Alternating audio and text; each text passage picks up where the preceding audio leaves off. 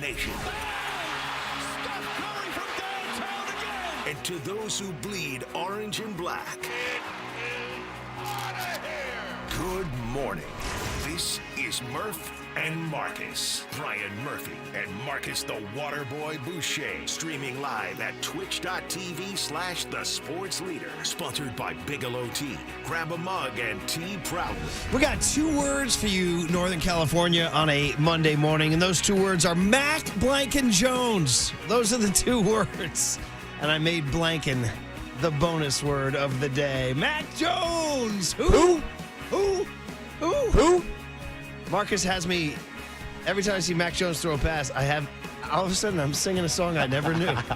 Flossing in that candy paint. Damn. Mac Jones does a great job of being able to push out of the mind, the back of the mind, your insane emotional roller coaster from Friday night down at the corner of 3rd and King, Euphoria, to Sunday evening down at the corner of 3rd and King, absolutely having your ass whipped by 35 Dodger hits on Saturday and Sunday. So, a lot of emotions, a lot of swirls, a lot of wildness, a lot of weekend, but it all comes back to Mac Jones or Marcus Boucher, the Water Boy, after a big weekend. Good morning, brother. Murph, always good to see you on a Monday morning. And what a weekend it was here in the Bay Area. Not only with the Dodgers and Giants squaring off this weekend, and it's funny because we usually say Friday night is where sports talk radio goes to die. Can we take a couple minutes to just embrace what happened Friday night? You want to do it right now? I mean, I'm fine Like with right it. now? At 6:01 out of the gates. I know we got to talk a lot of 49er football. Hey, man, let's do it. But, dude, life is short, dude. Starting with Justin Verlander and dude. his performance, he tip of the cap. He was out there like he was Mac Jones, dude. Dude, yeah. No, Verlander, unbelievable. Mm-hmm. I mean, and you're right. Friday night is where Sports Talk Radio is, and they lost the series, and in general, and I'd go so far as to say I might have gotten a text from my man Brad Mansion, who was in the building yesterday, and said, "It's over." Oh, he said it's over. Damn. That's a dead team walking. They got no arms left. I lashed back at him because I will be at Dodger Stadium Thursday to see Logan Webb. But anyway, yes, we got to go back to Friday night. Amidst I don't want to call it a pennant race because you're fighting for the 6th spot, but blanket. Let's call it a pennant race because it's a blanket term to mean an important game in September. With Justin Verlander, a guy who's had, I don't know what kind of year you want to say. Maybe one of the most tragic years I've ever seen in Giants pitching history. For him to go out there in that environment against that lineup, in that crowd, and do what he did was freaking heroic. it was unbelievable. At age 42. Mm-hmm. I mean, that was like Nolan Ryan, like 42, I don't care. I'm better than you. I'm tougher than you. I'm going to outthink you. I'm going to outstuff you. I'm going to make the pitch I need to make. I'm going to do this at the highest level of competition. I mean, everything about it was just plus, man. So, yeah, let's give him a minute. Yeah, I mean, he deserves more than a minute. Hell, maybe a segment or 2. But, yeah, just that Friday night moment, the pitch and duel, him versus Yamamoto going back and forth the entire night. And then Patrick Bailey shows off the clutch gene. Let's talk about the drama of sending Grant McCray on that shallow pop. I don't know if McCray went on his own or if Matty sent him. Just talk about a Hail Mary send, bro. Yeah, I mean, that was just like, hey man, maybe he'll throw it over. Maybe he'll throw it over the screen into the crowd. I mean, that's the only explanation for sending him. It's like, oh, we're trying to force him to make a play. Like we're trying to make something happen. He's literally your fastest guy. Yes. And even with your fastest guy, nobody wanted him to go. No, dude, like that ball was close enough. It could have been damn near an infield fly. I mean, he was just hoping. Well, either Williams or McCray was just banking on some sort of major malfunction that didn't happen. So at that point in time, but then McCray's throw. Dude, showing off the cannon from right field. And then, by the way, talking that ass in right field. You see the camera on him? He wouldn't stop talking, man. Just barking and pointing. I can only if they had a mic on him at that point in time, because that was, even by Major League Baseball levels, like a top shelf throw. Like you can watch a lot of baseball games and not see a throw like that. So that was, what a thrill and an adrenaline rush that was. And let's give a little bit of credit to Bob Melvin, which people haven't been doing for the past couple months. Pressing the right buttons, putting Grant McCray in as a pinch runner, even though it didn't pay off in that instance, but bringing him as the defensive replacement and having him out there in right field set up that entire opportunity. And then obviously what Bailey does off of Tanner Scott, this closer for the Dodgers, who's just, out there just he's having a terrible year for the Dodgers. So, yeah. And then, Marcus, Saturday morning, the Mets lose again. They're 8th in a row, or Saturday afternoon. Yes. So the Giants took the field on Saturday night, literally tied for the wild card. Yes, Murph. And I saw, like, everybody was posting the screenshots of MLB having the Giants above the Mets at the time. Now they had the same record in the tie record, And then but still. they chased frickin' Kershaw, as you would tell them to if you see him on the street. Yeah, this is true. When I see Clayton Kershaw walking around, Murph, you know what I tell him. Hey, Kershaw! The Dodgers! The crash at the end. It was his shortest outing ever in San Francisco since 2008, bro. Since 2008. What were you, like a freshman in 2008, too? Yeah, right around there, yeah. I mean, seriously, that's his shortest outing ever. They freaking did it. They chased him, and they had a 4-1 lead. So I'll tell you a little story. So, like, I know we got to get to the Niners. Obviously, we will. So Sound Summit was Saturday. You know, we had Mike Nash on. And I've done that now with Paulie for 9 years. You've been a part of it. You know what it's like up there. No matter, it doesn't even matter who plays. It's just a vibe and a half up there, dude. It's incredible. Not to mention when they do a Sly and the Family Stone hour-long set, which with Taj Mahal. I mean, dance to the music, gonna take you higher. People losing their mind, ecstasy, freaking nature, freaking just losing our mind. Everybody's having so much fun. Feeling ecstasy or taking ecstasy, Murph? How about either and or both? All the above. So then like the slush indie pop of always just caressing you on the mountain, and then Cake coming out with their irresistible comedy and sound. You're like, I'm on a high. I'm on a high. Then you know the walk over that dirt trail. Oh, I with the posted sunset, a picture of me and Candace out there in the sunset there, dude. It's so, dude. I got in my car. This is all leading to something. I got in my car on that incredible high, that Sly Stallone high. It was the top of the 5th. I want you to go back and look in your box score at the top of the 5th inning of that game. And I'm driving down the mountain as the sun is melting into the Pacific, and the Dodgers get hit after hit after hit after hit. And, dude, at one point when I'm driving down the mountain, there's a ball hit into the outfield, and John Miller said, "There's a ball line driving." And John Miller just goes, and maybe Tony can find this. John Miller just goes, "And Matos missed it." He just said that 3. He goes, "And Matos missed it." And I'm like, what happened to my Sly and the Family Stone Mountain High, dude? The vibes were shut and down. It's really right funny. then. We were driving our longtime friends, the DePippas. I've talked about DePips on the show a million times. We're driving them down the mountain, and I was so upset that Lynn DePippa, the wife, she goes, do you want to put on like some mellow rock right now? Some mellow hits? She goes, do you want to put on some yacht rock, Coach Brian? She jokingly calls me Coach Brian. I said, you know what, Lynn? I'm going to freaking do that. We switched over to the blend on Sirius XM, and they were playing Sister Golden Hair by America. And you know what? It calmed me down. Buddy. Damn, we'll cue that up this morning, Tony. I don't know if I know the song or not, Yeah, but I you need do. it. I need You it on a Monday definitely do. morning. You definitely Okay, do. I'll take You it. definitely do. Anyway, that's the worst part is that I think it all peaked. I think the Giants' entire season peaked right before that top of the 5th. Damn. Where were you for that top of the 5th? I was meeting up with the Copes to get my 3rd beer of the game. Oh, you were at the game? I was at the game Saturday, so I was out there. Right. So yeah, I had to thought sit of you there and being watch in it. San Jose, but that No, was for so Sunday. yeah, so I was out there Friday night and Saturday. Was not at the game yesterday. How was that scene, Luckily brother? for me, it sucked, to be honest, because there was definitely more Dodger fans on Saturday Brad said than that. they were on Friday. Yeah, Brad said there were so many Dodger fans. Like it got to the point where I was out there on Friday night, and I said to myself, "It's like, I'm actually like pretty thrilled with the turnout tonight for the Giants." Yeah. And then like I started talking to myself even more. I'm like, damn, it's bad that I'm thrilled about the amount of Giants fans that are here for a Giants-Dodgers series. And Saturday, Cool, Giants fans are doing I was Giants like, game. cool, this is a great turnout. And I'm like, what am I talking about? This is the damn Giants ballpark we're talking about. Mm-hmm.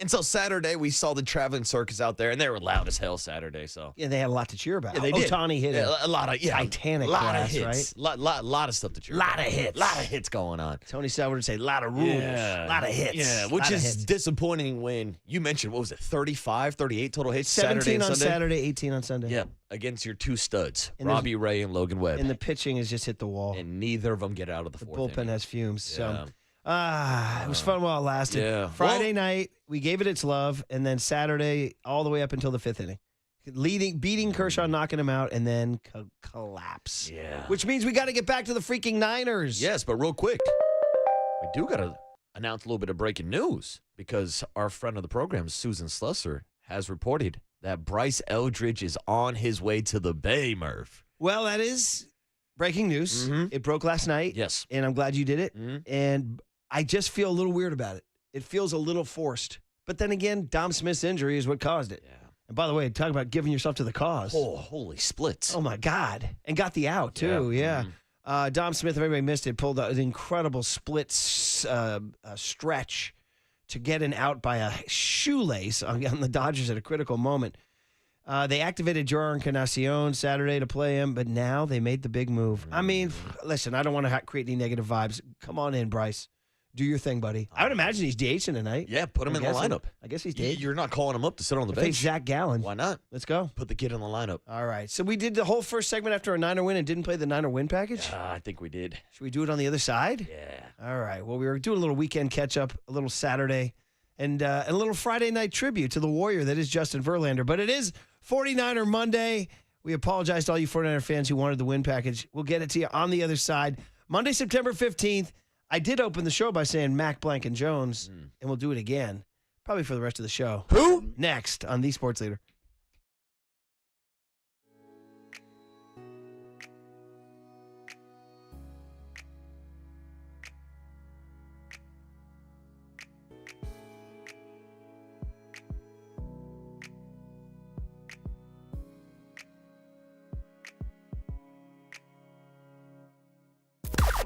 Now, from the O'Donnell Financial Group Sports Desk. Learn more at odfigroup.com. O'Donnell Financial Group, because planning is a process, not a product. Good morning, everybody. We have a new contest this week. We're giving away a $100 Amici's gift card. Amici's East Coast Pizzeria's 12 Bay Area locations offer dine-in, takeout, and delivery of your favorite New York and Detroit-style pizzas, pastas, and flame-roasted chicken wings. Check out the menu and order online at amicis.com. Today, we want you to stay tuned through the 9 a.m. hour for your chance to win that $100 Amici's gift card. You can find official rules on thesportsleader.com.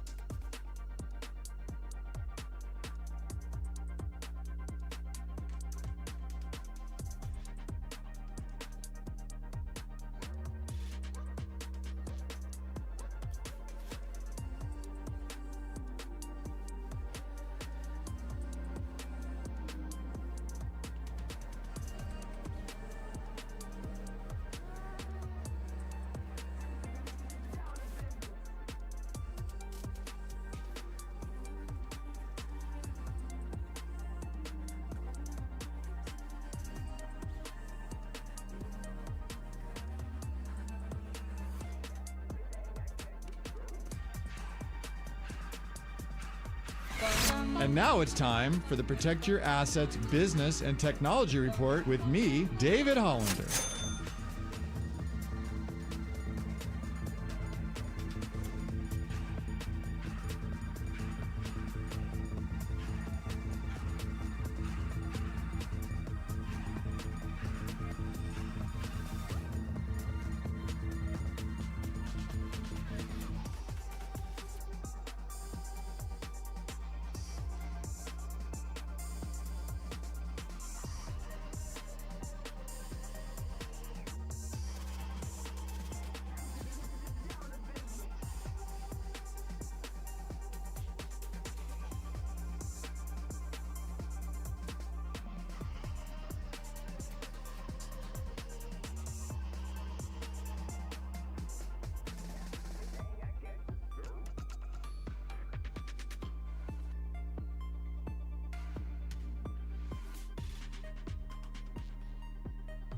Now back to Murph and Marcus on The Sports Leader. Streaming live on thesportsleader.com and KNBR.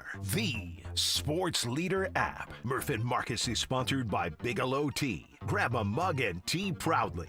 From the gun, pressure coming, throws, wide open, Johan Jennings, open field, 25, 50, he's gone, 5, touchdown, 49ers! Rattler, play action, looking right, throwing, complete, somehow catches it along the helmet. That ball's and the out. ball's out. Fred Warner says that's our football. After review, the runner possessed the ball, but however, he was not down by contact. Therefore, there was a fumble on the field, recovered by San Francisco. There you have it, a massive momentum swing. The biggest play of the game coming up. Rattler with the snap. Here comes pressure. It's loose. Fumble by the 49ers, and they're going to head this football. On 4th and 2, the pressure came. Rattler fumbled the football. Cesar Ruiz got it back. It doesn't matter. On 4th and 2, the defense comes up big again, Tim. You gotta have finishers, and Bryce Huff finishes around the corner. Mac Jones kneels down. The clock extinguishes. 3, 2, 1. Ball game over. There it is, Carlos Ramirez. Shout him out for doing good work yesterday on the play-by-play as we continue to fill in for Greg Papa and rooting him on as he toughs this thing out, man, day by day. Go, G-Pop, go, and go Niners, go. They get their second win for Greg Papa. Carlos Ramirez and Tim Ryan on the call. You heard, you know it's an official Niner game when you hear, ball out, ball out. And there were a couple ball outs yesterday. Actually, Kyle Shanahan with a good challenge on a fumble that went the Niners' way. That was good. Sometimes Kyle challenges and you get a little, you wince when Kyle throws the red beanie, but this time he got it right. And, of course, Bryce Huff finishing, Mac Jones throwing touchdowns, and here he is. Your boy Mike Jones serenading Mac Jones. The star of the show on Sunday, Mac Jones, flossing in that candy pane down in New Orleans, Murph. And I got to say, he looked pretty damn good out there. He did. He looked like what you kind of, your best thoughts about Mac Jones, that he would control the ball, not throw too many risky passes. As you frequently noted last week, not flashing the mobility or athleticism of Brock Purdy, and that would be the main difference between the two. But they both are sort of similar processors, similar ball deliverers, not gigantic arms who are going to Russell Wilson a 70-yarder to Malik Neighbors. You know what I mean, dude? One of the more stunning throw and catches of the early NFL My bad, season. Russ. I didn't know you still had that. I was unfamiliar with your late-stage game, I was Russ. over here talking about Jackson Dart taking his job last week. My God. How about Malik Neighbors just in general, too? Yeah, he went off. But really, really effective play from Mac Jones, who goes 26 of 39, 279, 3 touchdowns, passer rating of 113, if that's your jam.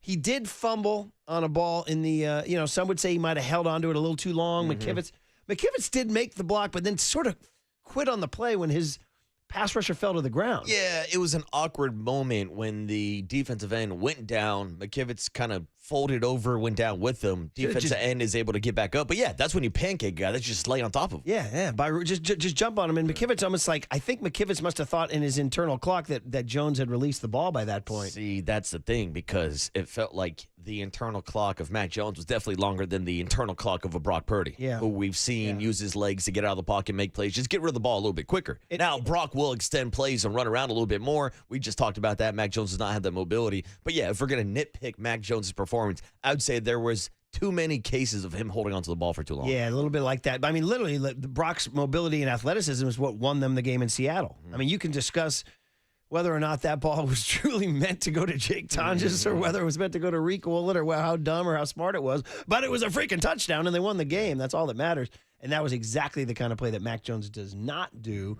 But that said, man, when they signed him in March, I think everyone was like, damn, good signing. I mean, that's just a smart guy. I mean, that's a guy Kyle's wanted all along. It's exactly what you want in a QB2 to step in and perform like that on the road. I know it's the Saints. We know it's the Saints. We know. We've been talking about the last play schedule almost every day of the offseason, guys.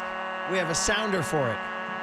But at this point in time, you're not freaking apologizing for it. Absolutely We've talked about not. this as being the repair year. I mean, here come the Arizona Cardinals. By the way, Niners underdogs. Underdogs Sunday against Arizona. Damn. What does Vegas know that we don't? They're not big Mac Jones fans. I guess not. And Arizona had trouble putting Carolina away yesterday. I don't know if you were watching Red Zone late yesterday. Carolina caused a lot of problems for Arizona late in that game, but Arizona did get the win. Just like the Niners did, which means we got to call it in. So we had Saleh, right? Saleh's calling That's in on it. one of those new. Bob Saleh. What do we have? Remember, we have Pat Burrell has a flip phone. Saleh's got one of those new. He's got like the Galaxy Fold. The Galaxy Fold. That's what he's got. Yeah. And Roger Goodell is answering the phone. He says, hey, Bob Saleh, I thought you were with the Jets. He said, that's why you're such a mannequin. You don't even know I'm the D coordinator of the Niners. And put this one in the books, Commish. San Francisco 49ers 26, New Orleans Saints 21.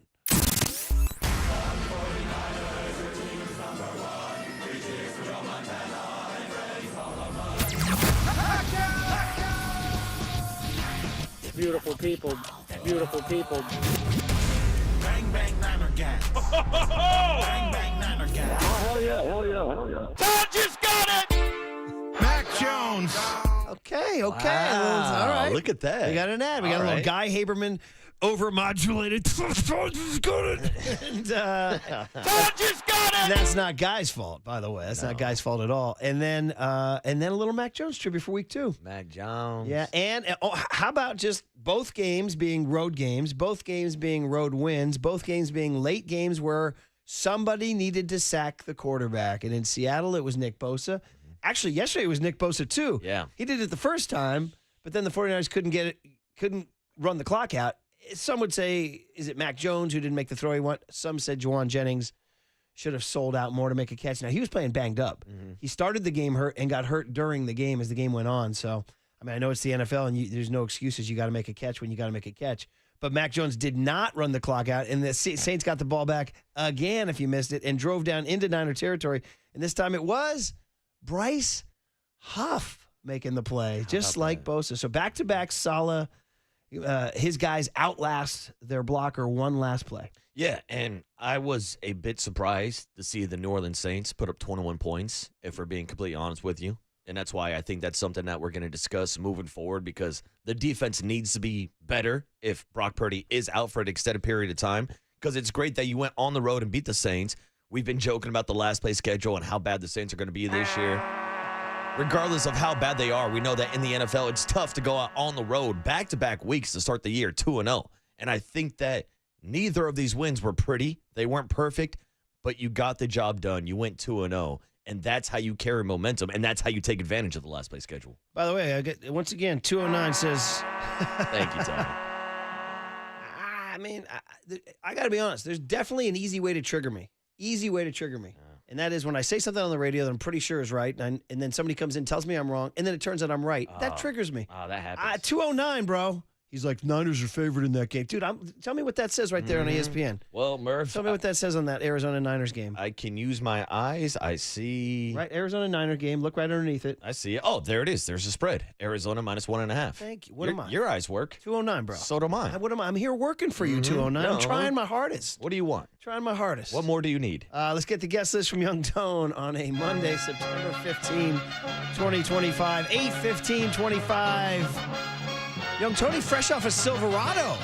How about that? Did you enjoy yourself? I did thoroughly enjoy myself. A lot of sun out there in Napa. And burger dogs? They ran out of buns. No. They ran out of buns. Back nine, somewhat of a, the Can't run out fifth of major, buns. as they say. They just ran out of buns. And I will say, took a little peek back in the little kitchen. It's like 8 bags of buns. Oh, they're lying about So their buns. I don't know if there were outstanding orders to be made, but they ran out. I didn't get a burger dog. I was more disappointed for the people that I was with that have never had a burger dog. The mysticism grows. The mystical qualities of it grow, and they don't get it there. So shout out Andy McDowell. I thoroughly enjoyed it, though. It was a great tournament. Yeah. Good. And Scotty Scheffler, did you stay till the very end when the kid missed the putt? I Griffin? did. Yeah, dude. Ben Griffin, man. When he missed the putt, were you one of the people that went, oh? Yeah, I was right there. I was like legit, Pinheimer. Did you think he was going to make it? 100%. It was like maybe like a 5 foot I think it was 5 feet, yeah. 5 feet. Missed it, yeah. And that's when the crowd goes, oh. Yeah. And Scotty Scheffler wins. Scotty, man. All right, there So you go. effortless, bro. That's Scotty. All right, bud. Well, listen, what do we got today? All right, well, coming up early, Hums and Bums if you missed anything over the weekend, including the Giants-Dodgers series. A lot to discuss with that. Hums and Bums will be at 6:50. We'll have Mike Krukow at 7:30. I'm sure he'll have thoughts on Verlander's game and Pat Bailey's walk-off. Don't ask me about the rest of the whole series. The big hit at 7:50. Cooler content 8:30. Tim Ryan to recap everything at 8:50. And then Joey Chestnut at 9:15. How about that? If anybody missed it, he did the Impossible Foods Challenge at Oracle Park on Friday night. He was asked to do 99 nuggets in 9 innings. This guy did 275. Dude, he was done with 99 in like the first 2 innings. I mean, nuggets. Those I could eat 99 nuggets, So it's a pretty low bar for him. Anyway, let's get into the Mac Jones question next. Wait, real quick. Oh, go. What was he eating at the game on Friday? Oh, wow. Nuggets. Okay. Little Bill Romanowski. Let's try it again. Nuggets. Try it again. Yeah, let's just go to break. No, we appreciate the effort on that one. Yeah. It was Nuggets. All right. The Mac Jones. Nuggets. How far are you Niner fans? Nuggets. Okay, how far are you Niner fans willing to go Nuggets. in your Mac Jones praise? Nuggets. Next on the Sports Leader.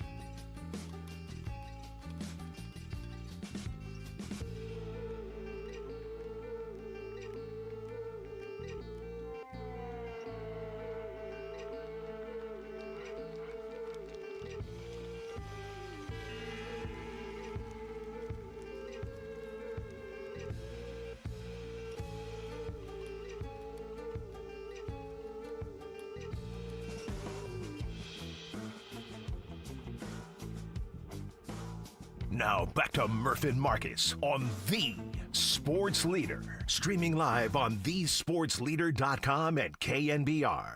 The Sports Leader app. Murph and Marcus is sponsored by Bigelow Tea. Grab a mug and tea proudly. Now the windup. He throws. There's a drive in the right center field. On the run is Matos, and he misses it. Makes a dive, and that's going to run for a while. Out to back it up in the Triples Alley area is Encarnacion. 2 runs are in, and the Dodgers have gone ahead 5-4. Oh, listen to you. Turn that up. You guys know this one, right? I'm not sure if I do. Sure you do. Sure you do. Let me Young get to the chorus. Hey.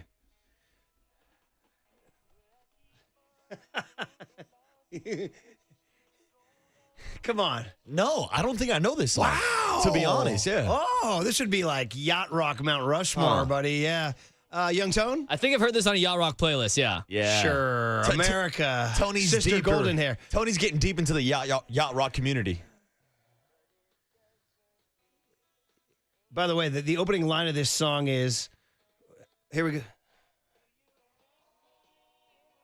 The opening line of this song is, well, I tried to make it Sunday, but I got so damn depressed. And it's like, what an opening line, by the way. And this is the whole point we're playing this, is that I came off the high of Sound Summit on Saturday evening as the sun was melting into the Pacific and the gloaming on the Mount Tam. You've done the walk. It's unbelievable. You feel like you're in heaven. You feel like you're in heaven. And Sly and the Family Stone and Always and Cake and Sound Summit and Mike Nash and our old buddy Paulie Mack, who sends his love big time to you.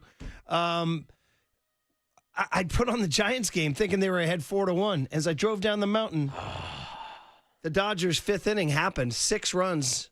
And our neighbor, Coach Lynn, she said, Coach Brian, I think you should switch this off and put on Sirius XM The Blend. You need some mellow rock. Because I started cussing and swearing and pounding the steering wheel going, my Sound Summit high is leaving. He just said Matos missed it. Matos, and he misses it. And we went over to Sirius XM The Blend, and Sister Golden Hair from America was on. I was like, all right, I'll take it.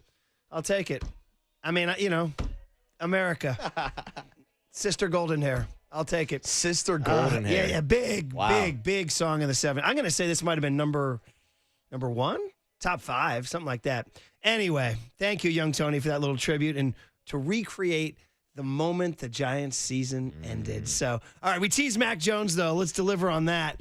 How about Mac Jones's performance, guys? And, yes, some people went there. Yep. Why do you need Brock Purdy when you have Mac Jones? 808 KNBR, 415-808-5627. The most predictable take that we all saw coming. And you're saying it's not the right take? No, I say it's not. Okay. I'm not giving Mac Jones a starting job because he beat the New Orleans Saints, who are most likely going to be the worst team in football this year. Yeah, I'll tell you one thing. Spencer Rattler was a little too pesky for my liking. I wasn't too happy seeing Spencer Rattler rattle off 15 straight completions at one point of the game. There was a play on 3rd down late in a drive in the first half, I think. And Robert Saleh sent a blitz, which I was happy with, which left Upton Stout alone on tight end Juwan Johnson. Spencer Rattler threw up what looked to be a prayer that was either going to be out of bounds or incomplete. And Juwan Johnson made an outstanding play. He answered that prayer. Mossing Upton Stout. I think it was Marquise Siegel. My bad. Marquise Siegel. My bad. Yeah. Mossing Marquise Siegel and just getting his ass cheek and his knee bone barely in or something. Shin, one shin equals 2 feet. Shin. I mean, at that point in time, I was like, hey, Saints, what are you doing out here? What's going on, Saints? And Rattler is very mobile as opposed to Mac Jones, who is so. So, I mean, they might win a game or two along the way somewhere. Yeah, a game or two. Because Rattler is this. But I think everybody, there was no George Kittle. There was no Brandon Ayuk. And from early in the game, no Kyle Juszczyk. He was out here throwing to Kendrick Bourne. At one point, he threw to Braden Willis. Okay? I mean, there were just all sorts of things against him. I'm going to go ahead and say this, although we received a negative text already on it. I thought the line actually played okay. They gave him a lot of clean pockets. I would agree. Yeah. And we also really got to see Connor Colby for the first time, the rookie that they drafted in the 7th round. He came in after Ben Bartz left with an injury, and I thought he held his own pretty damn well next to Trent Williams. He did. I mean, first of all, he didn't. Mac Jones only got sacked, I believe, the once, right? I'm sorry, I had it written down here. He got sacked 3 times, actually. Did he? Yeah, total on the day. That's what the box score's telling me. Oh, man, that's my bad. Yeah, there's a couple times he held onto the ball. Of course, the fumble where he got hit. That was the play we were talking about earlier, where Colton McKivitz, the defensive end, goes down, but then gets back up and is able to get back to Mac Jones. Yeah, Mac Jones was sacked 3 times. Yes, just like Spencer Rattler was sacked 3 times. Yeah, and of course we talked about the one holding on to it too long. So, but some of the reads, the touchdown pass to Jennings in particular, was very pretty. It was a second level throw. It was a great read where he saw the linebacker commit one way, and he found Jennings down the middle. And Jennings is a guy too who hadn't done much prior to that point. Caught the 42-yard touchdown. He actually targeted Jawan Jennings more than anybody else, which I guess makes sense. I mean, Ricky Pearsall could have been the other one. He targeted Jennings 10 times, Pearsall 6 times. The bottom line is, it reminded me of, and I'm going to go all the way back, guys. I'm going to talk to my 1980s crowd. There was times when Joe Montana could not make 16 starts in 84 and 85, and a guy named Matt Cavanaugh came in and had a very Mac Jones-like way about him. Imagine Mac Jones in the 80s named Matt Cavanaugh. Huh. And he came in and it was like, you know what? He got wins. People were like, maybe we don't need Montana. Yeah, right. No, I didn't say that. But I mean, honestly, it's kind of like saying you don't need Montana because Matt Cavanaugh can get you a win. And there was even a guy named Jeff Kemp. I'll throw you a Jeff Kemp from 1986. He came in and started 6 games for an injured Montana, and he won games too. And it was Bill Walsh and Jerry Rice and Roger Craig and all those things that you have. Now, Mac did it without Brandon Ayuk, without George Kittle, against a team that isn't that good. But, I mean, I'm not going to – let's not – I mean, I know it's fun for some people to rush to judgment. I think it's just great to have him as your QB2. It's great. It's a good signing. I want Purdy as QB1 because of his athleticism and command of the system. I also think he's the leader of the team. And I like having Mac Jones as QB2. Is that illegal? So sue me. No. Is that illegal? No, I don't think so, Murph. Yeah. That's perfectly legal here in the Daly City Studios. And I'll tell you this, they're in a great position. They have a better backup quarterback than they did last year. We saw what happened when you had to play against the Packers with Brandon Allen. Did not work out too well for the 49ers. So they're in a much better position now.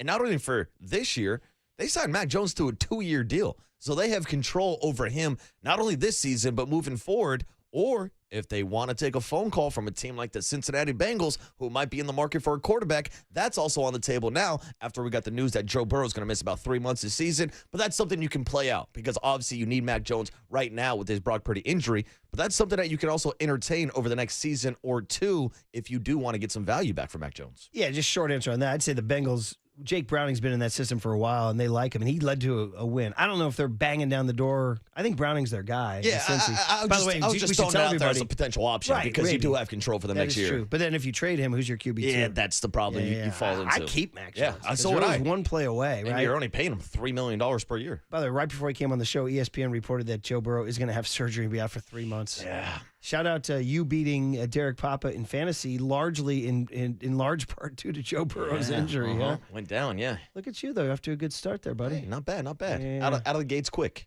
Just like the 49ers. Not perfect victories, but started off 2-0 on the road. I'm going to say Football Mensch is doing what I often do in Little League. Start 0-2 just to feel it out and then surge. What are you, sandbagging the league? Long season, baby. Sandbagging everybody? I'm trying to figure out the right combos. Okay. Trying to figure out the right combos. Got to work on that team chemistry, Murph. Yeah. I tell you this, Drake May is coming on a little bit. He is. He's coming on a little bit. He can run the ball. He's a mobile quarterback. So Mac Jones, everybody, did his thing. 808 KNBR is the phone number. 415-808-5627 is the Golden State Lumber and Showroom text line. The first thing I see, 559. Mac Jones was giving me Jimmy G vibes, ... until he won the game. Come on. What are you talking about? Won a lot of games. Jimmy played good enough to win. Jimmy played good enough for us to win. 916 says, do the Niners now have the best 2-quarterback depth chart in the league? Good question. This is like what we asked about Webb and Robbie Ray. Yeah, we don't got to go there. Well, for a time, Webb and Robbie Ray were those guys. Yeah, but no, there's two. Not this past weekend. 831 says, don't forget Steve Young was a backup to Joe Montana. Yeah, this it's is a pretty all good true. combo. 714 says, hey, guys, Michael Williams may be quietly turning into a dude. Now, it's only been 2 games. And the first game, he didn't do much other than get double-teamed a lot. But yesterday, he showed. Yeah. You saw him. Mm-hmm. He made 2 tackles for loss. Yeah. And also frequently looked good on some of his – he looks right now to be a better run defender than pass rusher. Yeah, I would agree, but even showed some flashes yesterday by getting after the quarterback, or at least adding some pressure in the pocket too. Like, I love the play where Nick Bosa had the sack, the second-to-last drive that the defense was out there before they gave the ball back and gave Rattler one more opportunity. But you could see Mykel Williams lined up next to Nick Bosa, and they both collapsed the pocket. They both just completely blew up the left side of that offensive line. And a big reason why Nick Bosa was there was because he was playing next to Mykel Williams. Hey, man, listen, we talk about first-round draft picks and the Niners on D-line, and after his first week, some people said, oh, he wasn't in the stat sheet. And I was like, all right, but then stats came out after the film evaluation that he got double-teamed and chipped almost more than any D lineman in the league on his week 1 performance, which was strange. And then yesterday, he flashed a little bit. So, yeah, I mean, it's 2 games, but good game yesterday. Yeah. Take the brownie, take the cookie, and enjoy it, right? You get a cookie on the plane home, buddy. You had a good game. 408 says Mac Jones, a.k.a. Matt Castle. Oh, remember him? Matt Castle. Yeah, I do remember him from the Patriots. 415 says, I think a better question is, why did we need to trade up for Trey Lance instead of drafting Mac Jones? Now we're going to relitigate this whole thing here. Of course we are. Relitigate this whole thing. Oh, man, oh, man. 415 says his throw to CMC was elite. The touchdown pass to McCaffrey in the corner. Yeah, I like the way that Kyle got creative too a little bit with Christian McCaffrey, where like he was like in split wide receiver stances coming out of the backfield. So he wasn't like lined up in the slot, but when you're talking about the injury concerns and not having George Kittle out there and not having Brandon Ayuk, I like to see Christian McCaffrey more involved as a receiver, and they really didn't overuse him yesterday after we talked about that workload week 1 in Seattle.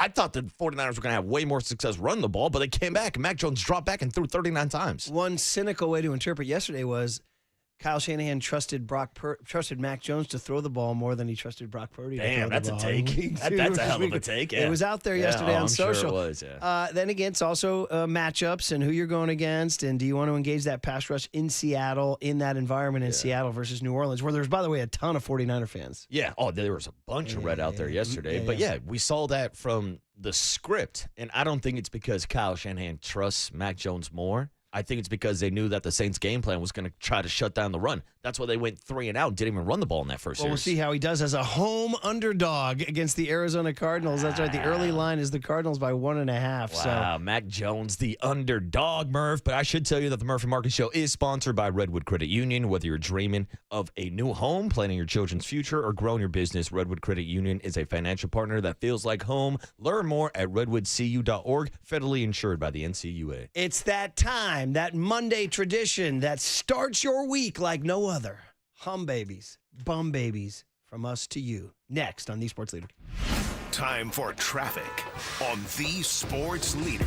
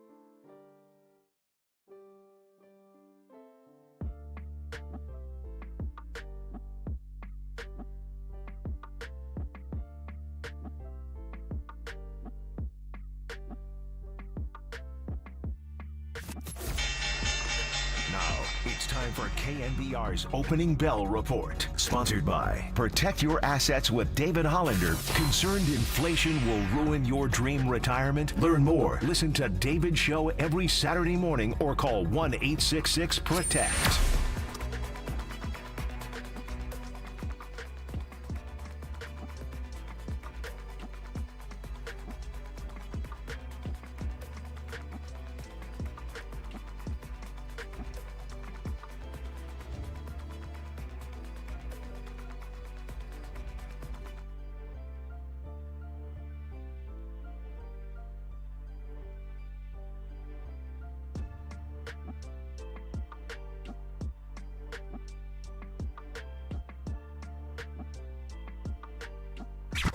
What do you want? The same as you, to remember. Time now for Total Recall. San Francisco! A look back at the highs and lows of the weekend in sports. Get ready for a surprise! Murph and Marcus continue live from the KNBR Casino Matrix Progressive Jackpot Studios. Casino Matrix. Progressive jackpots are here. Where are you? Just drop in. 1-800-GAMBLER. As promised. Few things happen in this world that you can count on. This is one of them. Hum Babies and Bum Babies at 6:50 or 6:51. Given a few intros you got to play. You live your weekend, you experience your weekend, and then you come in and hear the hums and bums to figure out just how your weekend went. So, the wheel turns every week, Marcus. Despite you enjoying Larry June yesterday in San Jose, despite you enjoying just the splendor of a... were you there Friday night, by the way? I was there Friday night. Ooh, baby. Ooh. Despite you enjoying a couple ball games, maybe one more than the other, you get to find me 3 losers. Those who came up short over the weekend. Yeah, Murph, it's my turn to be the bad guy this morning, and we're starting off with a couple bum baby San Francisco Giants. Hey. And I hate to say it, but stay tuned because I'm willing to bet maybe Murph will have some highlights from Friday night on his hum baby list. But starting off with our bum baby list, we got to start with Saturday. And I hate to do this to Logan Webb, but he ends up on the bum baby list because, as we're about to preview with the Saturday and Sunday loss, this was not the type of performance that you wanted from your ace. And that goes without saying. With the Giants literally entering Saturday's game, tied for that third wild card spot, this was an opportunity for the Giants to make up ground and for your ace to go out there and deal against the Dodgers. Well, guess what? Logan Webb only lasted 4 innings, allowed 10 hits on the day, 6 earned runs. And this is after Shohei Ohtani hit one dead center about 454, an absolute nuke. So here are the lowlights of Logan Webb's performance on Saturday and him and Bob Melvin postgame talking about the lack of a quality ace outing from Logan Webb. Ohtani swings, hits a high, deep drive, center field, on its way, and long gone. Well, the feeling was good, because like you said, had kind of had her way with us, and got him on the run early, scored 4 after giving up a run in the first. You feel pretty good about our chance, especially with Webby on the mound, but he just didn't have his great stuff today. Some ground balls, found some holes, and then they hit some balls harder in the gaps, and next thing you know, he's out of there after 4 innings. So it went from pretty good feeling to, they had 17 hits tonight, so it was tough holding them down. How do you evaluate all your stuff? Not great. Really let the team down today, but yeah, it was just bad overall. Was it not reacting the way it usually does? Was your location off? How would you characterize? Yeah, I think a little bit of everything. Balls finding holes, especially early, and then I started giving up damage and started walking guys. It's just unacceptable. Damn. The hushed tones of a Logan Webb. Webby will go sub-audio like few others, man. He will, even when he wins, like, hey, Webb, you won the World Series. He's like, yeah, I know. It's great. It's great. Here's the thing, he is a whisperer, man. He is a whisperer, but you heard him say, I let the team down. Yeah. If you could strain your ears in there. The stat that everybody was focusing on was his strategy and how he steered clear of the sinker, the 2-seamer, the pitch that kind of made him famous, that and the changeup. Of his 97 pitches, he threw just 8, by far the fewest of the season, according to the beat writers who tally these things. So his strategy just backfired entirely. He wound up throwing sweepers. He said, I was trying to be too cute. I threw 6 cutters to a right-handed hitter. So he's out there just like questioning himself in the middle of at-bats. So his strategy was bad. That's now, he coughed up 6 runs to the Dodgers in L.A. July 11th, and now the same thing. Now, it's like you can't say, well, he's facing the same hitters over and over again. The hitters get to know you. Clayton Kershaw puts the lie to that. He faces the same hitters for how many years in a row and dominates them. So Logan Webb's got something to figure out because guess what? He's going to be facing them Thursday at Dodger Stadium. Your boy will be there. He'll be there. And I'm going to be like, hey, Webby. Go like that beam in L.A. What you got? So like that beam. Maybe you should throw your best pitch. I mean, that's a hell of a strategy. That's a bold strategy, Cotton, and that strategy did not work out for Logan Webb on Saturday, and that's why he's bum baby number 1. But wait, there's more, Murph. Bum baby number 2. Let's fast forward to Sunday afternoon. Now, you might be sitting there celebrating the 49ers win, but if you turned over to the Giants and Dodgers game, there was nothing to celebrate yesterday at the corner of 3rd and King because Robbie Ray also got tattooed by the Dodgers. And on back-to-back days, you're rolling out there with your all-star aces, and both days were disappointing because we saw Robbie Ray then follow up Logan Webb's performance by also going 4 innings, getting pulled in the 5th. Allows 5 earned runs, did not give up as many hits as Logan Webb did, only allowed 6 hits, but still put the Giants in a bad situation as they ended up losing 10-2 on Sunday. So Robbie Ray joined the club. You and Logan Webb are both bum babies this morning. Here's the pitch. Line drive down the right field line. That's going to be a base hit. It will go into the 3rd archway. Coming around 3rd is Betts. He'll score. Going to 3rd is Teoscar Hernandez. He's being held there by Dino Ebel. And it's an RBI double for Freddie Freeman, and now an inning that you thought maybe Ray might not go more than 5, and it looks like now he will not even go 5 at all. A walk and then 2 hits, and the Dodgers have a run home, and they're threatening to open it up now with a 3-1 lead, and that is going to be all for Robbie Ray. Bob Melvin out to the mound. Just missing, up with his fastball. Wasn't as proficient with his breaking ball today. Stuff was good. The velo was there. The ride to it was there. It ended up being 4 walks and some really deep counts. Had to get him. The stretch a little bit like my front side was getting a little too quick and missing a lot of arm side. Just wasn't able to get on top of it like I was out of the windup, so just kind of fighting that all day really, and it kind of made the command of the slider a little off as well, which pitch to Teoscar and the pitch to Freeman kind of burned me there at the end. Yeah, definitely got burned by that. Robbie Ray and Logan Webb back-to-back days combined for 8 innings pitched, 11 earned runs, Murph. I got bad news for you, buddy. First of all, just totally, very deserving bum babies is what I'm trying to say here. So let's do a little bit of math here. Logan Webb and Robbie Ray on the weekend, 8 innings combined, 16 hits and 6 walks. Ooh. So 8 innings, they gave up 16. That's 22 base runners in 8 innings for Robbie Ray and Logan Webb, and earned runs 11 in 8 innings. Now, Robbie Ray, in general, guys, ready for this? 3 September starts, 7.24 ERA.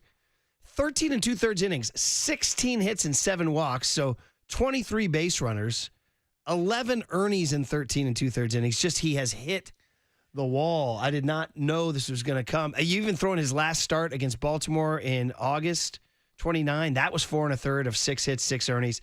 So if you go those last 4 starts, that's 18 innings, 22 hits, 17 earnies for Robbie Ray. It has just been an absolute just a car on the side of the road, bro. Smoke pouring out from under the hood. Yeah, he's been running out of gas. Yeah. And I was not expecting to sit here Monday morning and have Logan Webb and Robbie Ray on the bum baby list and talking about the only victory they had was Friday night with Justin Verlander. Yeah, that's baseball. Don't spoil the hum baby. Yeah, spoiler alert. Spoiler there alert. You go. All Gotta right. pump that back because we do have one more bum baby before we get to the hum babies, and we are gonna go to the world of the NFL where we got a bit of breaking news this morning because Joe Burrow got injured yesterday, and he's going to be out for nearly 3 months. Now, they're saying it's a grade 3 turf toe injury. Now, immediately, we all start thinking turf toe. Wait, isn't that what Brock Purdy's dealing with right now? And we know that Brock Purdy has a timeline of 2 to 5 weeks. Well, let's hear from Ian Rappaport, who had the breaking news this morning of how long Joe Burrow could potentially miss and what it means for the future of the Cincinnati Bengals. 2nd down and 20. Burrow catches a shotgun snap, pump fakes, and Joe will be sacked at the 35-yard line. Eric Armstead pulling him down by the feet. 4 Jaguars are around him. I mean, all 4 of the Jaguars are within an arm's length of Joe Burrow. And Burrow's limping. Yeah, you can't have that. Limping badly. I mean, you just can't you can't do that and give your quarterback. Joe takes his helmet off and sits down on the turf. Some major breaking news for Bengals quarterback Joe Burrow, one of the best in the NFL and certainly one of the faces of the NFL. Sources tell me and colleague Tom Pelissero that Burrow is feared to have suffered a grade 3 turf toe injury. Grade 3 turf toe, which is basically torn ligaments in the toe. Basically, the whole bottom of the foot is torn. If that is the case, which it seems to be the case, 3 months recovery. That means Joe Burrow potentially is looking at coming back in mid-December. Ooh, Bengals lose their quarterback. Joe Burrow goes down with injury yesterday. Bummer of a news. Sorry for Derek Papa's fantasy football team who had Joe Burrow as a starting quarterback, so I'll make him an honorary bum baby as well, but big injury news out in Cincinnati, Murph. Yeah, and funny thing is they won the game. They're 2-0. Did you hear it was Eric Armstead taking him down on that play there? Man, oh man, and I heard somebody on the way in, one of the national guys saying turf toe is the most misnamed injury because it sounds so innocuous when in fact it can be pretty devastating. It's like basically tearing ligaments in your foot get torn up. You can't go. I know. I think turf toe. I think like a guy's got like a broken nail or something. I feel like it's you stubbed your toe. Yeah, You know what I mean? Like you go to the bathroom in the middle of the night, you stub your toe in a hotel room. I got you're turf toe. Yeah. Turf toe. I got hotel bathroom in the middle of the night toe. Yeah. You guys ever have that? Yeah, dude, it hurts. You're not familiar. You don't know the layout. Yeah, but you're good to go in the morning, right? So you think. But no, turf toe is a lot worse. So yeah, Joe Burrow, for all you Bengals fans, for our Bengals fans out there, but also just NFL heads. Who dey? And, of course, he's one of the big 4, and down he goes.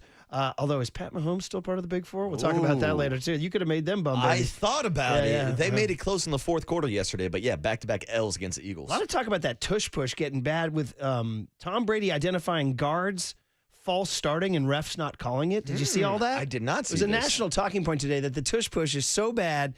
First of all, it's just ugly, and it seems unfair. It's like a rugby play. Except when the Niners do it. That's when I like it. But that now the guards are false starting and the refs aren't calling it. It's such a mess down there.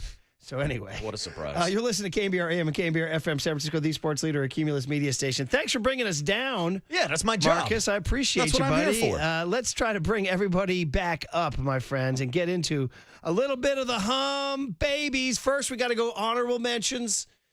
We got to have our honorable mentions because, when you do the all-league, there's always got to be, hey, would you make all-league? No, but I made honorable mention. You know what I mean? It's nice to be mentioned. Hey, man, did you make the all-tourney team? No, but I made honorable mention. You know what I mean? They thought about me. Hey, are you all KNBR? No, but I'm honorable mention. Yeah, I made the list. Your boy, Bud Crawford. Bud, honorable shut up, mention. Terrence, yeah. First guy to win three different titles, something like that? And or? did you see there was a video after the fight that he actually took Canelo's belts, but then returned the belts back to Canelo? I don't know if it's just out of a sign of respect, but respect to Bud for picking apart Canelo on Saturday. Did you enjoy the fight? Oh, yeah. I had some money on Bud, too, so I cashed in there. All right, good man. Honorable mention to my Cal Golden Bears, who gave me my 1 win on my picks over the way. We should probably catch everybody up.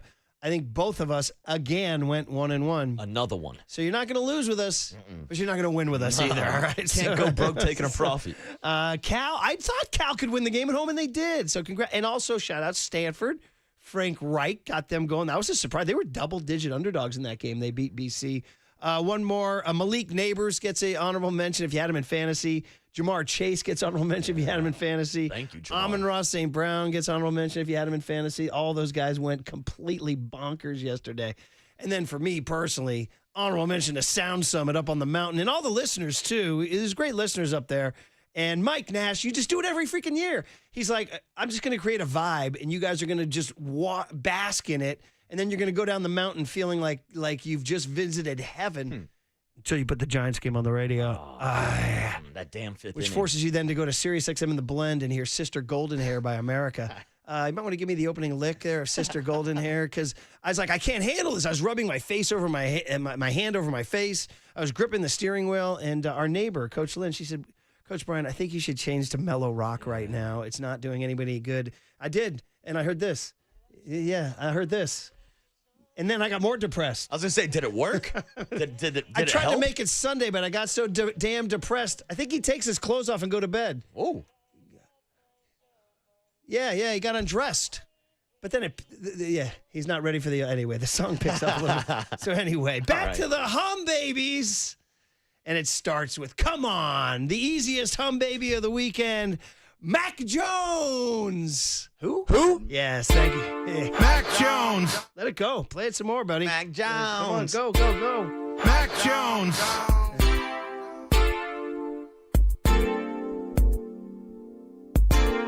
Mac Jones. By the way, I played golf Friday afternoon with my buddy Jay, and I was playing 9 holes at Mill Valley, and I'm over a putt. And I start going to my head, stop flossing and I can't even. It was great. It was honestly my putt. It was my thought over putts. See, this has been easily the best part about the Mac Jones signing. It's not the fact that the 49ers have a great backup quarterback. It's that Murph's out here rapping Mike Jones while playing golf. My Mike Jones PhD was minimal until this. So Mac Jones, you are hum baby number 1, despite starting a little rusty, by the way. I did tweet about him, like, Mac Jones looked a little rusty, starting 0 for 4. The backup quarterback and the guy we all thought was Kyle's darling back in 2021 steadied the ship, wound up leading the Niners to a 26-21 road win at New Orleans in place of the injured Brock Purdy. There he was in his red hoodie and red hat on the sidelines with the earpiece in, Brock Purdy. Mac Jones, you want the numbers? 26 of 39 for 279, 3 touchdowns, most notably no interceptions. He did fumble one in the pocket. We have to note that. But the passer rating was robust, 113.1. The key touchdown drive that I think made everybody very, very happy. 19-14 ball game, 3rd down, and he hits Jawan Jennings for a 42-yard touchdown to make it 26-14. Now, a little bit of a nitpicking. He did have 2 opportunities to kind of nail the game down. The Niners had to punt both times. By the way, shout out Tommy Morstead. Nice punting yesterday, dude. But there's no soiling a winning effort from a guy who walked out near the front of the boombox line with Trent Williams and Demo Lenore and Kendrick Bourne. Mm-hmm. He was up near the front, and he was actually moving a little bit, too. He was. So there's a funny thing about this guy. His name's Michael McCorkle Jones. He looks like the ultimate country club tennis kid, but he's got a little flavor, I guess. The kids like him. So he did what my old buddies Matt Cavanaugh and Jeff Kemp used to do in the 80s, step in and win as a Niner backup quarterback. Mac Jones, hum baby number 1. Jones, toss, complete, finds Luke Farrell, left side, breaks a tackle, inside the end zone, touchdown, 49ers, Luke Farrell with his first career touchdown. Jones from the gun, the snap, looks right, looks, throws, end zone, touchdown!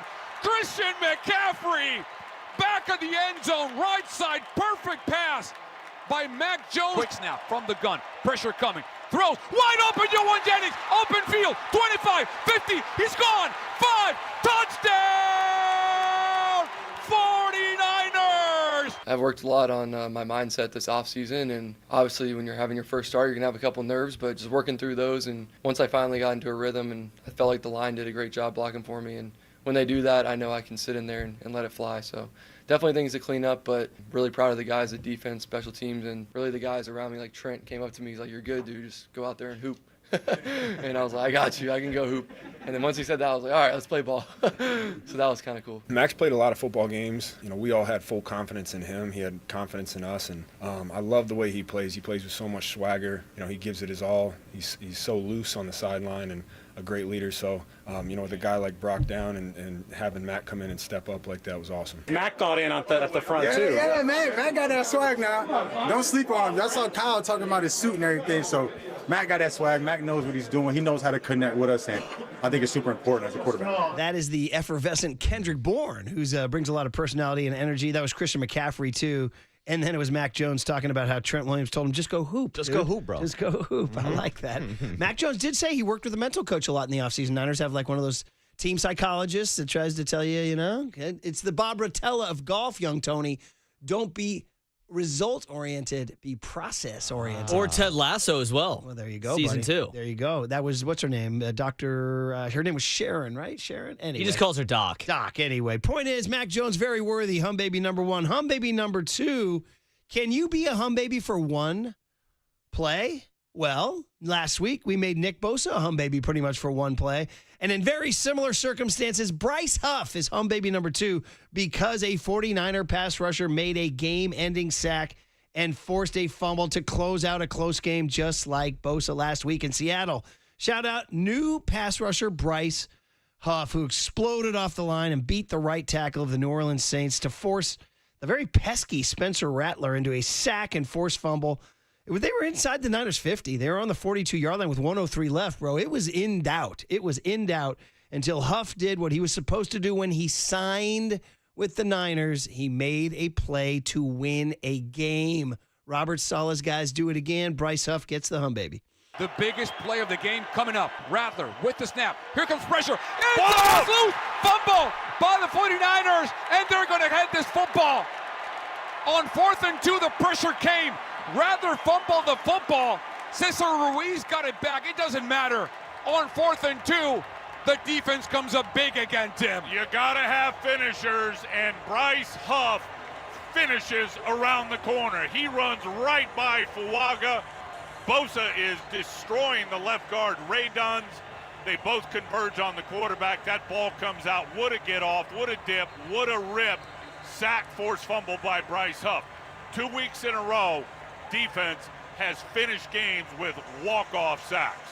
Wow. Knowing they had a chance to ice the game, we had a straight call. I just wanted to go out there and jump the snap and try to get home. You're a finisher, big dog. I thought of that lime green McLaren turning the corner at about 175 as soon as you turned on the afterburners. What goes through your mind? Are you looking at the ball? Are you listening to the snap count? Are you waiting for movement when you're trying to anticipate it and roll off the rock? Honestly, I was just keyed in on the back tip of that ball, and as soon as I saw it moving in, so I just took off. That's the main thing we talk about when we're training during the week or two. And like, if the game's on us, we want to be able to ice it. You know, Nick was able to get home last week, and I was able to get home this week, so we just want to keep that going. I feel like we saved our best rush for the end, and I kicked inside and rushed the guard, and I just saw the ball flailing around, so it was good.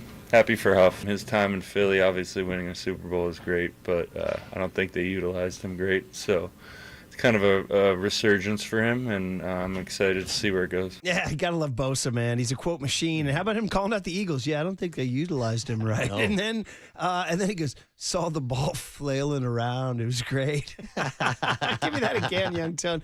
The ball flailing around here. Saw the ball flailing around, so it was good. It was good. It was good. It was good. Well, Robert Saleh does something to these guys to get these guys going, to get the lime green McLaren revving, bro. Hitting about 175 around that corner.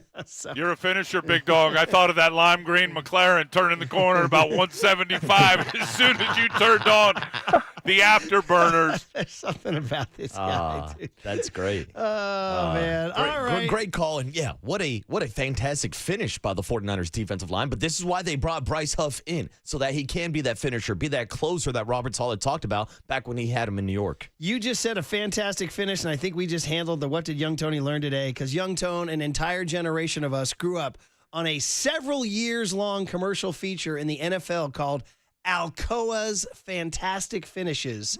Alcoa was like an aluminum company or like a window company. I don't even know. But they had to, it would come on near the end of NFL games, like the 2-minute warning. It would say, now time for another Alcoa Fantastic Finish. Da, da, da, da, da, da, da, da. Alcoa can't wait. And then they show Roger Staubach's Hail Mary to Drew Pearson or Joe Montana to, it was ones you'd even forgotten about. You always looked forward to it. It was Alcoa's Fantastic Finish. I bet you could find some on YouTube. It was awesome. It was like, oh, here comes Tommy, or was the Minnesota Vikings had one, a really famous one to Ahmad Rashad. It was like my favorite one. It was like Tommy Kramer to Ahmad Rashad. They're like 50 yards. Like the Russell Wilson, Malik Neighbors would have been. Yeah. An Alcoa Fantastic Finish. They blew the game. Or a Bryce Huff sack would be a fantastic finish. Well, they were always long touchdown passes. Alcoa. I know I'm talking to a monster swath of our listeners who remember the Alcoa Fantastic Finish. From your lips to young Tony's learnage there. And then finally, got one more hum, baby. I had to, even though You correctly identified the bum babies that cost, dare we say, cost the Giants the season. I mean, they're only one out in the loss column. It's crazy talk to say they're out. 13 to go and one out in the loss column? Bro, I mean, that's one day, right? That's one day. Actually, 2 days because the Mets have the tiebreaker. But that's 2 days, bro. I mean, it's 2 days. If they go into that final Rockies series, like, tied or won, but it felt so bad Saturday and Sunday. It did. I'm just going to try to make you feel good again. Ooh, make me feel better. I'm here to make you feel good again. Please do, Murph. I'm going to take you back to Friday night. Oh, yeah. We had the family over. Candace made the fried chicken. Sorry, guys. Oh. I just didn't think bringing in 3-day fried chicken was the right move for you guys. Man, I would have took it after 5, 6, 7 days. Honestly? Oh, yeah, well, I can bring you tomorrow. Dude, It's been in the fridge. Oh, dude, I'll still take it. Okay. I'm not going to turn down the you fried guys. chicken. Because if you insult us. If you put it in the oven, yeah, and fry it up, it comes back nice and juicy. Oh, my go-to is I throw it back in the air fryer for a couple minutes, get it Well, nice and crispy, then good I will to go. bring you some tomorrow, buddy. I Because will there were like revive that 4 chicken. pieces left. Anyway, we had the family over. You know, we did the first ever Murphy Fantasy Football League per Commish Rory's orders. You guys have your own fantasy league? We started week 2. I need more content. Oh, it's hilarious. I need to know about it's this. Hilarious. And I'm just absolutely obliterating my brother in the first game. And he's already called for a redraft. He's texted Rory. Redraft. He's riffing. He goes, hey, Rory, I got a great idea. How about we do the draft over again? That's what he said. So, that's funny. But anyway, the point is that Friday night, everybody was there. We had fried chicken, and we had the Giants on TV. And we see the excitement of Verlander, and we're feeling it. We're feeling it. We're feeling it. We see Grant McCray trying to score. Oh, he gets thrown out.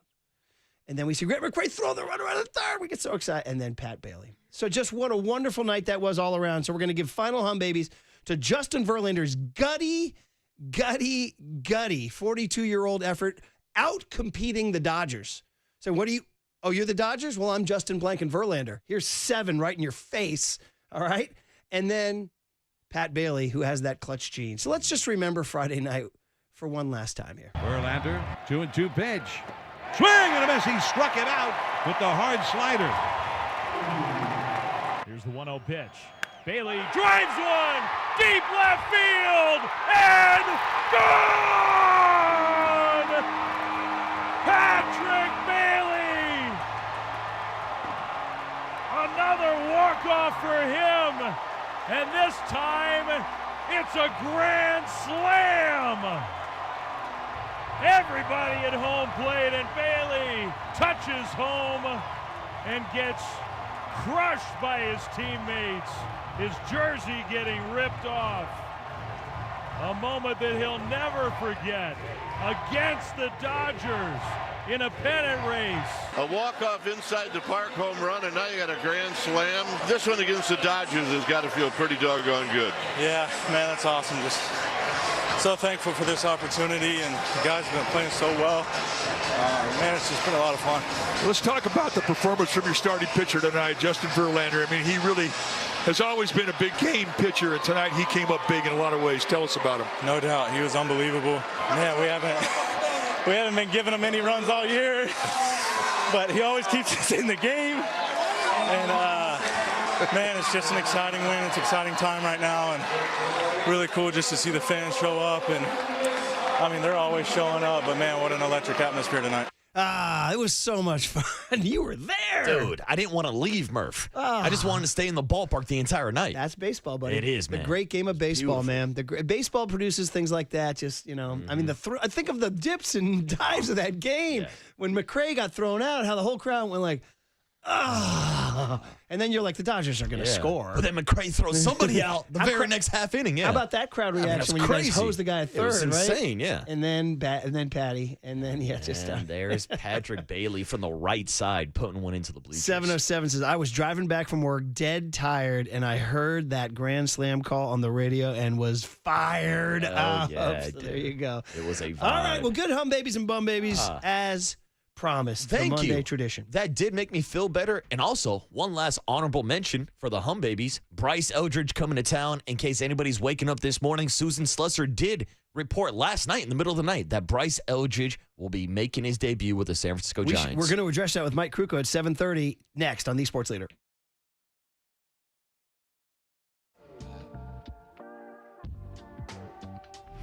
Time for traffic on The Sports Leader.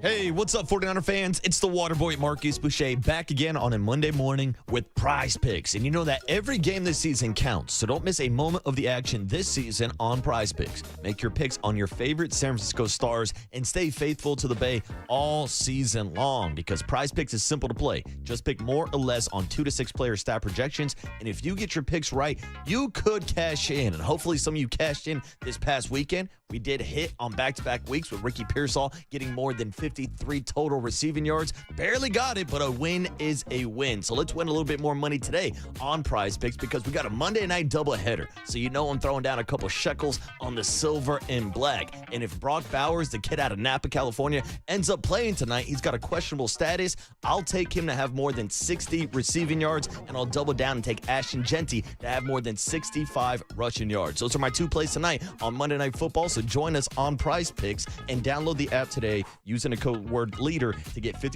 in lineups after you play your first $5 lineup. That's code LEADER to get $50 in lineups after you play your first $5 lineup. Prize Picks. It's good to be right.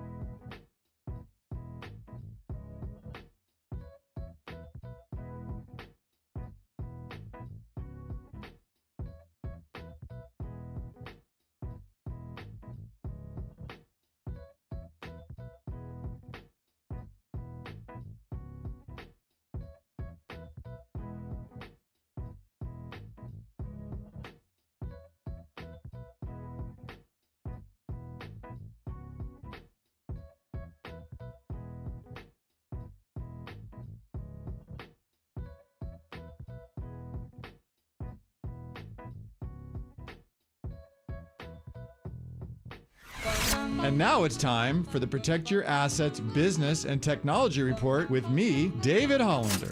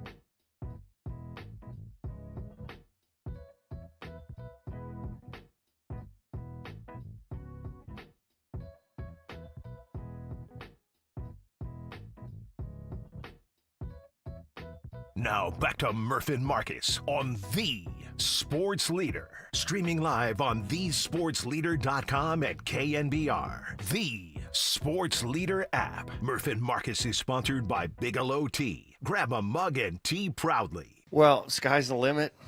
I mean, the bat is pretty extreme for that age. You know, just watching his live BPs against lefties and early in camp when you're usually not tracking and seeing the ball as well. We're going to get a pretty good look at him. I'm probably going to break him in a little bit more DH in the first few at-bats, and then we'll get him out in this field.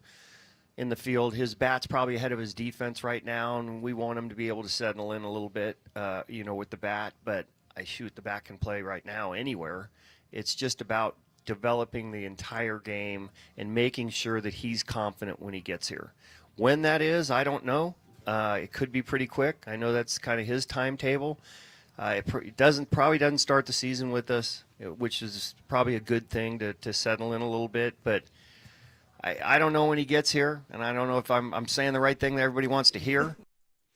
That was Bob Melvin with us in February in Scottsdale, and he said, when that is, I don't know. Well, Bob, the answer is September 15, 2025, because Susan Slusser broke the story in the San Francisco Chronicle last night that Buster Posey said, bring in the big dog, and made the call to bring Bryce Eldridge to the team tonight in Arizona, and it's been waiting, and we've been waiting and waiting and waiting. We've been wondering. Buster stalled us out, but the Dom Smith injury on Friday night, by the way, giving his hamstring to the cause.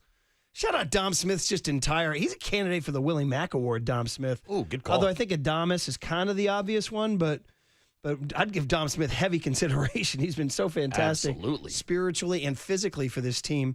But when he strains his hamstring, I ain't kidding. My 17-year-old son, all 6'5.5" of him, the gigantic Big D, said the first thing he said, ooh, feel bad for Dom, but Bryce. The first thing he said. He made that call immediately? Dom Smith is still writing on the turf. Oh, dude, the body's still warm, Declan. Dude, What's going on here? And I said, of course, me being Mr. Wrong, I go, yeah, I don't think so. Well, look what happened. Look at the news Do you we're think waking it's up the to right this morning. move? I do. And Murph, you know that I've been calling for this move. I've been waiting all year long to get to September to call Bryce Eldridge. And I thought there was a possibility of maybe him being the September call-up, and he'd play out the entire month with the big league roster. And it does seem like this is a bit of a break in case of emergency situation. But guess what? This is an emergency. You're a game and a half out of the wild card. There's a couple weeks left in the season. The River Cats season's going to end in a couple weeks anyways up in Sacramento. So why not call the kid up and give him an opportunity? Well, I mean, you're right. You're right. Why not? Yeah. He's hitting 260 between Richmond and Sacramento. He's hitting 260. All right, whatever. His OPS, though, is 850, 843, 25 bombs, 84 ribs. He's walked 41 times. Here's the problem, 127 strikeouts. That's the problem. Now, they do have to make a move on the 40-man, but they will do that. In Sacramento, specifically, he's hitting 248, which isn't awesome, but his OPS is 835 with 18 bombs. Lately, in the month of September, he's hitting 283 this month with 2 bombs and 9 ribbies. You noted recently he smoked a double off of Roki Sasaki. Yeah, on Roki a rehab Sasaki was right? pitching up against Sacramento, throwing 98 miles per hour, and he smoked a line drive into the left field gap. Well, and that's listen, what I love seeing about him. He sprays the ball all over the field. It's undeniably exciting, is what it is, and I would imagine he'll be DHing tonight. Yeah, I want to see him in the lineup, and if he's not, I'm going to throw a riot because Bryce Eldridge promotion is sponsored by Redwood Credit Union. Whether you're dreaming of Bryce Eldridge, dreaming of a new home, planning your children's future, or growing your business, Redwood Credit Union is a financial partner that feels like home. Learn more at redwoodcu.org, federally insured by the NCUA. Let's jump into it with Mike Krukow. The ecstasy of Friday night, the agony of Saturday and Sunday, and the promise of Bryce Eldridge tonight. Lot to get to with Krukow next on The Sports Leader.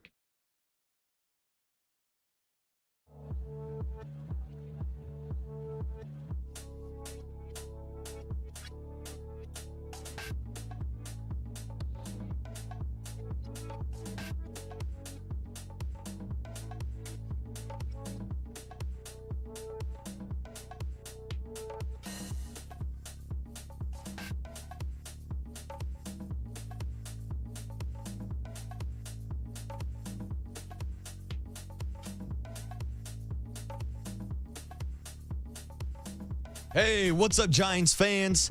Summer is heating up, but there's a refreshing new way to cool down. And that's with Surfside and their limited edition SF Giants cans. Surfside iced tea and lemonade plus vodka cans now showcase the iconic SF Giants logo right on the side of the can.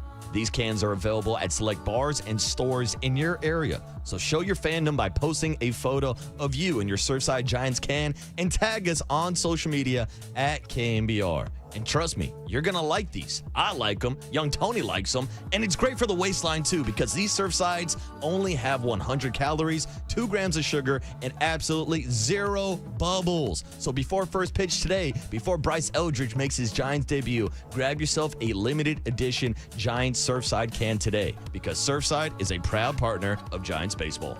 Surfside is made with vodka, iced tea, and or lemonade, natural flavors, and artificial sweetener. 4.5% alcohol by volume. Stateside brands, Philadelphia, Pennsylvania. Must be 21 plus to enjoy Surfside. Party smart.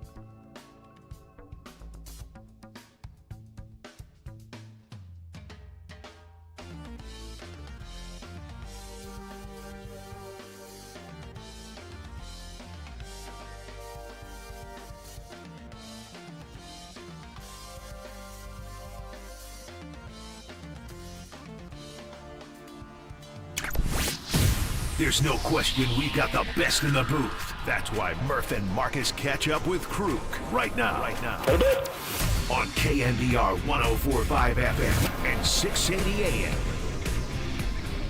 Well, so much to get into with Mike Krukow. The Murph and Marcus Show is sponsored by Bigelow Tea. Grab a mug and tea proudly. Mike, man, oh man, we could throw a million things at you. The high of Friday night, the low of Saturday and Sunday, and then the news that Susan Slessor broke last night that Bryce Eldridge is coming to join the team in Arizona tonight as the Giants go to play the Diamondbacks at 6:40. Man, Mike, so many talking points, so little time. Let's get right to it on the Uma guest line. Good morning. How are you? Hey, morning, Mike. Yeah, I'm feeling a lot better now than I did last night when I left the ballpark. I was pretty bummed out about Saturday and Sunday. I mean, the euphoria of Friday night was one of the greatest things that we've seen all season long. And what a highlight in front of 40,000 plus to walk it off with a grand slam. It was truly magical. And, I mean, that's an historical swing of the bat for Patrick Bailey. So we were pumped up. I mean, I came home, I couldn't even sleep. I was so jacked up. And then reality hits on Saturday and Sunday. They played their 2 worst games in over 3 weeks. So that kind of took, the thrill of Friday. And, we all left a little disappointed and down. But then last night, the news of Eldridge coming up just kind of resurrected the momentum. And congratulations to this kid. I mean, you look at his numbers, he's earned it. Yeah, for sure, Mike. Let's dive into it a little bit because I know we can get into the Dodgers series, but this is the latest news, the freshest news. So how have you been tracking him this summer, and what has your thought been about bringing him up? Because as you noted, there's a lot of obvious reasons to bring him up, but Buster was very disciplined. Obviously, the Dom Smith injury opens the door here, but how did you track it all summer, and if you can crawl inside Buster Posey's strategy, what are you thinking? Well, number one, he can hit. And number two, he's got great power. I mean, this year he winds up between AA and AAA, hitting 25 homers and 84 RBIs. He hits 260, and he does the damage in 384 at-bats. So, I mean, this guy got our attention when we watched some of the home runs he hit last year. And last year, here's a guy 6'7", and right away, I'm not a big, tall guy advocate. Because normally tall guys have long arms, and long arms means you have a hole on the inside. And if you have a weakness that is glaring, like a fastball in the hands can get you out, a lot of pitchers don't have to go anywhere else. Well, I saw this kid. He's 6'7", but he's got short arms. and he's inside out in the ball, and he's hitting the balls out the other way, and he's really hitting balls that aren't that well hit, and they're still going over the wall. I watched him fillet 2 balls out to left field, and I thought, you don't see that very often. You fillet a ball, it's an out.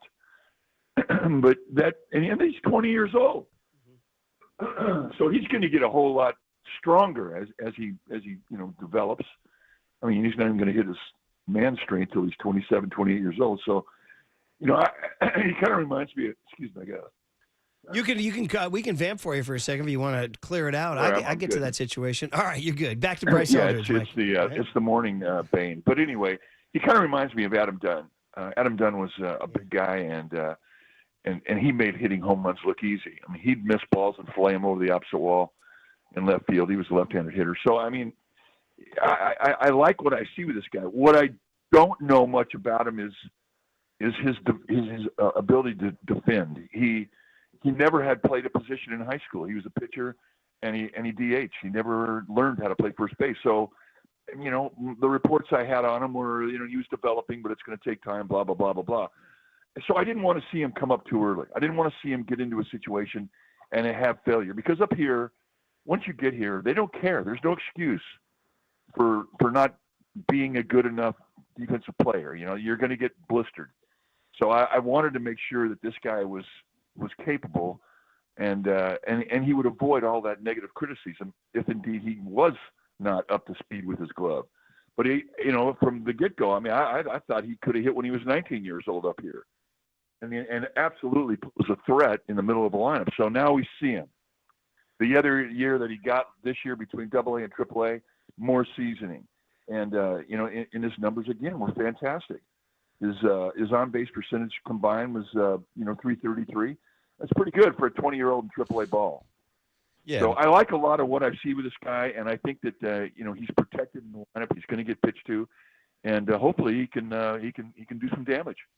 Yeah, Mike, and to your point, we've talked throughout the entire year about him developing more over at first base, but I guess that's my question. How do you want to see him be used? Do you think that with the Dom Smith injury that he could be out there at first base, or do you think maybe Bomel should just put him at DH and just let him focus on batting? I think primarily he's going to be used as DH. I think you will see him at first base, but again, that's going to be up to the evaluation that the big league coaches see. What they've heard. Now they want to see him themselves, and they want to see how much improvement that he's had since spring training, because they haven't seen him since March. And then they'll make their assessment. If they think he can play, he'll play. I'm looking at a minor league bloggers and writers just going over his stats. His stats are crazy in terms of hard hit and exit velo. He's like in the 100th percentile in minor league baseball. I mean, Mike, you talk about guys that hit the ball hard. I just like top of my head, like I think of great hitters who've hit the ball hard through their life. Obviously Barry Bonds, but guys like Gary Sheffield or Jack Clark. These are guys like to me who hit the ball harder than other guys, And that, I guess, is what Bryce brings, is he just scalds the ball when he hits it, right? Well, yeah, and the other thing, too, I was worried about, striking out. I mean, in last year, he was combined 4 spots. I mean, and he had 132 strikeouts in 519 plate appearances. And I'm thinking, well, that's pretty damn good. How many walks did he have? 59, right? He's taking walks. This year, he had 127 strikeouts and 433 plate appearances and there was 42 walks in there. So I'm not overly concerned about it. Plus, the other thing, too, if you've got power and you have a guy up there and he goes up there and strikes out 3 times, he leaves earth 1 time, hits a home run, he wins. And that might win you a ball game. But, it was a blow when Dominic Smith went down. He's been a great player for the Giants. I love that guy, yeah. I mean, he's a complete pro. And now, they just don't know if he's going to be able to come back.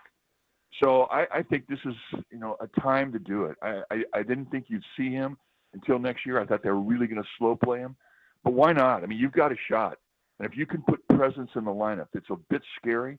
And what scares hitters, new pitchers, they don't know. Well, it's the same thing with pitchers. What scares pitchers? Guys they don't know, especially guys who can hit the ball in the ballpark. So I think he can be a presence, and I think he can be a positive one. So we're all excited about what he can do now. I mean, it's kind of easy because of the Dom Smith injury, but it's kind of a savvy move by Buster. Listen, we spent the first 5-6 minutes talking about him instead of the painful losses on Saturday and Sunday. So Giants fans have something to look forward to tonight other than the pain of Saturday and Sunday, which we have to ask you about, Mike. It's just so tough because Friday, as you noted, you couldn't even sleep. You were so excited. I think the entire Bay Area and Northern California felt the same way. And then Saturday, we get the news the Mets lose their 8th straight. The Giants are technically. And then, Mike, they finally chase Kershaw, his shortest outing ever in San Francisco, and they have a 4-1 lead. And then that 5th inning comes along, and it just collapses. And it was just hitting and hitting and hitting and hitting. And I just kind of, the broad question is, are we just seeing a Giants pitching staff? I guess the broad question is, are they just running out of gas at the end of the season? No, I think they've been managed well. I think that I don't think running out of gas is an issue. When you go back and take a look at the 14-4 streak that they had, they got a lot of breaks. Balls that were hit hard, they were caught. And these last 2 games, balls that they got hit that they hit hard got caught again. The balls that the Dodgers hit, they found holes. There was a lot of breaks that the Dodgers got. You take a look at all the little bloop hits and whatnot. Well, that happens. You get hot streaks, you get cold streaks. The Dodgers had lost a bunch coming in. They had hit a streak where they weren't getting any breaks. Well, they had breaks on Saturday and Sunday, and to their credit, they took advantage of them. And it was also a situation where the Giants created opportunity for free with all the walks, hit batsmen, wild pitches. So it was uncharacteristic. Look, Logan Webb gave up 10 hits in 4+ innings. That never happens. And you go back and take a look at all of them. Well, they hit hard. Well, the ground balls found holes. That happens. It just wasn't your day. Those are games you're not supposed to win. So I didn't overanalyze a lot of what didn't happen or what did happen. They just 2 bad games. And, it's unfortunate that it comes at this time. And you wind up having a 3-3 homestand. But they didn't spend a lot of time on it. They really didn't. You can't. You got to get ready for the next phase, the next series. Because, look, they're going to have a tough night tonight with Zach Gallen on the hill. So that's what you think about. You just don't overanalyze. From my perspective, it was just 2 games you weren't supposed to win. The breaks didn't go your way. End of story. Mike, what did you think about Logan Webb's pitch selection on Saturday? He talked about after the game how he kind of got away from his sinker, went more with the sweeper. Just overall, what did you think about his approach facing the Dodgers? Well, I mean, he was putting the ball on the ground. The fact that they found holes and there were a few bloops that went against them in tough times. That I never really worry about his stuff. Remember what he did in his last couple starts that he had against L.A. One at home, he didn't do great. Then he went back down to L.A. and he started using more cut fastballs and more forcing fastballs above the belt, and he stuffed them, shoved it right up their nose. He wasn't the guy that they had thought they were going to see because he was giving them 2 new looks and he was pitching above the belt. So, with him, he's going to go out there now. He's at a point in his career where he's going to go out there and he's going to have a sense of what he can and can't do. Because he's got options. He's got 6 different things he can do. I mean, he's a full-on pitcher now. I mean, he's not just a thrower and a young kid. I mean, he could pitch. And, the ball's found holes. I mean, when that happens, if you're a sinker baller, you're a pitch-to-contact guy. And there are going to be games when balls find holes. When that happens, tip your cap, move on. So I don't think he's going to get too beat up overanalyzing it either. Mike, we can't let it go without talking. I mean, the Dodgers had 35 hits on Saturday and Sunday, an insane barrage of hits. On Friday night, they had 4 hits off of Justin Verlander in 7 innings. You think about that lineup that pummeled every Giants pitcher on Saturday and Sunday, couldn't touch Justin Verlander. Mike, the guts, the heart, the stuff, the courage, the cojones, all that he put on display after the year he's had, 7 wins lost by the bullpen. I just got to say, I mean, I want to just spend a minute. You, as an old right-hander, you must have just been tears in your eyes watching that performance Friday night. Tears of pride, Mike, right? Well, I love the guy for so many reasons, but, he's always pitched off the fastball. Now, granted, he's 20 years in the big leagues. I mean, there was a previous time when he could just tell you the fastball was coming and you couldn't touch it. But he still continues to pitch with the fastball, even though he's throwing 93, 94. And it's such a great example to the younger pitchers on the Giants team that you get in the attack mode, you put the pressure on the hitter, you throw that fastball. That sets everything up. And the other thing, too, which is really unique, and you could say the same thing about Kershaw, and he's been around 17 years. I mean, these guys still are throwing out of high three-quarter releases. Usually erosion will lower that arm slot. It'll go from a high three-quarter down to a natural three-quarter, and sometimes, I mean, remember Larry Dierker? Mm-hmm. Well, Larry Dierker, when he first came up, I mean, he was right over the top, just a flamethrower. And the last time I saw him, he was with the Cardinals, and he was throwing like Tyler Rogers. I'm serious. This is no exaggeration. So erosion can, really alter the arm slot when you start off as a young arm and you throw a lot of innings out of a high three-quarter. But Verlander's still there. It gives you an idea of, just the genetics this guy has. And, he's a big fella, 6'5", 240. I mean, he's big and strong, but that arm slot's the same, and he still comes at you with a fastball. I love that about the guy. And early in the year when he was taking some criticism because those wins weren't going his way, pissed me off because this guy is a warrior and he can pitch, and I hope he's back next year. That's how good he's been this year. That was just an epic performance on Friday night. Truly, truly was. And by the way, shout out Larry Dierker. You took me down. I looked him up. 17 years old when he broke into the bigs in 1964. An L.A. kid, Taft High School, and went to UC Santa Barbara. And then became a manager and won Manager of the Year. And as I recall, was he kind of a funny guy? Am I confusing him with was he the funny guy or was it the broadcaster? No, he was hysterical. Sluggo was he was first funny. class. Yeah. He's got a lot and he for the longest time, once he quit playing, went up in the broadcast. Yeah, and he was really he was funny up there, right? He had a lot of good lines, I think. He used to make was really good. Yeah, he used to make like the one-liner collections every week. Yeah. Is that an old buddy of yours, Dierker? Oh, absolutely. Yeah. And then he went from the broadcast booth into and he became a manager of the Astros. Yeah, I think a Manager of the Year. Yeah. He was a good one. Good old Larry Dierker, man. That's fun. He's still kicking at age 78. All right, guys. Well, listen, Mike, the Bryce news definitely obscures the pain of Saturday and Sunday. We'll see what he does tonight. We'll talk to you Wednesday. At a bit. Mike Krukow every Monday, Wednesday, and Friday on the UMA guest line. All right, you guys know the big hit, though, has to be the Niners, right? Mac Jones, I need your reviews. 808 KNBR is the phone number, 415-808-5627. Are you guys feeling that Mac Jones can save your season and you don't need to rush Brock back? Question mark on the Sports Leader. Mac Jones.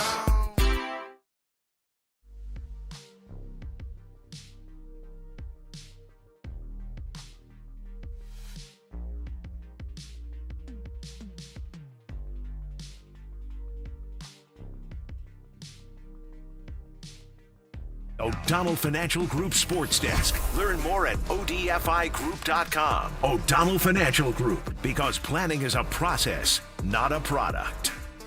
Good morning, everybody. We got a new contest this week. We're giving away a $100 Amici's East Coast Pizzeria gift card. And Amici's 12 area locations offer dine-in, takeout, and delivery of your favorite New York and Detroit-style pizzas, pastas, and flame-roasted chicken wings.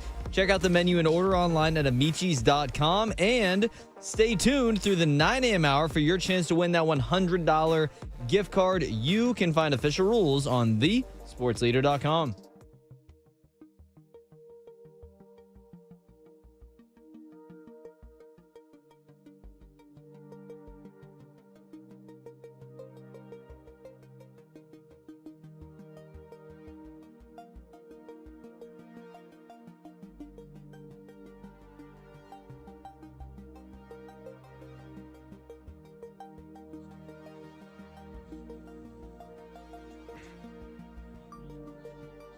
Amici's half-baked pizza. You know, Amici's, we're doing a delivery tonight for the kids. We're doing a little high school water polo film session at the house. We're going to have Amici's bring some pasta for the kids. How about that? Huh? We're not just an endorser. We're a consumer of Amici's, all right? And we're going pastas, too.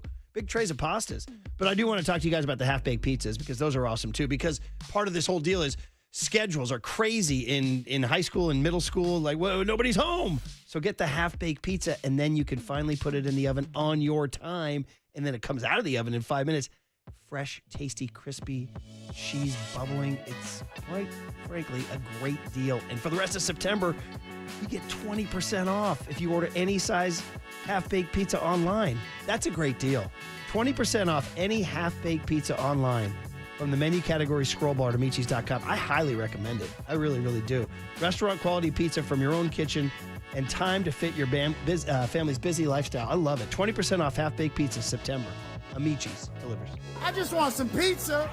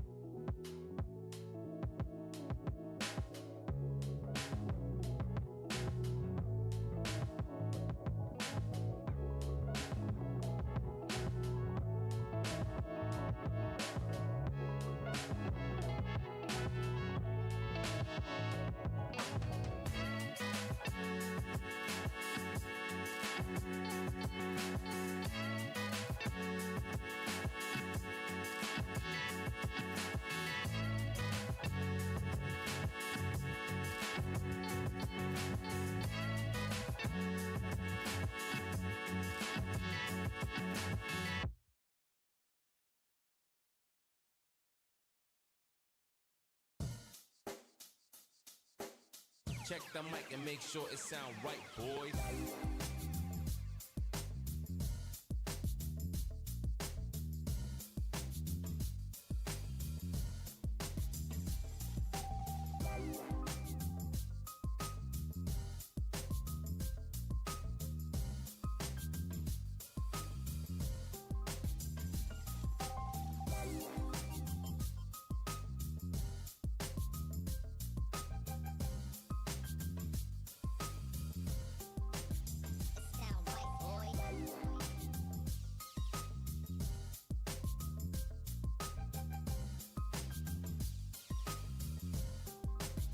Yeah, there's been rumors about him getting back in the call.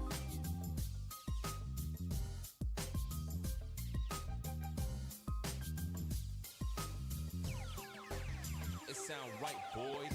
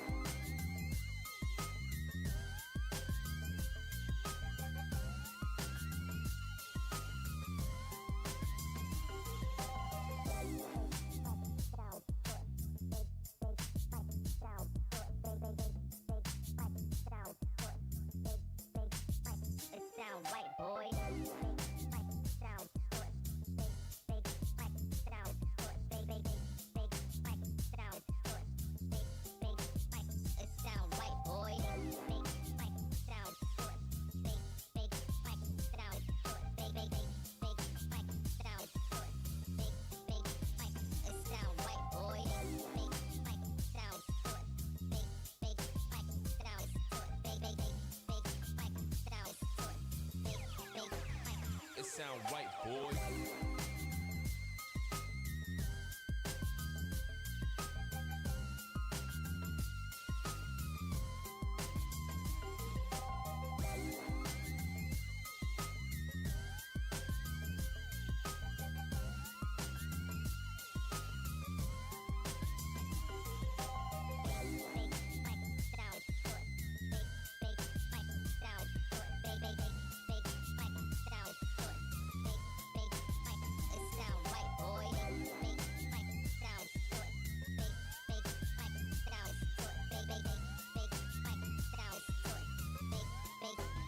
It sound right, boy.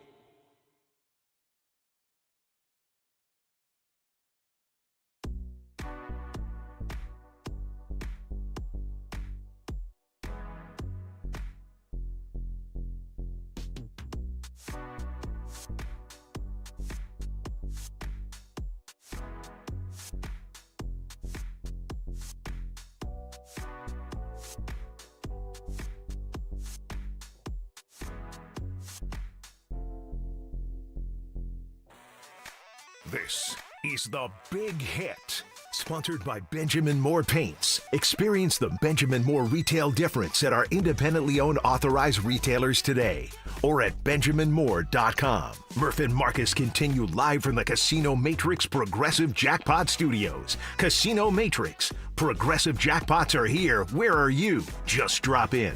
1-800-GAMBLE. From the gun, pressure coming, throws, wide open, Johan Jennings, open field, 25, 50, he's gone, 5, touchdown, 49ers! Rattler, play action, looking right, throwing, complete, somehow catches it along the helmet. That ball's out. Fred Warner says that's our football. After review, the runner possessed the ball, but however, he was not down by contact. Therefore, there was a fumble on the field, recovered by San Francisco. There you have it, a massive momentum swing. The biggest play of the game coming up. Rattler with the snap. Here comes pressure. It's loose. Fumble by the 49ers, and they're going to head this football. On 4th and 2, the pressure came. Rattler fumbled the football. The defense comes up big again, Tim. You got to have finishers, and Bryce Huff finishes around the corner. There it is, the sounds of a win in the Big Easy in front of a lot of 49er fans down in New Orleans. Mac Jones makes the 49ers 2-0. Man, that last place schedule's looking good because the next two games are Arizona and Jacksonville. Yeah, Arizona's 2-0. Vegas has Arizona favored by 1.5, which is odd. We don't know what Brock Purdy's status is for Sunday. It's up in the air. It's week to week. But if Mac Jones is going on Sunday at home against Arizona, 49er fans, are you good with that? Are you pumped? 808 KNBR is the phone number. Well, I know is that I just want to thank Marcus for turning me on to Mike Jones. Who? Not Mac Jones. Who? But Mac Jones. Who? Sounds like Mike Jones. Hence, Mac Jones. Mac Jones. There you go. Let it play. Why not? Mac Jones.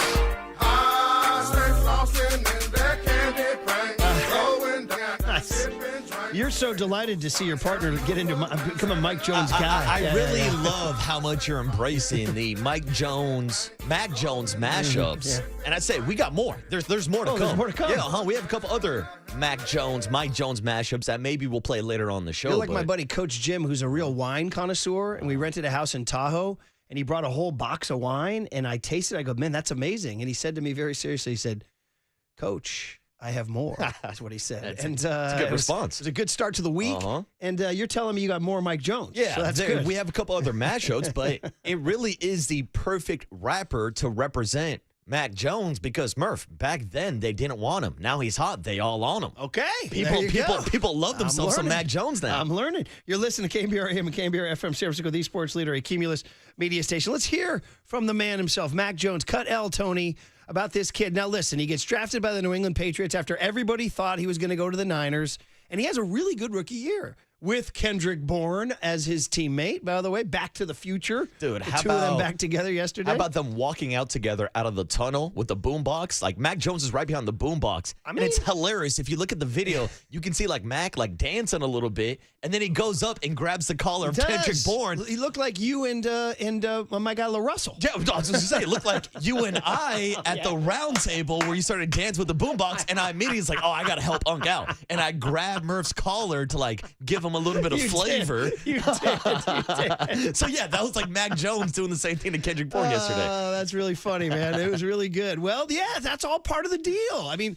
literally, part of how you handle yourself around your teammates creates a certain energy, a certain vibe. I mean, we know that. There have been locker room duds and there have been locker room studs. And Mac Jones, I don't think anybody ever really questioned. I mean, I know in New England it got sideways with him.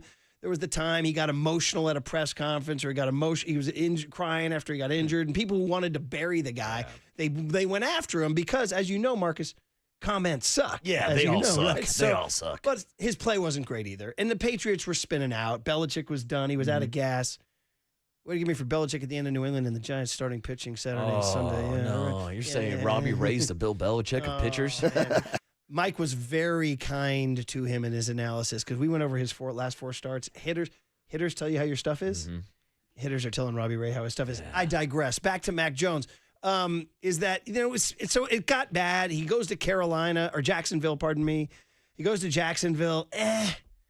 And then the Niners say, well, bro, if you want to come out here for a nice little deal, what was it, $5 million guaranteed, I think. And they're like, and dude, he's like, yes. He sees what happens to Sam Darnold. Darnold just got a 3-year, $100 million deal, by the way. Mac Jones is like, okay, I can do that. Here's the guy who always liked me. Here's a system that guys are going to be open, and Mac Jones makes the smart decision to come out here and back up Brock Purdy. Sure enough, Brock Purdy gets hurt. His first start in New Orleans, starts 0 for 4, and then just makes the plays you need to make to win the ballgame. The touchdown to Luke Farrell, the touchdown to Christian McCaffrey, and especially the touchdown to Juwan Jennings. So let's hear from Mac Jones here.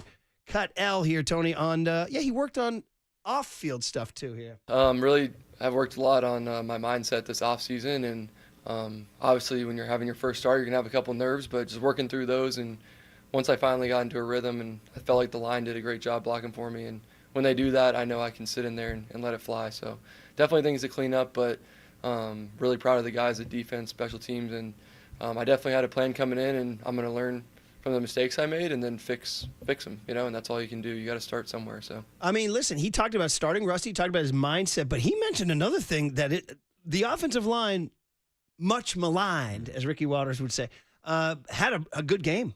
Had a good game. They gave him a lot of clean pockets. I know he got sacked 3 times, but there were times I definitely noticed. In fact, the time he turned it over, he had a lot of time, actually, on that one play. And I would say the 3 sacks are due in part to him holding onto the ball too long. Like, that was my one kind of criticism of Mac's game yesterday, was he was just kind of standing in the pocket, letting the routes and Kyle Shanahan's offense play out, but he looked like a pretty damn good point guard in that pocket delivering those balls. I was not expecting him to drop back 39 times on Sunday, but he got the job done. And Murph, we've been getting a lot of texts this morning that he looked awfully similar to a quarterback that used to wear number 10 for the 49ers. Jimmy played good enough for us to win. Well, that's funny. Somebody says, 209 says, I will say I got PTSD seeing a quarterback wearing number 10 for the Niners yesterday. I was acting like Jimmy G was freaking 2-14. Jimmy played good enough for us to win. Guy went to the bowl and had the lead in the fourth quarter, dude. 20-10 in the fourth quarter. What are we talking about here? Here's some more. 831 says, what about my man Bobby Saleh dialing up the heat on 4th down? Man, I missed that. True story, but we're talking about Mac Jones right now. 925 says, am I pumped? Jones will do his job this week. He's lucky to be number 2. He won't be critiqued like Brock Purdy. Then people are saying, here's 916. Saints are the worst team I've seen in 10 years. It's not even close. They will definitely have the first pick in the draft next year. 916, I would take issue with that. I would say I definitely have seen worse teams than the Saints. There have been some bad teams out there, and the Saints actually were feisty. In 2 games this year, they've actually played to the final minute with both the Cardinals and the Niners. No, they're not good. I'm not telling you they're good. And they made a lot of self-inflicted mistakes. Juwan Johnson dropped a couple of balls, also hauled in a tremendous touchdown over Marquise Siegel. And they had a 3rd down penalty that kept a Niner drive alive at one point. A hand to the face. I think it was Isaac. Was it Isaac Yiadom? Former Niner. He got picked on yesterday a little bit. But they aren't the worst team I've seen in 10 years. I've seen some really bad. Dude, you go back and look at some of the bottom of the NFL standings. Go look at some of those Panthers teams, some of those New York Giants some teams. Of those Lions teams. Some of those Lions teams, dude. There have been some really bad teams. Now, I also don't think that the Saints are going to be a good team this year. We talked about how bad they were all last week leading up to the game. But think about it. The 49ers are 2-0 with a backup quarterback, without George Kittle out there, without Brandon Ayuk. Like, for everything that they've had to deal with, to start the year 2-0, a win is a win. It doesn't matter that it was ugly or that it was sloppy. They got the job done, and now they're coming back home to Levi's with an undefeated record. Another text in from the 559. Mac definitely surprised me. He wasn't great to start, but he settled in, and I loved watching him start to have fun and actually get pretty loose. Hopefully it wasn't a fluke, because he's always been good for a few, and then he's always been good for a few picks and a disappointed look on his face. Shout out. He says, I love you guys. Thank you for listening. 408 says, by the way, shout out to C-Ram. I had to listen to the game for the radio for a little bit, and Carlos sounded great. What do you mean you had to? You got to listen to the game here. You're welcome. 4 and 5 said, I like Mac. I don't think he's better than Purdy, but it was one game against New Orleans, and I saw a ton of comments about, we're good now, trade Purdy. I would pump the brakes on that. Yeah, I'm not going there. 714 says, let Brock play if he can go. Arizona's a big divisional game. The 49ers have struggled with this team. Arizona likes to blitz and get after the quarterback. Mac can win this game, but Kyle needs to continue to dial quick reads and plays that don't take long to develop. The line's been solid. The Niners are winning games they lost last year. Ding, ding, ding. SLFG says 714. I agree with 714. We talked about this last week Week 1 against Seattle, that felt like a game that they would have lost in 2024. But with Robert Saleh in that defense closing out games, it feels like a completely different scenario where you're not worried about a blown coverage or sending a blitz at the right time. Robert Saleh has been pressing the right buttons. Even though they allowed 21 points to the Saints yesterday, I thought the defense would do a better job. But when the game was on the line, there was Nick Bosa, there was Mykal Williams, and there was Bryce Huff to close it out. 209 says, Mac Jones played admirably, but if Brock was healthy, the score would have been 35-17. I can see that a little bit. By the way, 408 says, no way the Saints are the worst team of the last 10 years. The Niners themselves had Chip Kelly and Jim Tom Sula, dude. 925 says, Jimmy G getting no respect. None. It was Salah's defense that lost the ball. Oh, 925, now you're like causing inner strife, dude. We're high on Bob Saleh, dude. We had him calling in wins this morning. 510 says, is it me or did the O-line get better after the injury to Barch? Yeah, I thought Connor Colby came in and played extremely well at left guard. 925 says, you guys haven't even mentioned the new kicker, which is probably a good thing, Eddie De Niro. The PAT miss was almost comedy. Yo quiero, like, yo quiero. I honestly didn't even react. When he missed it, I just sat there on the couch and I just I'm not even going to react. You just said, right of now. course, right? I just said, I'm just not even going to say anything right now. I'm just going to sit here silent right now. I was like, I'm just going to sit here. I have no reaction. And then he made 2 field goals. Yeah. Sorry. It's like, when he missed a field goal, PAT, it's like, Yeah, you're like, of I got course. nothing. Here we go I got again. nothing. Yeah, When he missed the PAT, Just start going for 2 at this I point. got nothing. And so Ben is checking in at 808 KNBR. He's down in Southern California listening to the Sports Leader. Hey, good morning, Ben. You're on with Murph and Marcus. How are you, man? Hey, what's up, Ben? Hey, good. Nice to see you guys. It's been a while. Yeah, buddy. What you got? I just wanted to give a shout out, man. The defense is back where it needs to be. You know, we brought back the right guy for that job, and I just wanted to give a shout out to him, especially to the rookie on that play that he made. You know, he got flagged for it, but clearly on TV, if you saw it, what a great coverage. What a great pass reflection. I think that kid's going to be special. I'll tell you what. That's great You're talking attitude. about the way he Upton comes in. Stout, number 20? That's right. That's right. I agree right. with What you. a I great think he's got a little. They told us from the jump that he has some dog in him, and I can see it in his first. Even when he makes mistakes, Ben, I'm still good with him. I want him out there. And as a rookie, he's playing a hard position, right? Yeah. So great. You know, shout out to the defense all around. I'm glad that we finally got Saleh back. You know, we're bringing back that old mentality. You can see it, and we're only going to get better as the season goes on. So, you know, I just wanted to give a shout out. You know, to that. One more thing, if you don't mind me saying, is it's time for Dodger baseball. Oh, Ben, bro, why'd you have to do that, Ben? Bro, Everything was going so well. Bro. Well, he did get 35 hits over the last 2 games. Yeah, enjoy your Dodger You know, baseball. dude, they cut to one of the many Niner fans in the audience, in the crowd at the Superdome. I don't know who he's wearing. It's like a Fred Warner jersey or something. I don't know. And then, you know what he's wearing on his head? A red baseball cap, a red fitted baseball cap with a white L.A. There it is. logo on it. There it is, dude. I actually spent 30 seconds of my Sunday pondering that guy. I was like, look at that guy. I was like, this is what we're dealing with here. I was like, I don't know if I mean, I go to a Niner game. Am I going to high five that guy after a Marquis Siegel pass breakup? No. Am I going to do that? I'd say the answer is no. I think there is, like Ben and SoCal, a large swath of Southern California Niner fans who are Dodger fans. Mm-hmm.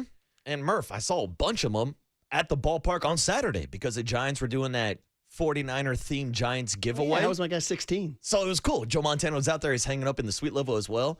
But you saw Dodger fans with the 49er giveaway because they're also 49er fans despite them being SoCal Dodger fans. Dude. So, yeah, a lot of crossover. It was weird. Should we just, set aside our differences and enjoy the Niners? I don't know. It's a hard one, though. That hat made me stop and pause. A for a moment. red LA hat. I did. That's I was gross. like, here we are. Yeah, here All right, it is. This is what it's at right now. At least the Giants were smart enough to put Giants on the front, not just San Francisco. How was Joe? He did a little hit with Anthony Garcia on the field, didn't he? I saw that, yeah. All right. All right. I see you. Yeah. Hey, So cool. 707 says, I tried to say hi to Copes and Marcus Saturday in the club level, but they big time me. Is this true? Oh. I don't believe you. Bro, you got to be nice to the listeners, dude. I said what's up to probably like 20 or 30 people on Saturday. Well, but I don't think I apparently you should have big-timed said them. it to 21 or 31. Somebody walked by and I dapped them up real quick.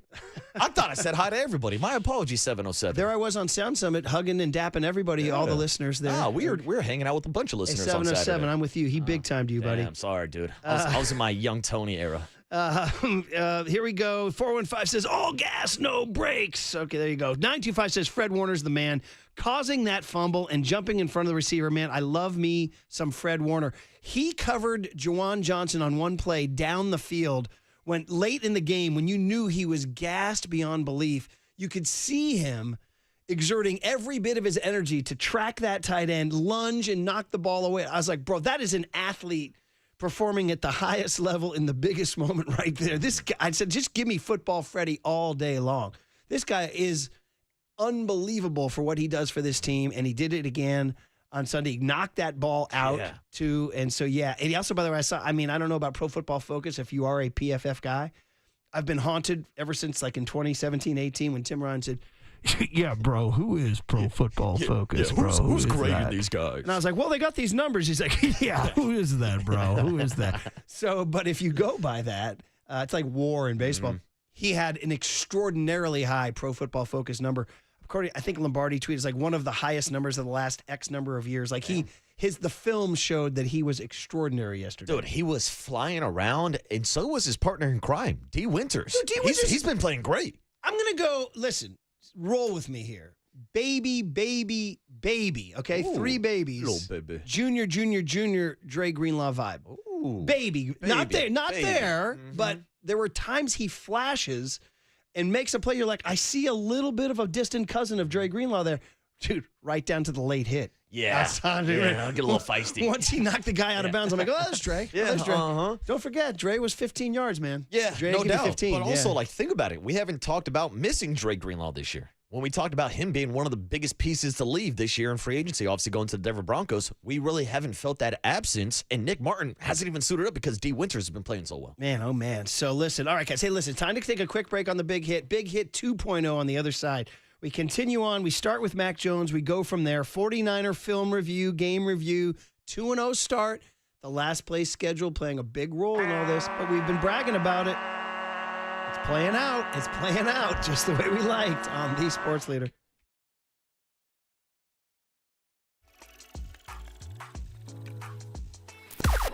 Now, from the O'Donnell Financial Group Sports Desk. Learn more at ODFIGroup.com. O'Donnell Financial Group, because planning is a process, not a product. We are still giving away a $100 Amici's gift card. Amici's East Coast Pizzeria's 12 Bay Area locations offer dine-in, takeout, and delivery of your favorite New York and Detroit-style pizzas, pastas, and flame-roasted chicken wings. I checked in with Overnight Dave. He said it's Detroit. Not Detroit, it's Detroit. You can check out the menu and order online at Amici's.com. And stay tuned through the 9 a.m. hour for your chance to win that $100 gift card. You can find official rules on thesportsleader.com.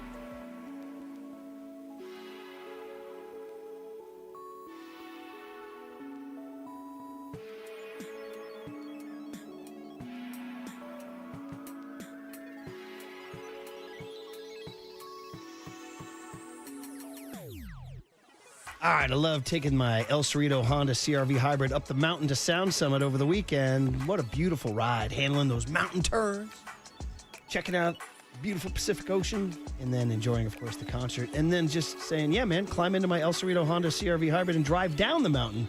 Just don't listen to the 5th inning of the Giants game while you do.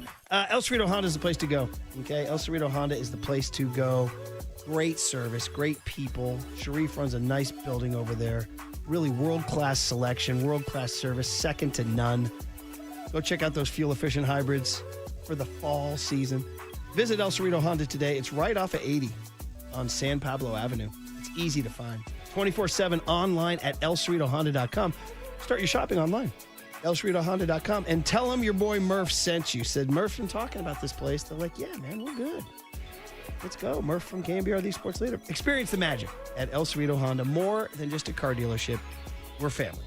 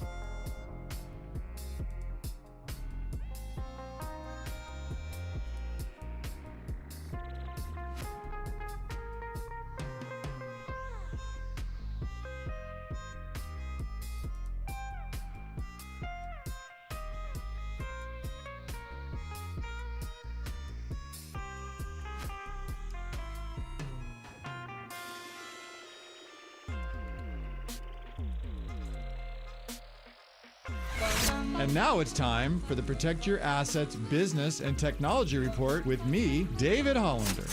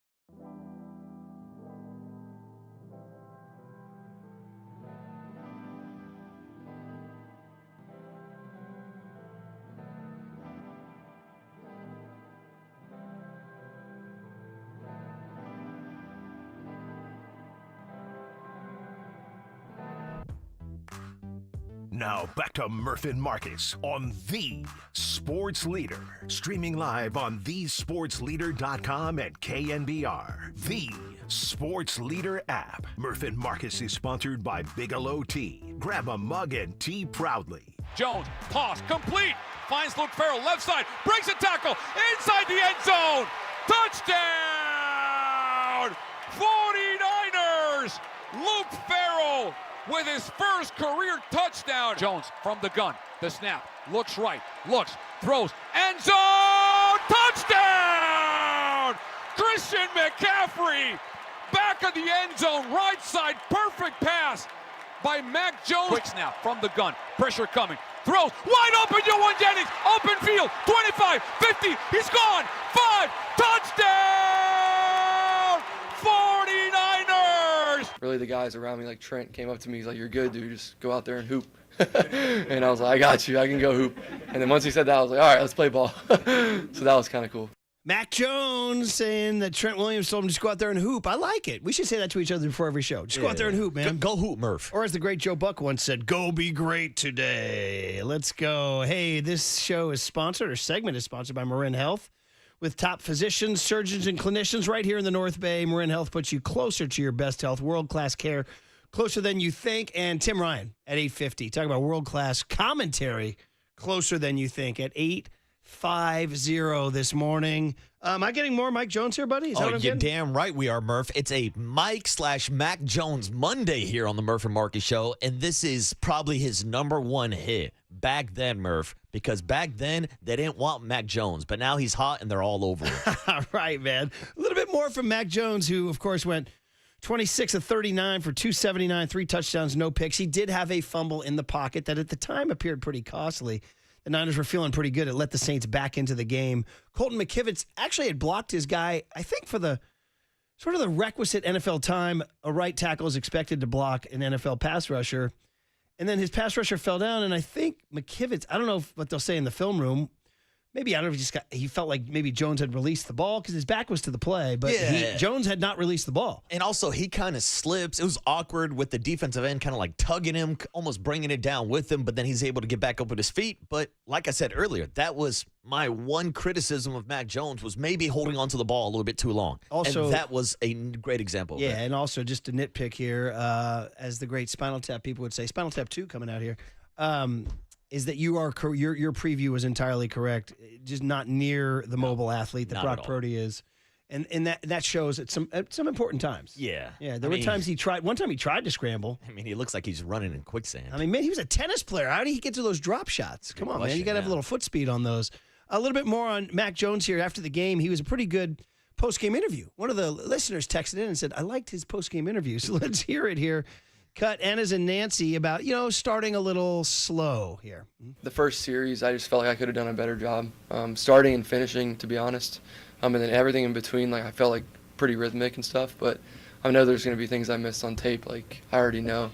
And like Mick Lombardi did a good job on the sideline. He's like, just stay in it, you're good. Like, we're going to win this. And he knows me really well. So like he knows I need to be like tunnel vision and just focus on my job and let everything else take care of itself. Yeah, so the big question is, will he be the quarterback Sunday? Brock Purdy is a possibility. They said they're going to test it out. Now, remember, Ian Rappaport told us 2 to 5 weeks. That would rule If you went by the rap sheet thing, that means no Brock on Sunday. But these things change, and who knows? But if Mac Jones is going on Sunday, 808 KNBR, you feeling okay against the Arizona Cardinals? Vegas doesn't think so. Vegas has the Cardinals as 1.5-point favorites in Levi's. I'm trying to remember the last time Arizona was favored over the Niners in San Francisco. Maybe the Chip Kelly, Jim Tomsula years. Yeah. Maybe when they were still actually playing in San Francisco. I mean, it might be that long, Murph. Yeah. But also, not to read too much into the lines, but I do like to check out the lines every Monday. And we talked about how that was kind of the first red flag about the Brock Purdy injury when the point spread moved 3 points the Monday of the announcement that Brock Purdy was hurt. So I said, okay, Vegas is telling me that Brock Purdy's playing this weekend. Bro. And that's the same thing I'm looking at right now. If the Cardinals are still 1.5-point Ready for favorite, this? that tells me Brock's not playing. I just refreshed it. 209 is right. The Niners are now 1.5-point favorites. All right, money's I moving. wonder if ESPN's app was glitching out. I showed it to you this morning. Yeah. It said Arizona minus 1.5. I even shouted it to the room when we were prepping for the show. Nobody listened to me, but I said, Cardinals are favored on Sunday. I got no reaction from any of you. And then I 209 texted and said the Niners are favored. And then I went to the app and it said that Arizona was favored. Did the line move that fast this morning? Did that many people jump on it? Or was it a glitch? That's a good question. Could have been a glitch. Yeah, possibly.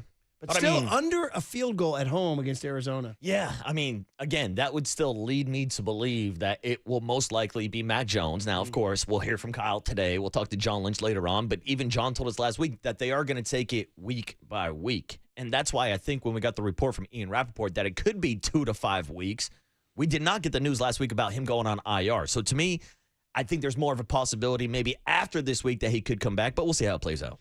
More Mac Jones after the game. The play that I think everybody just loved, the one that just kind of sealed the game, was it's 19-14, and the Niners have a third down, and Juwan Jennings gets loose over the middle. Let me find you the exact situation on this one here. The Niners, it is 3rd and 11, brother. 3rd and 11 at the New Orleans 42. Even that might be out of Eddie De Niro territory, as opposed to somebody kicked a 64-yarder to win yesterday. Who was it? It was that was Audrey from the Dallas Cowboys. Rick Aubrey to force overtime. Yes, to force overtime. Yeah, 64 yards. 64 yards. I told my kids, I said that would have beaten that Tom. I spent my entire life worshiping Tom Dempsey's 63-yarder. That was the NFL record forever. Aubrey went out there and kicked a 64-yarder like it was nothing. No big deal. And that which wiped out the Malik Neighbors night sign. That game was wild. Anyway, it's 3rd and 11. It's 19-14. This game is in question. If they don't convert here, they got maybe a little Morstead coffin corner. I don't know what they're going to do. And instead, the touchdown play. In fact, do you have the play here? Give me the Carlos Ramirez 3rd and 11 touchdown to Juwan Jennings. Carlos Ramirez, let's give him a little love for sitting in and doing a great job. And I got to hear a little bit on the radio yesterday and heard a lot of calls this morning. He did a good job. Here. Pearsall, born in Tunges right. Jennings left.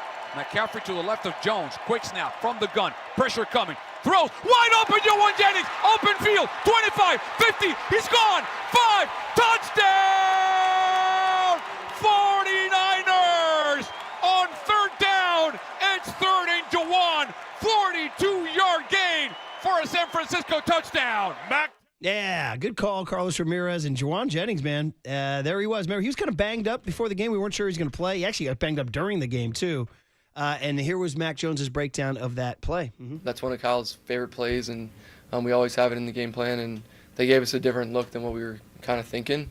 And Juwan just had a drive-by and just caught it. And I just looked to the left a little bit, moved the backer, and then threw it. And then he took it to the house. But he did a great job, obviously playing through some stuff, and love those guys' effort and energy out there today. Yeah, I mean, Juwan Jennings over the middle, that was one of those classic Kyle second-level throws, right? Where he baits a linebacker in, and back had to deliver it, and he delivered it in stride. It was a nice touch by Mac to get over that linebacker at the time. And I think that's what you're looking for. It's just for him to be the point guard of this offense like we used to see with Jimmy Garoppolo in some of those same similar routes that the Niners ran back in the day. Bro, look at some of these texts coming in on the Golden State Lumber and Showroom text on 6-5 go, who's Brock? Oh, yeah, the guy from Iowa State? People turn it. How about this? 702, Brock is worried that history will repeat itself. Like DeBerg in Montana. Come on, man. Or like Garoppolo and Purdy. Oh, my gosh. I mean, are you surprised by some of these texts? 415 says, don't rush Purdy back for real because look what happened to Joe Burrow. his turf toe has him out for 3 months. So the turf toe, they said, is a misnomer. A misnomer because it's like torn ligaments. We said earlier it sounds like a stub toe, but it's way worse. Way worse. Here's another one. Right at the end of the first half, the Saints had scored on that frickin' Juwan Johnson touchdown, which bummed me out. I loved the blitz, and I thought they had and they had Rattler throw off his back foot on 3rd and 6 from the 18-yard line. And gosh, Juwan Johnson made a heck of a play over Marquise Siegel, right? Mm-hmm. And all of a sudden, it's a 9-7 game. And there's only 1:14 to go. And the Niners have the ball on the 23-yard line. Well, guess what? The Niners go 77 yards in 9 plays, ending with a touchdown to McCaffrey. Do you have the McCaffrey touchdown, Mac Jones to McCaffrey at the end of the first half? Set up with a little, there was a pass to McCaffrey prior to that play. In that drive, there was a pass to McCaffrey for 4. There was a pass to Jennings for 29 on 3rd and 6. Remember that one on the left sideline? And that led to this. McCaffrey in the slot, empty backfield. Jones from the gun, the snap, looks right, throws, end zone, touchdown! Christian McCaffrey, back of the end zone, right side, perfect pass by Mac Jones, just floated it in there, and cue the Mark song. It's the return of the Mac, baby. Yeah, that's a great call. It's exactly what the 49ers wanted to accomplish going into this game, exploit the matchups versus those corners. Yeah, man. And so Mac Jones finishing up here, cut Q, Tony, about getting out there, getting a win, and getting his swerve back. Here you go. I know I can play really well, and I know this organization and team has really done a good job just trying to get me on track, and I got a long way to go, and it's just one game, right? And it's good to just kind of feel a little bit of confidence again, and just got to carry that to the next week. And it's just, like I said, it's one game. If you lose it or win it, it shouldn't matter. Your process should stay the same, and that's what I'm going to do. See, buddy? He went Bob Rotella. Be process-oriented, not result-oriented, Marcus. The process, Tony. That's the golf thought. Trust the process. 2 last texts. One says, Mac was money on third. This is 415. Mac was money on third down. He's not afraid to check the damn ball down rather than forcing it. Take note, Brock. 415, I'm going to agree with you there. I'm going to go meet you halfway there and shake your hand on this one. I do think Brock should check it down more often than instead of 4. I thought those 2 interceptions in Seattle, he was trying to do too much. So I am going to say that one. Yeah, but then I would say the counter argument is it's the playground Brock Purdy plays that kind of make Brock Purdy Brock Purdy. And that's how they got the game-winning touchdown to Tunges, was because Brock used his legs, was able to scramble and extend the play. Yeah, so the 2 interceptions, bad. Yeah. The touchdown to Tunges, good. The good and the bad. 707 then says, Mac crushed it, but does not have the scramble gene. No, and he'll never have it. No, he does not. He'll never have it for sure. And by the way, I just want to finish up with a great news. The guy said, 415, he said, you don't need to force the damn ball. I found my Run the Damn Ball hat. Oh, you finally found it. So it'll be back, baby. It'll be back. I know, right? Exactly. Breaking news. So where was it? We'll bring it back. Somewhere in a pot. Do you know how many hats we have at the Murphy household? Oh, I can only imagine. Bro, do you know how many teams I've coached through the years and we have all those hats? Stick the Little League. Every golf course hat ever, every Run the Damn Ball. Dude, found under some huge pile of junk. There it was. She's back, baby. All right, guys. But I won't be here Friday. Oh, that's right. Should I wear it on Wednesday? That's right. You're taking Thursday and Friday off this week, right? Yeah, Dream Trip. Nice. Dream Trip LA. So, yeah, you'll be in LA. Dodger Stadium to see Bryce. Go light that beam. Bryce is nice. Yeah, that's right. All right, cooler of content, and then Tim Ryan at 8:50 on the Sports Leader.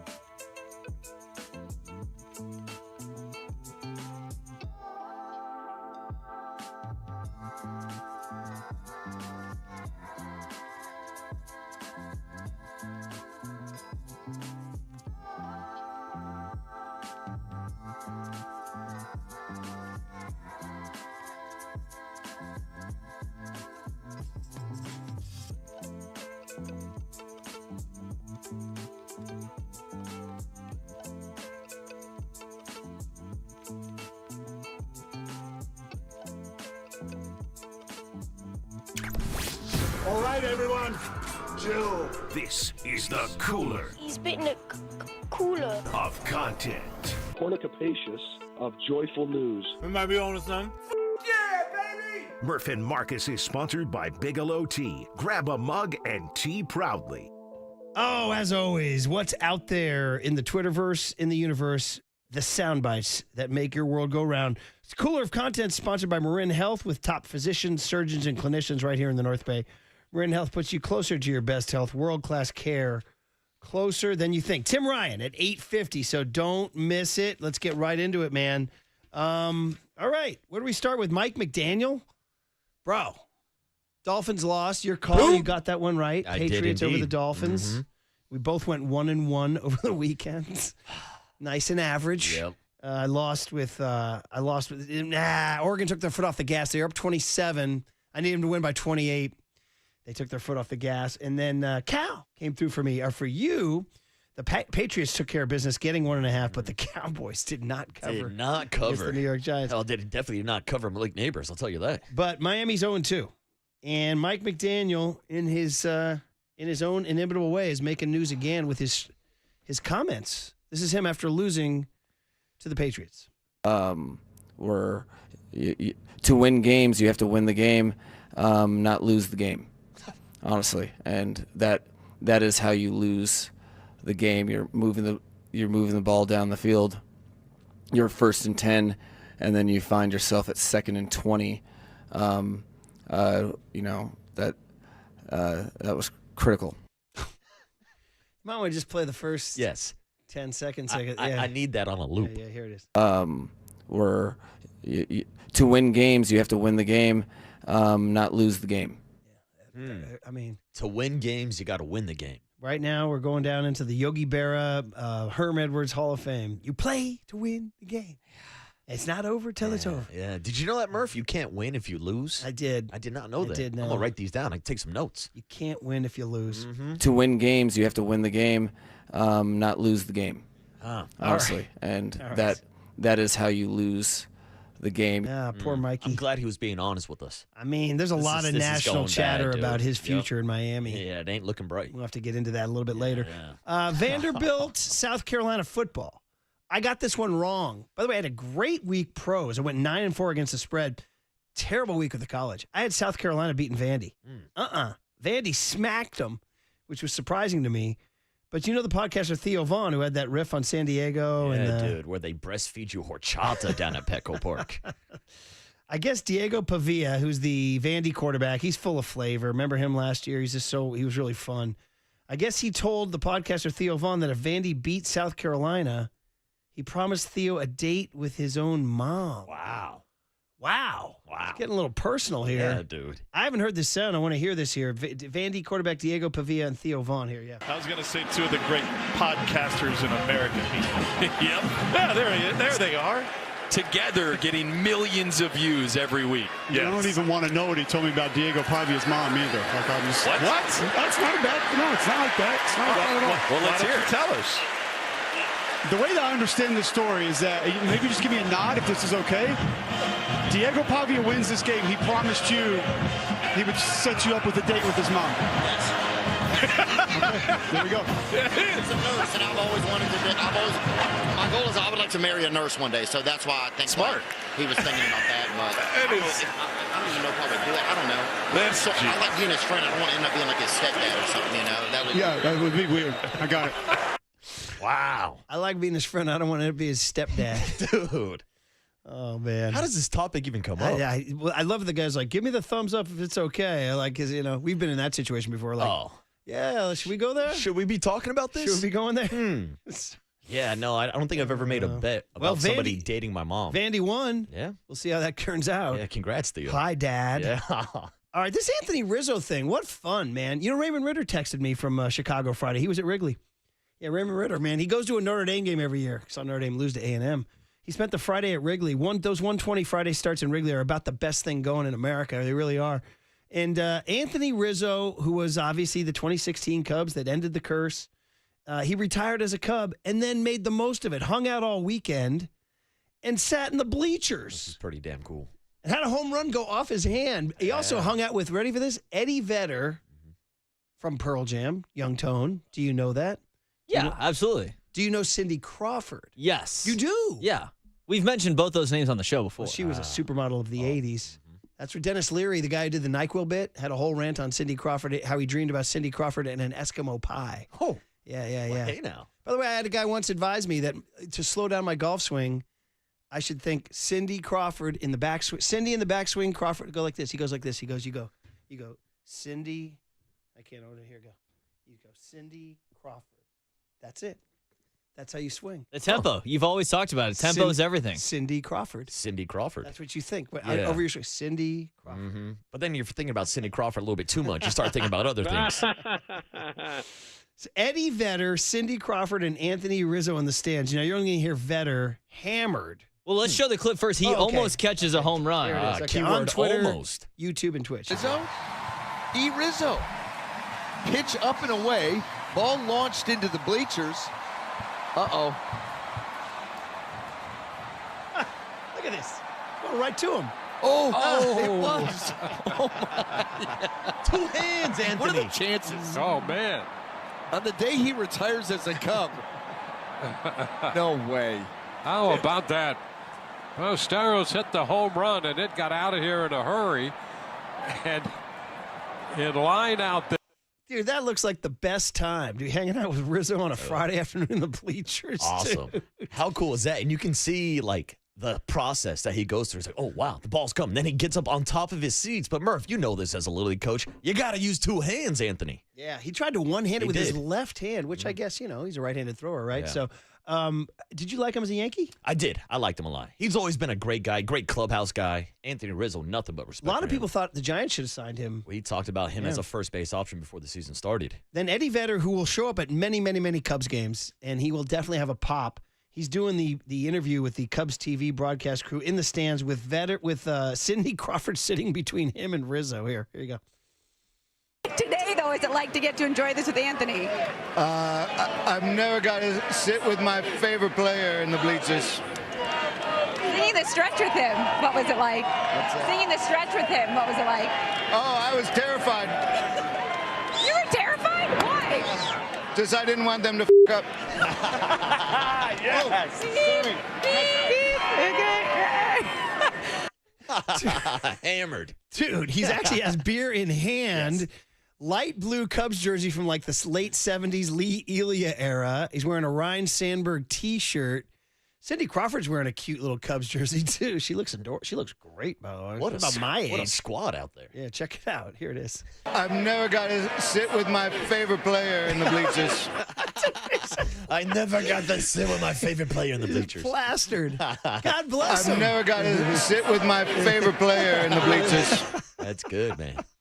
I guess they did the 7th inning stretch. Yeah. You just thought we were going to F it up. Yeah. And I'm guessing by Anthony Rizzo biffing that ball and not catching it, I'm assuming he's had a couple beers too. Yeah. Oh, yeah, maybe. Yeah, yeah, it's not as easy when you don't have a glove and a couple beers in your system, Man, huh, Anthony? That looked like a good time. That looked like a really good time. Just I didn't want them to up. So, I need to.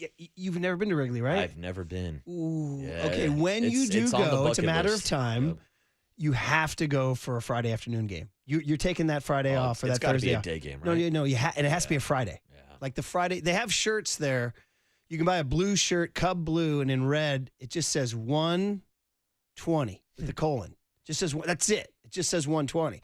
And if you know, you know. It's every Friday start time, and it means good times are coming. Good times are coming. Because 120 gives you a pretty good chance to hang outside in the back of the bleachers, whereas Murphy's bleachers and the other places too, the Cubby Bear and all that. And then you go in, and then you spill out. You know, it's 4 o'clock on a Friday, and you're in Chicago. And oh, by the way, Cindy Crawford's sitting right next to you. So, all right, we should probably duck out for Tim Ryan. Yes, we do. That was enjoyable. I like that.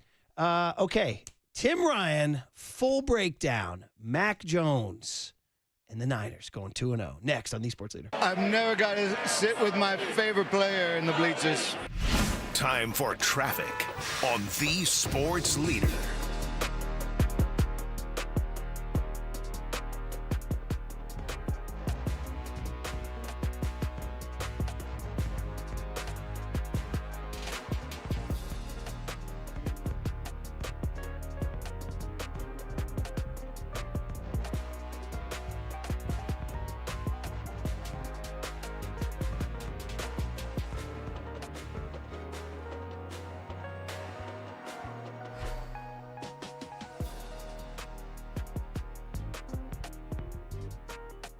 Marin Health. Let's take care of ourselves and let's go to Marin Health in the North Bay, right across the Golden Gate Bridge. Not just the closest medical care, but the best, with a cardiology team that delivers treatment twice as fast as the national average.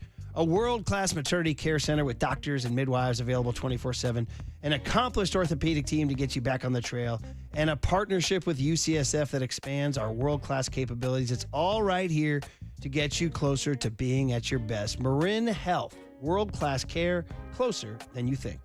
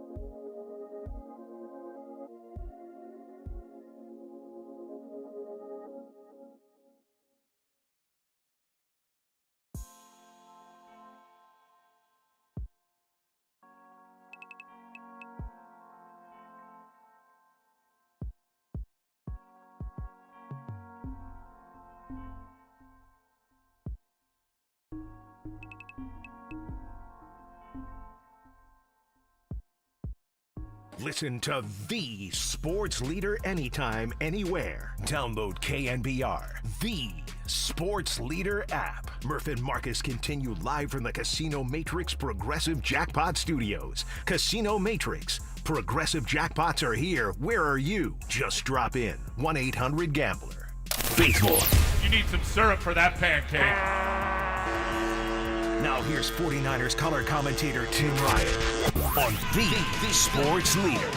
All right, he survived the Big Easy. He went down to New Orleans. He got his win. He got on his plane. He came back home. Tim Ryan, every Monday at this time until baseball season ends. Then we move him to 7:30. He's sponsored by Dignity Health, the official healthcare partner of the San Francisco 49ers and Levi's Stadium. T-Rock, we got a Mac Jones storyline. We got a Bryce Huff storyline. We got a punter Thomas Morstead storyline. We got the Niners 2-0, dude. 2-0. Good morning.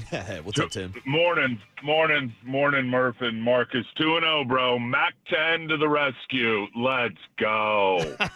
He did it, man. He did it. He even walked out at the front of the boombox line with Trent Williams and Timo Yeah, Lenore. right, he did it. Yeah. Tell us about this guy. They're saying he's got a flavor that the teammates like. What are you seeing, Tim?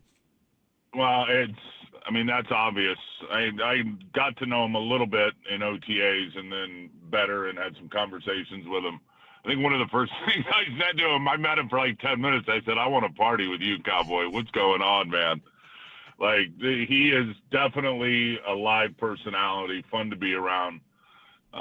Seems like, thick skin, things drip right off of his back in terms of adversity. And that's what I love about this team. That's why I think he's just perfect in terms of how he fits into the culture. And if you look at the first two games, and of course yesterday being huge when you go in with a backup quarterback, you guys know the record without either Jimmy G or Brock Purdy at quarterback for Kyle Shanahan. The number is, and I know you got to take it into context with C.J. Beathard and Hoyer that first year and Nick Mullins at times, but 62-30 with those two guys, 9-32 without him. So that number speaks for itself when you go in with your backup quarterback.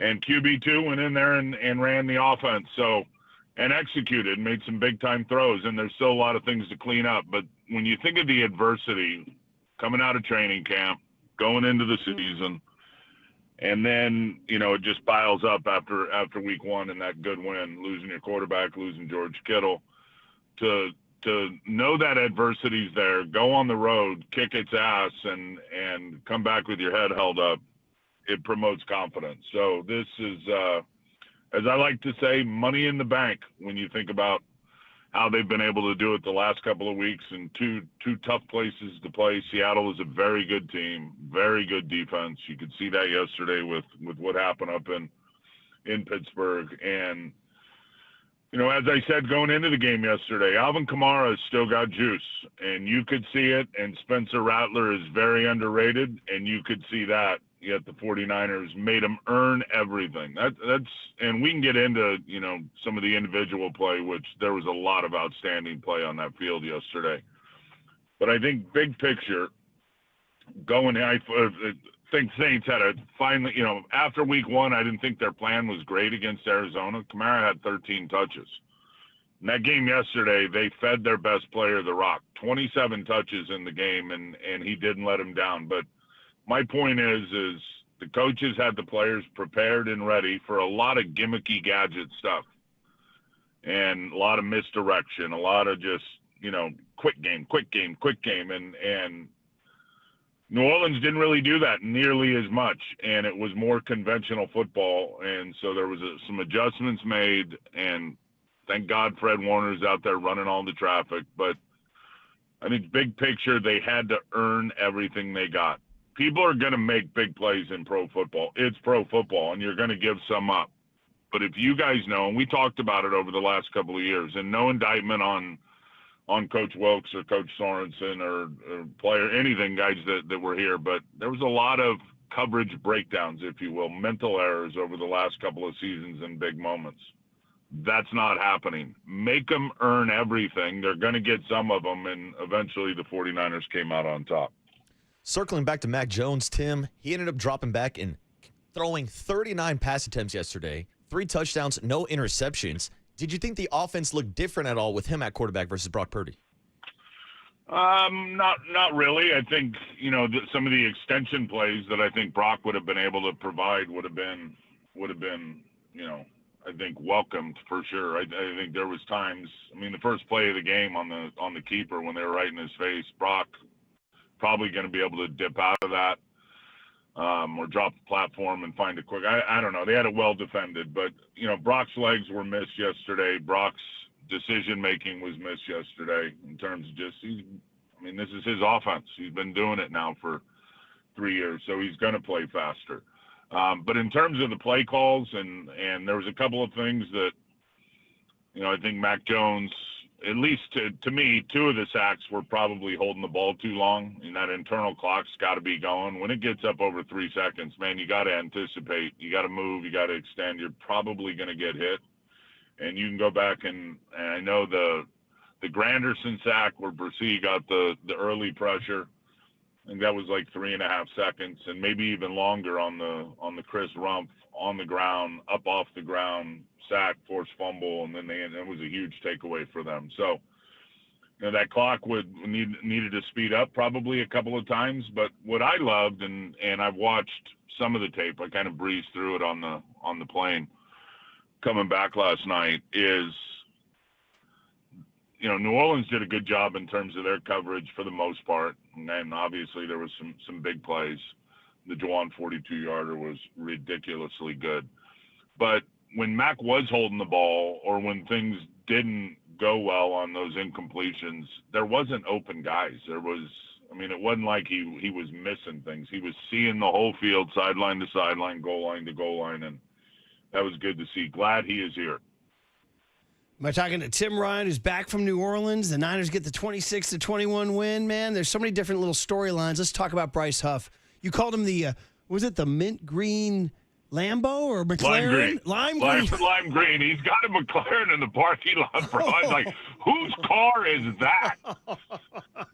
And I talked, because it's Corvette summer for me all year long. I was talking to him about it, and so thing will probably do 200 plus miles per hour. So when we got him on, I said, I thought it was that lime green McLaren turning and burning at 175 around the corner. That's what he does, man. He is high octane juice. And the thing with him, and it was a good get off. It wasn't a Derek Thomas great get off, the great, Kansas City Chief for all those years, and how he anticipated. And Bryce is really good at it. But when he gets to the corner, I could never get to the edge as fast as he could as a pass rusher, but I could get to an edge, and then I would get by the guy and try to roll your hips by him, and a lot of times those big O linemen would just jump on my back, and I'd fall down because I didn't have the physical skill sets to really blow through it. When he gets to that junction point where he's got his hips even with the pass protector on a deep angle with the shoulder dipped, his ability to burst from there to the quarterback and finish is elite. And I've seen it since the day he got here. And Robert Saleh told me when they got him, he goes, this guy will win us a couple of games this year as a finisher with walk-off sacks. And it took, all of 2 weeks to do that. What a great play, and what a great timeout right before that to just kind of get some oxygen in those lungs and get those guys ready for the biggest play of the game. Fuel up that McLaren, baby. You're listening to KNBR AM and KNBR FM, San Francisco, the sports leader, a Cumulus media station. Tim Ryan, every Monday at this time until baseball season ends. Yeah, Tim, earlier on you mentioned Fred Warner's performance, but I got to ask you about D. Winters, because it looks like he's really filling in for that absence that we saw leave this past offseason with Dre Greenlaw going to the Denver Broncos. I mean, he looks like a great partner in crime out there for Fred Warner. If you look at the almanac, Winters started in September this year in California. My God, the light is on for him, Marcus. You can see it, and what I mean by that is he anticipates. He knows where he's got to be. He anticipates what's coming. Obviously knows the calls, and Johnny Holland has done a great job along with Fred and Robert and coaching him up in year number 3. But when he's playing without having to strain in terms of his thought process, then you see his physical skills show up. Remember when he came out of TCU, he was sub 4.5. He can run and play fast, and speed kills. So he is really playing great through the first couple of weeks and had, big plays all over the place. And before it's all said and done with the blitz package, and we'll see what happens, if and when, hopefully sooner than later, that Malik comes back. Robert Saleh is going to have some blitz weapons. And whether they're free runners or they're just getting Huff and Bosa and Michael and those guys one-on-ones, they're going to have real ability in big moments to torture quarterbacks and really apply the heat to them. So D's playing great. You said the name Michael. He was next on my list. He flashed 2 tackles for loss. Okay, a first-round draft pick showing up a little bit. Week 2, what are you seeing? Well, second game, no preseason action, as you guys know, with the knee. And remember the Bosa sack, the huge sack at the end of the game on the second to last drive, which was great eyes by Nick in terms of being able to, a lot of young rushers are so worried about, and a lot of guys that haven't gotten there a lot are so worried about beating the guy in front of them, they take their eyes off the target. The target is the quarterback. The guy in front of you is just he's a pylon you got to get around. He's a cone in the road that you got to move to get to your target. And that sack that Nick got, if Michael just opens his eyes, he ran right by him. I mean, it was a great move by him. He has got so much power. Just watching him extend those arms on tight ends and tackles, he shocks them, and is going to continue to get better at that. He's so heavy-handed and so strong and has quick twitch. Love the gap charge inside when he made the TFL. Gets his hands on you, you're not getting away. So, yeah, his game's going to continue to go north. No question about it. He's built right. He's loaded with skills. Looks like he's going to be a great pick. Tell you the guy I'd like to give credit to, and going back and watching the tape last night, Alfred Collins played so much better. The second round pick. He's starting to figure it out, and you could see it in the run game in there last night in terms of how he's handling the blocks, playing into blocks, shedding blocks, getting off blocks, not giving up his gap. You couldn't say that week one in Seattle. There's no question you could say it after that game in New Orleans. Tim, a rookie that we really don't talk about is Connor Colby. 7th-rounder guard, was forced into action yesterday, filling in for Ben Barch. How do you think he looked out there yesterday? How do you think he looked, Marcus? I thought he looked damn good, Tim. You would be right about that. He's and we'll see how long Barchi's going to be out with the ankle. I don't know what the news is on that, but Connor Colby is really taken to coaching, and Chris Forster, and those guys have done a great job with him, and he has taken to the coaching. He trusts what he's learned over the last couple of months, and you can see it on the field. There was one play, and those twist stunts aren't easy to handle now. And the tackle went first, got in between he and Trent Williams, and they had it blocked out pretty good. And then the end wrapped around, and he was a little late seeing it and reacting. It didn't have a huge impact on the play. But other than that, I thought he played his ass off. He's making his blocks. He's getting to the second level. And you watch as that band of brothers stays together, that the run game in those blocks, there's going to come a point here in the next couple of games where you're going to hear me on the radio on game day say, that is a clinic blocking session right there. That's how you draw it up on the board. That's how you go execute it. It won't be one. It won't be two. It won't be three. It'll be 5 or 6 guys that are all making their blocks in sync, cutting the defense in half, and the running back seeing it, timing it up, and hitting it at the right spot. It always takes a little while for this run game to really have the precision and the synchronicity that it's known for. That's not that far away, I promise you. Yeah, man, for sure. We're talking to Tim right after just a lot of satisfying performances with the Niners down Kittle, down Purdy, down Ayuk, down Kyle Juszczyk, and, of course, pulling out the road win over the New Orleans Saints. Here was an interesting moment, I thought. It was 4th and 2 for the Niners. It's a 16-14 game. We're going third quarter here. 4th and 2, New Orleans 28-yard line. So they're driving. And these days, I'm almost now conditioned. Last 3, 4, 5 years in the NFL, you're going.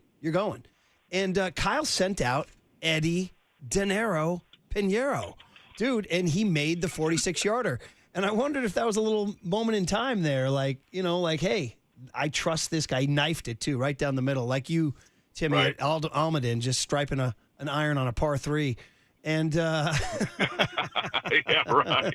Right at the flag, Tim. Thanks for that, right Murph. at the Tim. Thanks for that, Murph. Right at the flag, buddy. Yeah. And but I just did you right to the flag in the backyard of the house that's on the left. Hey man, then we'll drop and we'll hit another one. Hey, so what about that decision? Did you think they were going to go for it, and what did you think that statement was? And then I guess that leads to the Pinheiro question. Yeah, I mean, look, I'm not gonna. I think when you have a new kicker, and Eddie's make percentage speaks for itself, and it's 4th and 2, and in a game that, is tight like that, and in a game where you got to trust your defense and you're on the road. And I get the whole analytics and 4th and 2 and go for it and keep the drive going. Yeah, but I love the fact that they try. And look, Brant Boyer comes into a lot of these decisions, and I'm sure he didn't make that decision. Those are all Kyle's decisions. But knowing Eddie Pinheiro, knowing what he's about, knowing what his confidence level is after missing the extra point to start the game, right? And knowing kind of the DNA of that guy and how he's built, and then having the confidence to put him out there. And then clearly when he makes it, it was the right decision. Now, if he missed it, we'd probably be saying something else. Easy to be a Monday morning quarterback. So I had no problem with the decision to go get the points on the road. It was interesting. It was telling. And so maybe Pinheiro is going to be the dude who makes these kicks for the Niners as they do their thing. Okay, man, listen, it was very satisfying. We talked about it, Mac Jones getting it done. We talked about the O-line. We talked about the defense, all that. So now we just kind of leave it, Timmy, by turning our attention to Sunday in Santa Clara. And I know we're still sort of buzzing off the win, but, Purdy becomes what, like a week-to-week thing? And then if it is Mac Jones against Arizona at home, just kind of your thoughts about the Purdy situation going into this week. Yeah, I think he's got a chance to be back. I mean, obviously this week and the rehab that he's doing and the treatment that he's getting, all that will go into play, and he will be monitored daily, probably over there being monitored right now, all the way up until game time. I think if it's close at this point in the season, let's not put him out there. I think being at home, being on grass, the 2 turf games. CMC with 2 turf games now. Come on. And that turf was slick and soft and spongy, and that is not a great surface to play on. But being at that Levi's putting green grass, which is just absolutely, Griner's got that place looking like Augusta. Let's go. And if Brock can go, he'll go and go out there and do what he does. Arizona's going to throw a lot of scheme at you on defense. They got to. Obviously, Calais Campbell came in. They got Sweat rushing the edge. They got good players on defense. Their secondary will get after you. But certainly, I think where the 49ers want some redemption after getting swept by the Arizona Cardinals last year. And then offensively, I don't think their O-line's very good. I've watched their first 2 games. I think the defense can get after them and force Kyler Murray into some mistakes. He didn't, to me at least, didn't play great against New Orleans week 1.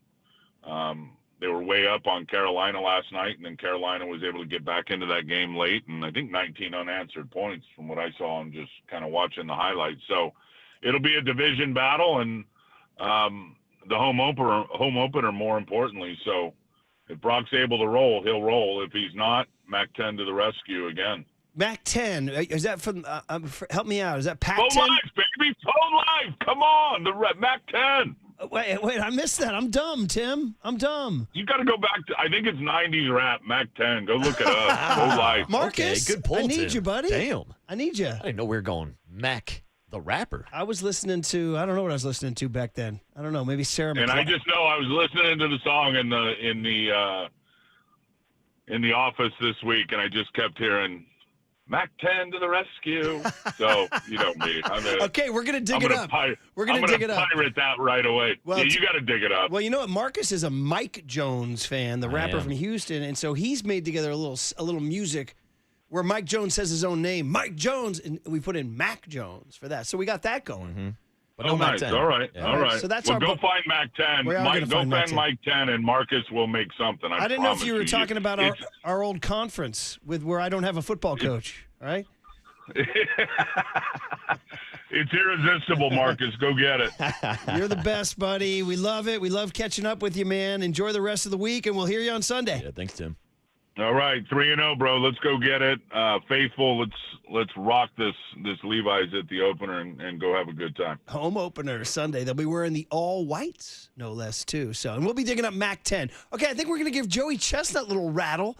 Check him out and get into some fun conversation as it's a Victory 49er Monday on the Sports Leader.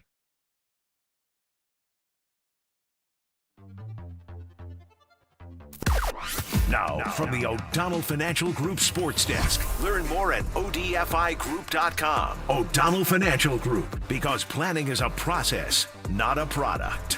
We are still giving away a $100 Amici's East Coast Pizzeria gift card. Amici's 12 Bay Area locations offer dine-in, takeout, and delivery of your favorite New York and Detroit-style pastas, pizzas, and flame-roasted chicken wings. Check out the menu and order online at amicis.com. And today, stay tuned through the 9 a.m. hour for your chance to win a $100 gift card to Amici's. You can find official rules on thesportsleader.com.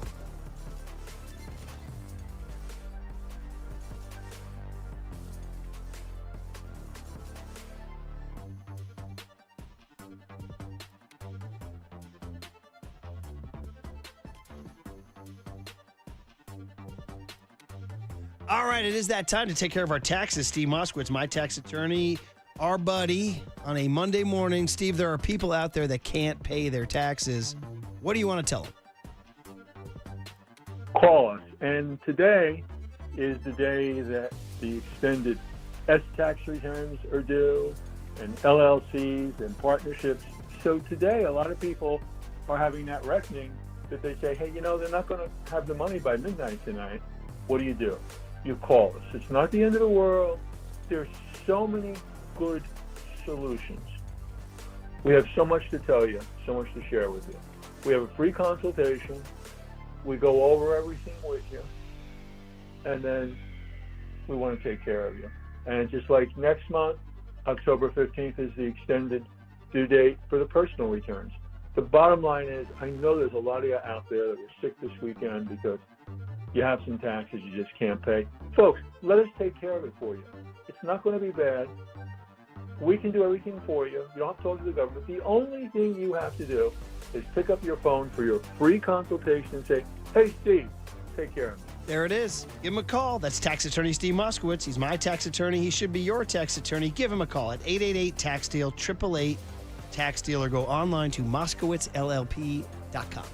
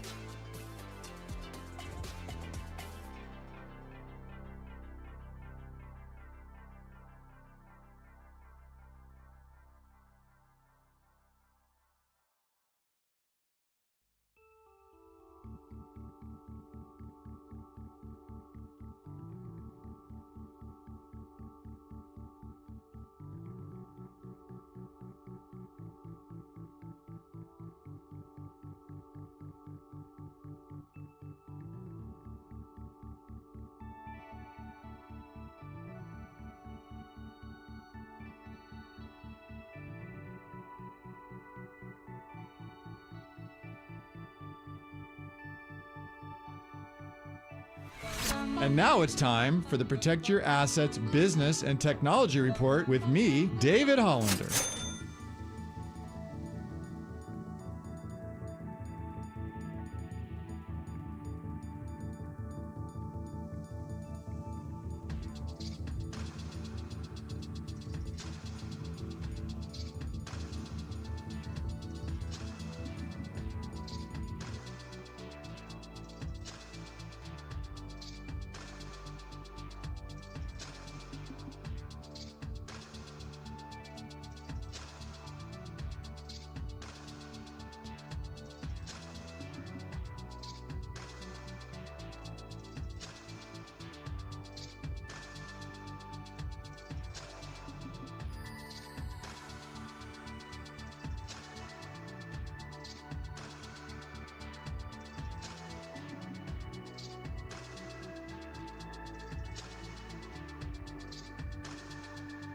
Now back to Murph and Marcus on The Sports Leader. Streaming live on thesportsleader.com and KNBR. The Sports Leader app. Murph and Marcus is sponsored by Bigelow Tea. Grab a mug and tea proudly. Oh, yeah, Tony. I love it. I've always thought this should be our national anthem.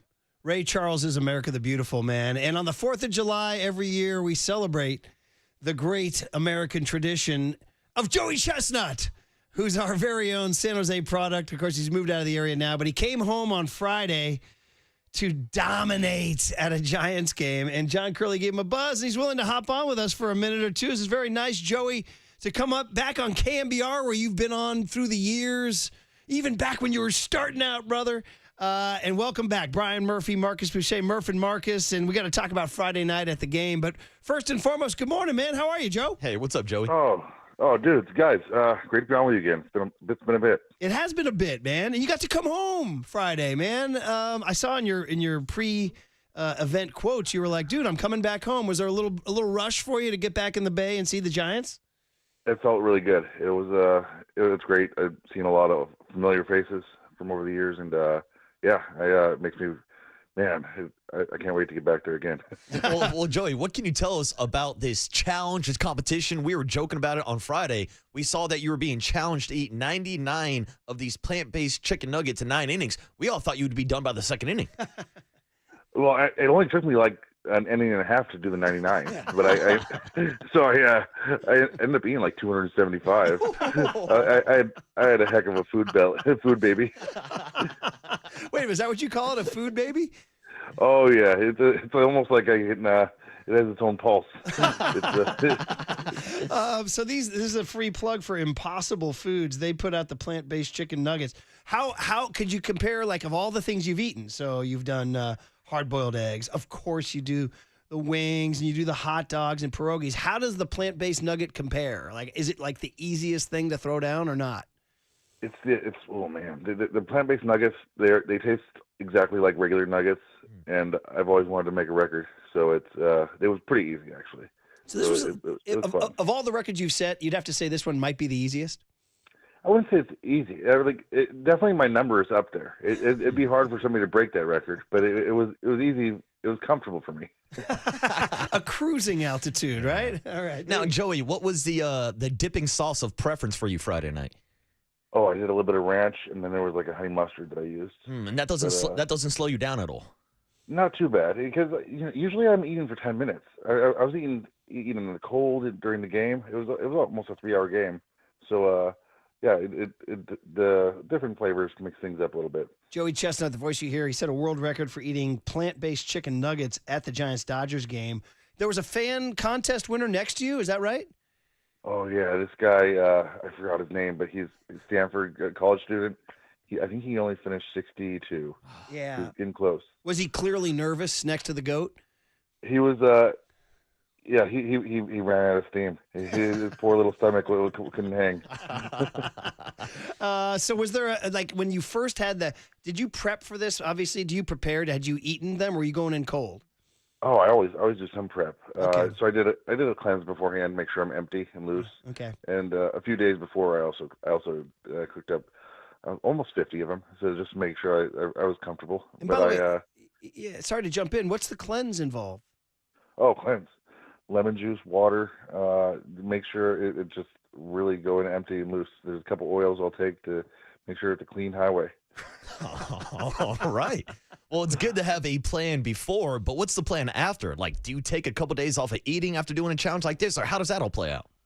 Oh, it's this one. It's high fiber, so the next day I'm just eating. Stay away from any kind of carbs. I try to just take a break. It takes about 3 days to get back to normal. I'm feeling pretty good today. Dude, did you stay? I know because you had a certain different situation with your food baby and all that stuff. Were you able to stay to the end of the game? Because that was a special game. I know. Yeah, I had to get out. I had to get out there right when the 10th inning started. It kind of sucked, but dude, it was a bummer. But you got the win though. So you still root for the Giants? Oh yeah, I do. I root for the Bay Area. It's my heart will always be there. That's awesome. Well, listen, man, we thought it'd be fun just to check in for a few minutes. What's next for you? You got anything on the horizon? You going to take some downtime? A little bit of downtime. I got in 2 weeks. I'll be in Texas eating tamales. I haven't been there in years, so it'll be nice to hopefully break my record there. Okay. But yeah, we'll see what happens. Now, Joey, this might sound like a dumb question, but I'm going to ask it anyways. Do you enjoy eating? I still love it. Oh my God, it's the best job in the world. I get to travel, eat, and then when I recover from a contest, I look forward to eating good food. Great question, great answer. Perfect way to go. All right, good luck with the tamales. You're always loved in the Bay, Joey. Thanks for the time, man. Yeah, thanks, Joey. Oh, thank you.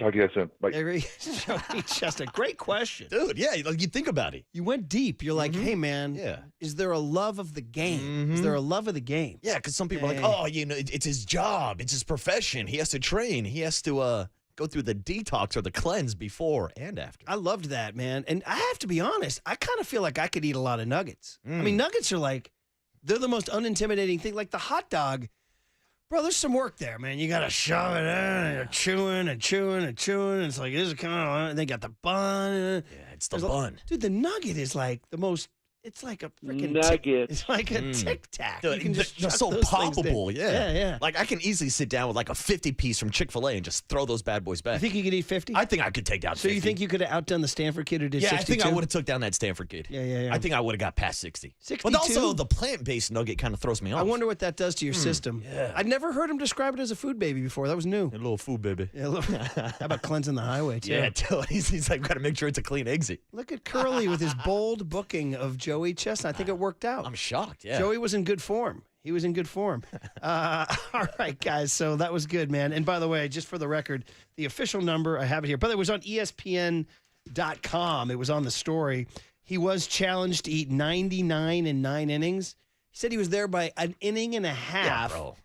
And said he had 227 by the 5th inning. That's insane. Dude, so he had by the time he was had qualified for the win, he had 227. And then he just cruised home. Finished with 275. Yeah. I guess he got like bored or something, you know? I mean, this guy truly is the Steph Curry of eating. Yeah. Like, Steph changed the game with his ability to shoot.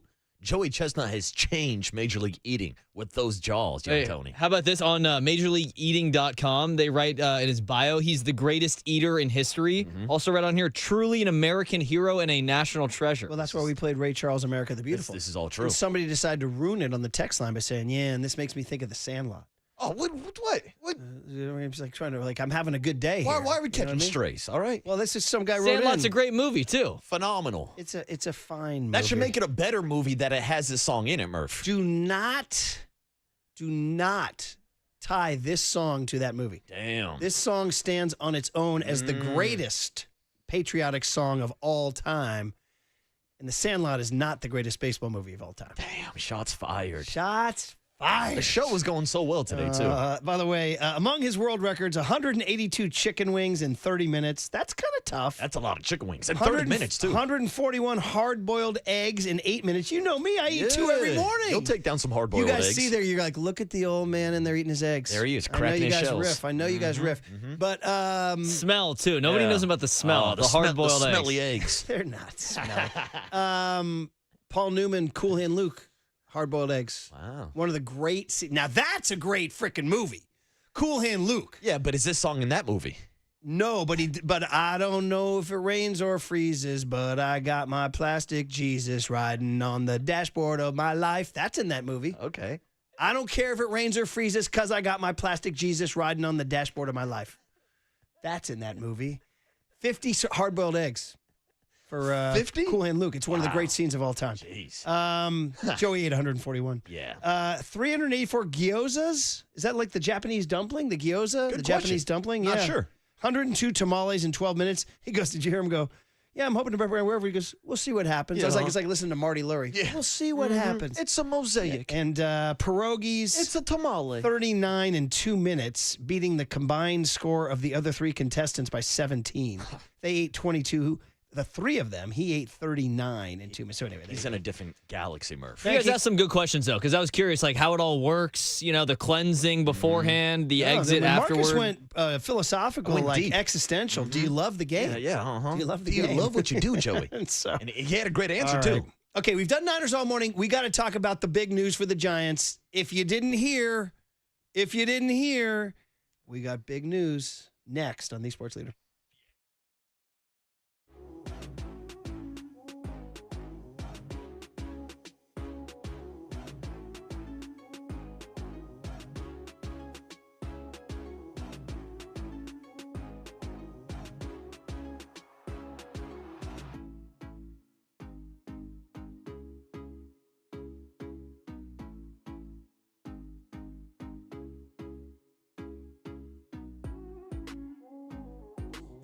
All right, let's talk about real stuff like life insurance. I know there's excuses. I've been there. It's complicated.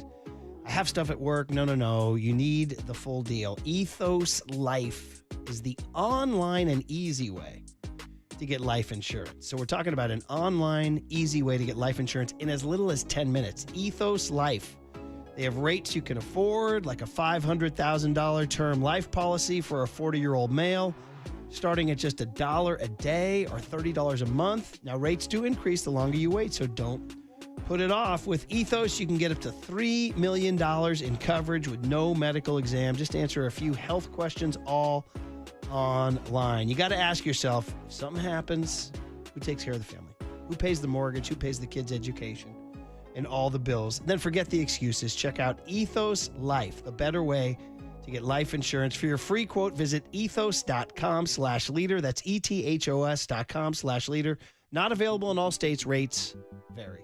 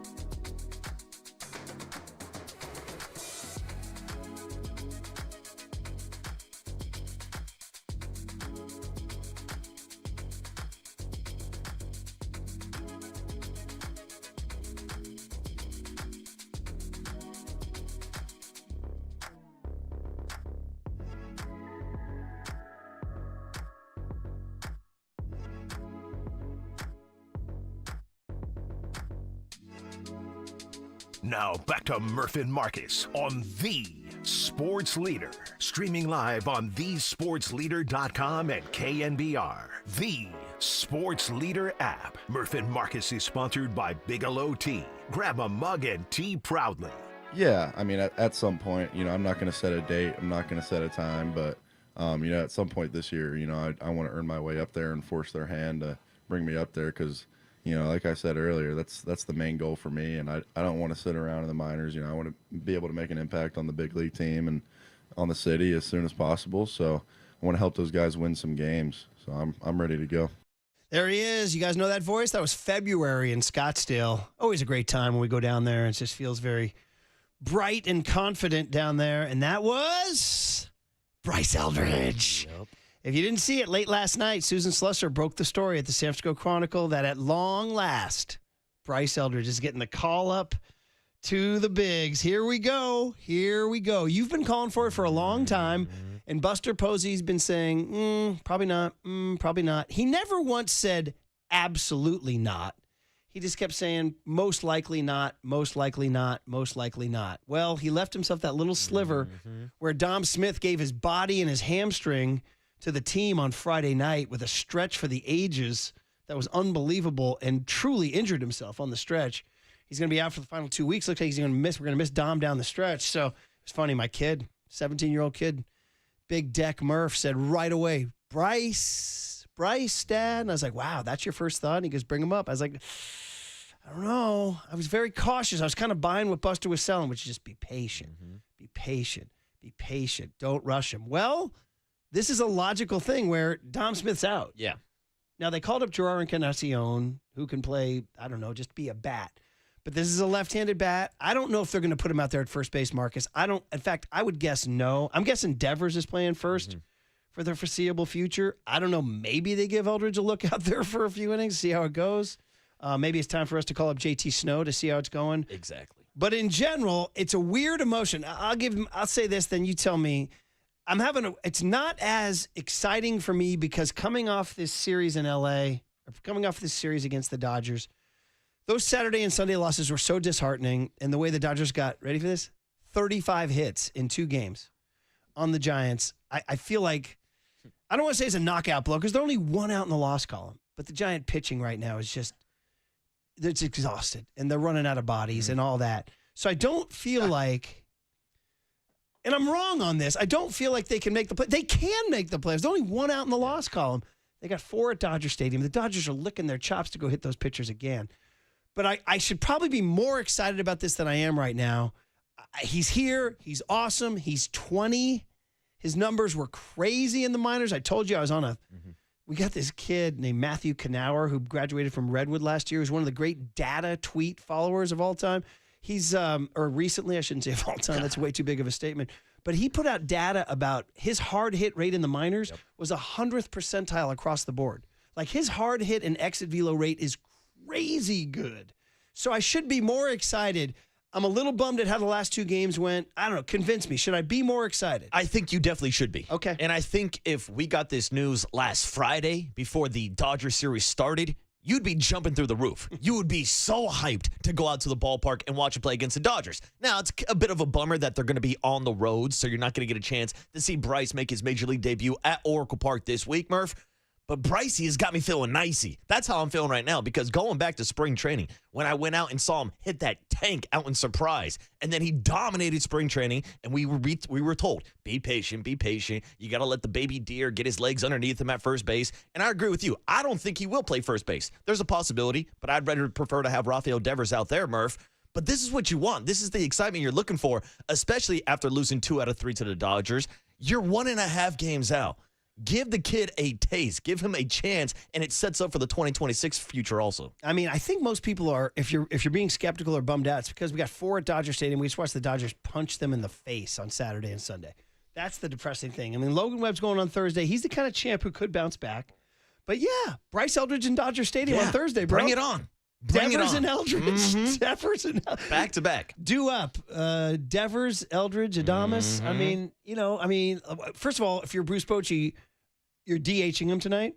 Yes, if you're Bob Melvin. Pardon me, Bruce Yeah, Bochy. I was going to say, Bochy's back in town, too. Damn. We're really having a reunion party. If you're Bruce Bochy, you're in the hunt, by the way. They're right on. They're knocking on a playoff spot. But shoot me a text. And they took 2 out of the 3. Yeah, shoot me a text, Bryce. They almost swept the Mets, by the way. Yeah. They had 2 out of 3, and the Mets lost 8 in a row. But anyway, here's some of the stats I was talking about that I found on Twitter. Since Eldridge's return from the IL in mid-July, he has a 95.8 mile-an-hour average exit velo, 100th percentile, okay? He has a 67% hard hit rate, 100th percentile, and the second place guy is at 58%. Damn. So he's, okay, more. On fly balls, his average exit velo is 100 miles an hour and has an 87% hard hit rate. Both numbers are number 1 in all of minor league baseball. So, I mean, there's a lot to like. I worry about the strikeout numbers. I guess we just understand. I mean, Mike Krukow said to us, if he strikes out 3 times and leaves Earth, then he's won the day. Yep. Now, he compared him to Adam Dunn. Mm-hmm. I mean, listen, we're not saying he's going to hit 470 homers like Adam Dunn did, or maybe he will. But did you like Adam Dunn as a player? I loved Adam Dunn. He was an analytic dream. Dude, he would just hit tanks. And he'd get walked a lot, too. So his on-base percentage was great. You liked Adam Dunn? Yeah, I loved Adam Dunn. I used to think of him as so one-dimensional. Yeah, whatever, But that one-dimension was a home run. Him and Ken Griffey back-to-back in those Reds lineups. I loved watching Adam Dunn. Do you have the Krukow stuff on no? Oh, okay. All right. We'll move on with some more stuff here. Yeah. More stuff here. He struck out. I have the numbers here apparently he has trouble against off-speed pitches, according to this data that the kid put out. He has a chase rate that's pretty low, pretty bad. Off-speed stuff, his xWOBA is bad, his RIF rate. So big league pitchers have a book on him a little bit. I mean, data is so crazy now that they have a book, so off-speed is trouble. So if you're Zach Gallen, why are you throwing him a fastball tonight? Yeah, I wouldn't even think about throwing this kid a fastball. But if he has a good eye and is able to spit on a couple pitches, he'll work himself into a fastball count, if those even exist anymore. But Murph, let's throw the analytics out the window. Who cares? Type his name on Twitter. How many times have we played his home run highlights in the cooler of content? We were just talking about off air just the other day. He laced up a line drive versus Roki Sasaki, 98 miles per hour. So we've seen him against major league quality pitching already. The bigs is different, of course. But I'm looking forward to this tonight, Murph. I'm really looking forward, and I expect him to be DH tonight. And in some ways, Buster's a genius because the fan base got punched in the gut by these last 2 games because we went from the high of Friday night and then the Mets losing before first pitch on Saturday before the Giants were official. You said there were screenshots going around? Yeah. Because I was on Sound Summit at that point in time. Then my sister, shout out Giants fan Katie, she held up her phone during Cake when Cake was singing Perhaps or Going the Distance or Long Skirt and Short Jacket or whatever the heck it is. She held up her phone and it said Giants 4, Dodgers 1. We were like, oh, my God. Yeah. Then I got in the car for the 5th inning. Damn, why'd you get in the car? And I heard John Miller say, Matos missed it. And it was unbelievable. So the fan base is down and out after those last 2 games. So in a way, Buster, I know he didn't do this for image or PR, but it certainly dovetails nicely into picking our spirits up, doesn't it? Oh, without question. I mean, we went from being like Brad Manager was sending me the most depressed text last night. He goes, I was at the game. There were so many Dodger fans there. They pounded the Giants pitchers into submission. He goes, I'm done. The season's over. That's what Brad said. Season's over. I go, bro, they're 1 out in the loss column. He goes, they're done. They have no pitching. They have none. He goes, and I was there, and I heard the Dodger fans. And I said to him, the only way to shut those guys up was to sweep their ass. Yep. And after Friday night, I said, we're going to sweep their ass. Yep. And we're up 4-1, and Chase Kershaw said, we're going to sweep their ass. So we got punched in the face. We got punched in the gut. And now Buster's like, yeah? Mm-hmm. Well, here comes Bryce. Yeah, look what I got for you. A nice little present underneath the Christmas tree. So here's Krukow's take on it. What do you got, Tony? Set me up here, buddy. What do you got? You initially asked him, take yourself into Buster Posey's shoes. What is he thinking? Why does he call him up right now? Okay. Well, number one, he can hit.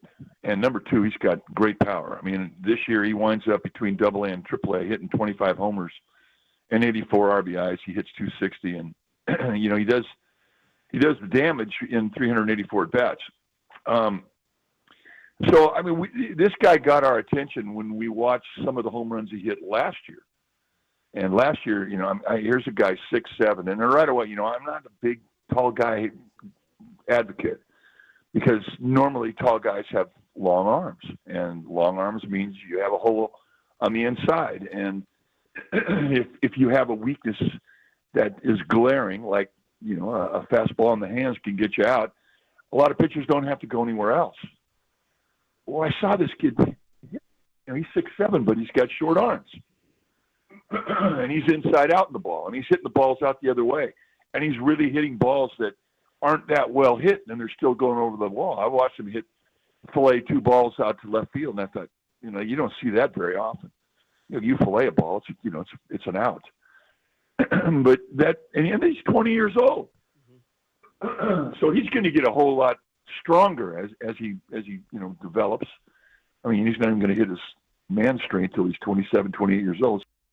This is super exciting. And by the way, thank you, Farhan. Yeah, that's it. Thanks for the parting gift. I mean, listen, I'm not saying he is Adam Dunn, but there's an easy way to comp it. Adam Dunn was 6'6", 285. Eldridge, I think, is 6'7". Yeah, 6'7". Yeah, 6'7", Murphy, you got that? 6'7". Marcus in the interview goes, hey, 6'7", 6'7". Now, his strike, like I'm looking at 04, 05, 06, prime Adam Dunn when he was 24, 25, 26 years old, and he hit 46, 40, and 40 bombs. He struck out 195, 168, 194, led all of baseball 3 years in a row. So that is going to be part of the deal. Yeah, but that's going to be part of the deal. Just get used to it. It's going to be part of the deal. Yeah, but it feels like that's part of the deal with a lot of players these days. Reggie Jackson used to strike out all the freaking time. All right. And I used to say this they about made candy bars for the guy. Yeah. All right. I used to say this about Adam Dunn too. He's always somebody that I wanted to end his career playing for the Giants, just because he has that type of power, all park power, as I like to call it, where he can leave any ballpark. And that's how I feel about Bryce Eldridge already. Now, I might have to pump the brakes a little bit here because I am talking about a 20-year-old kid who hasn't even played in a major league game yet. But, Murph, you watch these highlights. We saw him down in spring training. Mike's right. He'll fillet a ball into the left field bleachers. He's going to put a bunch of balls in McCovey Cove. Man, what do we got here, Young Tone? We got Mike Krukow comparing them to Adam Dunn. He kind of reminds me of Adam Dunn. Adam Dunn was a big guy, and he made hitting home runs look easy. I mean, he'd miss balls and fillet them over the opposite wall in left field. He was a left-handed hitter. So, I mean, I like what I see with this guy. What I don't know much about him is his ability to defend. He never had played a position in high school. He was a pitcher, and he DH. He never learned how to play first base. So, you know, the reports I had on him were, you know, he was developing, but it's going to take time, blah, blah, blah, blah, blah. So I didn't want to see him come up too early. I didn't want to see him get into a situation and have failure, because up here, once you get here, they don't care. There's no excuse for not being a good enough defensive player. You know, you're going to get blistered. So I wanted to make sure that this guy was capable, and he would avoid all that negative criticism if indeed he was not up to speed with his glove. But he, you know, from the get-go, I mean, I thought he could have hit when he was 19 years old up here. I mean, dude, this guy, everywhere he's gone, he just mashes baseballs, man. And I gave you guys the data. He's like the best in all of minor league baseball and smashing baseballs. He's putting up Joey Chestnut type numbers in the minor leagues. There are weaknesses on the off speed, and there's a strikeout gene. But if the Giants are, theoretically, if the Giants could pitch, they're supposed to be playing close games in which one swing of the bat, like from a Devers or an Eldridge, can change the game. Now, they're not pitching well. They got 10 going tonight, bro. Yeah. I don't know what to do about that. I'd honestly rather see Bryce Eldridge on the mound than Kai Wei Tang. Don't forget. Yeah, he was drafted as a pitcher. Our two-way player. Our great listener, John Plattsy, the Stanford broadcaster, and shout out to Stanford getting that win on Saturday night. He said, don't forget, Buster Posey, 2009, got called up in late September. He went 2 for 17, so everybody relax. Yes. Everybody relax. Yes. And I love the fact that they are rewarding him. Now, they obviously made this move also because of the Dominic Smith injury, but there's been so many examples of guys getting a taste, and even we talked to Buster about it. Yeah, he didn't have the most success when he first got called up, but, like, think about what that did for his career moving forward. And I expect Bryce Eldridge to be on the 40-man roster next year when they do break camp down in spring training. So this is a great way for him to kind of dip his toes into the water. I wish I would. I'm not going to lie. The 2 losses to the Dodgers punched me, and Brad's freaking texts depressed me so much. Come on, Brad. I know. He was super bitter. And I guess Dodger fans will do that for you. If you're at a game and they're pounding the baseball and Dodger fans are in your face, that will depress you. Yeah. That will depress you. But the fact of the matter is, wipe that clean. You're only 1 out in the loss column, okay? And you have Bryce Eldridge joining the team. Yep. And he's facing a righty. Apparently, lefties might be a little bit of a trouble for him. So, I mean, what the hell? Let's go do it. I'm going to be there Thursday in Dodger Stadium. And by the way, do you know the Diamondbacks, despite selling off everybody, are right on the Giants? They're only 2 out in the loss column from the Mets. Doesn't make a lot of sense. I know. Well, they still have Marte, Perdomo, and Corbin Carroll. Yeah, that's true. Who are very, very good. All right, have you checked into your Mets lately to see where they are? Nah, blank the Mets. I think they are. I think they're off today. So this is the game. This is the day you make up your game because I know the Giants are 1.5. So Zach Gallen versus Kai-Wei Tang. It's at 6:40 tonight. We're expecting Bryce Eldridge to be in the lineup. Would you call him up and not play him? Yeah, I'm not calling up to sit him on the bench. bench. By the way, do you know who the Mets play next? The Padres. Ooh. For 3. Wow. Yeah. Wow, spicy. Chew on that. Chew on that. Chew buddy. on those. Chew on those impossible nuggets. All right. Chew on those impossible nuggets. So, listen, this is the guy you've been advocating for all summer.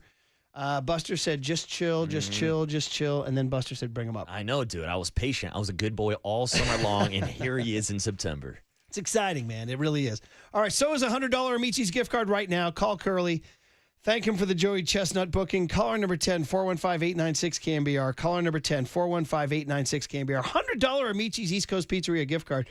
I told you we ordered some pasta tonight for the boys. They're coming over to watch film. So we're feeding them pasta. Nice. From Amici's. From Amici's. You got the penne with the meat sauce and the fettuccine Alfredo. Oh, I like the Alfredo. Declan said the kids want pasta to fuel up. So you got to get those carbs. You got to spill those water polo calories. How crazy is it that Bryce Eldridge is making his debut tonight, and he's 3 years older than your kid? It's unbelievable. I mean, about the same height, too. Yeah. Put that in it. Amici's East Coast Pizzeria's 12 Bay Area locations offer dine-in, takeout, and delivery of your favorite New York-style and Detroit-style pizzas, pastas, and flame-roasted chicken wings. Check out the menu and order online at amicis.com. Good luck to all y'all. What did young Tony learn? Hand it over to Silver. And who is it? Is it JD today? JD, who, by the way, as soon as we signed off on Friday, because we talked about scrubs and scrubbinis. Ah, that's right. And I told the story about buying that CD in 95 in New York City in my big trial week with Candace. Like, can we make this thing work? And I bought TLC, and I said, I can't remember the name. We signed off, and I get the ping. I get this text from JD. It said, crazy, sexy, cool. Damn. Look at JD. Okay, JD. Because JD ain't no scrub. That's why.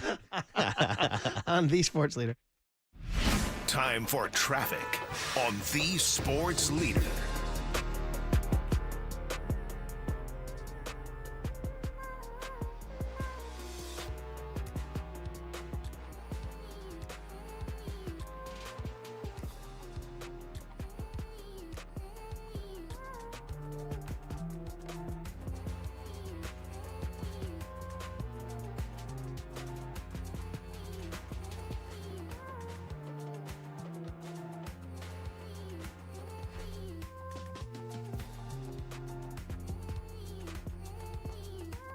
All right, that time of day, we tell you guys that Bigelow Tea is the #1 tea in the Bay Area. That's why every season is Bigelow Tea season. Don't matter what season, it's Bigelow Tea season.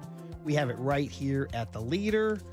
We can have English breakfast, chamomile, Earl Grey. Pick your flavor. All the different flavor options are good. Perfect for those of us who make our living behind the microphone. Keeps us going here at the Sports Leader. Our cup of Bigelow Tea right here in the studio. So grab a mug full of your favorite Bigelow tea and tea proudly. I'm just sipping on chamomile.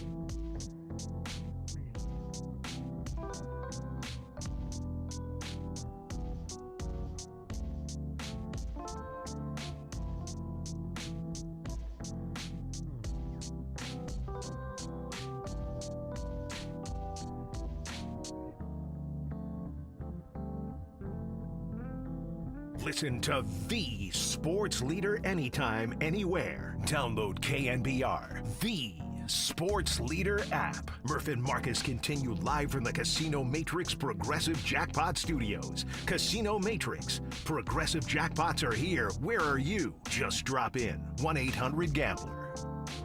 Boom. Let's go. It was a fun Monday.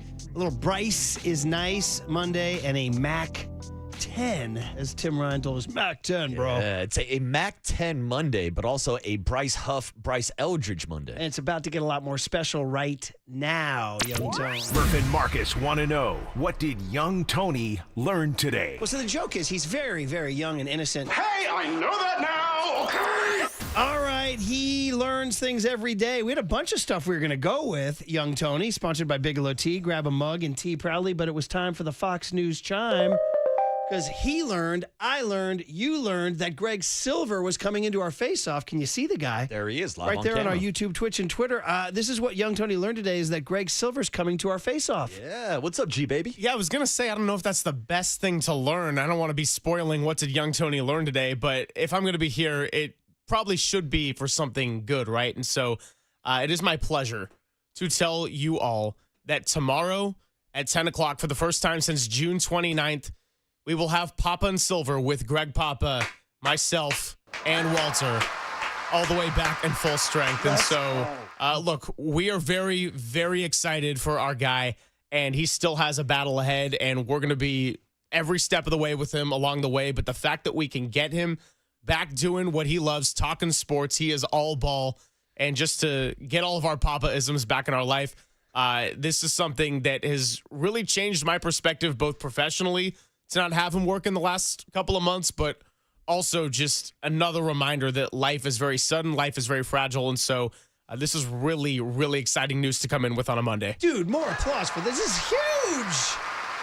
What he's facing is obviously very, very, very serious, and this guy has been tough and resilient the entire time. We've all been texting him, and he's kept his sense of humor. He's kept his attitude. He's kept his edge, and it's like, man, Greg's doing good. Greg's doing good. You're telling me, if you're just tuning in, Greg Silver back, Greg Papa back on the airwaves tomorrow. Tomorrow, 10 a.m. This is huge.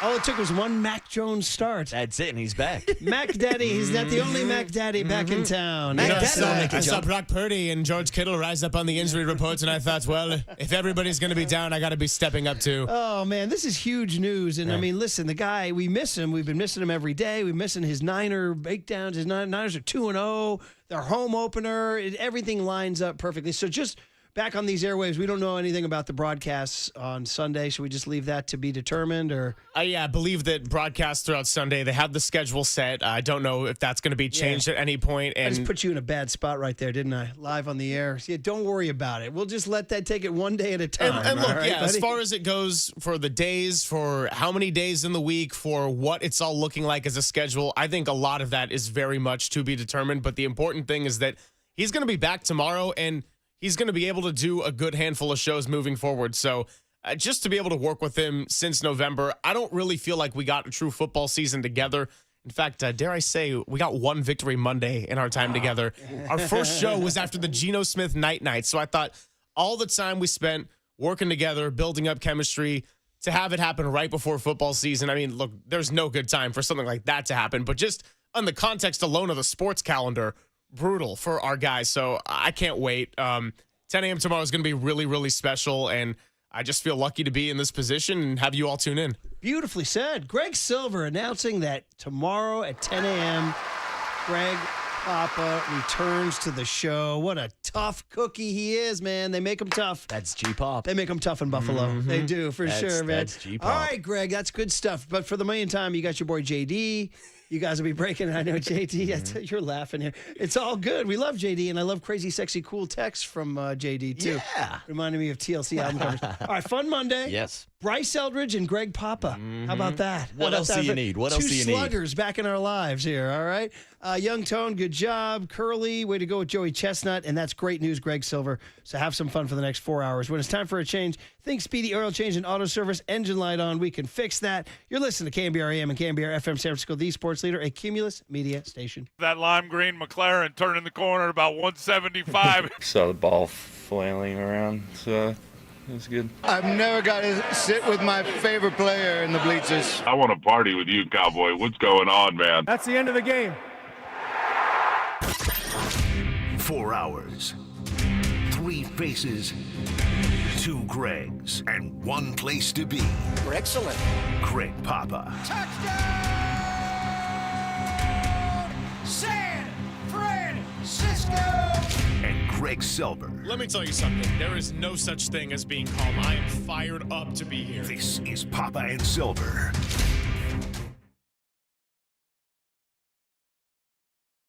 Jones under center.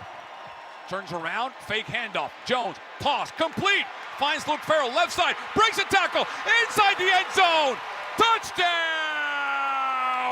49ers! Luke Farrell with his first career touchdown. Jones from the gun, the snap, looks right, looks, throws, end zone! Touchdown!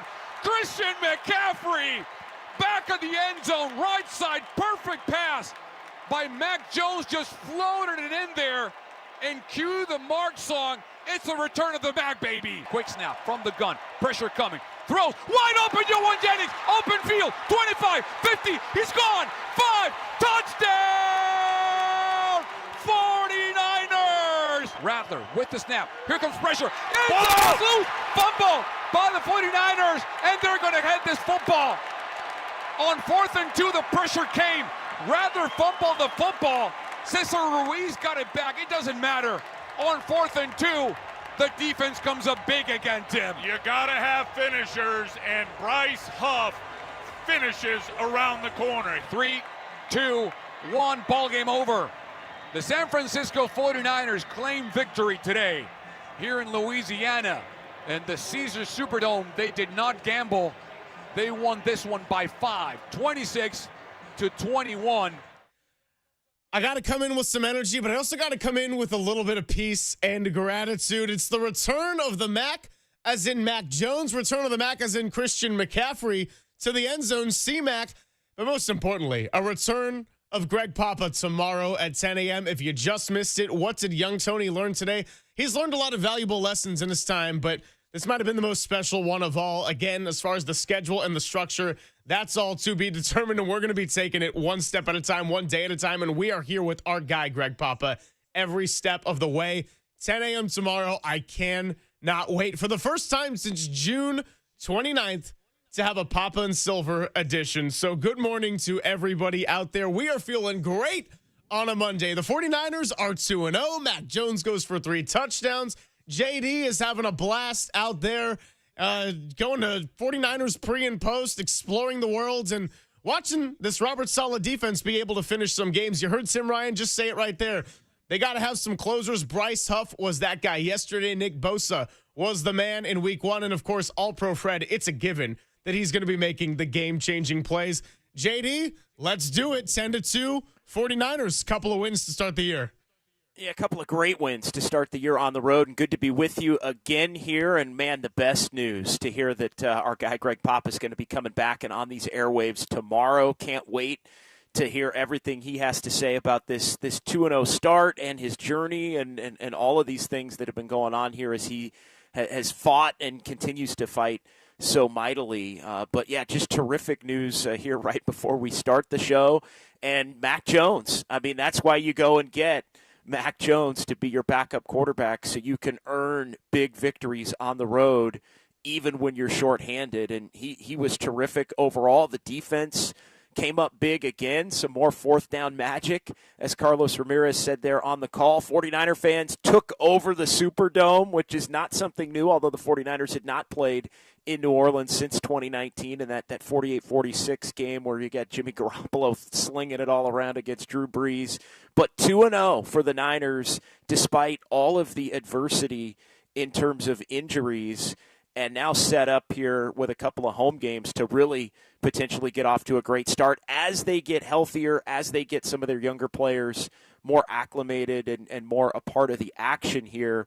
This team's in a really good position. It could have very easily lost both of these games, but you know me, Greg, I'm never into rating victories. Those were a couple of huge wins here to begin 2025. No, we're not going to be rating victories, and I'll say this. in 2 weeks, you're not going to be causing a celebration, right? Like, who's the Super Bowl champion after 2 weeks? I don't know. The Bills, the Packers, the Eagles, whatever. Long way to go in the season. 2 weeks, though, that's definitely enough to be hitting the panic button. And the 49ers, at the very least, by getting these wins and overcoming the injuries with a lot of circumstances not in their favor, they've avoided hitting the panic button early on. Mac Jones, again, this is why you go and get a very capable backup quarterback. And I don't think the Saints are going to be one of the best teams in the NFL this year. In fact, they're probably going to have a top 5 draft pick when all is said and done. But with that being said, I don't think they played a poor game. Spencer Rattler did not turn the ball over. He was crafty. I got to give him some credit in the sense that for all the discussion of, wow, he threw it 46 times in week 1, and he's not a good quarterback under pressure. He faced pressure multiple times and was able to either scramble his way out of it. The throw he had to Juwan Johnson for that Saints first touchdown was an absolute dime, and he made the 49ers go and earn it. Now, the offense is ultimately what carried it. You had to have 3 touchdowns to be able to win the game, but the defense is what finished it off, and the game-changing play, Fred Warner, so much to get into. We have our big-ticket questions to revisit, and by the way, 10:30 again, like we do on our Reaction Mondays. 808 KNBR, get ready to bang the phone lines, 415-808-5627. But this starts here with Mac Jones. And if he doesn't play well, JD, the 49ers don't win that game. Now, we talked about Mac Jones, and is he going to be able to limit some of those potentially big mistakes, some of those game-changing plays? He did have the one on the strip sack, but to not have an interception, to be able to throw for 3 touchdowns, to have Christian McCaffrey be that continuously steadying force, that's the reason that we're talking about the 49ers being 2-0. And again, don't think the Saints are going to be good, but you've won 2 games on the road to start the year. That's never an easy feat to accomplish. We saw them do it 2 years ago. Yeah, and for Mac to play as well as he did, given the fact that he did not get off to a great start. The 49ers come out and they throw it on the first 3 plays. He goes 0 for 3. The Niners kind of got a break, I thought, on the first New Orleans possession. Rattler missed a wide-open Olave, threw the ball behind him as Olave beat Renardo Green, and that could have and should have been a touchdown. And then the Saints miss the 40-yard field goal right after that, and New Orleans really went out and targeted Renardo Green at the beginning of that game. But the 49ers catch a break there. Mac maybe a little bit overamped. He did miss some throws. There were some balls that were kind of overthrown or sailed on him a little bit. And he starts with the 3 incompletions, but then a really nice, balanced second drive for the 49ers, and you get Eddie Pinheiro miss the PAT. You're thinking, oh, my goodness, what is going on here with that at that point? But Mac settled in from that point, and it was just big throw after big throw. The Fred Warner play was huge. The Bryce Huff play on the 4th down late was huge. I thought the 49ers really won this game late first half on the Mac Jones, a pair of connections to Juwan Jennings, 1 for 13, 1 for 29, and then the beautiful throw to Christian McCaffrey in the end zone on the 7-yard touchdown. I thought Mac was settling in throughout the course of that first half, but that final drive, 9 plays, 77 yards in the final minute 7 to put the 49ers up 16-7, knowing they'd get the football back to start the second half, and they end up, that was the possession where, Mac probably needs to get rid of the ball, not take the fumble, but he avoided the catastrophic mistake, which we talked about was going to be something that he'd have to do. The fumble wound up not being a catastrophic mistake, even though the Saints were able to punch it in and score a touchdown. And man, their offense got rolling in the second half against the 49ers defense. But for the second consecutive week,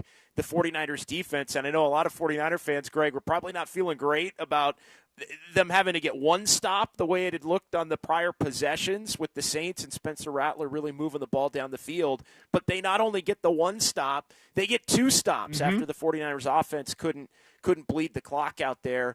And that's been a theme here through these first couple of weeks, the big stop and the big moment forcing a turnover with their backs against the wall and the potential to lose the game right there hanging in the balance. How many times do we say the words complementary football? That was a true illustration of complementary football yesterday with special teams, a little bit more stability. And yes, there was that missed extra point, but the 2 field goals in the 40s that Eddie Pinheiro drilled right down the middle, no doubters, no stress. And welcome to the 49ers for now, Mr. Eddie De Niro. And then as far as right before the half, You mentioned it, the 2-minute drill. Mac Jones goes 7 for 9. One of the incompletions, a spike. Christian McCaffrey, first touchdown since the 2023 season. And Carlos Ramirez and I last Thursday, when we were doing the show together, he brought up the fact, he said, hey, with all of the question marks on the offense and the way the defense just showed out, you think there's any way Kyle Shanahan would win the toss and receive the ball to try to get Mac Jones settled early? I said, Carlos, we could talk about this all we want. We could even have reasons for why Kyle should or shouldn't do that. You know he loves that 2-for-1 way too much, and it ended up playing exactly as Kyle Shanahan designs with that 2-minute drill and then getting the ball to start the second half. The offense carried it a lot of the way, and the defense is the one that shut the door in the end. So I didn't say bend, don't break on defense as far as it went for week 1 because there really wasn't a lot of bending. This was a little bit more of a bend but don't break kind of performance from Robert Saleh's unit. And you said the big play was the 2-minute drive. I think the most important switch of the game actually was Fred Warner punching the ball out from Alvin Kamara and being able to get even in the turnover battle once again. There were a lot of paramount plays to that game. The Jawan Jennings touchdown, the Christian McCaffrey touchdown, the Fred Warner turnover, and then Bryce Huff, what he did to close the door in the end. But this is all something we can get into as the 49ers move to 2-0. They win it 26-21. Greg Papa is going to be back tomorrow. It's hard to feel much better on a Monday morning. I think I might actually like Mondays now. Walter, you feeling with me? All right, let's go ahead, continue this conversation, revisit our big ticket questions, and get ready to hear from you. YouTube chat, phone lines, text line. It's all coming up. It's Papa and Silver with JD on the Sports Leader.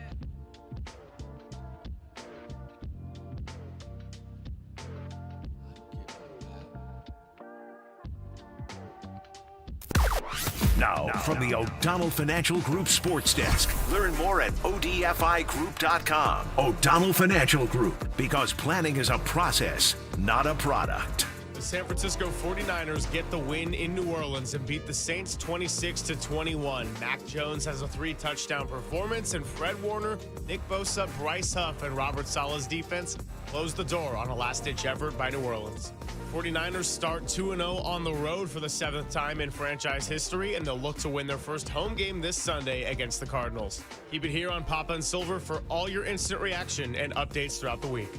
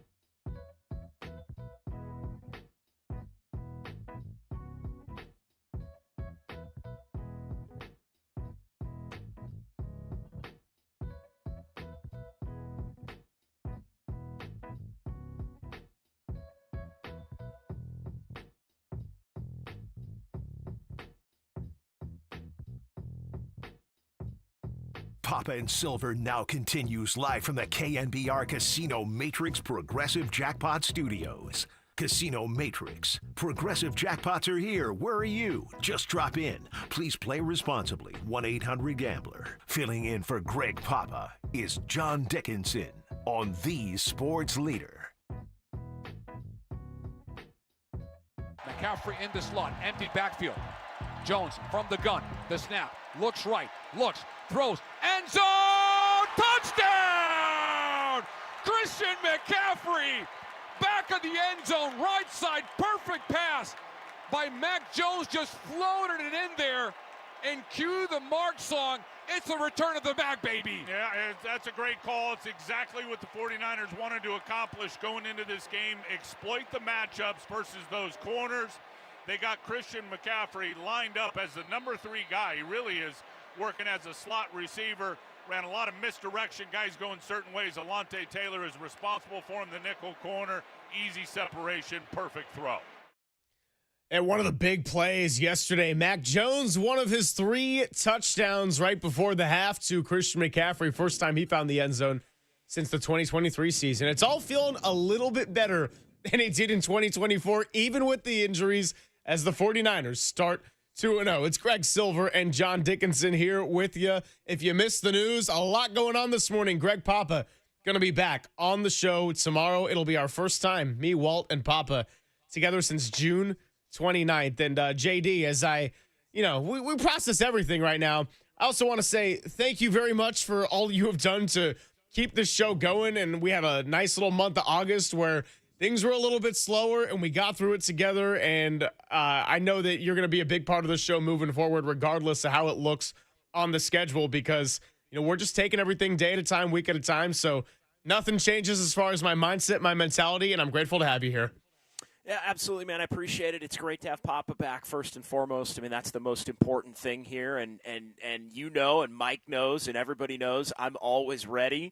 So I will be around and ready to be called upon if needed. But I can't wait to hear Papa breaking everything down here to begin this season come tomorrow at 10 a.m. And there's so much to break down from the weekend, not just even with yesterday, but we had the news even after a dramatic Giants-Dodgers series, and there was the high of Friday and then the low of Saturday, Sunday.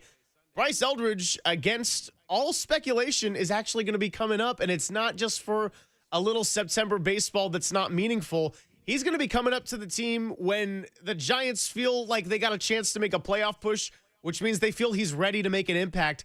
Dom Smith goes down making that incredible play with Matt Chapman, and as our guy Derek Papa called him, Dom splits.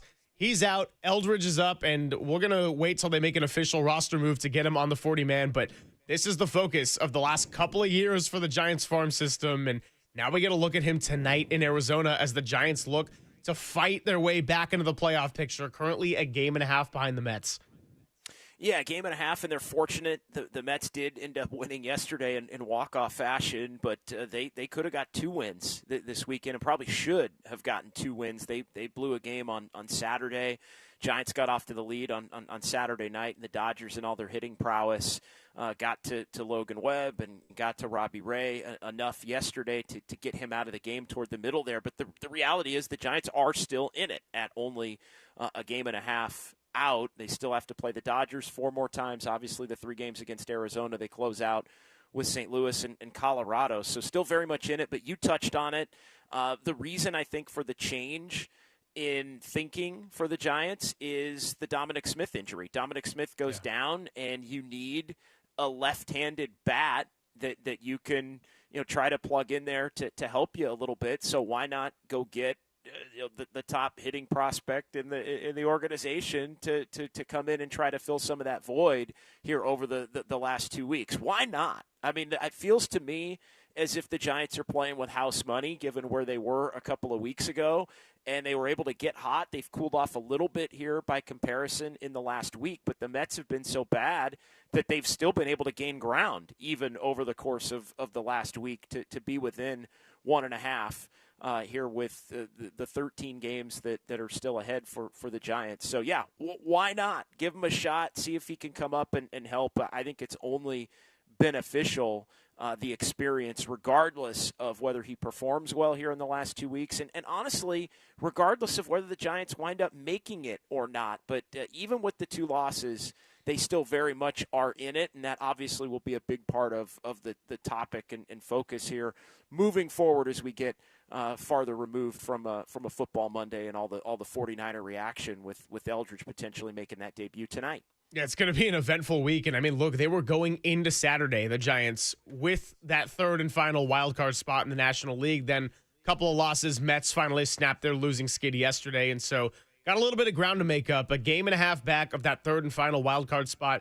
You're going to face Arizona. Then you got 4 against the Dodgers coming over the weekend. So lots to be monitoring here with Bryce Eldridge and the Giants pitching staff and injuries, and of course the 49ers, where we're going to pivot back to right now. So we got our big ticket questions that we throw at you on Fridays to reevaluate on a Monday. And just to run through those again. Number 1, who will win the turnover battle? Well, this is an interesting one, right? Because the 49ers have been even in both games, but doesn't it feel like they've won the turnover battle just on the basis of being able to equalize when they were behind in the turnover battle? Not losing the turnover battle, even if you're not winning it, has ended up being a major key in both games because it won you the game and shut the door on Seattle with the Nick Bosa strip sack. And then yesterday in the Alvin Kamara punch out, it got you even again and really just established control back in the game. And the defense ended up closing the door without a turnover, but getting the turnover on downs. So that ended up being a big one, JD. And yeah, look, sometimes not losing the turnover battle can be just as important as holding an advantage in it. Yeah, absolutely. I mean, that's where it's at. And I think not all turnovers are created equal. Some are more catastrophic than others. Some are more beneficial than others when you force them. And I think you could make the case that, especially going back to week 1 and the Bosa play and Darnold ends up losing the ball where they're going in to score. I mean, you look at the Saints, they were in a little bit of a different position, a longer way to go there. But if you're taking the ball away on the final possession with the game on the line, that's definitely not the same level of turnover in terms of impact than even the lost fumble. And the lost fumble was significant. And Kyle Shanahan after the game pretty much saying that Mac's got to get rid of the football or at least be able to hang on to the football in that particular situation. And we know turnovers have been a problem throughout the course of Mac Jones' career. But that one, even with the Saints able to go down and score and pull to within 2, the 49ers answering, I think, with a turnover that is at least as impactful, if not more, because it literally won them the game. The 49ers too often last year were not getting home. They were not getting sacks on the quarterback. They were not able to get off the field on third downs. I think that was another big takeaway for me. The 49ers won third down again in this game, and they won fourth down in terms of that final turnover, but 8 of 15 converting on third downs, some huge Mac Jones throws on third downs, and then defensively, the 49ers able again to get off the field despite the Saints at times really moving the football against them. Another big ticket question. Can special teams avoid costing the 49ers points? Now, we know why this was a question because it had been an everlasting issue into 2024 and into week 1 of 2025.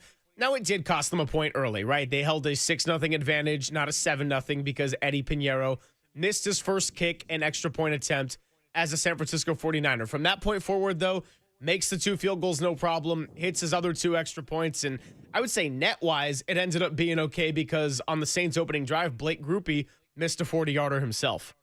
Yeah, and I'll also say this: special teams, and I'm gonna Thomas Morstead, the 2 punts for Thomas Morstead were huge plays to be able to pin the Saints back on both of those final drives to where it is really difficult, especially with a young, inexperienced quarterback trying to grow up in Spencer Rattler, to know you have to go get a touchdown when you have that far to go with a defense really pinning the ears back and looking to get after it and make a play. So I think Thomas Morstead and the ability, the punt coverage and his just ability to just pin the Saints deep was, I think those were the best 2 special teams plays, essentially, that the 49ers have had in 2 games. You talk about complementary football, subtle things, but the fact that he was able to get those punts down as he did, I think was a big part of why the Saints had such a difficult time scoring, had to punt when they're pinned down there the first time. Bosa with the big third down sack there to get the 49ers off the field, and the Niners end up punting it back to them, but they pin them inside the 6. So, yeah, special teams may have cost them a point, but I think special teams really set their defense up to succeed there on those final 2 possessions when the 49ers defense up to that point in the second half was looking a little leaky. The Saints went down touchdown. They're moving it before the Fred Warner play on Kamara, and then they get a touchdown as well. So they were really doing the job against the Niner defense until they had to go the length of the field there in those final 2 possessions. Like the turnover battle, sometimes it's not about winning it. It's just about not having it burn you and be a disaster. And that was sort of the 49ers special teams as far as the kicking goes. Steady kicks, and then you mentioned it, the punts by Thomas Morstead to pin the Saints back ended up being paramount because why? Well, the 49ers didn't have to stop them once at the end of the fourth quarter. They had to do it twice due to some short 49er drives. 808 KNBR, we want to hear from you. We've done enough yapping here in the first half hour of the show. How are you feeling about the 2-0 start on the road? How are you feeling about the prospect of Mac Jones having to make likely another start and possibly anything beyond that? Because Brock Purdy and the turf toe has a pretty large timetable. It's Papa and Silver with John Dickinson, and most importantly, hearing from you next on The Sports Leader. KNBR, the Sports Leader.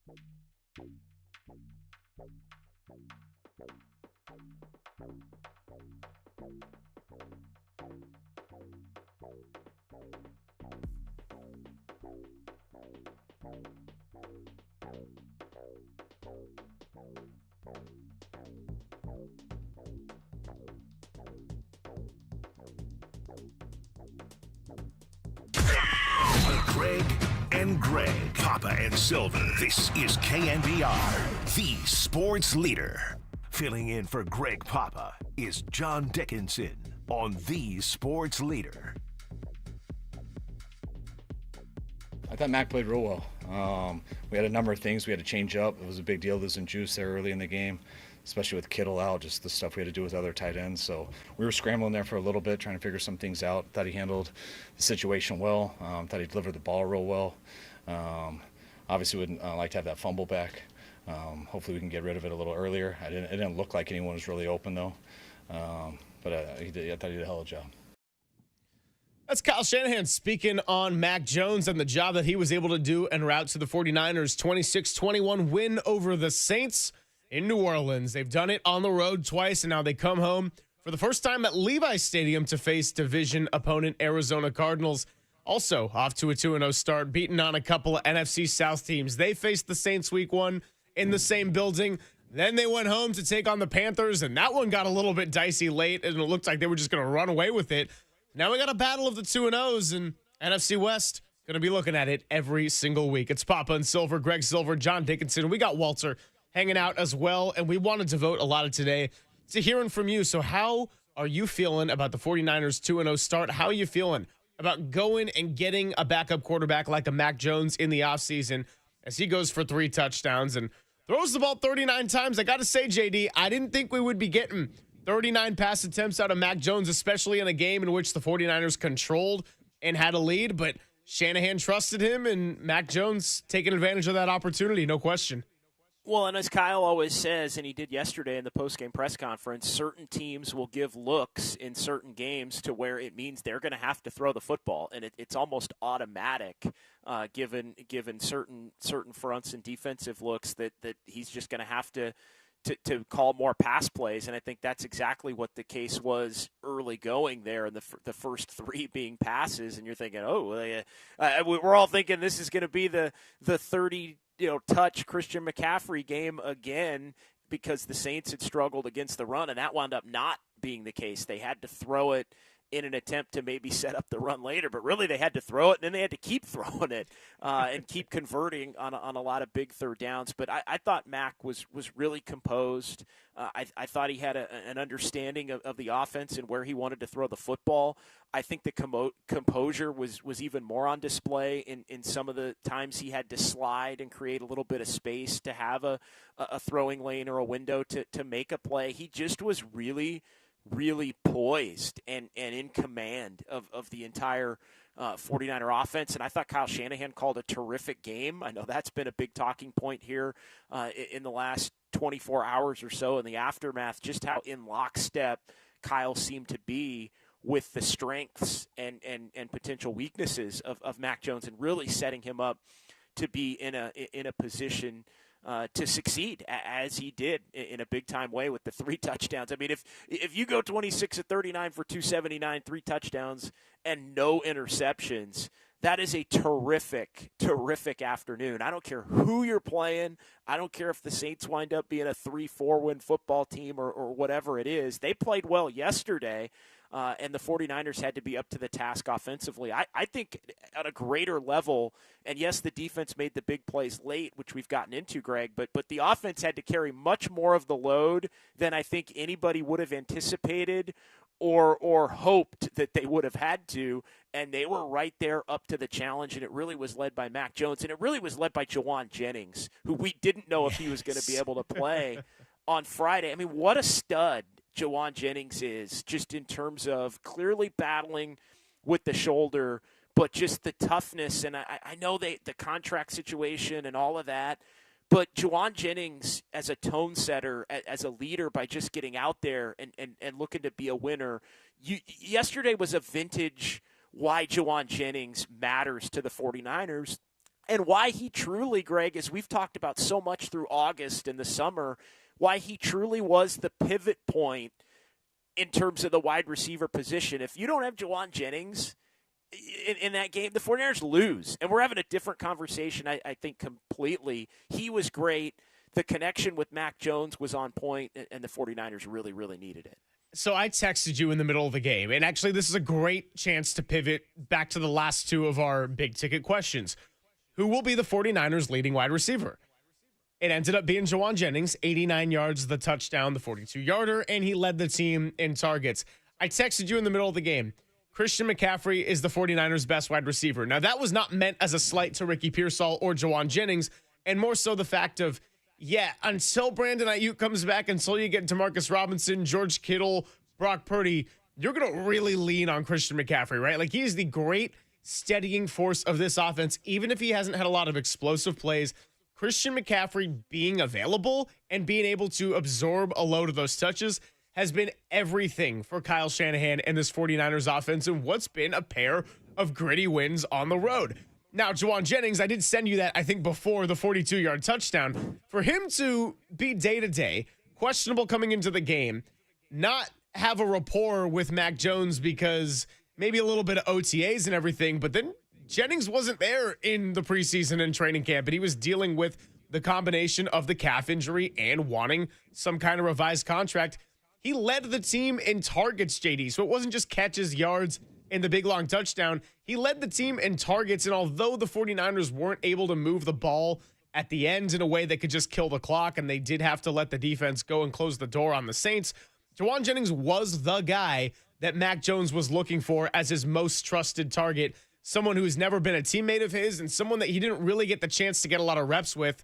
Even this week when Jennings was working through an injury and was questionable up until yesterday morning, it was remarkable. Yeah, it was. 10 targets, the 5 catches, but it's 5 for 89 and the 42-yarder. And again, it was third and Juwan. Third and Juwan was back and in play in the Superdome yesterday. And it helped lead the 49ers to a massive, massive, massive win. I cannot overstate enough the importance of the 49ers getting these first 2 wins. And I know we're going to get into it in 808 KNBR, 415-808-5627.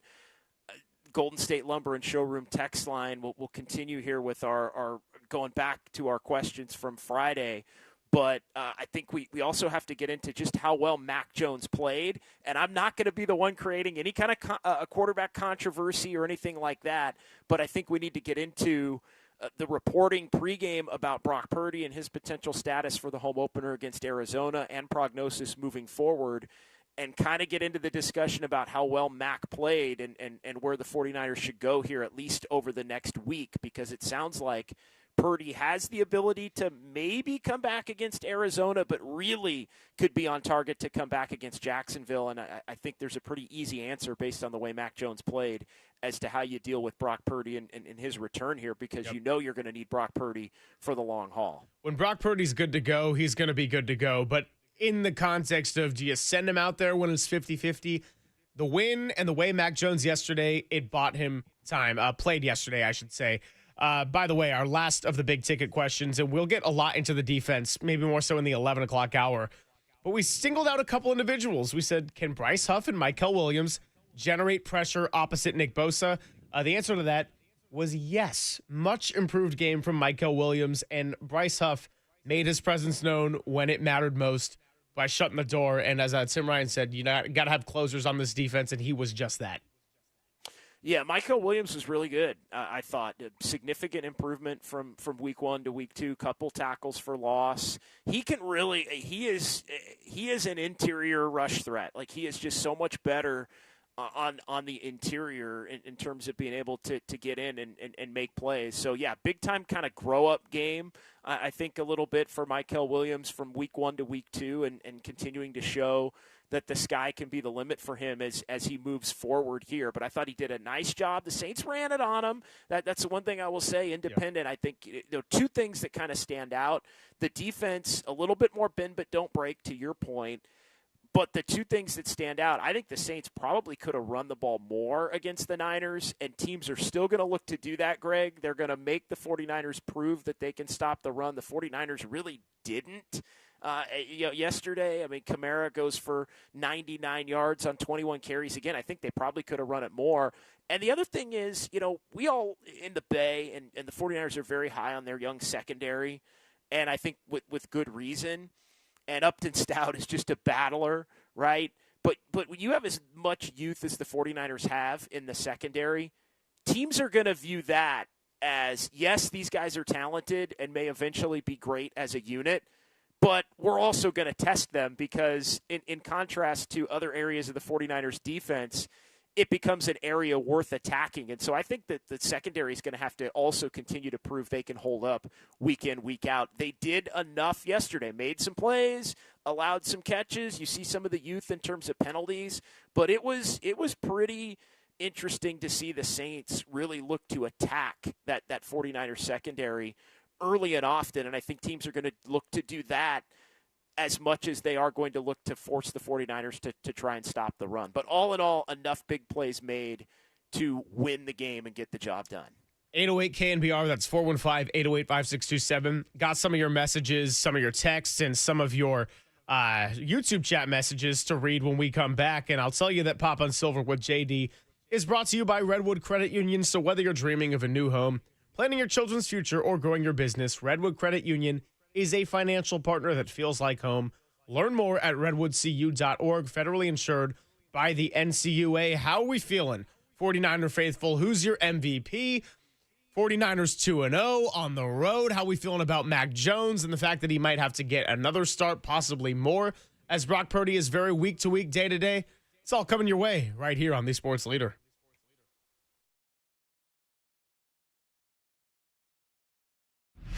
Time for traffic on The Sports Leader.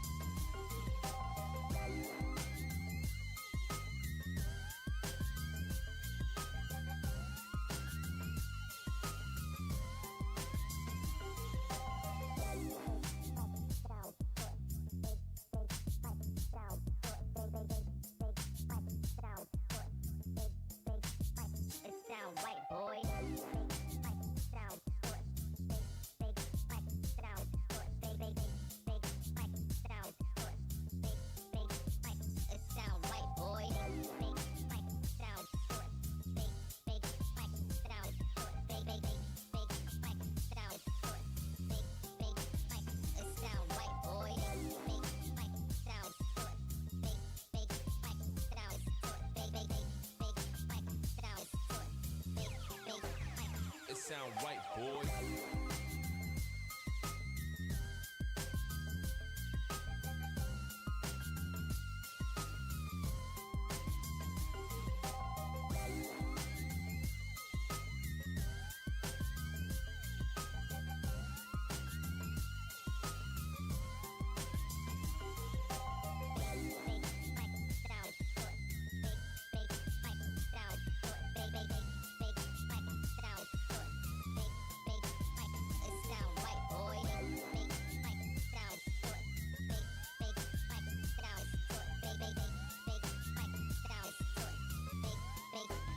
It sound right, boy.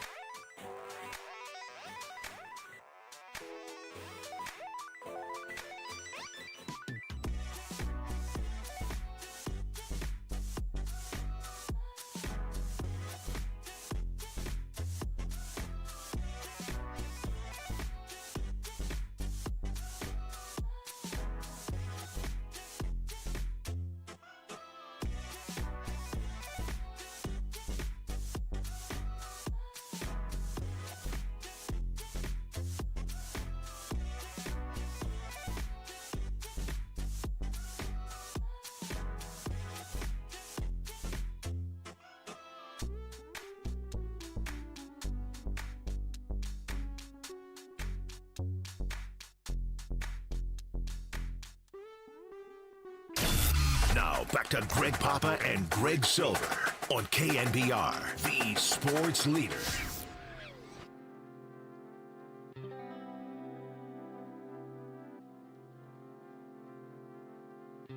Pearsall, born in Tunge's right. Jennings left. McCaffrey to the left of Jones. Quick snap from the gun. Pressure coming. Throws. Wide open. Juwan Jennings. Open field. 25, 50. He's gone. 5. Touchdown! 49ers on third down. It's third and Juwan. 42-yard gain for a San Francisco touchdown. Carlos Ramirez on the call right there. And, of course, we're all thinking of our guy, Greg Papa. And although you did not get to hear him yesterday, you will get to hear him at 10 a.m. tomorrow. Papa and Silver for the first time since June 29th is going to be in its Gregcellent fashion at full strength with Walter hanging out as well. So really looking forward to that. And so much to process here on a Monday, but a lot of good news. Now, the Giants and the way the weekend finished, not so great, but Bryce Eldridge is coming up, and there's another reason for hope. And, of course, 6:40 first pitch tonight with 5:40 pregame. Dirty Work will take you all the way up to that. That becomes a big story right here, and we want to hear from you about thoughts on Mac Jones and what do you do with Brock Purdy moving forward now and how you go about nursing this injury. And does the schedule start to play a little bit of a factor in it? I don't like looking at it that way, JD. I don't, because there's so few games in an NFL week, and one game that doesn't go your way or one game that you might let slip away or one against a division opponent like who they're going to face this Sunday can change everything in the big picture of it all. But going into the week, we said, well, does Mac Jones starting for Brock Purdy, and if they can get the win, does it almost validate the soft schedule, or would it nullify the soft schedule because you don't really know what you're going to get on a week-to-week basis? We're not in the business of rating wins. I think we've been pretty clear about being on the same page as that. But I think, look, if Mac Jones had to get that first start, yes, it was on the road. Yes, the Saints do not have a bad defense, and they did not play a poor game. But that is one of the opponents you would probably pick on your schedule rather than facing Tampa Bay or the Los Angeles Rams. And those are sort of on the back end of that timeline for this Brock Purdy turf toe that he's dealing with right now. I think the question really is at 808 KNBR, how you feeling about the win in terms of all of the injuries the 49ers have had, playing with a backup quarterback who played well, and the ability, yes, against the Saints, who played well yesterday. And, again, maybe some of that was the 49ers, but I just think the Saints played a really, really good game. Now, they made enough, I think, mistakes in different moments, obviously, to lose the game, and often that's what bad teams do, right? Bad teams don't always get blown out. Bad teams often compete and then just are unable to make enough key plays and key moments to win the game, so they lose close. And to me, that's kind of what it felt like yesterday. You had a better 49er team winning a majority of the big moments on the road, and that wound up proving to be the difference. I also think the thing that we can get into, Greg, is just with how well Mac Jones, and some of the reporting on Brock Purdy from even before the game and going back to Adam Schefter, and we can hear what Kyle Shanahan said after the game. But I'll read what Schefter said, and this dropped early yesterday morning. 49ers not optimistic, per Adam Schefter, that Brock Purdy will return from his toe injury for the Week 3 matchup against Arizona. Yeah. But it's not out of the question, and he has improved. So good news there. And then Schefter quotes, "We'll see for next week," one source said about Purdy, quote, "Next week will be tight, but he progressed a lot this week." That, to me, on the positive side, says that he's progressing in the right direction enough to where if it's that tight for Week 3, then to me he would really project to be good to go for Week 4, another home game, that one, Greg, against the Jacksonville Jaguars. So to me, I take that reporting in conjunction with how well Mac Jones played in New Orleans in leading the 49ers to the win with 3 touchdown passes in the 26-39 and in command of the game, 3 touchdowns, 279 yards. To me, it almost is, why push Brock to be able to come back for Arizona? Take your chances with trying to get, and I know the Cardinals are 2-0. It's no shade against them, but why not make sure that Brock Purdy is much closer to where he needs to be in terms of the healing process with this toe because it's so early in the year and because you have a confidence level that Mac Jones can play capably. I'm not creating a quarterback controversy. You're not going to hear me get into any of this stuff about, oh, my God, Mac did it, and Mac and Kyle, and it looked a lot like Brock and Kyle and all. I'm not doing any of that. But for one more week, I think you can get by trying to get another quality Mac Jones performance in the construct of the 49ers system. And it may allow you to have a better version of Brock Purdy for longer once he's able to come back that following week. To me, it's a no-brainer, Greg. Sit him out one more week, play it cautious, take your chances with Mac Jones in that home opener, and then get Brock ready to roll for the Jags game coming up 2 weeks from yesterday. I think 415's got a great text on the Golden State Lumber and Showroom text line. It says, the MVP of yesterday for me is Kyle Shanahan. The game plan was solid, put Mac Jones in a good place to manage the game, and didn't ask him to do anything crazy. Also, and we didn't get into this yet, adjusted well after Kyle Juszczyk went down. Yeah, that was a big injury. You were running a 3 tight end set at one point when Juszczyk got concussed in the first half. You had Braden Willis elevated off the practice squad along with last week's hero Jake Tonjes and the man who got his first ever NFL touchdown, Luke Farrell, all out there together at once. I would fully agree with that. And let Kyle Shanahan try to set Mac Jones up for success one more time. And it makes you wonder, what if he had drafted him in 2021? Look, I don't know. It's 2025. It's all come full circle. And Brock Purdy out of nowhere ends up being the guy that you pay in $53 million a year. By the way, first win yesterday by a 49ers backup quarterback since Brock Purdy beat Tom Brady and the Tampa Bay Buccaneers in 2022. And Brock was so good, turned out he wasn't really a backup in and after all. Let's get out to the phone lines, 808 KNBR. Paul is in Santa Cruz feeling good about this team and feeling good about the return of the Mac Jones. What's up, Paul? You're on the Sports Leader. Hey, awesome. What's up, guys? Yeah, I'm feeling great. Hey, I loved watching Mac Jones. I thought he was fun to watch. I thought the whole team played real well. I think this week, to what JD was just saying, it's going to be interesting, right? Whether Brock Purdy comes back or not, I don't know. We'll have to watch that practice report. I think Shanahan's kind of showed a willingness to let guys go out there. He doesn't shelter guys too much when they show up on the injury report. So we'll see.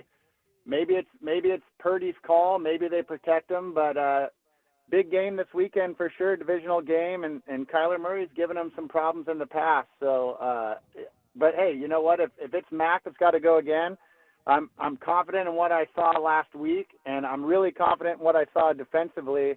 I really liked what I saw from the interior defensive line. Khalil Davis, thought he was moving people around, had a real good game. I'm happy for him to be healthy and on the field. And Michael Williams, too, another guy who just looked powerful, strong on the interior out there. It was awesome to watch. Yeah, hey, appreciate the call, Paul. Paul out in Santa Cruz, 808 KNBR if you want to join the conversation. And I think we're getting a lot of sentiment of what you sort of just threw out there, JD, of let Brock rest, try to get healthy. And 210 says we don't want to re-injure him, or we don't want Brock to re-injure himself, rather, and have a Joe Burrow situation. Yeah, that's brutal. Cincinnati is 2-0, but it's a different kind of 2-0 than the Niners are. Can we also just for a second get into the fact that turf toe is such a ridiculous name for a pretty severe injury? It's like calling like tender shoulder off a dislocated shoulder. Like Xavier Worthy, when he ran into Travis Kelce, yeah, he's got some tender shoulder. Or like, oh yeah, Justin Fields yesterday when his helmet slammed into the turf, he's got some helmet head, a.k.a. Concussion, and might not play next week.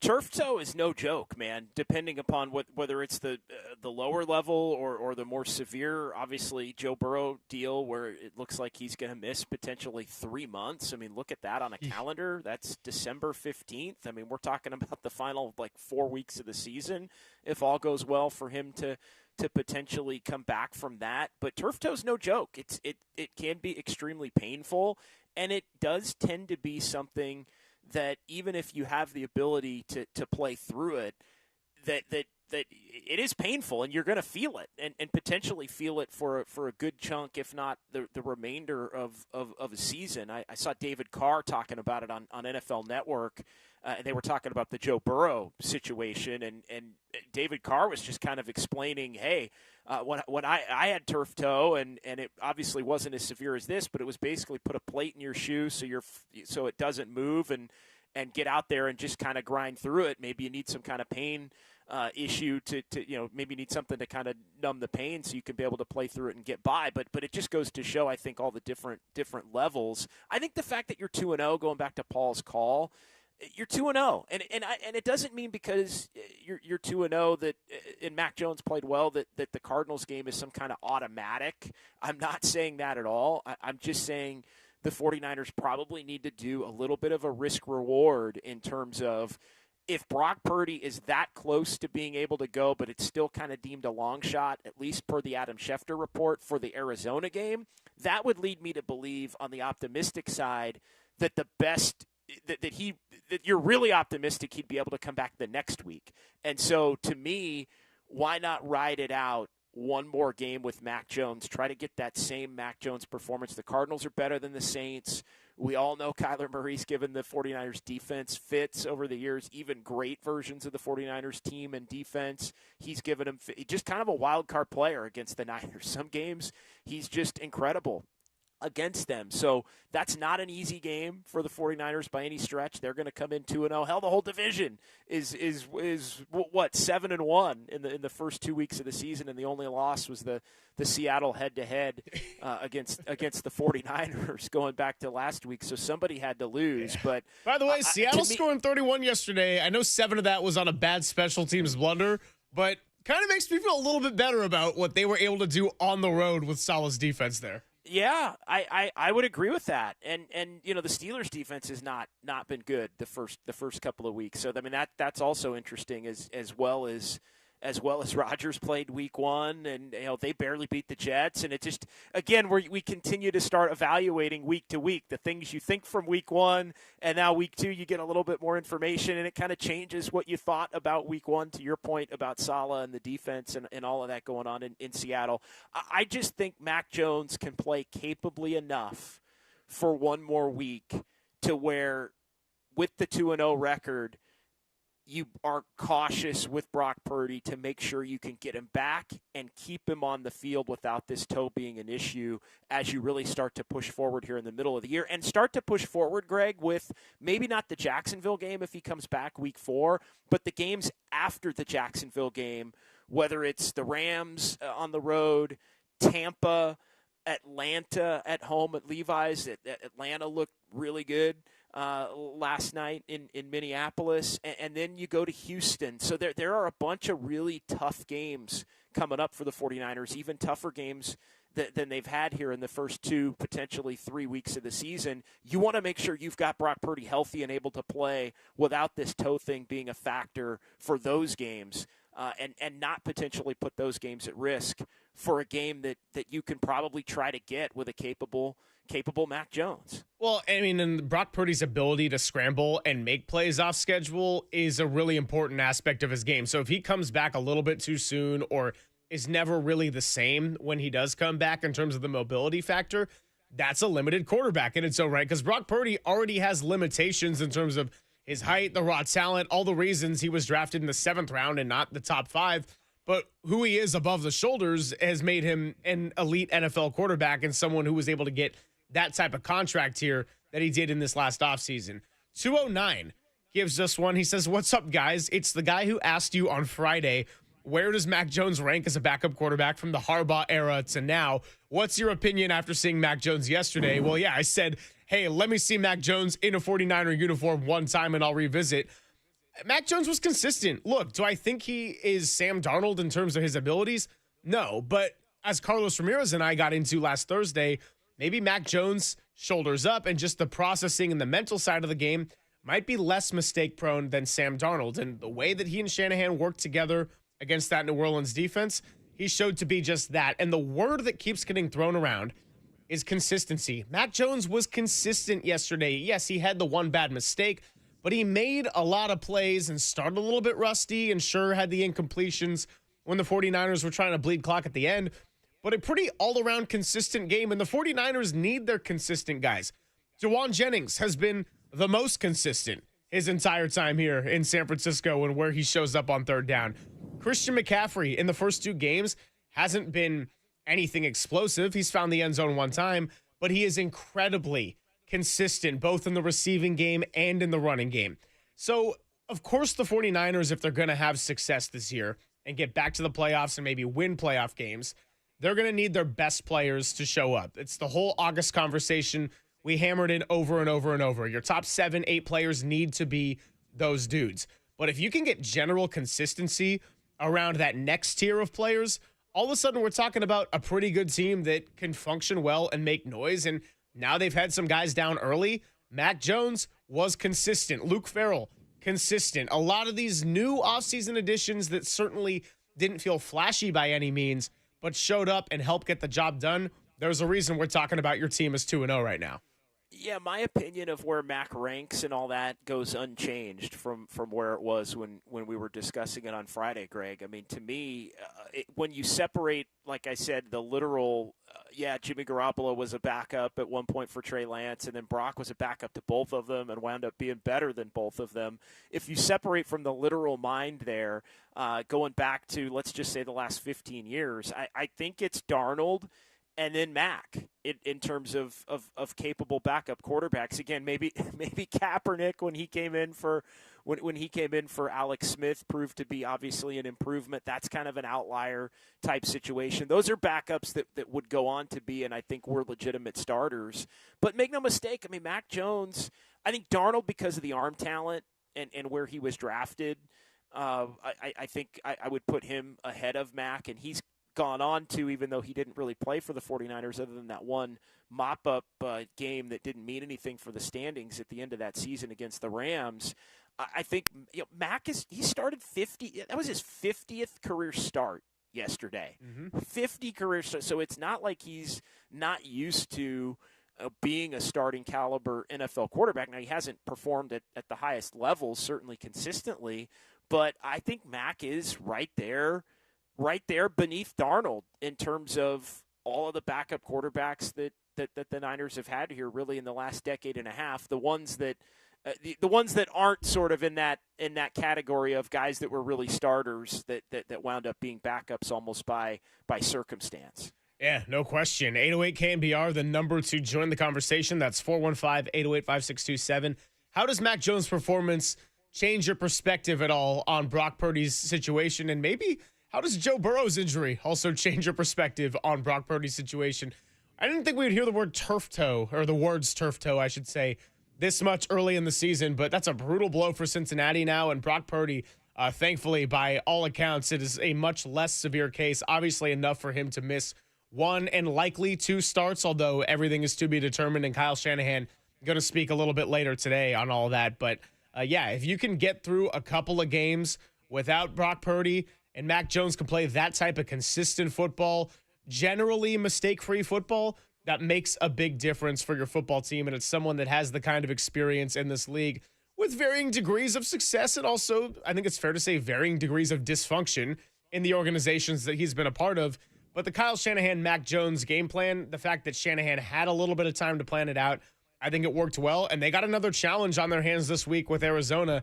We haven't gotten too much into the defense yet, and I think we'll be heading there in just a bit. But the reason when we originally did the schedule game, JD, I had the win in Seattle, I had the win in New Orleans, and I had the first loss actually being against Arizona because I wasn't sure about this young defense facing a test like Kyler Murray for the first time. Now, the defense has certainly performed better than I would have expected through the first 2 weeks, but Spencer Rattler isn't Kyler Murray, and Sam Darnold's very different type of quarterback than Kyler Murray, who came into Levi's last year and beat them in a very deflating loss.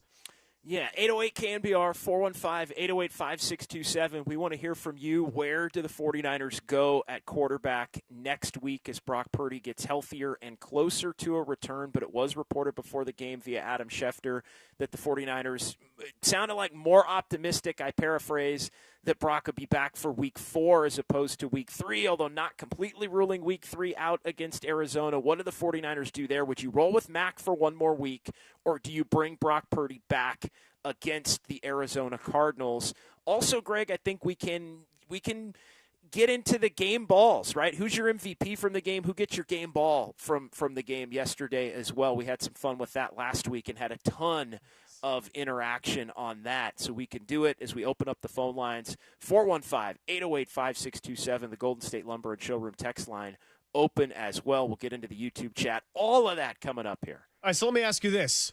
As we warm up the phone lines and warm up our interaction, how many game balls allowed in this activity? You can, like, by an individual or collectively? By an individual. Like, I mean, I'm pretty loose with that. I'm pretty loose with that. There's a lot of different options from yesterday, so I'm pretty loose. Why, do you want to give out 3, like, right away? Yeah, no, I'm thinking like 3 is a good number if I have to, put it into tiers. There's a lot of honorable mentions here, but well, we can present different options and then we can let the people decide. I mean, that's the way I think we can go about doing it. All right, we'll be a democratic show here on the Sports Leader. Game balls coming up next. Niners win it 26-21. It's Poppin' Silver with JD on the Sports Leader.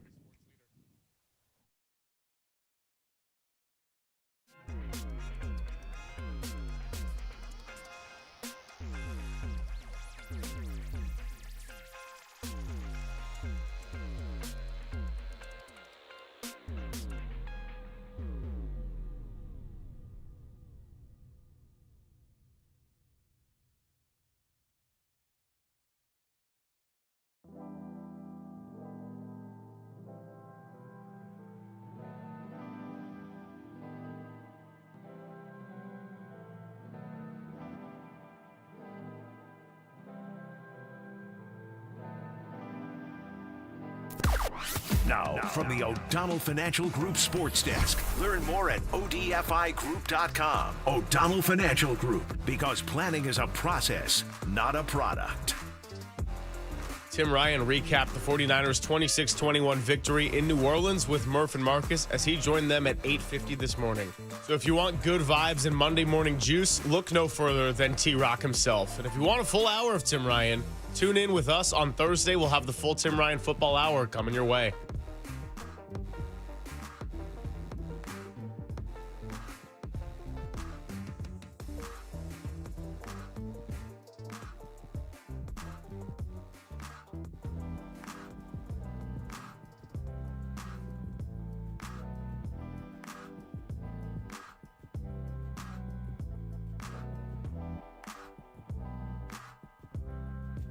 Hey everybody, Greg Silver here. Happy Monday. And did you know that many of the attorney ads you've seen or heard aren't based in the Bay Area, some not even in California?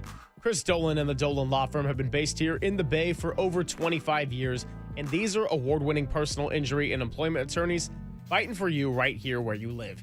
So if you've been discriminated against at work or sexually harassed or wrongfully terminated, had your rights threatened or violated, the bottom line is this. Go to DolanLawFirm.com and learn more about how you can best be protected by the best in the business. Over the past year, Chris and his team saw a sharp increase in no-fault injury accidents as well. So with all the schools and cyclists and children and cars and pedestrians and now self-driving cars, please be careful and work together to make the Bay Area as safe as it can be. But if you need those helping hands, feel confident that you are in the best of them with award-winning California Lawyer of the Year. The Dolan Law Firm has secured more than $1 billion in verdicts and settlements on behalf of their clients. And that's right, $1 billion with a B. You pay nothing up front, no upfront fees of any kind, seriously, and no hourly rates. They're also not getting paid until you're getting paid. So yeah, they live here and they work here, but most importantly, they win here. DolanLawFirm.com.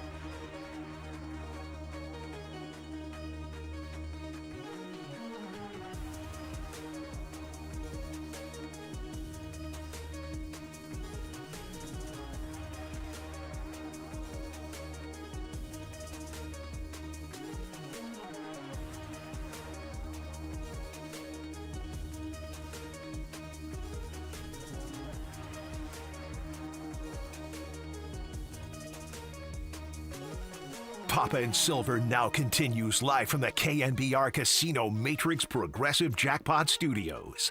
Casino Matrix. Progressive jackpots are here. Where are you? Just drop in. Please play responsibly. 1-800-GAMBLER. It's Papa and Silver with John Dickinson here on a Monday reacting to the 49ers. 2-0 start, and also, speaking of 2-0, 20 years old is Bryce Eldridge, and he's going to be making his debut tonight. We hear about Bryce Eldridge all the time and constantly monitoring his journey throughout the minor league system, JD, but now this is for real with the Giants very much in the race trying to catch the Mets. So Bryce Eldridge is going to join Madison Bumgarner and Matt Cain as the only 20-year-olds to play for the Giants in the last 40 years, and their first 20-year-old position player since catcher Jeff Ransom in 1981. This guy is young. He is full of potential. He is full of power. And now he's not only coming up for some September baseball, it's meaningful September baseball. Wild turn of events here. Yeah, no, the Giants and the D-backs tonight, 6:40 here on the Sports Leader. Pregame at 5:40, and we'll be all over it and reacting. The Giants going to have Kaiwei Tang on the mound tonight, so we'll see how it all shakes out. All big games for the Giants at this point down the stretch here, and we'll be reacting to it. If he's in the lineup, which I expect you wouldn't bring him up, if he's not going to be in the lineup, and the Dominic Smith injury obviously opening the door there. A lot of Giants to get into throughout the course of the week as they continue to remain in the race. This isn't the September call-up that I think it looked like it was going to be 3 weeks ago. Maybe you give them a couple of weeks at the end of the year when you're out of it. This team, based on the way that they've played, cooling a bit in the last week, dropping the final two against the Cardinals and then winning 2 out of 3 against Arizona before dropping the series to the Dodgers. So the Giants have been a little more even 500 after the hot streak there for a few weeks.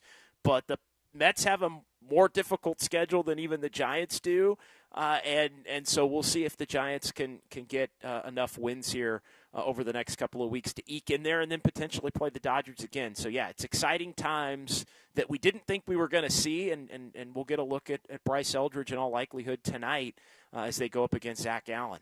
Yeah, no question, and the Giants got to get every single win they can, and 4 against the Dodgers after losing that series over the weekend. You got 4 more from Thursday to Sunday, and we're going to be monitoring all of it very, very closely. So keep it right here for all your updates, both on the Giants and the 49ers, and we'll get back into our game ball discussion. Our guy Nathan in the YouTube chat says, got to be one game ball. There's only one ball on the field at a time. All right, well, we're filling more than one segment at a time right here, so maybe we'll go 3 or 4 or so, but if you had to give a singular game ball, JD, where would you throw it? And then if you got to give some side game balls, you can push those too. Yeah, an 808 KNBR again, 415-808-5627. Golden State Lumber and Showroom text line is open. Also, the phone lines are going to be open as well. But, yeah, the obvious one is Mac. Like, how can you not give it to Mac Jones given the statistical line? I was talking to Copes on our sister station as we were doing the postgame show, and just for the purposes of this exercise, I said, if yesterday had been the Super Bowl, who would have been the MVP? So I'll present it to you with that context. If yesterday had been, and I know it's a silly exercise. I'm not saying the Niners are going to the Super Bowl. The Saints are obviously not that good, although I think they played well yesterday. But if yesterday was the Super Bowl, who would have got the MVP? Would have been Mac, right? Eddie Pinheiro, at least here in the Bay Area. No, it would have been Mac Jones. It would have been Mac Jones for sure. So that's got to be, I think, the first most obvious choice. I mean, stepping in at the level that he did and playing as well as he did, 26 of 39 for 279, the 3 touchdowns. He was terrific. And if you don't get that level of play from Mac Jones, despite even the 1 turnover, but the 49ers could live with the 1, even though New Orleans ended up scoring off of it very quickly to make it a close game. Mac hit a bunch of huge, big third down play. Like, he was just good. He commanded the game, worked in lockstep with Kyle Shanahan. There are others who I do think qualify, Greg, but I think we have to start the conversation with Mac Jones. We have to start the conversation with Mac Jones, and that would be my game ball as well. But I think there's a lot of candidates you can throw out. To me, the most important play of that game, and I said it earlier, was Fred Warner punching the ball out of Alvin Kamara and generating a turnover that the 49ers had to go and challenge to get back. Always, this is why you challenge turnovers, even if it might look a little bit dicey, because that play equalized the turnover battle. It changed the game in a dramatic way. And Fred Warner, we're going to hear from him coming up in just a bit, where he talks about just consistency and not having to be Superman on the defense. And I laugh when that comes out of his mouth, because I think, yes, Fred is the ultimate consistent player. He was playing on a fractured ankle. He never misses practice, right? All of this stuff. But he also makes these mega plays that are complete game changers in games that either keep the 49ers afloat or get it back in their control. So he certainly gets a game ball. In the first half, for sure, though, how about D. Winters and the amount of third down tackles he was making? Our guy Pat H on YouTube says, wearing Navarro Bowman's old number, but had a little bit of Dre Greenlaw to him, too. And as Matt Barrows was having fun with on Twitter, he said D. Greenlaw might have taken that name a little bit too seriously with the personal foul on the sideline, too. Yeah, the improvement from D. Winters is just, it's incredible how much better. I mean, he is a legit starting NFL linebacker now, and I would not have expected, Greg, that to be the case going back to the end of last season. He had so much work to do, and he did the work in the offseason. I mean, who was going to be that starting linebacker next to Fred Warner? And I would have thought it was going to have to come from somebody not on the 49ers roster, but all credit goes to D. Winters for the offseason that he had. And you always hear about guys who have great off seasons, right? And I'm always a little bit skeptical. I always file it away. I always make note of it. I always acknowledge it. But I typically, I think by nature, am a little bit skeptical to the, wow, this guy is really made a jump. Even when you hear coaches and sometimes other players discussing it openly, but it rings true here, because I think often it doesn't translate. But in the case of D. Winters, it has 1,000% translated into him being an extremely productive number two to Fred Warner, flying around and making plays. And the linebacking core for the Niners, those two, that it's become a strength on this team. It's become maybe the best level of the 49ers defense at this point, because I think up front is continuing to be a work in progress. Obviously, you've got Nick Bosa. I think teams don't necessarily fear, at least at this point, the 49ers secondary, even though there's a lot of young talent there. But Warner and Winters, I think you could make the case, have been the 49ers' best two defensive players consistently through the first 2 weeks of this season. Yeah, and I mean, of course, Deommodore Lenoir and Nick Bosa right up there as well. But there was so much in the offseason we were wondering about Nick Martin or Luke Gifford, and we just kind of kept hearing like, oh, yeah, it's probably going to be D. Winters. And then all throughout training camp, even going into preseason, it was like, yeah, that's D's job to start. And I'm thinking, really? Like, yeah, I guess, it could make a little bit of a jump, maybe had a good offseason, but the way he's played in the first 2 weeks, I'm thinking, what happened to the old D. Winters and who stole him? Because he's been an entirely different man. And as Tim Ryan said to us last week, when we were conversing during a break, he just said the light is on with D right now. The light is completely on, and that changes it. So who did you give a game ball there? Did you give one to Fred? Did you give one to D? Did you give one to each? Like what? I'm going to give it to Fred since you took Mac. I'm going to go defensive side and give it to Fred, yeah. Okay. No, that's a good one. That's a very good one. Jawan Jennings certainly deserves a mention. Christian McCaffrey deserves a mention. You could say Bryce Huff even for the very end. Or, like I said on the special teams front, Eddie Pinheiro, nice field goals. Let's go out to George in Manteca, 808 KNBR. Wants to give a mention to someone we have not gotten into, but I got some interesting numbers on, and he was a little bit of an injury replacement. We don't discriminate on draft status when we're talking about seventh-round picks here. What's up, George? You're on the Sports Leader. Hey, guys, thanks. Just one quick comment on Alfred Collins. I want to be patient, but I'm hoping he's not another Niner failed early round pick.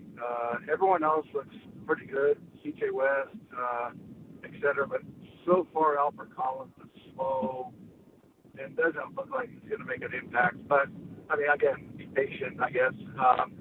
As far as my game ball, Connor Colby came in, and within about 4 plays, I told my friend, hey, the interior of the offensive line has really buttoned it up since he's been in there, because when March was in there, it was just pressure up the middle, but when Colby came in, and he just locked his spot down, and it helped the entire rest of the offensive line, and I believe he had like 35 pass protection plays, and he was perfect.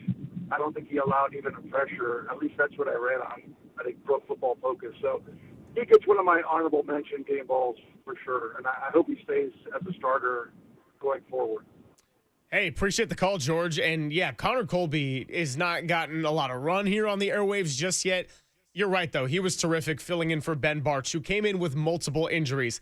Elbow, knee, and then ended up exiting with an ankle injury. So we think about Connor Colby coming in as a 7th rounder, and Nick Wagner had these stats.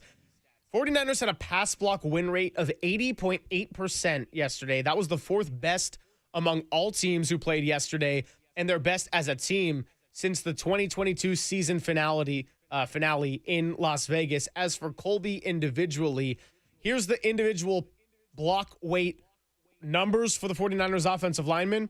Connor Colby, perfect 35 for 35. He was 100%. McKivitz and Brendel, both at 96%. Trent Williams was at 95.7%, and then Dom Pooney was on the low end at 92%. I think Connor Colby is somebody, if Ben Barch is going to be out, and I think it was reported that he was in a boot post-game in the 49ers locker room or heading from the locker room toward the bus in New Orleans, leaving the Superdome. If he's going to be out, the 49ers love Connor Colby. They love Connor Colby. And I think if Barch is going to be out, this could be a situation where Colby just is able to step in. And as much as they also like Ben Barch, he might just become the guy and be the guy and just keep the job. I think that's very much on the table. And Dominic Pooney got his job, I think, in a similar fashion due to injury, and he was kind of thrown in there. It happened more in the preseason, and he became, a 17-game starter for the 49ers in 2024, and somebody suddenly you would project to be a major part of the 49ers offensive line here moving forward. So the offensive line, I think, is always kind of a work in progress, but Colby did perform at a high level, and I think he's somebody that moving forward, he might just keep that job, Greg. No, I think the Dom Pooney example is prime with Spencer Burford, and then Pooney ends up being a 17-game starter his rookie year, goes into season number 2 as a starter, and Connor Colby was damn impressive, that's for sure. We'll continue with your calls and your game balls. Larry Kruger going to be joining us at 12:50, by the way. And JD, I know you got some texts you want to visit on the game ball discussion when we get back, so let's do that. It's Pop on Silver with JD on the Sports Leader.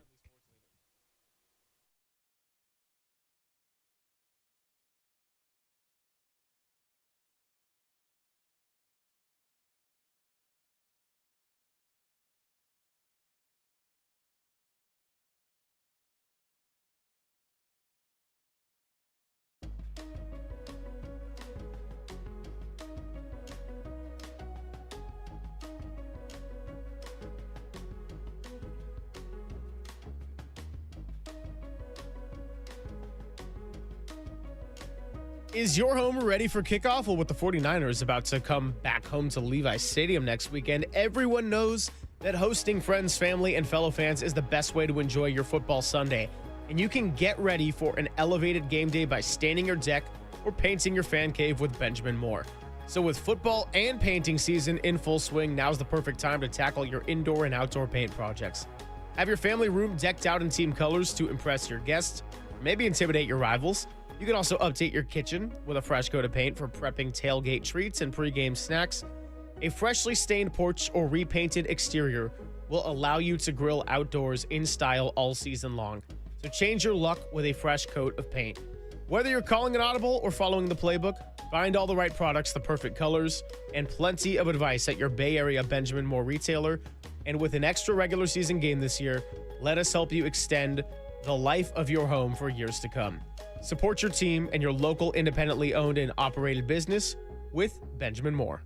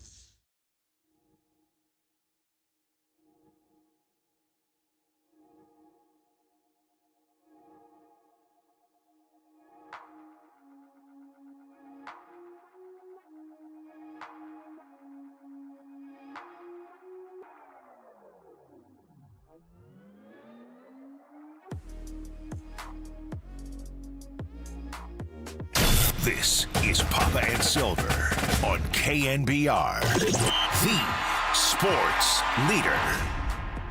Filling in for Greg Papa is John Dickinson on the sports leader.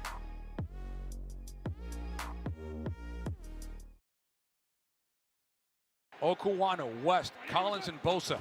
Rattler, play action, looking right, throwing, complete, somehow catches it along the helmet. That ball's and the out. ball's out. They're saying it's... Well, Fred Warner says that's our football. Third down. I mean, they're saying third down by contact is Kamara. He had the football, made a football move, went down, the football got loose, and Fred Warner had it. And they will not show the replay, I wouldn't think, here in the Superdome. They're going to have to count on the upstairs. There's the hit, that ball. Oh, that ball, that's a fumble. That's a fumble.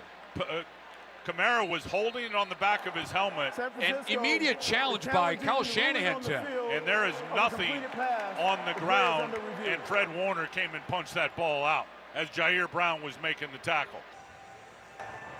After review, the runner possessed the ball, but however, he was not down by contact. Therefore, there was a fumble on the field, recovered by San Francisco. It'll be first down. There you have it, a massive momentum swing. Jair Brown with a huge tackle. Fred Warner with a peanut punch midair against Alvin Kamara, who put the left hand down. The football got dislodged, and Fred Warner came down with it for a massive 49ers stoppage. Carlos Ramirez, Tim Ryan on the call right there as the 49ers forced their lone turnover of the game. Fred Warner punching it out. What else is new? And a big play for the defense as the 49ers win it 26-21.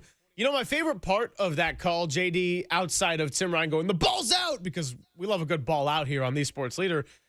When the referee announced the results of the review, it was a pretty nice roar for being on the road for San Francisco, huh? Not too bad of a travel. No, the 49er crew traveled to New Orleans in a big time way, and took over Bourbon Street. I think in large part took over the Superdome, and it felt like there was an interesting dynamic in play where it was kind of one of those interesting environments where both sides. It was big third down either way. You'd have people cheering and trying to make noise to get a stop there. So, yeah, I thought that play, Greg, going back to it, was I thought it wasn't a catch. Like I didn't think Kamara completed the catch, but they called it a catch on the field. And if you call it a catch on the field, it had to be a fumble. I mean, it's pretty clear cut, which they did. So once you go back to review, was he down before the ball came out? Pretty clear as Carlos and Tim laid out, and anybody could see to the naked eye watching the game on television on the replay that it was a fumble. And what a huge play for the 49ers, a big-time momentum-changing play when it looked as if the Saints had the potential to go down and maybe take the lead there in the second half as they were getting their offense going. 8-3-1. By the way, as we continue with some game balls, and we want to hear from the people, 808 KNBR, 415-808-5627, Golden State Lumber and Showroom text line open, phone lines open. Give us your game balls from the 49ers 26-21 Week 2 victory in New Orleans. 831 says, Fred Warner, my MVP vote for how he played the entire game. And I know we talked about that and how he and both D. Winters played during the game. 650 says game ball or just love to Saleh. He is the difference. All his guys look at him after making a big play. His smile is infectious. He is the best. So positive. Very happy to have him back. Give him credit. Game ball, and we'll get to more here coming up, to Robert Saleh. I think both weeks you could say game ball to Robert Saleh. Defense hasn't been perfect, but they're back to winning the big moments, and they're back to making enough key plays within games to where it doesn't feel like they have to be perfect for this 49ers team to win. I don't think this is a hot take by any means. I don't think that this should even come as a surprise, even with how ugly last season was at times. The 49ers have outcoached their opponents 2 weeks in a row to start the season. It's plain and simple. Robert Saleh was a huge part of that in week one. Kyle Shanahan, the offense stalled a little bit. Brock Purdy made a couple of interceptions and everything, but they got it done ultimately. And then Kyle Shanahan, that was just classic Kyle Shanahan, coming in with the game plan, backup quarterback, guy that he obviously liked 4 years ago to the point where he almost drafted him at number 3. Then it's a full circle moment. He comes in as his backup, and I think Shanahan completely outcoached Kellen Moore, Brandon Staley, and that staff yesterday. And, of course, Robert Saleh, again, this was more of a bend but don't break kind of performance from the defense, whereas I thought week one they just suffocated Seattle entirely and just made it so they couldn't run the ball, basically, with 2 really good running backs and a mobile QB. But, no, I thought Kyle Shanahan was fantastic yesterday, and that 2-minute drive right before the half. I mean, Mac Jones and the way he spread the ball around to 4 different targets. By the way, some of his old friends. He had his former Patriot, Kendrick Bourne. He had his old Jag, Luke Farrell. Farrell, of course, got the first TD, and Kendrick Bourne, now a member back on the 49ers locker room, and also apparently their boombox line heading out of the tunnel. Yeah, no, big stuff there. 415, back to some texts here, and we'll continue with the game ball conversation. 415 just flew in from Louisiana. It was 2/3 Niner fans at the game, and we did take over the French Quarter for 3 days. Love that the 49ers were able to pull it out. So a nod there to all of the 49er faithful. Well, just real quick, in attendance. I know that the 49ers, I wasn't sure how much they were going to take over the stadium, but between you and Larry Kruger and Kevin Kruger, that alone was enough to take over the French Quarter for the 49ers, no question. They 100%, without question there. 209, this is an interesting perspective kind of in the big picture. 49ers have already won 35% of the games they won last year. They're doing something right. I mean, yeah, you do tend to forget that isn't it 33% of the games they won last year, right? Yeah. They won 6 last year. Yeah. Okay. I just want to make sure I usually am pretty good at math, but so we're rounding up. But regardless, the point remains the same. 209. This team won 6 games last year. They've already won 2 games to begin this year. That is significant. Again, I don't care about schedule. I don't care about any of that. I think given the injuries that the 49ers have had and going into yesterday's game without Brock Purdy and playing the backup quarterback, any kind of win is a great win. And I don't think anybody should be thinking about, well, the Saints aren't very good and the Niners defense was a little vulnerable throughout the course of the game. No. None of that matters. A win is a win is a win. And we've seen when this team has been able to get off to some good starts, it does tend to be the sky's the limit for them. Here's the thing. I don't think the Saints are very good. I also don't think they played poorly yesterday. Both teams a little bit sloppy in the first quarter, and Rattler missed Chris Olave when he beat Renardo Green on that outside move to cut back in. Ended up throwing it behind him. Olave couldn't hold on. That was a touchdown that was going to happen, and the drive ended up being a missed field goal. So, yeah, bad mistake. Mac Jones started 0 for 4, took a while to get going, and then completed his next 8 in a row, I believe, after that. But Spencer Rattler didn't really turn it over. He also made plays off schedule to extend drives. I don't think they played a terrible game, and that defense, for as much as the offense might have problems throughout the season, that's a really good front five, and led by Cameron Jordan, whose father we got to talk to on Friday for part of the show.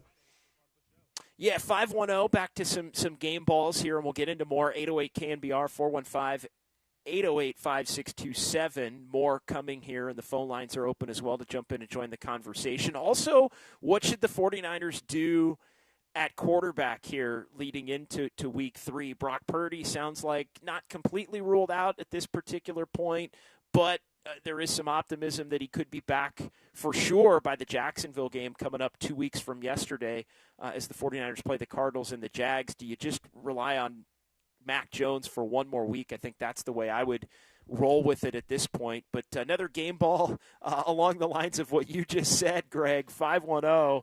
Game ball to the Saints for blowing scoring opportunities with drop passes and missed field goals. Yeah, the one at the beginning should have been a touchdown. What did you think of how the Saints went after Renardo Green on that first series? It was almost like on the film, he was somebody that they said, yep, we're targeting this guy. Yeah, that surprised me because of how well Renardo Green played up in Seattle. And I know he gave up the long one to Jackson Smith and Jigba in that fourth quarter. But first of all, JSN's a really good receiver. And Renardo Green's not someone that I would necessarily test, I would think to. But they were taking advantage of it a little bit with some penalties. And then in the second half, by the way, actually no penalties for the 49ers in the first half, if you want to give a nod to the Saleh Shanahan coaching staff. In the second half, a little bit more so on the defensive front with Upton Stout, Marquise Siegel, and that became a bit of a factor too. So, yeah, I was surprised they went after Renardo Green, but, I mean, to their credit, it was working there in that first drive. No, it was, and you can live with 5 penalties and 40 yards. That I think for a game you can live with overall. You do need to avoid the defensive penalties, especially the spot foul penalties and the penalties that extend drives when you have the potential to get off the field on third down. And again, as we talked about earlier, the 49ers won the game in many ways. I think they won the game with the Fred Warner punch out. They won the game with the Bryce Huff fourth down sack that turns into a turnover. They won the game with the drive that they had at the end of the first half there to extend their lead. But I also think you can make the case that they won the game by really being disciplined, I think, overall, and getting off the field on third down, which is important. The Saints just 4 for 11 with the 49ers being 8 of 15. They extended drives, and so often it's big third down, team feels like they're going to get a stop against you and you convert.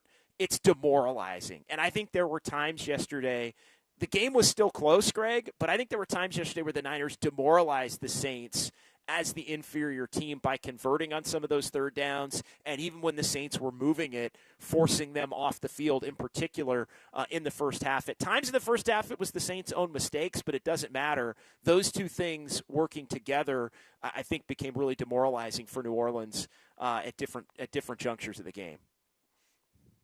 The end of it all, we're just saying 2-0, right? 2-0. You've won All with that a backup matters. quarterback. You won on the road. You're 2-0, okay? You're going to go play Levi's Stadium. You're 2-0.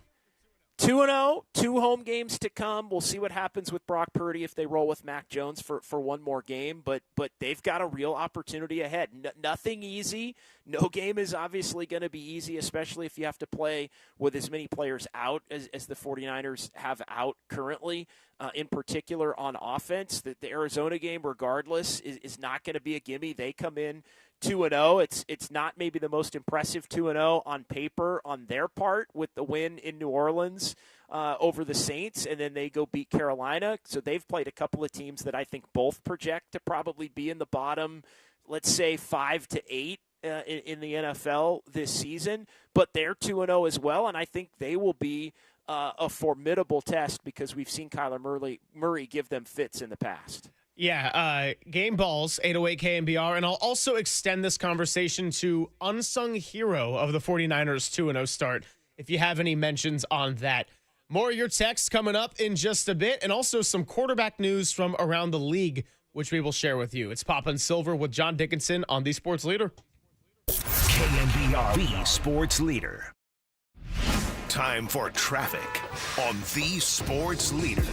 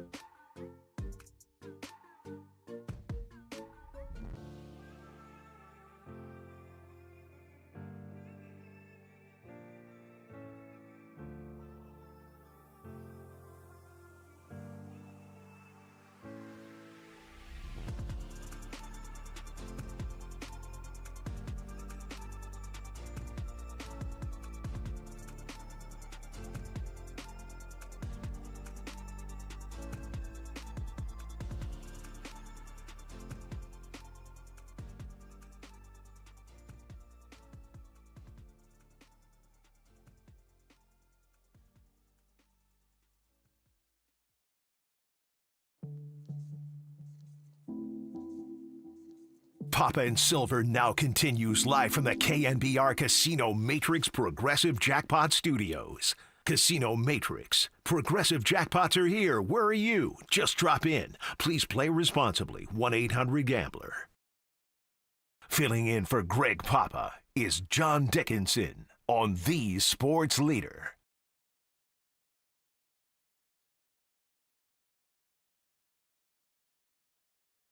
14th play of the drive. Niners 2 for 3 on third down. It's 3rd and 1 from the Saints 11. I formation.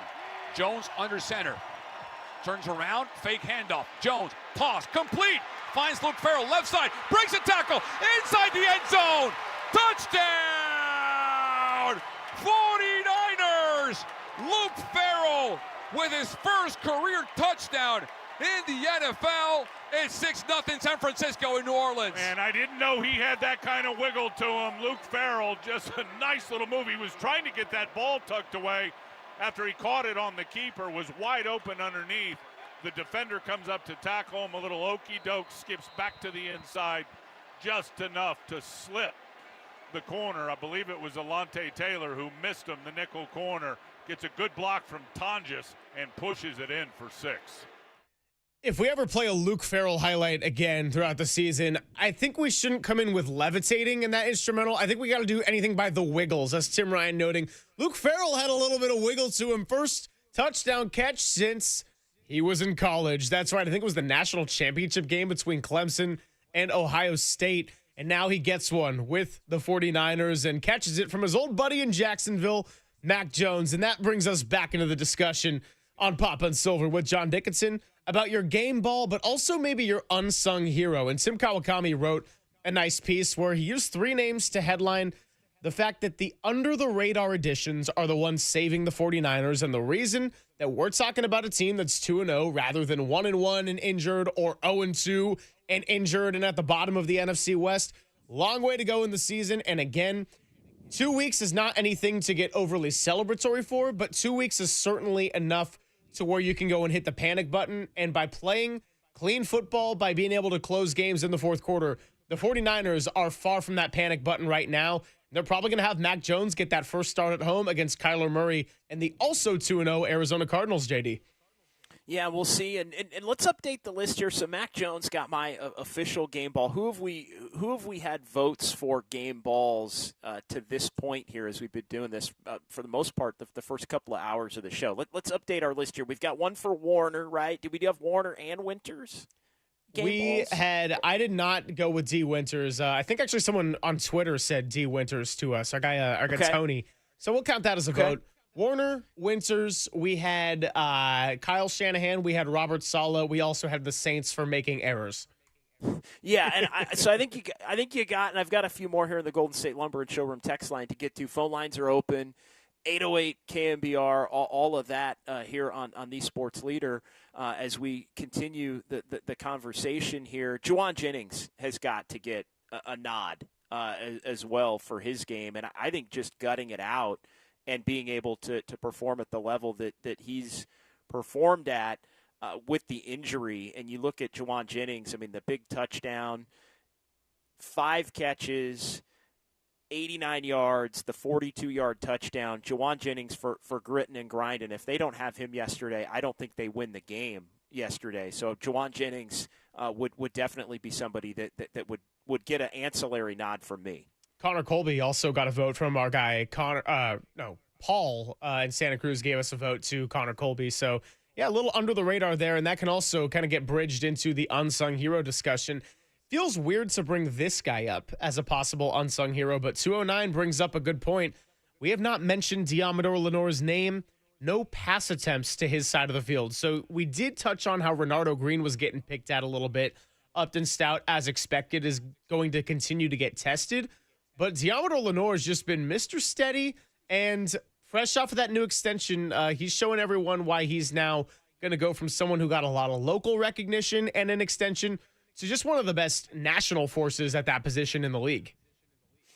I think that's a great point from the 209 is the fact that, yeah, you pick on Renardo Green and maybe you like to pick on Upton Stout because you're not going to throw at Demo Lenore. 5-1-0. Seattle scored 31 against the Steelers, which makes the Niners' defensive performance in Game 1 even more impressive. It's fun to kind of do the week-to-week transitional things. Like, what did you think about your first week as it relates to now what you see when teams start playing against other opponents? Now, there was that one special teams touchdown, which you mentioned that Seattle scored based on the Steelers returner letting the ball bounce into the end zone and not going back to kneel it, and the Seahawks race down and are able to save it there on the back end of the end zone for a touchdown. But still, it was, I think, definitely impressive, because I think Seattle projects to be able to score points. So I think impressive what the Niners did going back to week 1. And I think the defense overall, some flaws maybe against the run yesterday, a couple of defensive penalties. I think overall the defense has held up really well here through the first 2 games of the season. I said we had some other quarterback news to pass along just as far as the NFL goes, because we're probably going to see Mac Jones here in week 3, though nothing official yet. Commanders played on Thursday night and lost to the Packers. Jaden Daniels suffered a knee injury in that game, and his availability for week 3 against the Raiders is currently an unknown. And then J.J. McCarthy, your week 1 NFC Offensive Player of the Week, who's certainly not going to win that award for week 2, came in with an ankle sprain and is now expected to miss week 3 against the Bengals. So we're talking about a Jake Browning and who is Minnesota's backup right now? Carson Wentz is the backup in Minnesota. So we're talking about a Wentz-Browning showdown with McCarthy likely missing and Jaden Daniels, his status in doubt now for week 3 on the long week. Yeah, that's a tough break, obviously, for Minnesota, and we'll see. McCarthy did not play well in the first game against Chicago in the first half, and then played so well in the second half, he ended up being the NFC Player of the Week. In terms of offense, it was a struggle last night for Minnesota against Atlanta. I think that's an impressive game for Atlanta, but the ups and downs kind of continue for the Vikings as they take that home loss to drop to 1-1. So, yeah, definitely something to keep an eye on league-wide, as we always do here as we get into hour number 3 of the program. You're listening to KNBR and KNBR FM San Francisco, the sports leader, a Cumulus media station. Midpoint here on Papa and Silver. John Dickinson filling in. And if you missed the news earlier, the best news of today is not that Bryce Eldridge is going to come up, which is pretty exciting in and of itself. It's that our guy Greg Papa is going to be back on the show at 10 a.m. tomorrow. So as far as the schedule and how it looks in the big picture, hey, we're all going day by day here at the Sports Leader, and he still very much has a battle ahead. But to get him to be back talking sports, I mean, I cannot think of a single thing he would rather be doing, particularly at this time of year. So want to get his thoughts on the Niners. It's been great to hear him do those hits with Matt Mayoko, and we're a little bit selfish, so we like Matt Mayoko, and we like having him on Fridays, but we want him back for ourselves too. No, we do, and it's going to be great to have him back. It's the best news of the day. I know people are in a frenzy off of the 49ers being 2-0, and the Bryce Eldridge news. We'll see how he performs as he gets an opportunity to play tonight down in the desert. But Greg Papa coming back 10-2 is the news of the day. Let's not bury the lead here as we get into the back half of the show here on a 49er Victory Monday. 509 giving us a new MVP vote, and I'm not reading this in a kind of facetious tone. Eddie Pinheiro was the MVP. If he doesn't make the kicks, it's a totally different discussion. And again, with special teams, you just want to have to not talk about it too much. So yes, he missed the extra point, but everything else was nice and clean. You mentioned Thomas Morstead and those punts in the fourth quarter.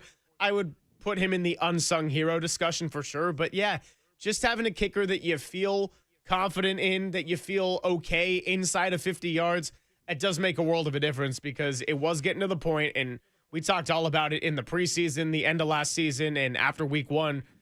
Jake Moody, it just got to a point where you were holding your breath every time he was out there, regardless of if it was inside of 30 or over 50. You did.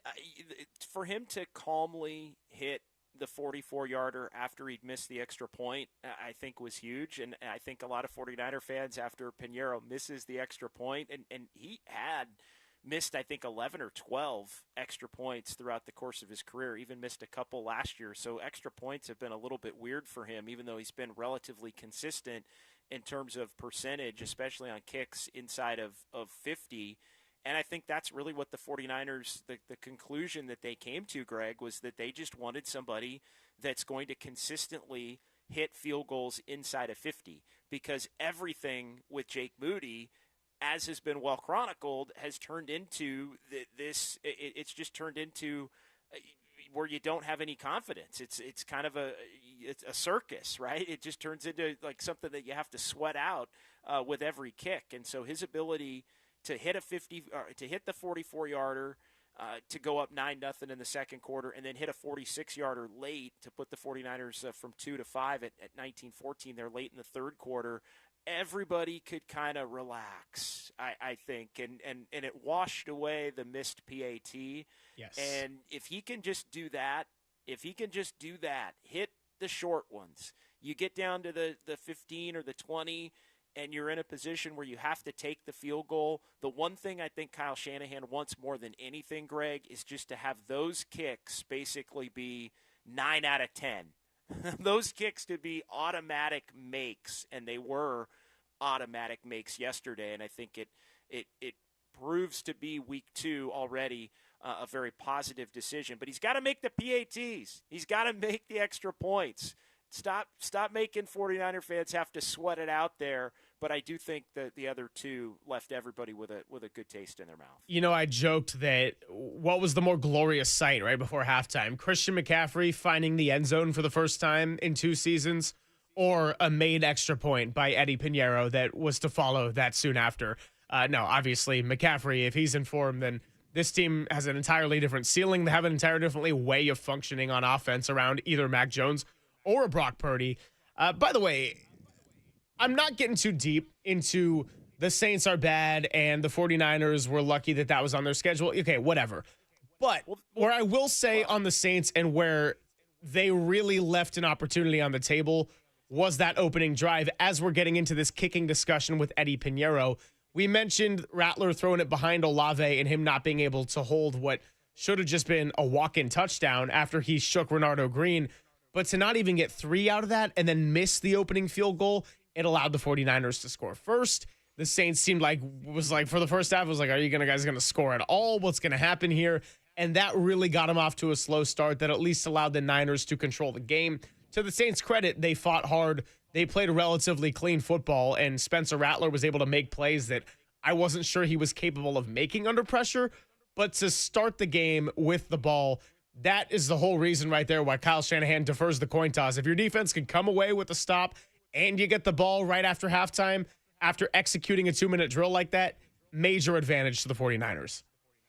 Major advantage to the 49ers, and I think, man, I mean, it goes back to, for me, you do get some schedule luck. You do, and when you play teams matters. I think every team every year some teams are luckier than others in terms of do you play certain teams when they're not going well? Do you play a team that's maybe not going well when you're a little bit shorthanded and it gives you a chance to win a game, to where if you were playing a different team, maybe you wouldn't win that game? And then later on down in the year when you're healthier, you're playing a lesser opponent in a game that maybe you would win anyway as well later. And so, yeah, like maybe it's not to say you wouldn't beat New Orleans necessarily at a different point, but if you were playing Tampa yesterday as opposed to New Orleans, just the way that it falls, maybe you wind up losing that game, and because you're more whole, you can go win the Tampa game when it comes up here in about 4 weeks. Again, all of that will shake out and schedule luck and things change, but I don't think – I'm with you in the sense that I don't look at, the Saints are bad and it devalues the 49ers win. At the same time, I do look at it as the 49ers were fortunate that they were playing the Saints in week 2, just the way it worked out, as opposed to maybe playing some of the better teams on their schedule in week 2. If you're playing a Houston in week 2, or you're, even maybe playing Atlanta at home in a week 2. I mean, we can go up and down the schedule as much as it is a favorable one. You could have played the Rams week 2 or something, and we might be having a different conversation. But you still have to play those games at some point later on in the year to make it stand up. But that was a huge, huge game, because I think if the 49ers lose either of these first 2 games, obviously the divisional game and they would be the one team with a loss in the division as opposed to Seattle. So it's a huge swing game. But either one of these games, if the 49ers lose, I think we have, fair or unfair, we have a completely different view of what the potential for this 49ers team season to be. It's just reality. We all do it every week, and it's part of being a fan. It's part of being a media member that evaluates it. It all factors in. 808 KNBR. Most important player, most important play, and maybe an unsung hero. Larry Kruger is going to join us at 12:50. That's a guy that loves talking about your unsung heroes. We mentioned the name Connor Colby. We got him going for like 5 minutes. It's going to be great. As with our guy Papa, by the way, tomorrow, who's going to be back. So we like our unsung heroes, and we're good getting in the weeds, too, after Bryce Huff and Michael Williams made some big contributions yesterday. 808 KNBR, 415-808-5627. Let's hear from Fred Warner, because I've been wanting to play this one. It was one of my favorite post-game quotes of yesterday. Just his message to the young guys on defense that they don't need to do too much. Here it is. The biggest thing in those moments is, man, nobody has to be Superman. They're the ones that got to be Superman in those moments, right? They're the ones that got to try to chunk us down the field all the way to eventually score a touchdown. You know, it's not even, they weren't even trying to, it's not a field goal situation. They're trying to get a touchdown, right? So all the pressure's on them. Let them catch those 3, 4, 5-yard catches. Make him play quarter. It's a young quarterback. We have tons of respect for Spencer Rattler, right? We spoke on that before the week, but for a young player, it's hard for him to really dice a defense, you know, as talented as ours, to really go all the way down the field, and especially without a run game. I think the run game throughout the game allowed them to continue drives, and obviously silly penalties kept them in the game on some of those drives, but you know, we made the plays when we needed them, and so happy for Bryce, man. That was such a big play at the end, and always find a way. So I love that quote about how the offense is the one that needs to go and be Superman and carry the defensive unit, because if you account for the way week 1 played out, I find that to be a very interesting message coming from Fred Warner, and I also find it to be interesting that that's the message even with Mac Jones replacing Brock Purdy in the start. You would almost think it would be reversed psychologically, but maybe that says something about the confidence they have in their young defense, and maybe it also says something about the confidence this team has in Mac Jones to bridge that gap while Purdy's out.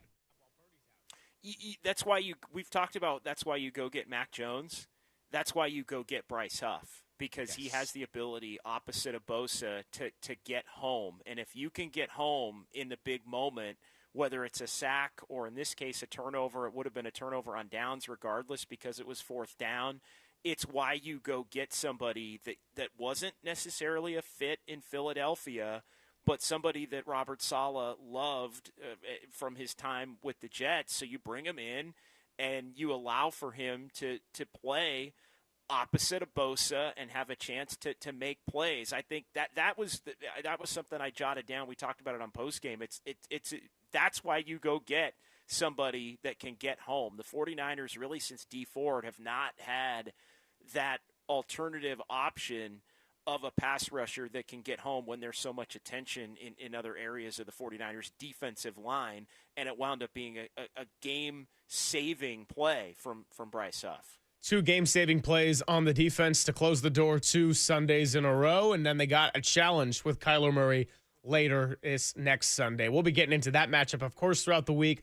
So much news to be processing. We got the Bryce Eldridge call-up. We got the return of the Mac, and I'm talking about Mac Jones. I'm also just talking about the return of the Pop at 10 o'clock tomorrow. 808 KNBR, let's keep it moving and talk unsung heroes and what's worth a reaction, what's maybe an overreaction.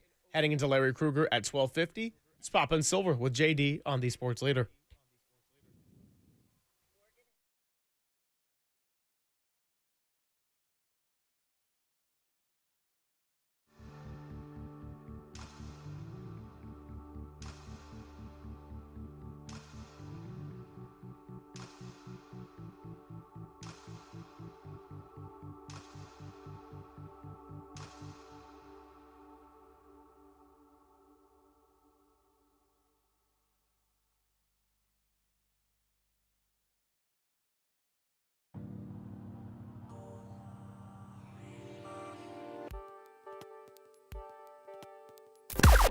Now, from the O'Donnell Financial Group Sports Desk. Learn more at odfigroup.com. O'Donnell Financial Group, because planning is a process, not a product.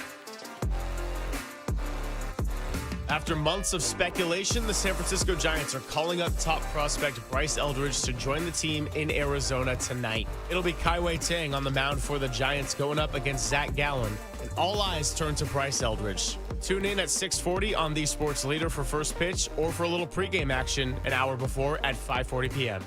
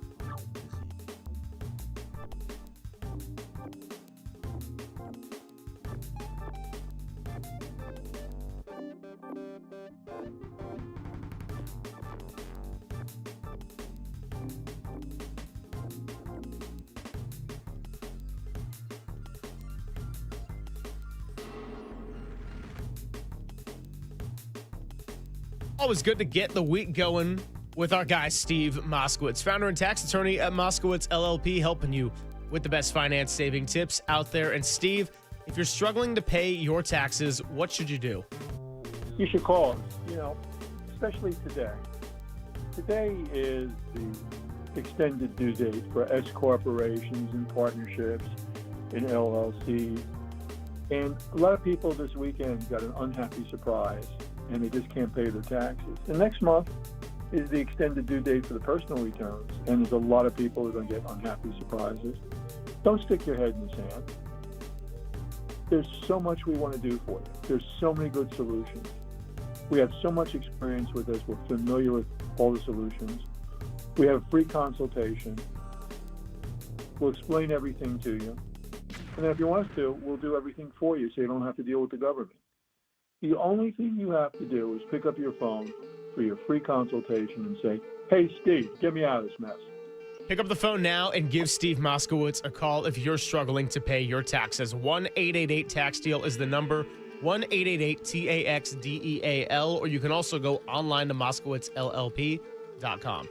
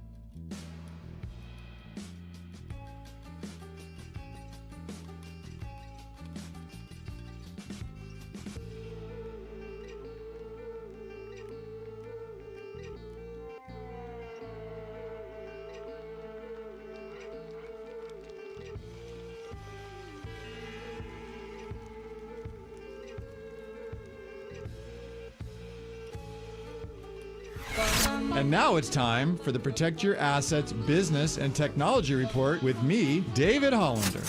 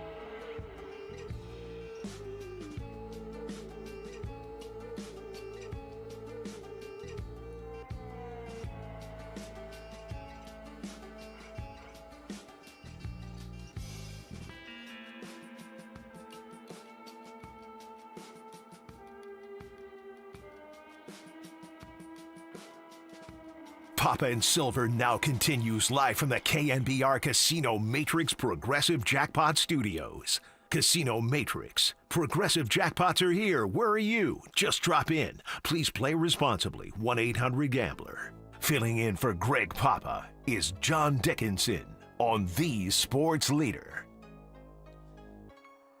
Papa and Silver with JD continues on your Monday, and we are flying high with the 49ers winning 26-21 out at the Superdome in New Orleans, and the Niners, for the 7th time in franchise history, start 2-0. By the way, going to stir the pot a little bit. 4 of the previous 6 times, JD, they've ended up going to the Super Bowl when they get that 2-0 start on the road. In all seriousness, though, our guy Greg Papa, who is returning tomorrow at 10 a.m., and we can't wait for that, he said when the schedule came out, we were breaking it down, and he goes, the Niners have had great success when they start the year with 2 games on the road, and they've done it and been able to come away with a win in both of them. And most recently, 2 years ago, they did it and went to the Super Bowl in 2023, and in 2019, they did it on the road with a couple of victories in the early part of that season, winning at Tampa and then going to Cincinnati and winning at Cincinnati. So, yeah, the 49ers have been all over it. 2 years ago it was Pittsburgh and the Rams, I believe, the first 2 weeks of the season. And, yes. And again, it doesn't mean they're going to the Super Bowl or anything like that. But, yeah, they've had a lot of success in those years. Starting on the road has been a big advantage for the 49ers franchise when they've been able to get those victories. So while we got Larry Kruger coming up at 12:50, good chance to just reset on the larger themes of the day. Who deserves the most credit? Who's your game ball go-to? Also, maybe your unsung hero for the 49ers getting this 2-0 start to this point. Obviously, the big story yesterday, Mac Jones going 3 touchdowns, no interceptions, passer rating of well over 100. I want to say like 118. I had that note and then, of course, lost it because every time I bring up a stat, it ends up on the other page of my document or notes or whatever. But point being, Mac Jones, this is why you go and get a highly capable backup quarterback. Probably going to have to go again this week. By the way, J.J. McCarthy now expected to miss 2 to 4 weeks with that high ankle sprain. So lots of quarterback injuries going on across the league. The goal is to have Brock Purdy not miss too much time, but more importantly, being able to be at his true form when he does return, because the one thing that Purdy gives you clearly by the eye test that Mac Jones does not is that scrambling ability and that 10-yard split kind of speed mobility.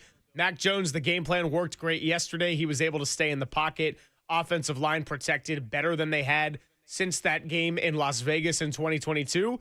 But there's going to be more tests and more coming with an Arizona defense that's played well to start the year. Yeah, and a big part of the discussion is what do the 49ers do for next week as it relates to the reporting pregame on Brock Purdy from Adam Schefter, and I'll read it to you just quickly again. We talked about it. 49ers not optimistic, per Adam Schefter. This was, again, before the game, that Purdy will be able to return from his toe injury against Arizona, but it's not out of the question. He has improved. And we'll see for next week. One source said about Purdy, next week will be tight, but he progressed a lot this week. So to me, that to me says he's in good shape to play against Jacksonville in week 4. I wouldn't push it to get Brock Purdy back out there for the game against Arizona. And given as well as Mac Jones plays, it's not an indictment of Purdy. It's not saying Mac can be just as good as Purdy, although I think yesterday was a very Brock Purdy-like performance from Mac Jones. But I think we know that these toe injuries can be potentially problematic and linger. And so to me, you want to get Brock Purdy as healthy as possible to where you're not going to risk losing him as the games get more difficult toward the midpoint of the season. We've talked about the easier schedule maybe down the stretch, but there is a stretch coming up here once you get to the next couple of road games, the Rams and Tampa, and then they're going to be going to Houston. Atlanta's mixed in there. You end up playing the Rams again around a game in New York against the Giants. So there is a middle little chunk of the schedule where I think the most difficult opponents the 49ers have, in particular the non-divisional opponents plus the Rams, come into play there. So I would just roll Mac Jones out there for the home opener. But I'm interested to see what the 49ers do. I think they will be cautious, and I'm interested what the fans think they should do. And we've been talking about it here, 808 KNBR. I mean, what do we say all of August? When you look at that first chunk of 5 games, a 3-2 start would be ideal, at least a 3-2 start. So now that they're 2-0, this isn't saying, oh, cool, they just got to win one of the next 3. I mean, 2 of them are against division opponents. Now you want 4-1, right? Now you want 4-1, of course, or 5-0. But the point being is they could be in much worse shape as they navigate a quarterback injury, as they navigate George Kittle being on the IR, one more game on suspension for DeMarcus Robinson, and still awaiting the return of Brandon Ayuk. Just being able to stay afloat in this early stage when you already have had to face this much adversity, and who knows what's going to come in future weeks. Hopefully not that much, but NFL is very week to week. Then this is good news, right? If you lose if you lose 2 of your next 3 and you start 3-2, I wouldn't say that's great, but say you lose 2 of your next 3, you can get Kittle back, you can get Brock Purdy back. It's not the end of the world by any means. It would not be the end of the world. It always depends on how it looks, and is Purdy back against Arizona again? I would not. I'll just come out and say it. Obviously, if the guy's healthy, you want to get him back out there. But I do think the 49ers, because they're 2-0, and because Mac Jones played as well as he played, not creating any kind of quarterback controversy or debate. And I know it's interesting. We were having the debate earlier about, is Mac the best backup quarterback the 49ers have had here in the last decade plus? It's a tricky conversation given the obvious that Garoppolo at one point backed up Lance, Purdy at one point backed up both of them and wound up being better than both of them. But it kind of turned into a debate, or at least a short discussion, about Mac Jones versus Sam Darnold. We did have somebody weigh in the 925. Mac will be better than Darnold. That's kind of an outlier. We didn't really see Darnold play any meaningful snaps with the 49ers. We all know the arm talent and what Darnold has been able to do to validate his career since leaving the 49ers, going to Minnesota and now with Seattle. But Mac Jones is certainly hoping that he can use this opportunity with the 49ers to try and become a starter again, as Sam Darnold did. I'm not worried about comparing Mac Jones to Sam Darnold or other 49er backups. I'm worried about comparing Mac Jones to Mac Jones because we've already seen a few different versions of him in his young career. So if Mac Jones can be somewhat similar to rookie year Mac Jones, okay, that's pretty good. You can win a lot of games playing clean football, complimentary football, and if your defense is able to close the door like that in the fourth quarter. If he's better than rookie year Mac Jones, well, you might be able to do okay with Brock Purdy missing, 3 games, 4 games maybe.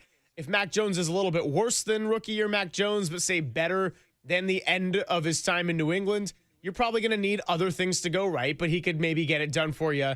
And if we're talking about the Jacksonville version in dysfunction or the end of the Belichick era in New England and all that dysfunction, then it's probably not going to be that much better than Brandon Allen or someone like that running the show when he had to fill in last year.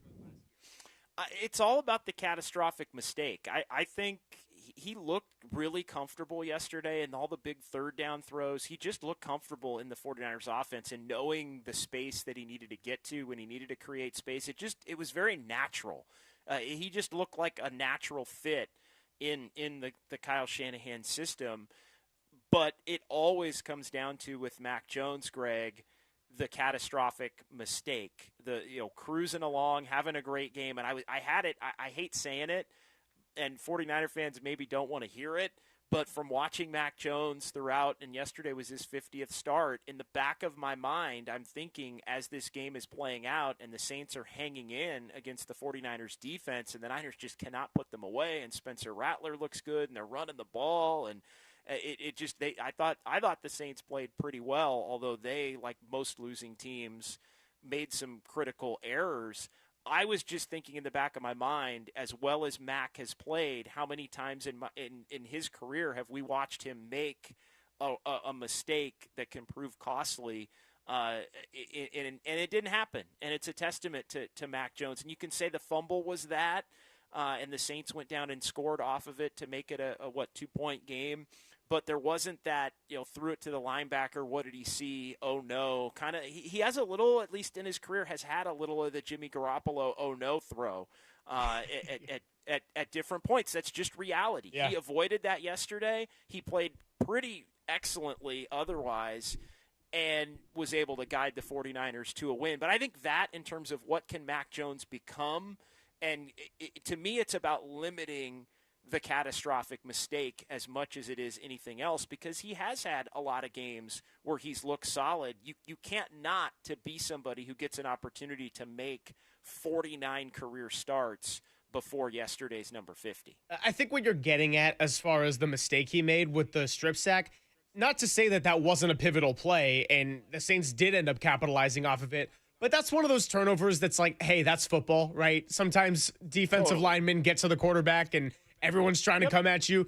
If you throw it straight to the linebacker or it's an oh-no throw or like what in the world were you looking at, those are the ones that you can't have. So I'm not saying that you want Mac Jones making that kind of mistake or turning the ball over ever, but on the scale of Mac Jones turnovers to evaluate, you're not sitting here on a Monday morning after he threw 3 touchdowns, 113 passer rating, got the win, like, man, it's really all his fault that the ball got knocked away by a D lineman on a rush.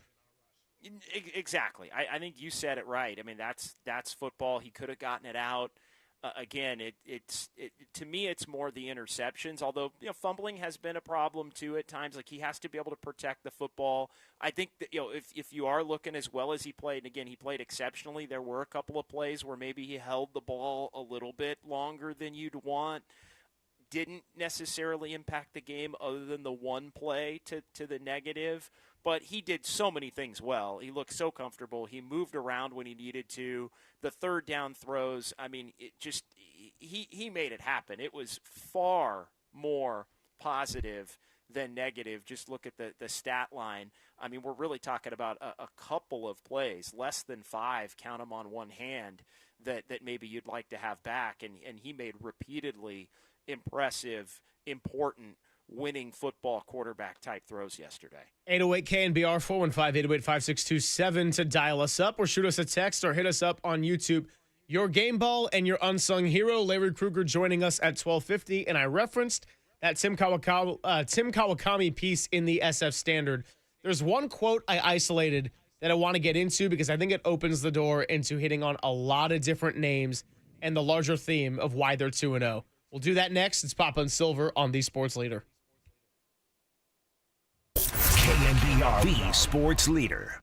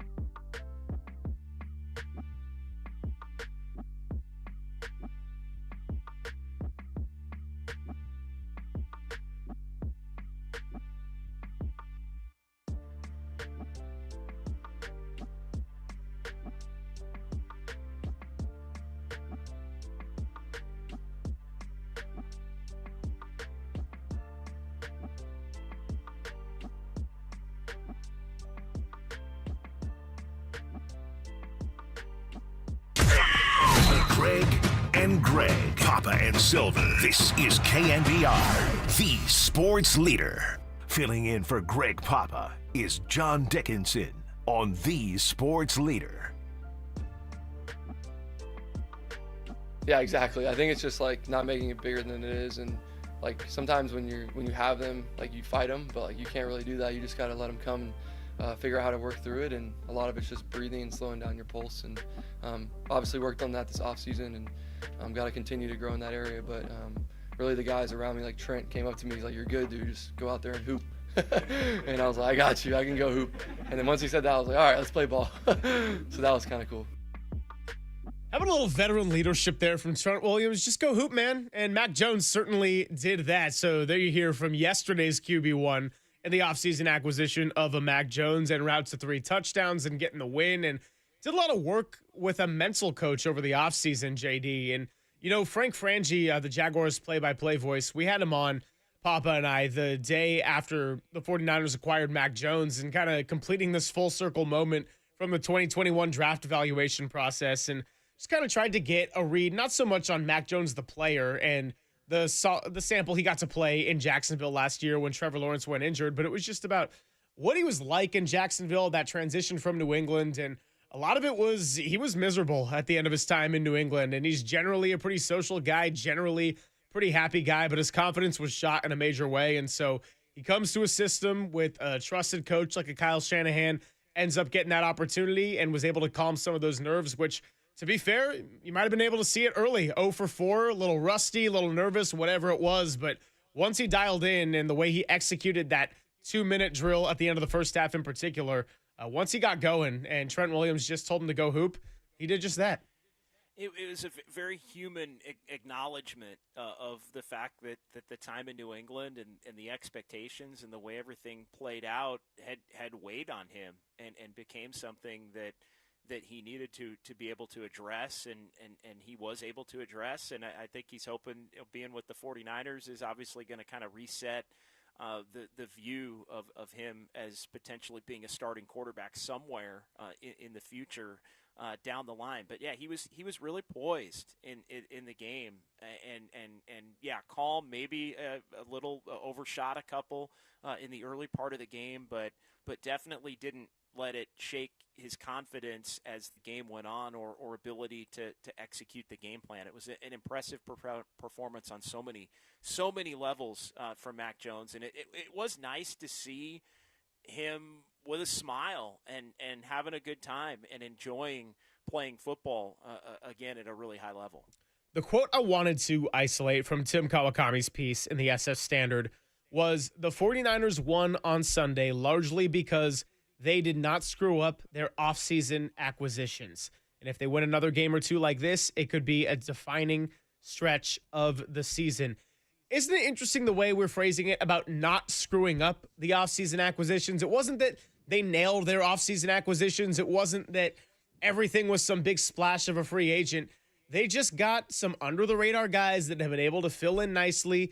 Maybe it's for a game. Maybe it's going to be for 2 games. Maybe if you're someone like a Jake Tonjes and Luke Farrell, you got to do at least 4 while George Kittle is out there on the IR. But the draft and free agency were so important for a team that had a big financial reset. Now, on the draft, too early to tell in a lot of ways. I loved what I saw from Mike Williams yesterday.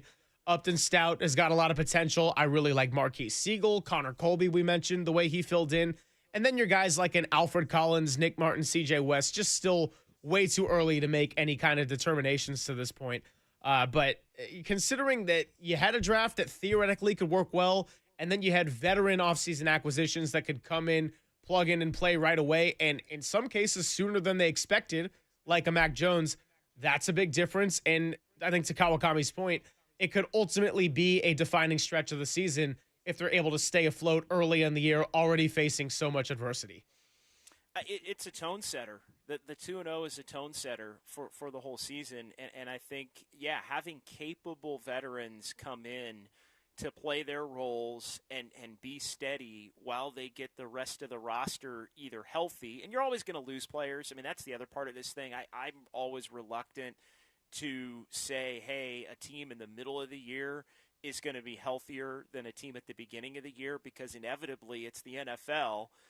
other players are going to get hurt, but the 49ers are in a unique position really in two ways, Greg. It's the young players that have the potential to be much more impactful as the season goes on, and they get more reps and they get more comfortable within the 49ers system, and some of the players that have been out or are currently out or went out week one that are going to be coming back at some point in the season. Your George Kittles, now your Brandon Ayuk's, your Demarcus Robinson with the suspension. Like, they do at a couple of these positions project to be in a better spot middle of the year than they are right now, significantly. So I think the way this team was designed, Greg, was to be able to be a hang-in-there kind of a team at the beginning and through the middle, to where they could get healthy and get more impact from their younger players as the season goes on, and then on paper have that match an easier schedule. We'll see once we get there whether it's actually going to be that easy, Greg. But if all of that matches, they project to be a team that can get on a run and win 5 of the last 6 or 6 of the last 7 or something like that. Right. And then you get into the playoffs, and then you are a team that nobody wants to face, and you're playing your best football. Like, that's the template. That's how you draw it up. It's only 2 games. We have no idea if it will get there. But being 2-0, considering everything, with the games that they have ahead here before this more difficult stretch that I think starts with the Rams in SoFi that first week on Thursday Night Football of October, and then Tampa and all of that, you've got a real opportunity now. If you can even just get one of the next 2, I think, to be in a great spot, let alone both of them. And I think getting both of them is on the table if the 49ers can play as well as they have, though not perfect, these first 2 weeks of the season. Want to hear from Christian McCaffrey as well to tie into all of this about a bunch of new guys coming in and being able to execute what you're calling the key stretch of the game, the 2-minute drive right before halftime. 7-9 for Mac Jones, and really 7 of 8 if you want to take away that spike. But here's McCaffrey's appreciation for the new guys coming in and executing in that kind of situation. Yeah, that was a huge drive. Our offense is complicated, and the 2-minute can be complicated too. So for new guys all over the field to come in and execute that way, that was really cool. And I'll have to go back and look at the tape because sometimes you forget what new guys were in there. But a guy like Kendrick Bourne, who just recently got here, obviously Max stepping up on the first play.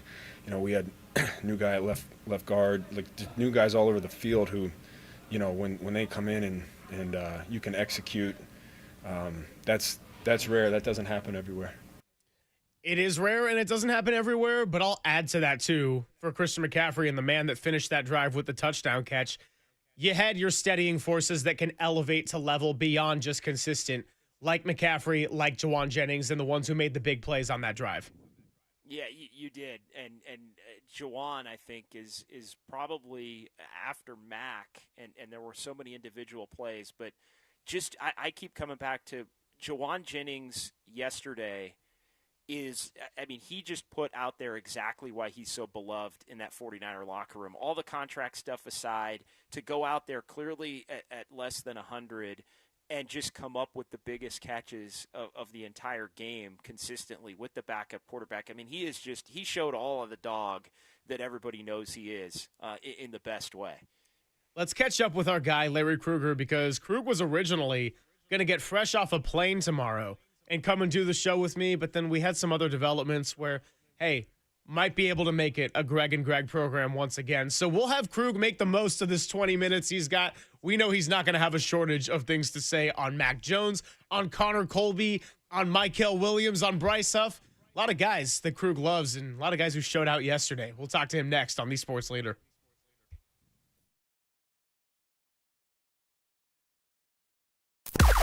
Now, from the O'Donnell Financial Group Sports Desk. Learn more at ODFIGroup.com. O'Donnell Financial Group, because planning is a process, not a product. The San Francisco 49ers get the win in New Orleans and beat the Saints 26-21. Mac Jones has a 3-touchdown performance, and Fred Warner, Nick Bosa, Bryce Huff, and Robert Saleh's defense closed the door on a last-ditch effort by New Orleans. The 49ers start 2-0 on the road for the 7th time in franchise history, and they'll look to win their first home game this Sunday against the Cardinals. Keep it here on Papa and Silver for all your instant reaction and updates throughout the week.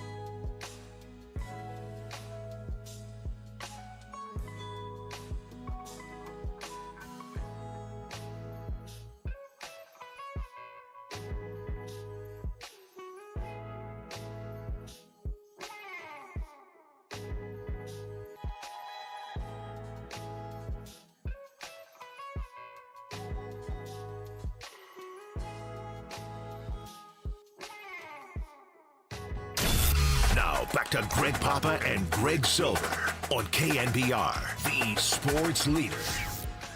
Filling in for Greg Papa is John Dickinson on the sports leader.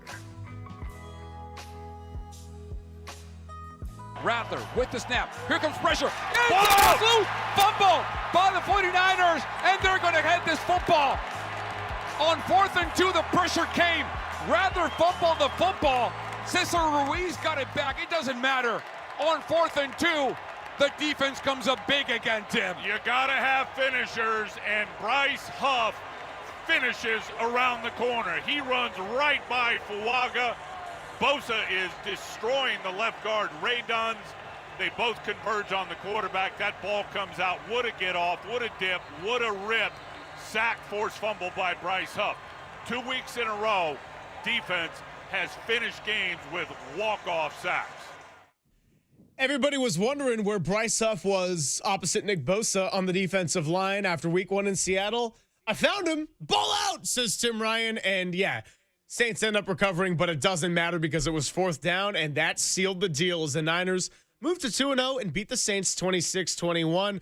Here to help us talk all about it is our favorite guest on a Monday. He is the man, the myth, the legend himself, having quite a weekend with a little college football action, with a little NFL action, and, of course, all the 49er breakdowns. I'm talking about Larry Kruger, who joins us on the UMA guest line. What's up, Krug? How we feeling after 2-0? My guys, we're feeling great, living our best life, and having a good old time.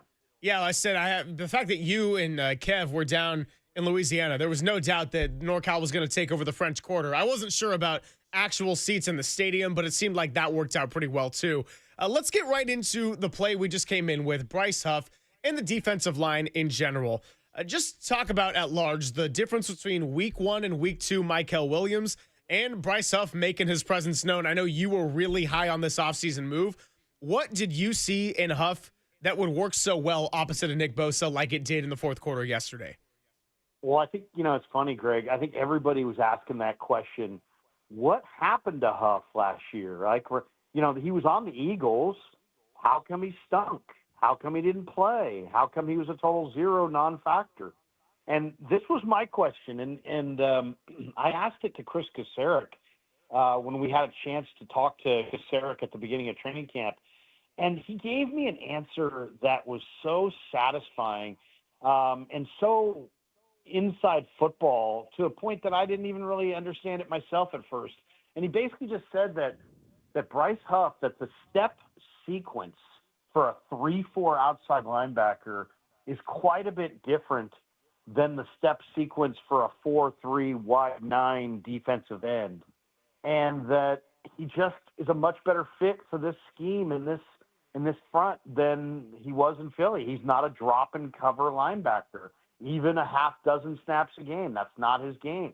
He's a pin your ears back, unbelievably well choreographed first 3-step edge rusher who hunts quarterbacks. And now he's in a system that fits. And he gives this defense a ton of teeth. I said it a month ago. This guy is the best defensive end opposite Nick Bosa the Niners have ever had. And so if they can get leads, I think you've seen it in the first couple of weeks. If you can get a lead and these guys can dial up heat and they can be your finishers. And Huff had a huge play for that. Krug, as you look at the defense overall, these first couple of weeks, it's been a little bend but don't break. It's been a lot of key plays to get off the field at important times. What did you think overall just yesterday of, the Saints were able to run it on them a little bit. Rattler was comfortable for a decent chunk of the game, but yet it just doesn't feel as if the 49ers defense is ever in panic mode in these first couple of games. It feels like they're just very composed, and they understand that there's going to be some good, there's going to be some bad, but if you win enough of the big plays, the third downs, the critical turnovers when teams are starting to drive or trying to finish a drive to beat you, if you do that and you win those big moments, you're going to wind up having a really good defense despite what the stats may say. Is how much of that is just Saleh being back and being in the fold, because it just feels like when things are good or bad these first couple of weeks, there's just no panic. Yeah, I mean, JD, I think it's well said. I think Robert Saleh and Gus Bradley give this defense just a lot of confidence and a lot of belief that, Saleh can scheme something up on third downs and steal a couple series over the course of a game. You don't have to have if you steal one or two series as a defensive coordinator with a really well-timed call here or there, it can make all the difference in the world. I looked at some of the blitz numbers. Niners went with a four-man front most of the time, but they did mix in some blitzes, and we've seen it effectively, taking part the first 2 weeks. Saleh's got a good idea, good timing of when to send guys. He's got game plans on how to dial up some exotics. I think the biggest overwhelming positive, though, that I wasn't expecting is that the 49er four-man front, their four-man, call it NASCAR package, call it nickel front, call it whatever you want, but it's when you have Mikell and Yatir Gross-Matos at tackle and you got Huff and you got Bosa off the flanks, and I just think the games that they can play and the rush that they can mount with that foursome is going to be overpowering. Talking to Larry Kruger here on the UMA guest line, just to stick it with the defense here for a little bit longer. I don't think that this is something that was too much of a concern, but I'm just taking note of everything. And they got 5 penalties as a whole, a team, none in the first half. And on the defensive side, you're seeing guys like rookies, Marquise Siegel, Upton Stout, get called for little penalties here and there. Just one of those things I take note of at this early stage in the season, but I wanted to get your perspective on that. If you're seeing this as mistakes that is part of the learning experience of the speed of the NFL game, or maybe if in the case of yesterday, it was just some 50-50 calls that didn't go in the way of guys like an Upton Stout or a Siegel in pass coverage. Well, I mean, I think, there's a belief that, and this goes back to Gus Bradley and the Seattle Legion of Boom days, that, if you're physical in every play, they can't call a penalty on every play. So you're almost daring. You're going to play super physical and kind of dare the officials to draw that line for you every week.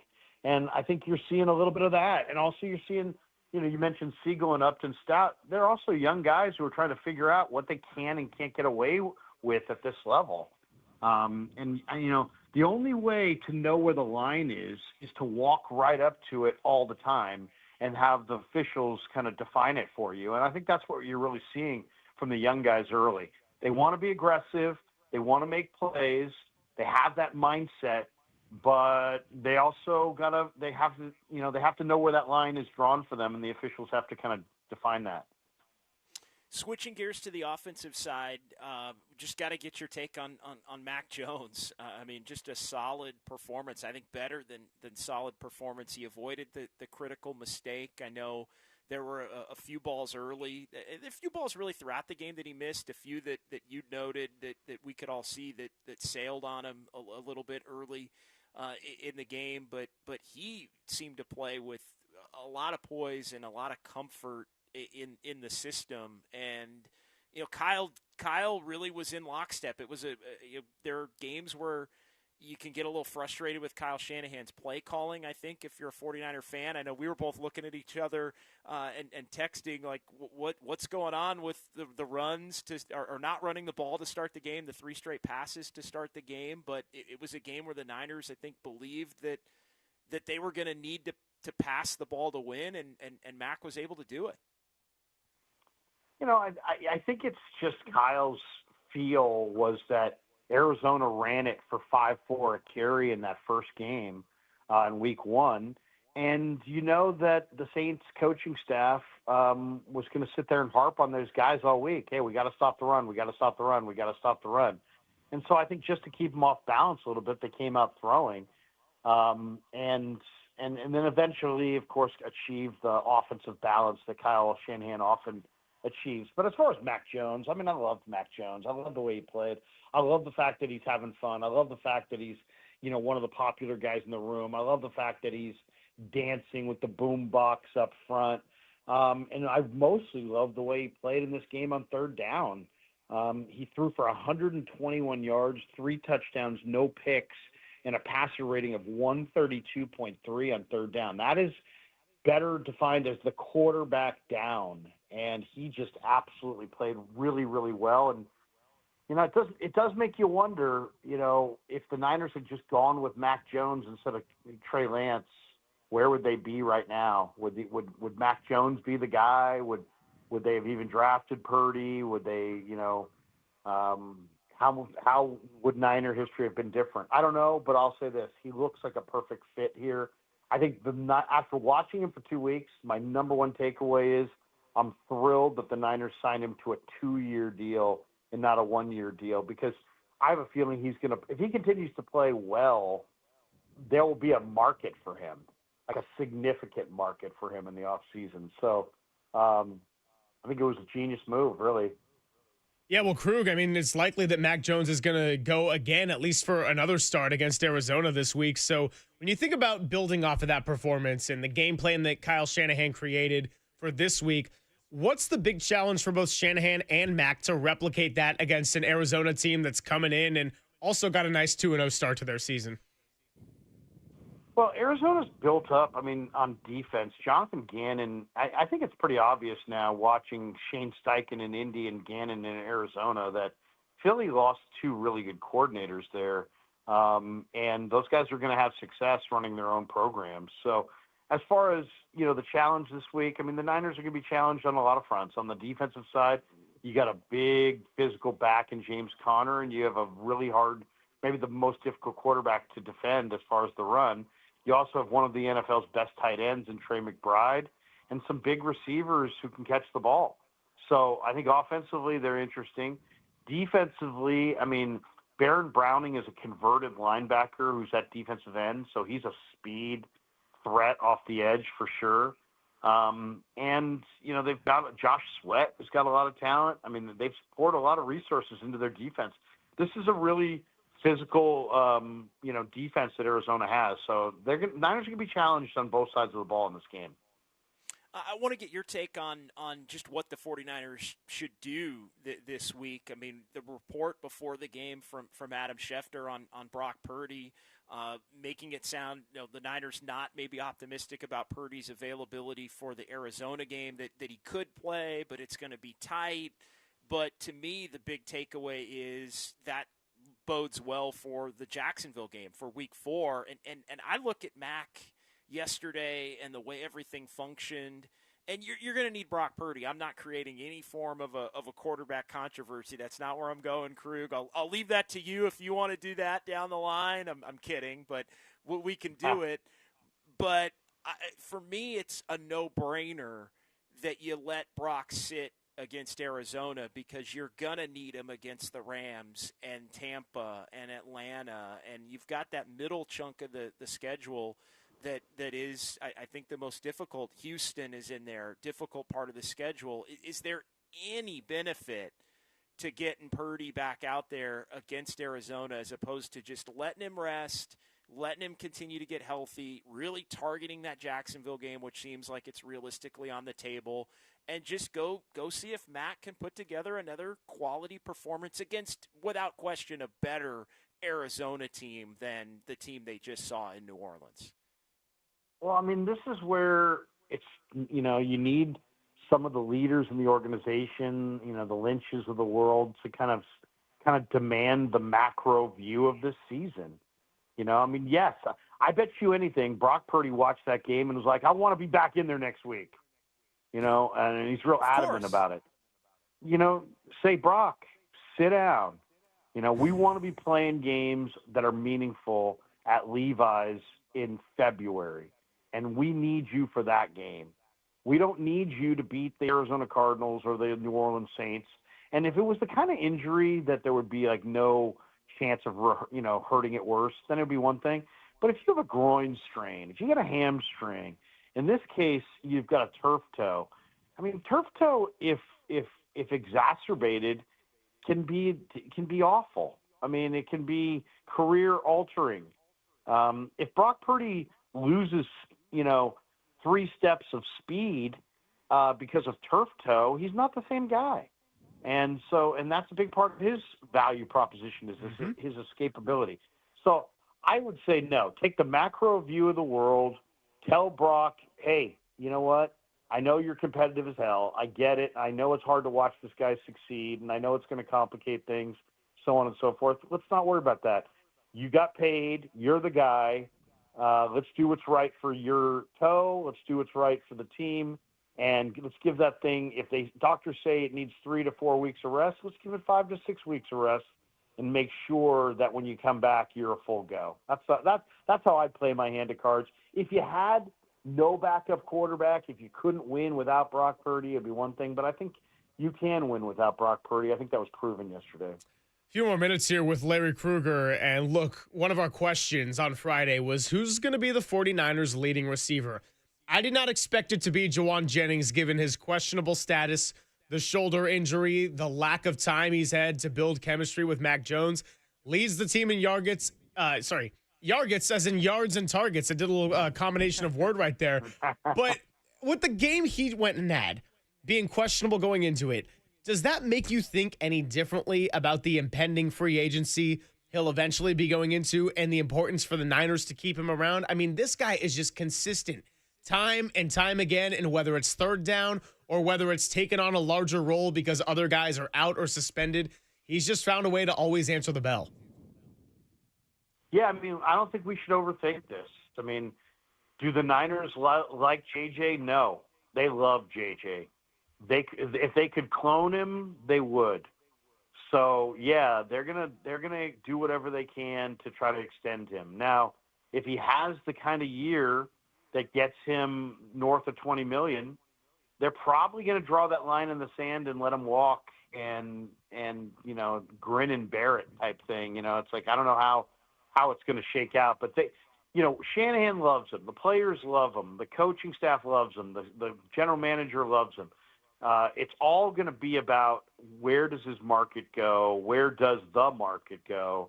I think they're going to draw a line in the sand. But they love this player, so they're going to do everything in their power to try to retain him.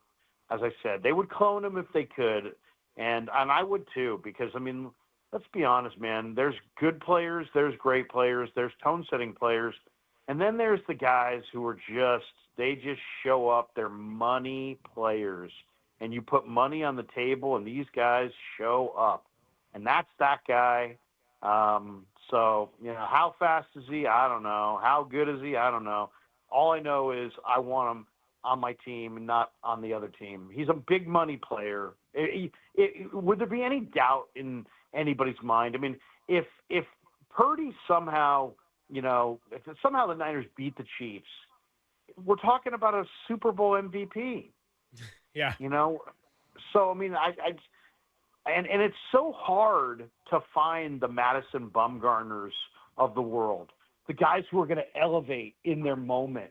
That when you find those guys, you're just like, damn right, we want to keep them. We want to clone them. We want to do anything in our power to find more guys like this. So, man, if I were the Niners personnel department, I'd be having a meeting figuring out what traits does JJ possess that we can kind of put into our system and see if we can find more JJs. Because, this guy lives for the W, man. The old coach used to say some guys play for the money, some guys play for the girls, some guys play for the glory, and some guys play to just, F stuff up. And that's JJ, man. He's physical with an F, and he's looking to be real physical, and, man, he's awesome. So they're going to do what they can, but the answer is if his market explodes to a certain level, he'll probably have to walk, but they're going to do what they can to retain him. it. Krug, I'd love to get your thoughts just on the league overall. I know you were talking about it a little bit on your stream last night. Just give me your one big overarching NFC, I'll say NFC headline that's not 49ers specific, but maybe relates to the 49ers season. Well, I just, it's hard to, I've been so so immersed with the 49ers on this trip that I didn't get a chance to see as much of the games as I wanted to. But I really do think the 49ers are, right there with the elite contenders in the NFC. I just, there's Philly. I predicted in July that this would be a down year for the NFC North, and I'll stay with that. I think the Bears, the Lions, and the Vikings are all going to take a step backwards. But I think the best teams are Philadelphia and Green Bay and the 49ers. There's Tampa, there's the Rams, there's a couple other teams, there's Washington. But I think it's those three, Philly, Green Bay, and the Niners in the NFC. And I think the Niners have a lot of confidence because they realize they can win games with multiple quarterbacks. I think they have a lot of confidence because you're seeing what the impact of Robert Saleh and Gus Bradley does for the defense. And they've drafted some studs. C.J. West, Mikael Williams, Siegel, Stout. They've added some serious studs. So the Niners, 2 games in, I think we all should look at that Niner personnel department and say, hey, look, they blew some of these drafts, 22, 23, Drake Jackson, all these busts of Danny Gray. I was at the LSU game. Ty Davis-Price was on the cannon shooting T-shirts. This guy's supposed to be running the ball in the Superdome as the Niner. Instead, he's shooting T-shirts out of a cannon at the LSU game. So it's like they screwed up the draft a bunch in the past, but they got it right this year. I think Niner fans should feel really, really good. I think this is a team that they got multiple running backs. They Connor Colby, and we didn't talk about Connor Colby. Connor Colby stepped in at guard, and he looks like he could be there for the next 15 years. He looks great. I would not put Ben Barch back in there. I would wait for Jake Brendel to struggle and put Ben Barch at center. I'm going with Connor Colby. I've seen enough of Connor Colby to say, hey, you know what? It's time to go with Connor Colby. And think about that. Back-to-back drafts, Niner fans, the unhappy Niner fan that's walking around going, Lynch, they've ignored their offensive line. Really? Last year, they got the best offensive lineman in the entire draft in the 3rd round in Dom Pooney, who I talked to after the game yesterday. He's fired up about Mac Jones and how he's playing. And then this year, they may get another starting guard in the 7th round out of Iowa. So they have drafted their future guard tandem, which is the futures now, in the last 2 drafts. So they have not ignored the offensive line. And they do need they are going to have to go into the tackle market for sure this next offseason. But I'm so excited about Connor Colby because I watched him on the binoculars. He had a phenomenal game. This guy is he's kind of an old soul. He's like a young veteran who knows how to play, 50 career starts in college, really well coached. Very excited today about Connor Colby. Hey, Krug, I want to let you go enjoy the end of your trip, but just real quick, are you going to have a chance to watch Bryce Eldridge tonight with that call-up news? You know what? I got the Monday night doubleheader. I got that going tonight. I got Bryce Eldridge. Yeah, I'm fired up for a little Bryce Eldridge. I'm not sure how he's going to do. He's probably going to strike out too much. He's probably not ready. But you know what? Instantly, they become a more must-watch kind of team. And I would love to see Bryce Eldridge get into a hot streak and the Giants, carry the Giants to the wild card. How amazing would that be? Nothing would make my September better than the Niners rolling off to a 4-0, 5-0 start and Bryce Eldridge leading the Giants into what would have to be the most improbable playoff berth in a long, long time. I'm so rooting for that, guys. It's a great time to be a Bay Area sports fan. Well, I got to say, one thing I did not expect is to see Bryce Eldridge called up to the Giants in some must-win baseball in the month of September. So, yeah, it's going to be must-watch baseball on our end. And, dude, go enjoy the rest of your trip. Appreciate you. I know we're going to be using you a lot as we got the exciting news that Papa's going to be back tomorrow. But we're going to have you on as a guest every Monday, and I'm sure we're going to be doing a handful of shows together throughout the season. So, looking forward to continue to talk and enjoy the rest of your time down south, man. Hey, Krug. Yes, JD. I've got I got a couple of recommendations for you. Nod, nod, wink, wink for where to watch the Monday Night Football doubleheader. Got a couple recs for you. I'll have to text you those recommendations. I'll text Kevin those recommendations. But no, go ahead. I'll let you finish. We're all thrilled to obviously have Papa back. Yeah, man. I just wanted to say I've been texting a little bit with Greg during this trip, and he's the best. He's the best. And I saw his partner in the elevator, and I'm like, T-Rock's in the elevator. And Tim's like, hey, I'm like, we're riding the elevator. I just decided to embarrass T-Rock. So I go, we're riding the elevator with the number one color analyst in the league. And he started laughing. But, Pop, if you're out there, brother, we love you. All the Niner family, all the Niner media, all the Niner fans on Bourbon Street, lots of well wishes, lots of concern about you. And I can't wait to hear you behind that microphone doing your thing. Love you, brother. I love you. Krug, you're the best. Appreciate you, and we'll talk soon. Yep. Sounds good, fellas. Larry Krueger, you can check him out on Niners Nightly, of course, and he's going to be a big part of our 49ers coverage all season. Let's continue to unpack the highs and maybe some of the question marks, but not a whole lot of lows for the 49ers on a Monday, and also Giants getting ready for Eldridge night. It's all coming up on the Sports Leader.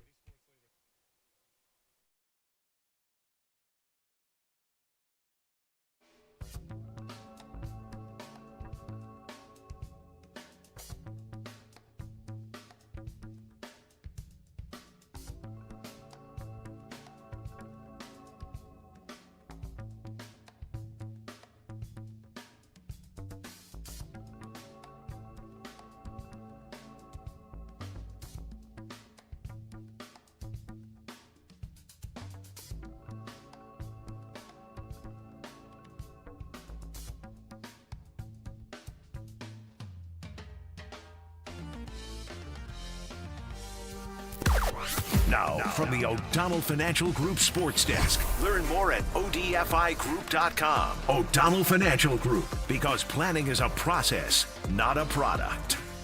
Tim Ryan recapped the 49ers' 26-21 victory in New Orleans with Murph and Marcus as he joined them at 8:50 this morning. So if you want good vibes and Monday morning juice, look no further than T-Rock himself. And if you want a full hour of Tim Ryan, tune in with us on Thursday. We'll have the full Tim Ryan football hour coming your way.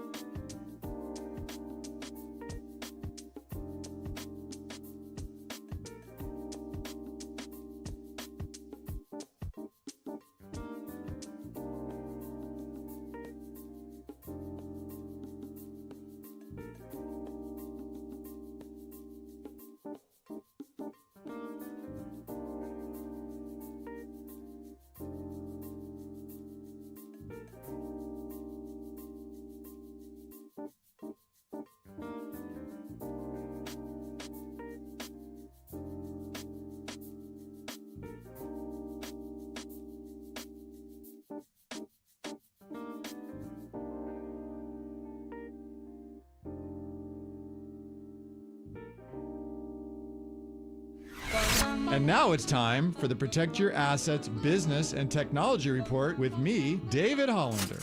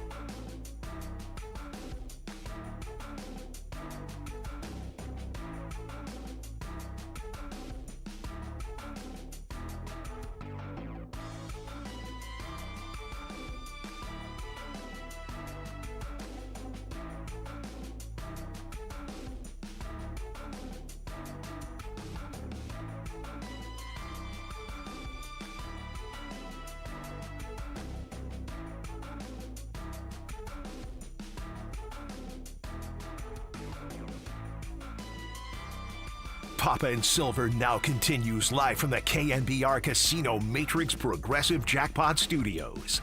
Casino Matrix. Progressive jackpots are here. Where are you? Just drop in. Please play responsibly. 1-800-GAMBLER. Final half hour or so on a Monday. It's Papa and Silver with John Dickinson.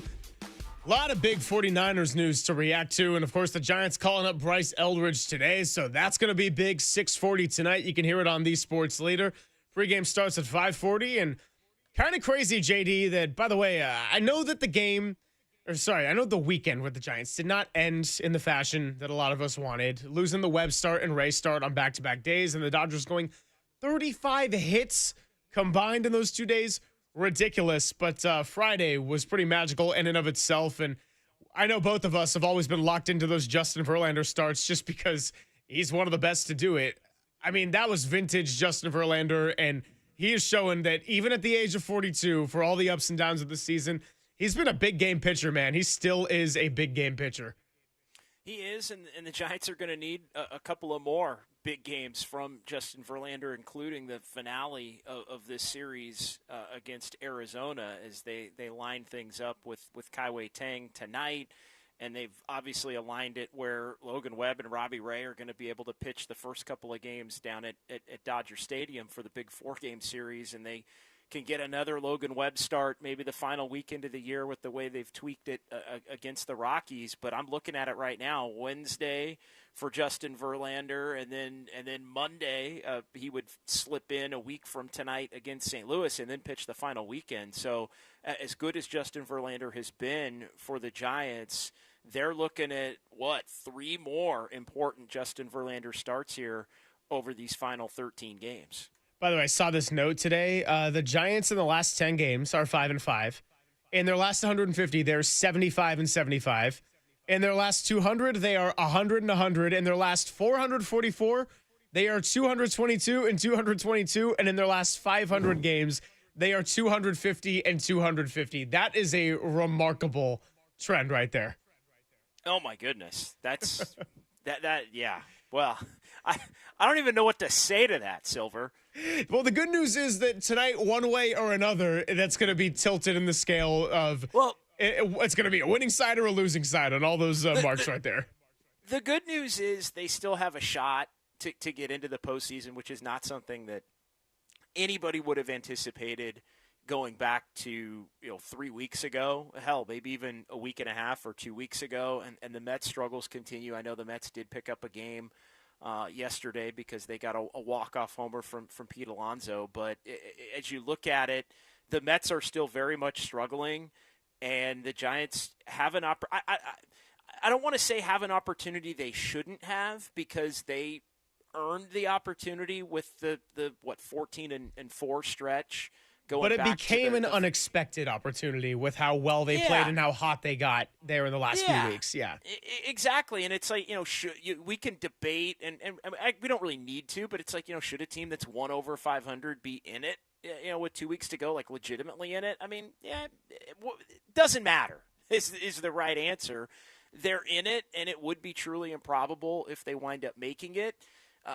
We all know they don't have the tiebreaker against the Mets, and they're probably going to have to beat the Dodgers at least 2 times out of the 4 this weekend to have a legitimate shot at it. And they might have to run the table or at least win 5 out of 6, 7 out of 9 in the other games, beginning with the 3 games tonight. I know we talked about it on Friday going into the weekend, like what is the right number? I think as poorly as the Mets have played, I think it could – we said 4-3 against the Dodgers, and then the Mets kept losing. And I found myself thinking on Saturday night that it really might – and the Giants had not lost the game on Saturday night yet, but I thought it really could be maybe 3-4 against the Dodgers, and then maybe 7-2 in the 9 games that they have against Arizona, St. Louis, and Colorado if the Mets are truly going to continue at this level. But that still means that you got to find a way to win 2 of the 4 against the Dodgers coming up this weekend. But none of that matters because now they have foregone an opportunity by losing the Webb and Ray starts, which means they're not obviously going to pitch again until Thursday and Friday in LA. So you got to get through this series and figure out a way to, at a minimum, get 2 of the 3 without either of your top 2 going. No, and I mean, I know the circumstances today are different than they were just a couple of days ago, but it's still wild to me with how poorly the Mets have played, combined with how well the Giants were hitting the ball and stacking wins on top of one another, that for a moment there on Saturday, the Giants controlled their own destiny. They were in a playoff spot position going into Saturday night with the Logan Webb start. And the Dodgers had the lead in the game. And had the lead in the game. Yeah. I mean, it was like, oh my God, they're going to have at the end of the night, close of business, they're going to have the lead in that game. Interesting, all 3 series, and I know you know this with the Giants and Dodgers with the 3 series. All 3 series, the Giants have won the first game and then dropped the remaining games. Yeah. So we'll see. They're going to need better than that beginning on Thursday. But, yeah, going even back to June, they win the Friday night game, and then they lose the 2. The Devers trade the finale there right before the All-Star break. They win a thriller in the Friday night game, and then they drop the next 2. And, again, over the weekend, they win Friday night in maybe the thriller of all thrillers, but wind up dropping the series to the Dodgers, who they've played – 9 times and are 3-6 against here with the 4 games this weekend coming up. Did Patrick Bailey top the inside the park walk-off home run on Friday? I don't know, man. The walk-off inside the park home run is so unique. Yeah. That I don't know that, but he did this against the Dodgers and the circumstances of being in the race. So there's a debate to be had. I do want to quickly set the table for the weekend. We know the Giants or for the week here. We know the Giants have Arizona down in the desert, and then the 4 games against the Dodgers. The Mets are off today, and then they have a 3-game series. Their final homestand begins tomorrow. So the Mets have 3 at home against San Diego, so not an easy task for the Mets. And we've talked a lot about the Mets' difficult schedule here. And then they have 3 against the Nationals at home, and we've seen the Nationals be tough on the Giants. The Nationals took 2 out of 3 against the Mets the last time they played in D.C. about a month ago. So it's Padres-Nationals, 3 apiece, and then they have another off day Monday, and then they finish up with 3 at Wrigley Field. Now the Cubs are obviously going to be a team that's in the postseason, but 3 at Wrigley Field, 3 night games, and then they end the year in Miami. 3 at Miami with the Giants playing the Rockies. So the weekends are the more on paper winnable games for the Mets, but the Marlins are another team. The last time they played the Mets took 3 out of 4 a couple of weeks ago in New York. And the Giants struggled with the Marlins this year too. So yeah, on Labor Day weekend, and they've split, I think, 10 games head-to-head, the Mets and Marlins have. So there's some really tough games for the Mets that kind of coincide with the Giants, playing Arizona and playing St. Louis, and then the easier part, if there is such a thing, for the Mets schedule is the weekend sets against the Nationals and at Miami, while the Giants will be playing the Dodgers. And then the Rockies, make those games against the Rockies important games the final 3 of the year, and I think the Giants have got to be feeling really good that they can get all 3 of those, with the Rockies having long been out of the race. It's Papa and Silver with JD wrapping up on a Monday. Let's go ahead and revisit our most important takeaways from week 2 out in New Orleans. And then we do got a little Silver Linings playlist. It kind of ties in with what I left you with on Friday. I'll tell you that before the show is over, and then we'll hand it off to Dirty Work, only here on the Sports Leader.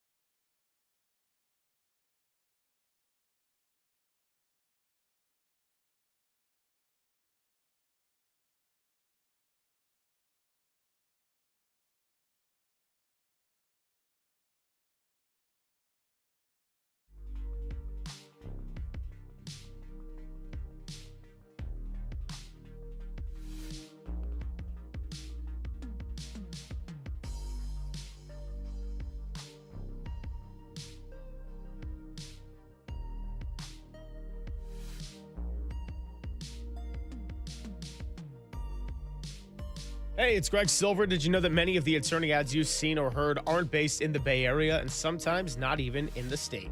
Chris Dolan and his law firm have been based here for more than 25 years, and these are award-winning personal injury and employment attorneys fighting for you where you live.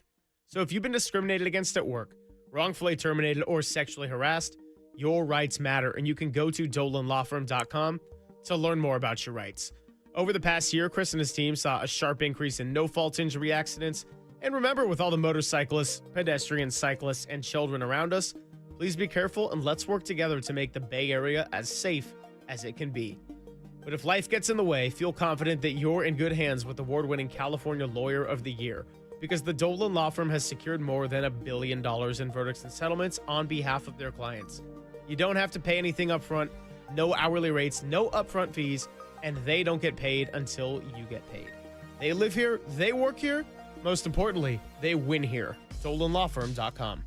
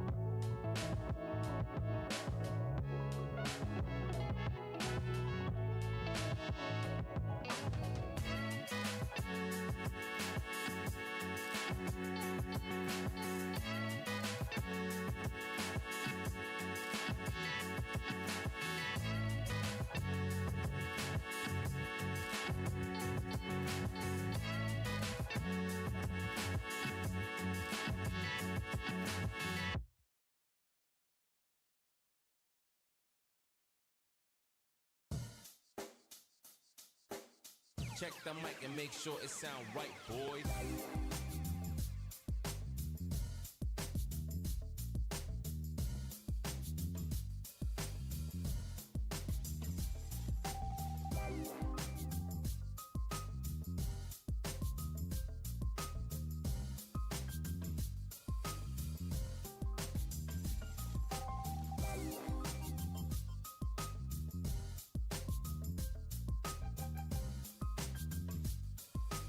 Papa and Silver now continues live from the KNBR Casino Matrix Progressive Jackpot Studios. Casino Matrix. Progressive jackpots are here. Where are you? Just drop in. Please play responsibly. 1-800-GAMBLER.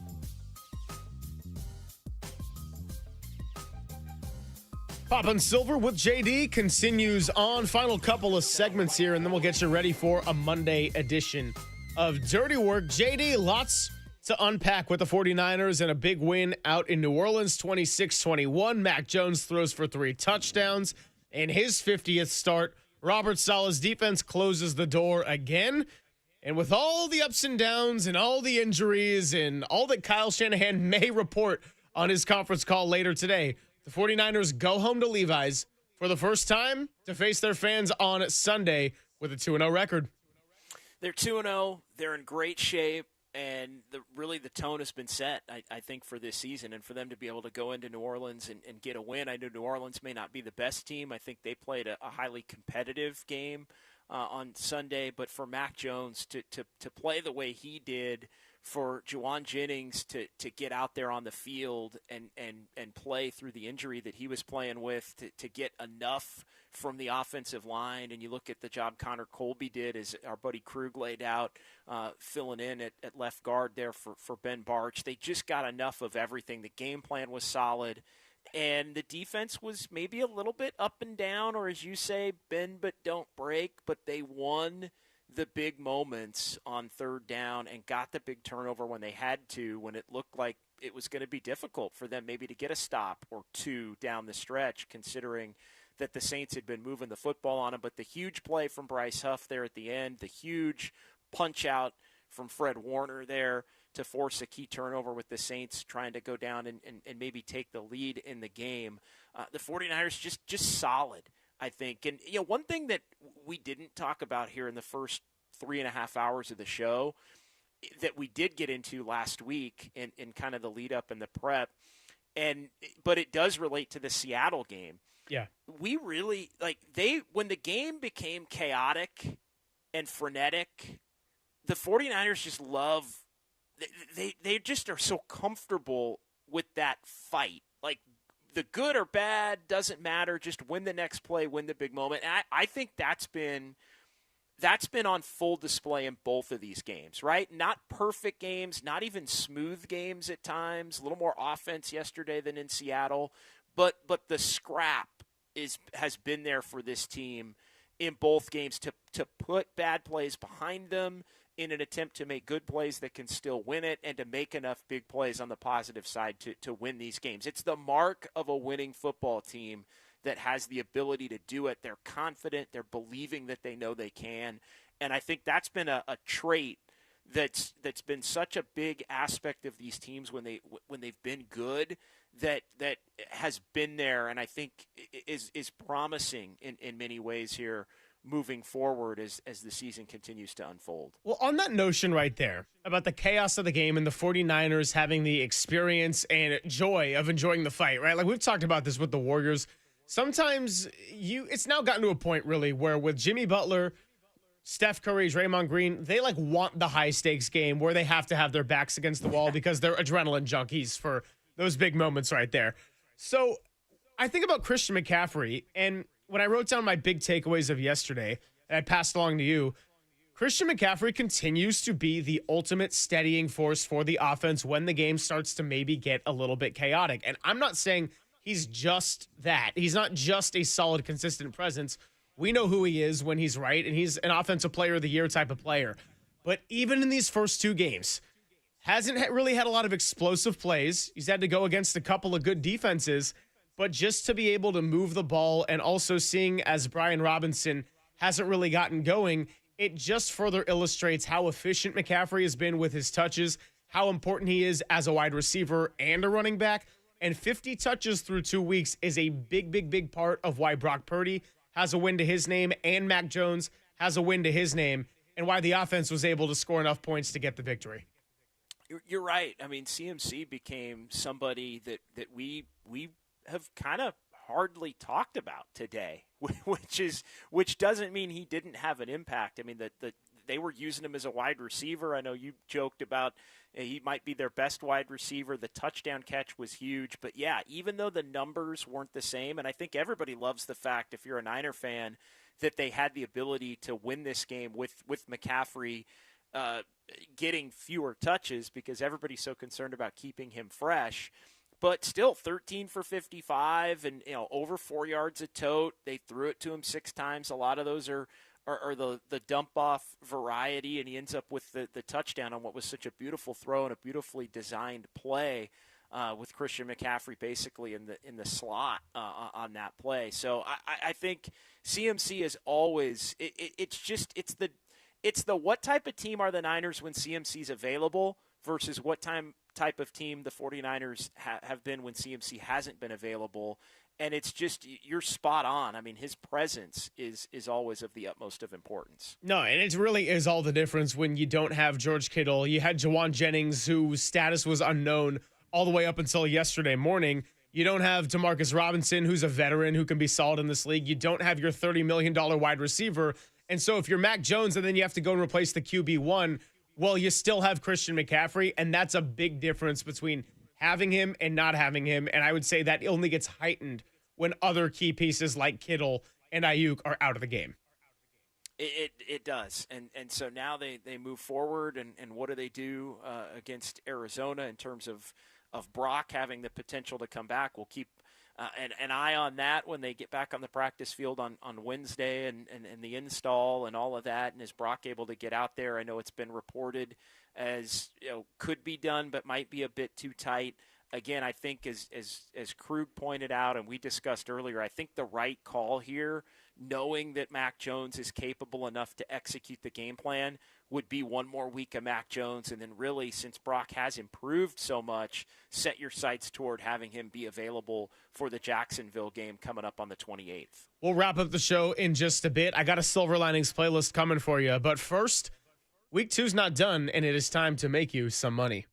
The following interview is paid for by TakingVegas.com, and the views, opinions, and picks expressed do not reflect those of the station or its ownership.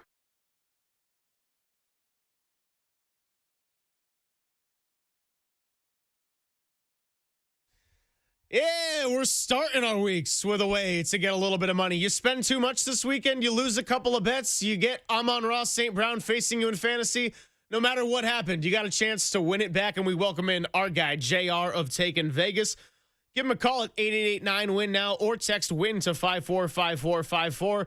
JR, what's happening? How are we feeling about a little double Monday Night Football on the schedule tonight? You know, I got to tell you, man, I love these double, when we get 2 games on a Monday night, it doesn't get much better than this. Absolutely pumped up and excited. First game kicks off 4 o'clock your time. Second game going off at 7 p.m. And here's what we're doing. I absolutely love this Chargers-Raiders game. I'm going to give it to you absolutely free. Text the word WIN to the number 545454, and you'll be hit right back with tonight's winner between the Chargers-Raiders, absolutely free, and you get it via text message. Again, text the word WIN to 545454, and right away you'll get hit right back with tonight's winner between the Chargers-Raiders. And, guys, it's absolutely free. There's no strings attached. All you got to do is text the word WIN to 545454, and you can go ahead and take this one to the bank. I love the game. It opened up Chargers -3. It's at 3.5. The total opened to 44.5 is all the way up to 46.5.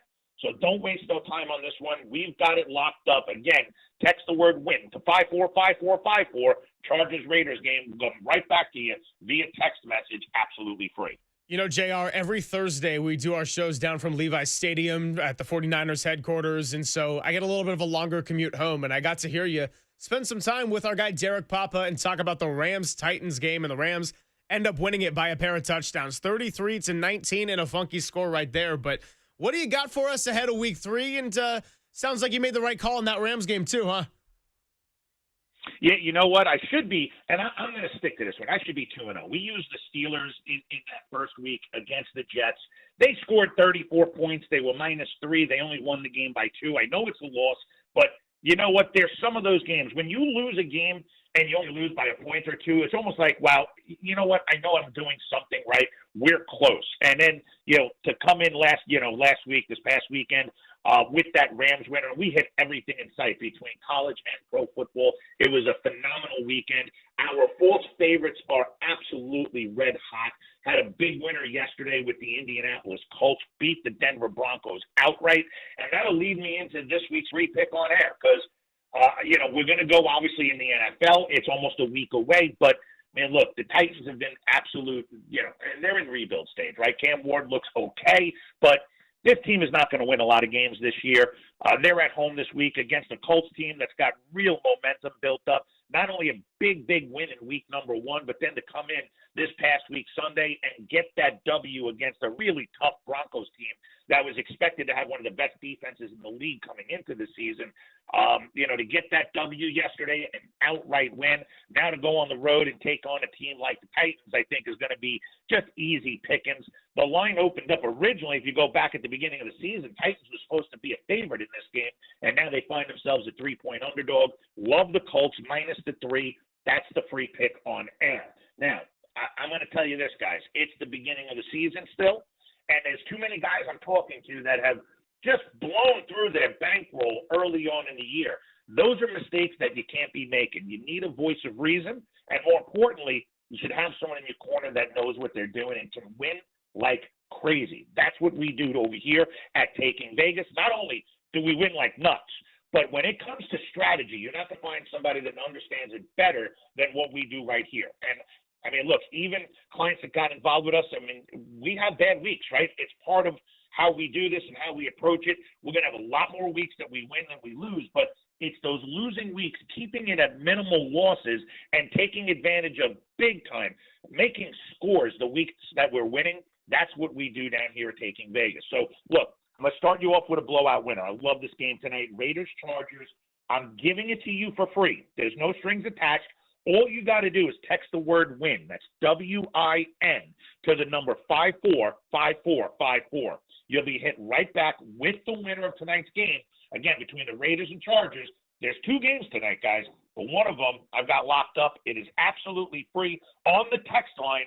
Text the word WIN to 545454 and take advantage of tonight's blowout winner. And as always, guys, I love doing this because we make guys a lot of money. Be safe, have fun, and let's go out there and make some money. The preceding interview was paid for by TakingVegas.com, and the views, opinions, and picks expressed do not reflect those of this station or its ownership.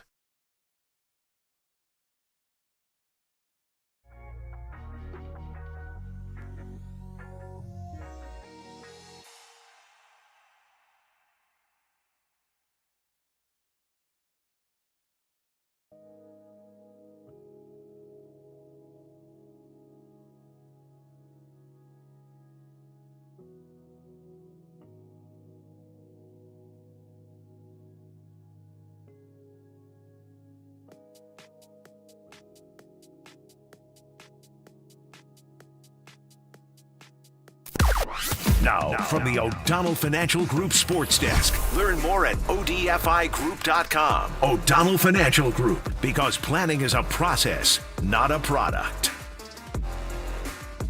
Tim Ryan recapped the 49ers' 26-21 victory in New Orleans with Murph and Marcus as he joined them at 8:50 this morning. So if you want good vibes and Monday morning juice, look no further than T-Rock himself. And if you want a full hour of Tim Ryan, tune in with us on Thursday. We'll have the full Tim Ryan football hour coming your way.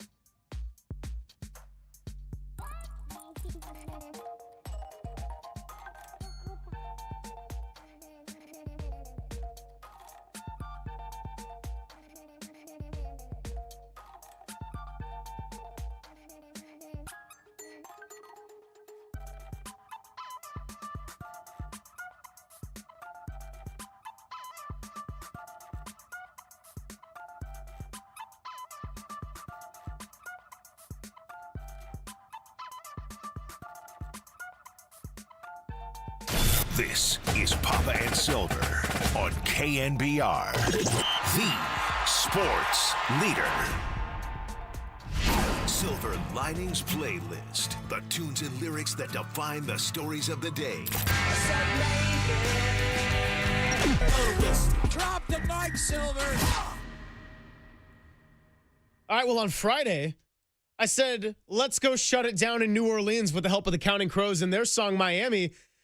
We're taking it back to 1963 on a Monday, going full Beach Boys, baby. Rest in peace to Brian Wilson, of course. And this one is just called Shut Down, because JD, that's exactly what they did. They had to go shut it down in New Orleans. They did shut it down. Fred Warner shut down the Alvin Kamara operation. And then it was Nick Bosa and Bryce Huff at the very end on the Saints' last gasp, shutting it down for good with the help of the offense, scoring 26. Eddie Pinheiro makes a couple of kicks, and the defense closes the door when they need to do it. 49ers start 2-0 on the road, plain and simple.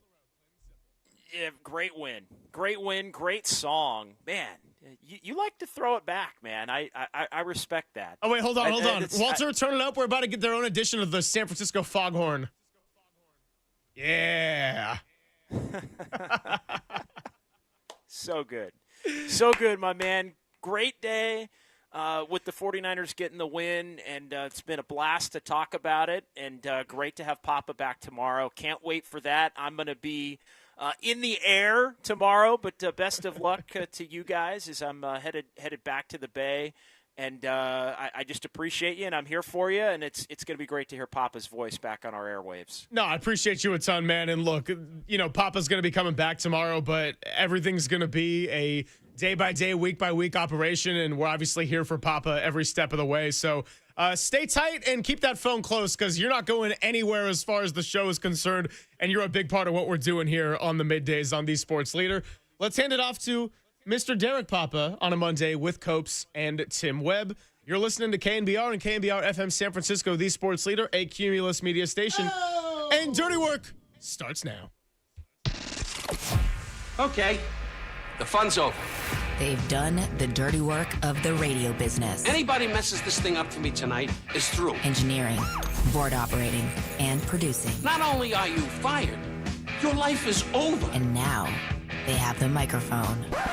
What could go wrong? Nobody messes up. You understand me? Don't mess up. Adam Copeland. You wanted some sort of like hard-hitting Bob Lee journalism. You came to the wrong place. Derek Papa. Oh, boy. Okay. It's getting hot. Is it getting hot there? That's even worse. How are we feeling? It's getting hot? Oh, boy. And Tim Webb. Mankini. Yes or no? 59. We go with this, Tim. It's a dirty job, but someone's got to do it. Ridiculous. Completely ridiculous. Welcome to Dirty Work. KNBR 104.5 and 680. The Sports Leader. It's Dirty Work on a Monday afternoon. Adam Copeland, D-Pop, Tim Webb with you as soon as Walt gets his ass out of the chair. We got lots to get to today as the Giants open. Don't give that look, Walt. Yeah, dude. You know the routine every day. Don't even look at me. Don't even. Just keep moving. No eye contact. No kisses blown. No eye contact. Get out of here. Go on, get. There you go. Dude, I'm still stuck in this personal, like, internal debate about Walt. Like, should I get him a baby shower gift even though I'm not attending? I think the answer is no. The answer is You're not going? No, I can't. I got to work. I got Stanford that day. Oh, yeah. Here's the thing. If I'm blowing off my dad's induction into the Bay Area Radio Hall of Fame, I can't go to Walt's thing on the same day. You know what I mean? Like, those are all the three things They're happening all the same three day? on the exact same day, dude. Walt's baby shower, which was going to rank third anyway of those three things, because I told you my feelings on baby showers. I'm not going to that thing. You know what I mean? I'm going to be there. I'll be there. But maybe you can Mrs. Doubtfire. For what? What are you going and go for? to all three events. This is the thing, is you're not there to support anything per se. They're just doing it so they can collect stuff from us. You know what I mean? I'm still putting in my vote for the baby to be named after me. Yeah, that's a good call. And to be the babysitter. I like the idea of calling him Walter Jr. so we can talk about him. So he can be like Flynn from so he can call himself what's he call? He calls himself Flynn in Breaking Bad. He calls Walter himself Jr. Flynn. Starts calling himself Flynn. And that kid was so cool. He was. Yeah, I mean, when he went by Flynn, dude, don't forget, he was badass. Don't forget he's driving with 2 feet, dude. Because I mean, right. there's the whole deal in that. Of course. Anyway, we should probably get off this. Yeah, probably. Anyway, Adam Copeland, Depop. He was cool. I'm being honest. Hey, Flynn was doing the dirty work. You know what I mean? He was doing the dirty work. Kind of like Mac Jones. We have a QB controversy on our hands, don't we? No, we don't. Yeah, we don't. Okay. Who's this? What is this ball that's in here? Who's it signed by? Oh, that's the Duke. The Duke. What is this? You guys see this football? It's autographed. It says, to Walter, God bless. Who's this from, Walt? I have no idea what that is. Oh, it's from Bubba Paris? Oh, sick, dude. Good deal, man. You ran into him at a Walmart and Bubba Paris hooked you up? Dude, shout out his daughters, Courtney and Ashley Paris. Legends at Piedmont High School basketball. And then went to Oklahoma, and I believe both ended up in the WNBA. They took down my Monroe Catholic Mariners at Arco Arena when I was like a sophomore in high school. They were monsters at Oklahoma, and their twin sisters, phenomenal at Piedmont. Bubba Paris, legendary 49er lineman. Of course. Fantastic. Good stuff. Good ball. Why does Walt have this in here, though? I have no idea.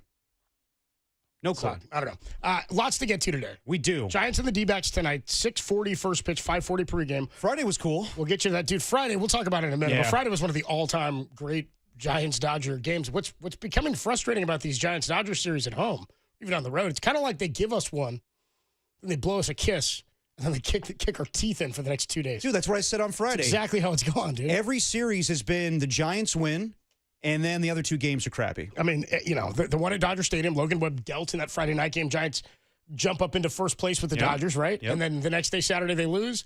And then the Sunday was the day of the Devers trade, and it was all a funky whirlwind type of day anyway. Kind of the same formula now with Bryce Eldridge being called up? I don't know. We'll talk Eldridge. Yeah. I don't really know what to feel about it. It's weird timing, no doubt, but I'm kind of excited. I mean, Buster just told us he wasn't ready. And then now he's like, oh, but you best believe he's ready now. Bring him in now. We'll talk about it. Is it because Dom Splits is out for the rest of the season? Dom Smith?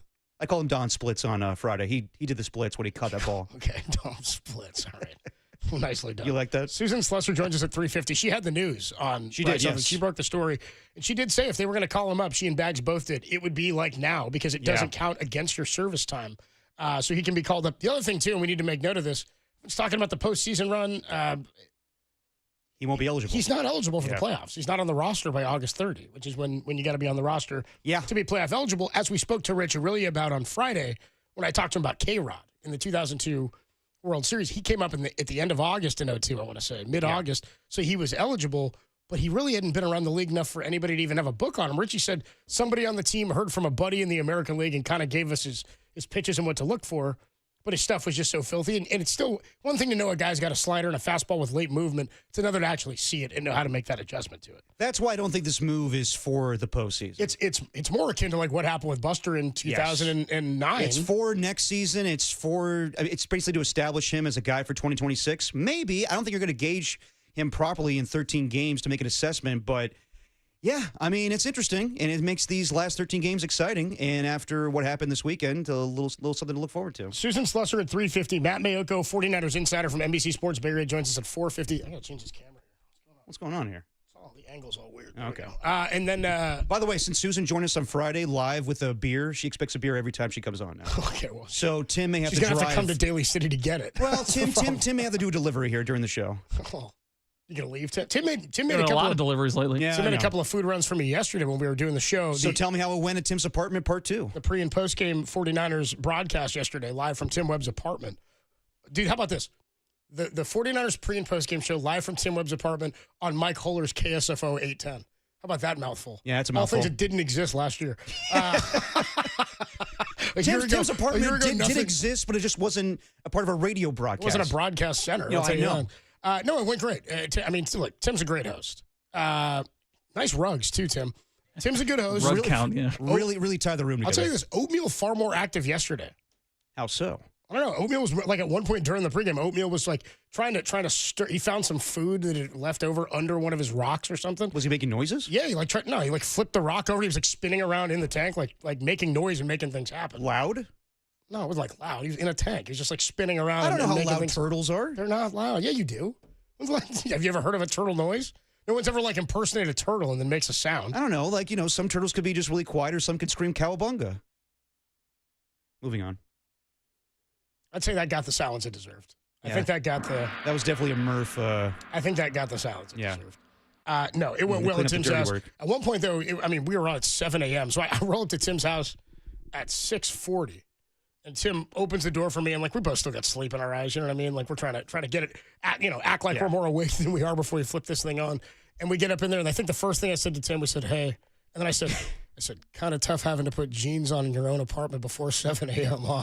Because Tim wasn't even like I was in sweats. Like I showed up in sweats and a t-shirt, and it was super chill. Like we're sitting at home all day, relaxing, watching the game while we do pre and post game from his apartment, which was kind of nice just to sort of hang out and watch Red Zone and all that. But no, Tim was like he was looking like he was dressed for work, like he was up to go, ready to dress for work. Made the run to get us coffee and breakfast sandwiches, much appreciated, Tim. Then he made the run to a great spot, which we don't ever talk about, Proposition Chicken.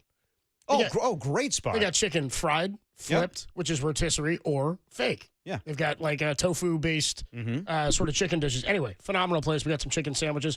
Good afternoon. Nice to see Mac Jones perform in the way that he did. The defense yet Mac 10, Kobe. With a couple of big closing performances. Bryce Huff, Nick Bosa again.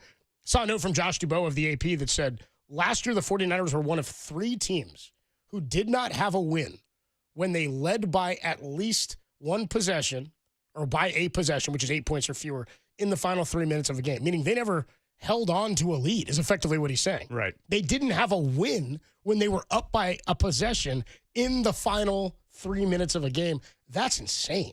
Means you never closed anybody out when you had a lead. Means you either won by 2 possessions or you came back to win and kick a field goal or something like that at the end. They were terrible in 1-possession games last year. Already, we've seen 2 games where, and there are flaws here. We've already seen it. We saw the Saints kind of come after the secondary yesterday, the young secondary. Every team has flaws, though, right now. Baptism by fire, and there's injuries everywhere. So Niner fans going, "Oh, we're all banged up. We got to look into this. Why there's so many injuries?" No. Jaden Daniels has a knee. Joe Burrow's out for 3 months, and it's turf toe. You know what I mean? So the 49ers, all things considered, and Tim asked this question yesterday. We'll put it out to the listeners. It's a good thought. If you're on the negative side of things, and people are, you look and you go, oh, this team has a lot of flaws. They pulled that out against a team that's going to have the number 1 pick in the draft, and they leave a lot to be desired. They look a lot better than I thought. Or the Saints, I thought, looked pretty good yesterday. Yes. I thought Spencer Rattler looked good yesterday. They have talent. They definitely have talent. And maybe that's Kellen Moore. Maybe that's play calling. The defensive line for the Saints is certainly a veteran and stout defensive line. I thought Cam Jordan, yeah. I thought they looked pretty good yesterday. Anyway, the other side of that coin is they've been resilient. They've lost 4 starters now, including Kyle Juszczyk and Ben Barch on offense yesterday, and they still won. I mean, Jawan Jennings, the longest touchdown reception of his career. Mac Jones, in his 50th NFL start, put together a 1-minute touchdown drive where he was like, what was he, 5 for 7 or 6 for 8 or something on that final drive before the end of the first half. 77 yards. He looked, he's not going to be as mobile as Brock. He also had the longest individual run of any player on the team yesterday, 13 yards. Right. I thought they looked pretty good. For me, the biggest issue right now is offensive line.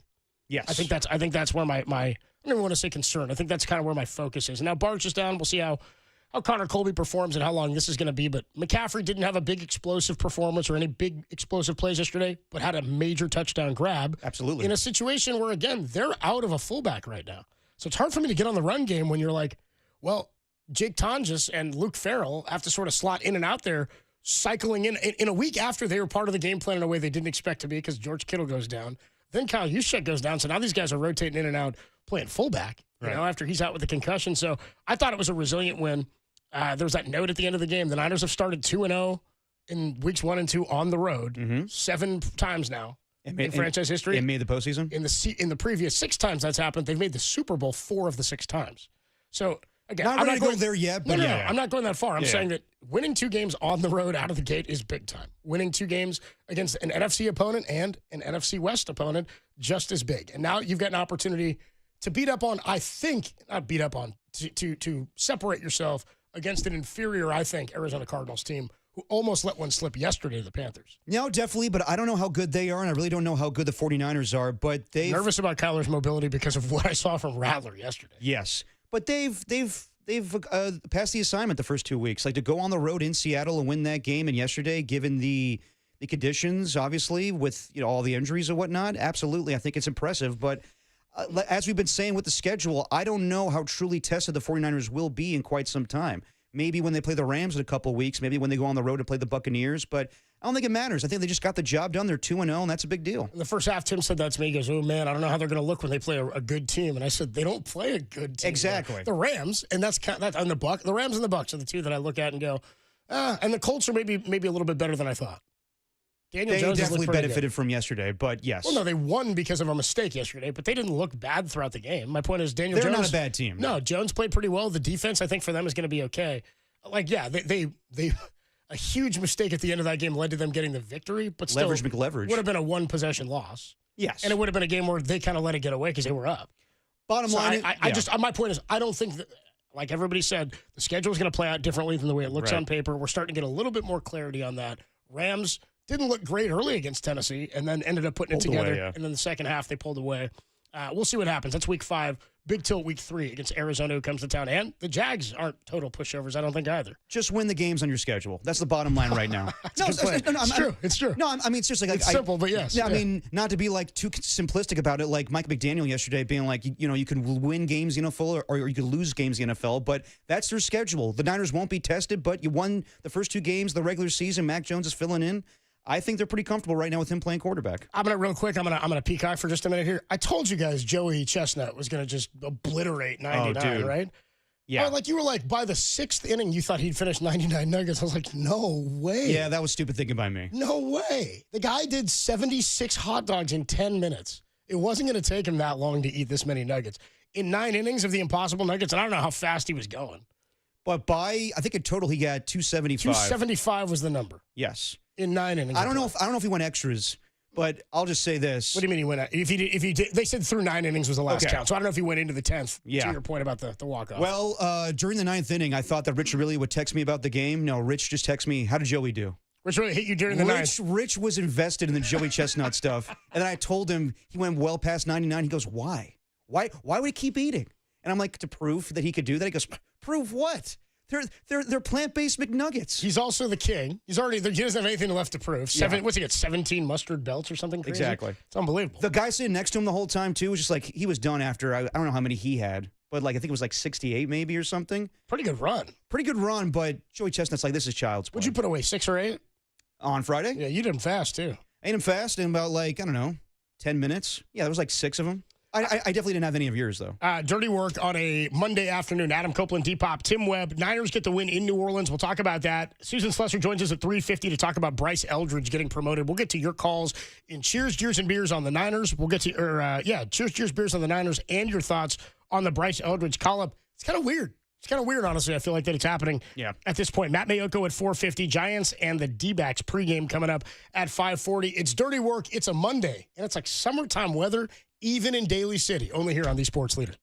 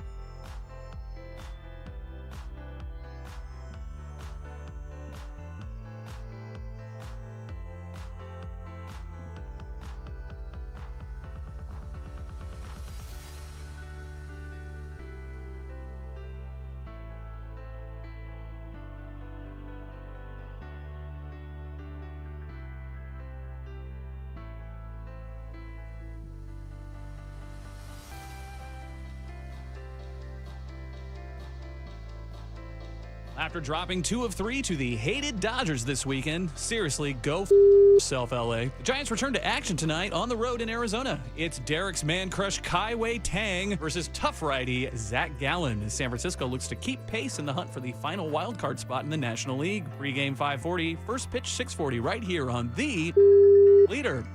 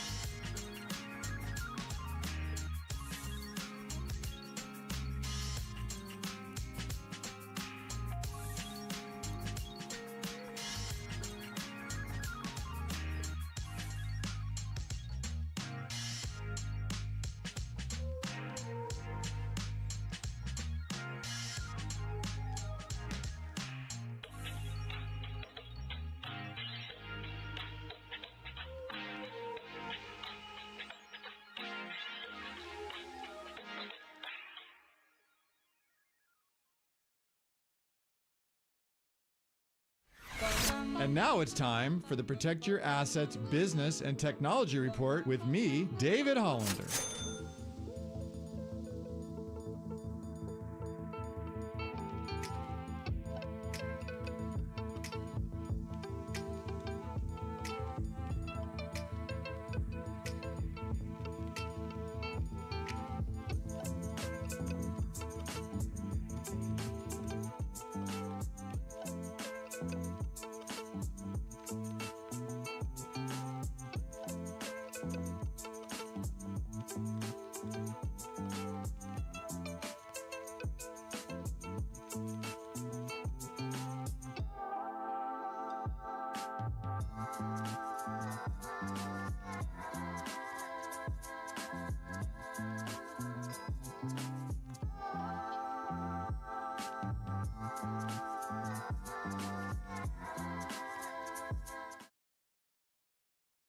Now, back to Dirty Work. Adam Copeland and Derek Papa on KNBR 104.5 and 680 AM. The sports leader. Rattler with the snap. Here comes pressure. It's loose. Fumble by the 49ers, and they're going to head this football. On 4th and 2, the pressure came. Rattler fumbled the football. Cesar Ruiz got it back. It doesn't matter. On 4th and 2, the defense comes up big again, Tim. You got to have finishers, and Bryce Huff finishes around the corner. He runs right by Fuaga. Bosa is destroying the left guard, Ray Duns. They both converge on the quarterback. That ball comes out. What a get off, what a dip, what a rip. Sack, forced fumble by Bryce Huff. 2 weeks in a row, defense has finished games with walk-off sacks. Dirty Work is sponsored by Redwood Credit Union. Whether you're dreaming of a new home, planning your children's future, or growing your business, Redwood Credit Union is a financial partner that feels like home. Learn more at redwoodcu.org, federally insured by the NCUA. Adam Copeland, Depop, Tim Webb. Niners get the win 26-21 over the New Orleans Saints. They moved to 2-0 on the season behind Mac Jones, 26 of 39, 279, 3 touchdowns. And by the way, he started like 0 of 4. Yeah. See that? Yesterday, I think it was JD gave me the note yesterday on the postgame show. I think Josh Dubow of the AP had this as well. Great numbers from Josh Dubow. First time the Niners had started 0-3, had gone 3 and out to open a series where all 3 plays were incomplete passes. Since? It was like Colin Kaepernick was the quarterback. Really? It was a year. It was like 4 regimes ago. Interesting play call from Kyle to start the game. I would anticipate he's going to run the football. It's all about looks he gives you. Yeah, I mean, the plays are scripted. He scripts like the first 24. Yep. And when he says scripted, he's told us this before. The scripted plays are not, we're running this one 1, this one 2, this one 3, this one 4. It's not that order. It's of the first 24 plays your offense will run in the game. In some order, these will be the 24. Yeah. 12 of them are run, 12 of them are pass. So that's how he set it up. It's sort of funny, though, in that, and JD was alluding to this, too. That as the opposition. You can give Kyle looks that will lead him to pass. Right. Or play callers in general. I'm not putting that on Kyle per se. But you can give looks as a defense to say, hey, they're going to look at this and say, we need to pass here. This is a passing situation. Matt Jones just wasn't all that accurate on the opening drive. Didn't put him in any rhythm, but no harm, no foul. He got it going after that. I was intrigued to see this game and his play and how this worked with him, because I really, for the first time in the Shanahan era, felt like from a starting quarterback to a backup, and again, I think Jimmy's the exception, the year behind Trey Lance, and it's a little bit of an outlier. It's not totally the same thing because they weren't planning on him being the backup. Right. It worked out to have him as the backup as they got That's through the a totally season. different situation. It's a different situation. Yeah. It's the least fall off we've seen starter to backup, and the most similar we've seen an offense look starter to backup, stylistically, execution-wise, and immediately they started to come out. You just mentioned it. Why would you give Brock $53 million if you had one? They didn't have Mac Jones. They didn't have him at the time. You could have forced Brock to just play the final season on this contract and say, let's see where we're at. But then you're creating also more noise for yourself and more problems into next year and more. I mean, then you open it up to, do we have to franchise tag him?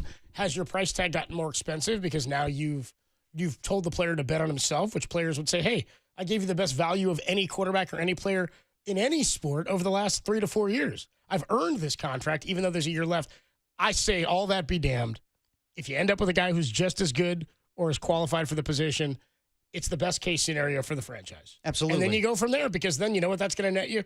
Something in equity on behalf of Mac Jones. You have to have continuity at the quarterback position. I think Kyle got tired of. That's why they wanted to draft a quarterback in 2021. Can't keep going around and all right, let's get by with Jimmy. They drafted one this year. Exactly. You draft one you should draft a quarterback every year in some capacity. You should have a backup quarterback, but in this situation, they found Brock. He was a diamond in the rough. Pay him the money and go forward with him. Pay him. Pay that man his money. They did. And I need to go back and look at the numbers as far as, did Kyle ever trust a backup quarterback to throw 39 passes in a game? I bet you he did. I mean, I would imagine Nick Mullins or somebody did or close to it. Possibly. But the bottom line is that he felt comfortable with Mac Jones in this game. There wasn't a huge drop-off. I'm not saying that Mac Jones, by any means, is a better quarterback than Brock Purdy, but he can fill the void when Brock's not there.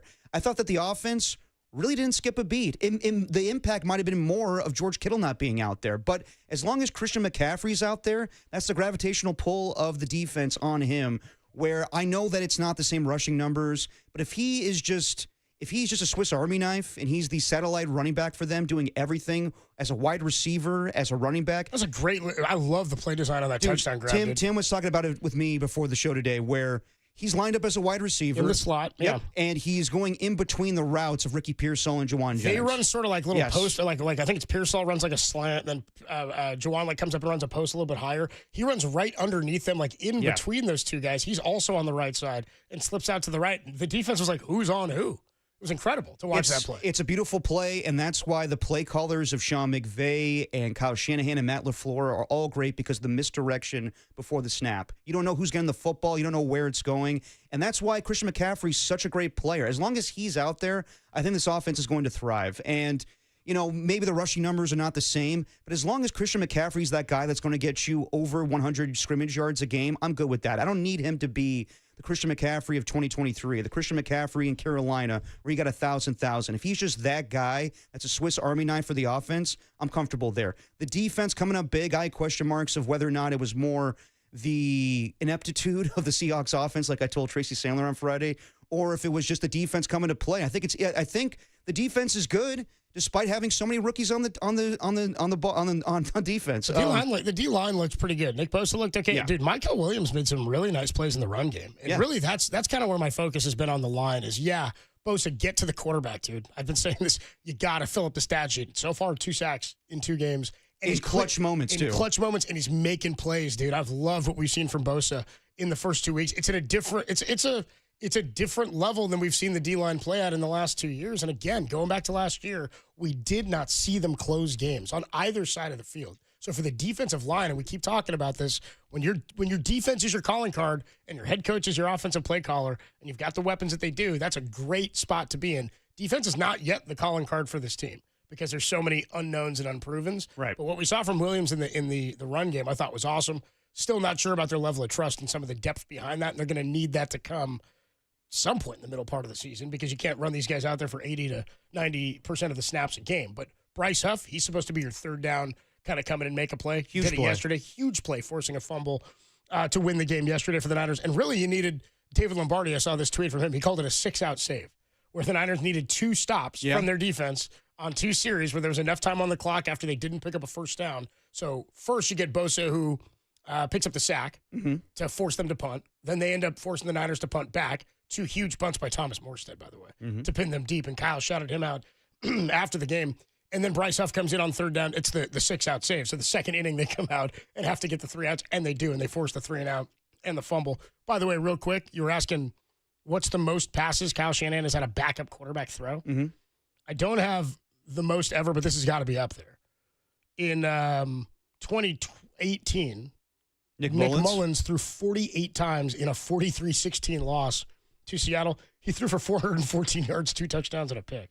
Well, I get that one because he's trying to come back in the game, but all of them are going to be losses probably. 40. Yeah, well, to your point, they won the game. You're right, and the run game only went for 77 yards. So Kyle had faith in Mac Jones in this game, and that's huge for me. Where we talked about a season ago where was it Brandon Allen had to fill in for a game, and those guys weren't thrown like this. Now, Kyle, how about this? The most Mullins has thrown in a victory ever in his career. Against the Raiders? 2020, 36-9. I would have thought that too, the New Year's Day game. Yeah. No. The game on Thursday Night Football. Oh, the Thursday Night Football game. Yeah. Sorry, No, this was where Brett Favre called him after the game or whatever, and they were talking about that. That might have been one of his first stars. Yeah. Or maybe his first start. Anyway, it was at the New York Giants, 2020, September of 2020, 36-9. The Niners won the game. 25 of 36 he threw for. Pretty good game, 69% completion. Hey, now. And then a touchdown, 343 yards. But it was everybody. 69. There you go. But it was everybody picking up the slack. It was Juwan Jennings coming through, and I'm glad that Trent Williams played in this game, despite the offensive line kind of being shaky at times. Ricky Pearsall coming up huge, and I didn't know what to make of Kendrick Bourne on a short week being signed and everything, but he has the familiarity with Mac Jones. So yeah, I think that 49er fans should feel comfortable for the time being with Mac Jones as their starting quarterback. We'll see what happens with Brock Purdy. It's not as severe as Joe Burrow. Like now we're seeing that turf toes are a big deal. You could be out 3 months. So we'll see if Brock Purdy comes back this week. But for the time being, I think that Mac Jones fits in this scheme perfectly. The only thing I was worried about initially was Eddie Pinheiro and that missed P18. I was like, oh, God. That was bad. But Bro, the funny. rest of the game was fine. He missed the PAT, which was just sort of made me just scoff. Like, come on, dude. By the way, after New Orleans, a lot of missed kicks yesterday around the league. Butker missed one. I mean, a handful of missed kicks yesterday. The Saints missed one on their opening drive on a chip shot. Same thing. Like from a groupie? From a what's his name? Is that a Bradley groupie? Bailey groupie? I think so. It's groupie. His last name, yeah. Tim, you got something on groupie? It's groupie, and that was a terrible kick. It was a bad kick. Yeah, well, I just sort of scoffed when it happened with Pinheiro.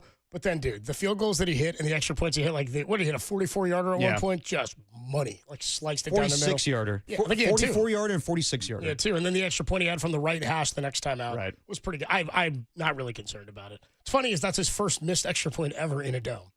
Shaking off the cobwebs. Give him some nerves. Give him some nerves for that first one. I'm not really tripping about him at all. I'm really not. The confidence I had after he hit that 44, I was like, let's go. I just like the broadcast building up. He's the third most accurate kicker in NFL. Oh, my God. That was terrible. Also, before the game, I was telling Tim on the broadcast, they had some note where they're like, and there's Thomas Morstead warming up. He's familiar with this field. I was like, that's what we're talking about? He used to kick for the Saints. Yeah, that's right. Then they drop a note. All 5 of his children were born here in New Orleans. I was like, God damn, guy's got 5 kids? Yeah. Holy crap. Adam Copeland, Depop, Tim Webb. Walt's got a ways to go. All right, we got more to come from you. Oh, yeah, man. When you have 5 kids, you got to work. You got to work. 808 KNBR. Yeah, not 5 days a week, apparently. 808 KNBR, 415-808-5627. Cheers, jeers, and beers. What'd you like? What'd you hate? What were you drinking during the 49ers win over the New Orleans Saints? And how comfortable are you guys now with Mac Jones going forward as the Niner quarterback? Are we all like, hey, Brock, get better. Get rest up, feel better, get better, and we'll see you when you're healthy. I'm not worried about Brock coming back, but I've got a level of confidence now in Mac Jones. I think so. Kyle is a play caller, and think about what this confidence could do for him. 808 KNBR, 415-808-5627. Cheers, jeers, and beers, and your comfort with Mac Jones. We'll get into that next, only here on The Sports Leader.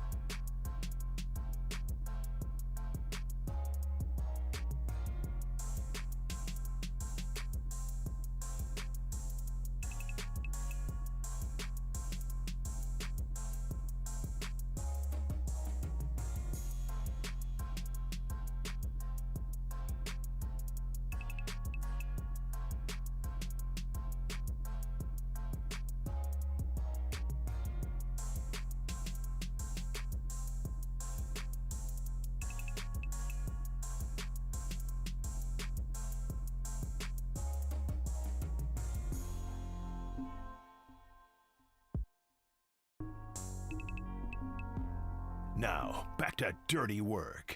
Adam Copeland and Derek Papa on KNBR 104.5 and 680 AM. The Sports Leader. Jones under center. Turns around, fake handoff. Jones, toss, complete. Finds Luke Farrell, left side, breaks a tackle, inside the end zone. Touchdown! 49ers! Luke Farrell. Jones from the gun. The snap. Looks right. Looks. Throws. End zone! Touchdown! Christian McCaffrey. Quick snap from the gun. Pressure coming. Throws. Wide open. Juwan Jennings. Open field. 25. 50. He's gone. 5. Touchdown! 49ers! On third down. It's third and Juwan. 42-yard gain for a San Francisco touchdown. Mac 10 to the rescue. What an absolute rope to Juwan Jennings. That's what it sounded like in New Orleans yesterday from the Caesars Superdome as the Niners started 2-0 behind Mac Jones and his performance yesterday. 26 of 39, 279 yards passing, 3 touchdowns. I'd have to go back and look at other years and see when the last time was a 49er backup, as you pointed out, attempted as many as 39 passes. Now, I told you about the game with Nick Mullins back in 2018. He threw 48 times in a game. In 2020, he threw for the Niners 45 times in a game. But again, these are in losses where you're like, well, you're just sort of playing catch-up at the end of the game versus Mac Jones went out and made plays, picked up first downs. Again, the Niners won the third down battle on offense and on defense. 4 of 11 on third down were the Saints. They had a tough time keeping sustained drives going after the opening drive. Niners put together a whole bunch of them to the tune of a 26-21 win. What is this? How does this make you feel about Mac Jones as the Niners starting quarterback? I'm just not really – I don't really think much, and I didn't think much was going to be lost this week. I'm impressed with what Mac was able to do. He's a fit for the offense, obviously. It was interesting that Kyle Juszczyk going out didn't seem to affect all that much, though maybe it did in the running game. But I don't know if that's just juice or if that's offensive line play per se. But what do you think of Mac Jones in general? I think that he's the best backup quarterback they've had during Kyle Shanahan's tenure as head coach. I mean, you throw out Jimmy Garoppolo. I think that's just a weird thing where he was around the team and Trey Lance got hurt and he didn't have much options to go elsewhere. Sam Darnold wasn't the Sam Darnold we know today, and Sam Darnold actually looked good yesterday against the Steelers defense. But yeah, I think that Mac Jones, the drop off is not that much. Obviously, Brock Purdy's a better option. He gives you more mobility than Mac Jones, even though Mac Jones did move well for a 13-yard rush yesterday. But no, dude, I think that Kyle, when he was looking for in the offseason for a backup quarterback, I think he wanted this guy. It's obvious that he was infatuated with him during the draft process, and from all reports, it sounds like he talked himself out of drafting Mac Jones, went with Trey Lance for more of the upside with third overall in that draft. But I think that Mac Jones is more than capable of, filling in as the backup quarterback. I'm not saying that Mac Jones by any means should be the starter going forward. I think that conversation's ridiculous. I know that national people were going to have that perspective, but locally here, Brock Purdy's the guy. And yeah, he's going to get the job back. They've invested in it. Exactly, 100%. So I'm comfortable with Mac Jones. I think that he fits the scheme perfectly. And yeah, the fact that he threw 39 times in this game shows you that Kyle Shanahan's comfortable with him. I think also that Kyle Shanahan puts his quarterbacks in really good situations. Preach, dude. I mean, that's it. I think it's that simple. And I said this last week. I believe, and there are people who will say, well, Kyle can't evaluate talent, or he's not evaluating quarterbacks. Of course he can. He's not getting the right, he gets more out of his quarterbacks than a lot of teams do. Again, I'm talking to you about Nick Mullins throwing for what he did. Guy helped George Kittle set the individual tight end receiving record the year that it happened. Yeah. I think Kelsey came back and broke it the next season or something like that. But Kelsey had Patrick Mahomes. Think about that. Kelsey had Patrick Mahomes thrown to him when he set the record. Nick Mullins was throwing to George Kittle. And people can place that in whatever way they didn't have other big receivers. Well, they were playing from behind in games. I don't care how you qualified. Nicky Mullins was on the practice squad. Yeah. Kid was out of what was it, Southern Mississippi or something like that? Whatever it was. Whatever school Brett Favre went to. Yeah. You know what I mean? Yeah, I think that's a school. Wherever he was, he's getting the most out of his guys. He can scheme players open. Say what you want. People are going to be upset and say, well, he's not winning. He can't do it in the postseason, and he gets too conservative, and he doesn't know how to win late. He doesn't know how to blah, blah, blah, blah, blah. Say what you want. There's no denying this guy has been a great offensive play caller throughout his time in the NFL, be it as a coordinator or as a head coach. And look at the talent that he's had to work with and where he's been able to find the best level of success. Jimmy Garoppolo was fine before he got here. He'd only played, he had 4 starts or 3 starts for the Patriots? I think he started in the year where Tom Brady was down, suspended for 4 games. Yes. Jimmy started the year, and I want to say he started the first 2 and then got hurt, or maybe the first 3, got hurt in the third one. He started the first 2 and then got hurt against Miami. And then Jacoby Brissett was the third guy, and he came in. Yeah, and I mean, the rest is history. They traded for Jimmy Garoppolo. The point is, got the best out of him. Look at what Jimmy's done since he left here. I mean, he got the most out of him. He went to a Super Bowl with Jimmy Garoppolo. You could say, well, Jimmy wasn't he was the best quarterback the Niners had since Colin Kaepernick. And prior to that, I mean, if you put Alex Smith, I guess, in that same bucket. But neither of those guys had won a Super Bowl either. Colin Kaepernick goes to a bowl. Jimmy goes to a bowl by them throwing it 8 times in an NFC Championship game. So I have to believe that Brock Purdy or Mac Jones would throw more passes in NFC Championship. I believe so far Brock has. Brock's played in except for the one where he got hurt. He's played in 2 now, but he got hurt in one of them. And he did throw for more than that the next time. And they were coming from behind also in the second half. So they got to play from ahead that was a little bit different. Fact of the matter is, C.J. Beathard, not a great NFL quarterback. No. Still a quarterback in the NFL. Hoyer was around before that anyway. He knew the system. Yeah, C.J. Beathard, tough guy. We do know that. Beat hard. Yeah. He did find Nick Mullins. That's one of the guys. Mm-hmm. Nick Mullins ended up with a contract to be a backup for the Vikings. Yeah. He's still around, right? Jaguars. Is he a Jags now? Yep. There you go. So he's still hanging around the NFL as a backup. You've got, we'll see what happens with Trey Lance, but Trey Lance is a backup. Now, we never got to see if Kyle would get the most out of him because things fell out of favor once he got hurt. Wasn't the starter initially. Right. Just didn't work out. And it was such a convoluted, so funny to think about the situation where the quarterback room at one point was Trey Lance, Jimmy Garoppolo, and Brock Purdy. Yeah. Isn't that funny? Yeah. It's so weird to think like that. Seems like it was ages ago. Just a couple of seasons ago. And they were all 3 here. Found Brock Purdy. Brock Purdy's a guy who's off the practice squad. I think he puts guys in a situation to find success if, in fact, they're qualified and capable of understanding and operating the offense at a level that he needs them to. And Mac, I mean, talk about his experience in Alabama. I know some people were low on him, scouting him coming out of Alabama, but he played with a bunch of talent around him, and he's used to high-pressure situations. So, yeah, I understand the skepticism coming out of the draft, and like, oh, that's way too high to draft him 3rd overall, and whatever. That's a long time ago. They have Brock Purdy. But did he think he was going 3rd overall? Mac Jones? Yeah. I don't know. I'd love to know, and I don't know. I mean, maybe this has been reported. I'd love to, and I haven't seen it or forgotten it. I'd love to know if he thought, or what his thought was going to happen at number 3. Like, was his agent telling him, you're going at 3? Did he think he was going 3 to the Niners? Well, for weeks, multiple people, including Adam Schefter, was saying that the Niners are going to draft Mac Jones. Right. We all heard about that for a long time. And up until the moment where Roger Goodell said Trey Lance, I thought it was going to be Mac Jones. I thought they were going to trade Jimmy Garoppolo to New England. I was pretty surprised by it being Lance. Yeah. But you know what? This is the best situation, honestly. You found Brock Purdy, Mr. Irrelevant. You gave him a contract, and Mac Jones is your backup quarterback, and he fills in perfectly, in my opinion. So we'll see how long it takes. Brock Purdy, Kyle's going to talk today at 3:30, so we'll get an update on Brock Purdy. And if he plays this weekend, great. If it's Mac Jones again, I still feel pretty confident. I think that he can run this offense pretty well. As long as Christian McCaffrey's out there, I think this offense will be fine. And I think that he has the perfect backup quarterback right now. If this was Brandon Allen, I wouldn't feel the same. If this was Josh Dobbs, I wouldn't feel the same.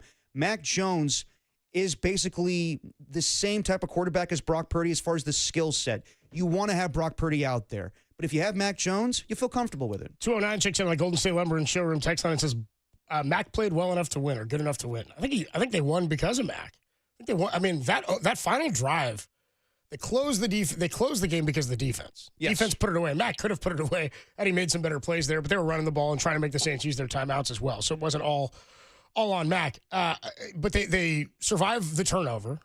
And again, that's offensive stuff. That's sack fumble on Mac. Then Fred comes back and makes a great play. I think that's the turning point in the game. But I think that the drive at the end of the first half to me was as good as any drive we've seen in the last 2 years. Yeah. In a minute and go 77 yards to get a touchdown. And then they get the ball right back. Now, they're driving the field when he gets the sack fumble and loses the ball, but It's not really on him in that situation. So I would say, if you were going to pick 2 reasons why they won, I would say defensive line closing it out in the second half. And by the way, the run game was getting going a little bit. Kamara still did get them a bit on the ground. The run game was a bit frustrating. They outran the Niners yards per carry and total in the game. But the other reason, I think, is Mac Jones making the plays that he made. Mac Jones exceeded my expectations. I was anticipating his stat line would be like, 180 yards, 1 touchdown, 1 pick, no turnovers as far as interceptions, the 1 fumble. But yeah, to have a stat line of 26 of 39 for 279 yards, 3 touchdown passes. That's like Elvis Gerbach in like 1995. Stepping in for Steve, yeah. Exactly. It's a great call. I think that... I thought Gerbach was sick, too. When I was as a kid, it's funny remembering that time. As a kid, I remember thinking, man, Elvis Gerbach's pretty good, dude. And then he ended up a starter for the Chiefs for a little while. And I'm not saying that Mac Jones should be a starter in this league. All I'm saying, though, is he fits perfectly to be the backup quarterback for Brock Purdy. I think it's a great situation. And it's also an advantageous situation with, Christian McCaffrey being out there. He doesn't have the full complement of receivers. No Brandon Ayuk, no DeMarcus Robinson, but it's pretty impressive, to have the stat line that he had in this game. And I know they're playing the Saints, but I think I have to give the Saints a little more credit. Like, there are worse teams in the NFL right now. The Browns, I don't know what they're doing.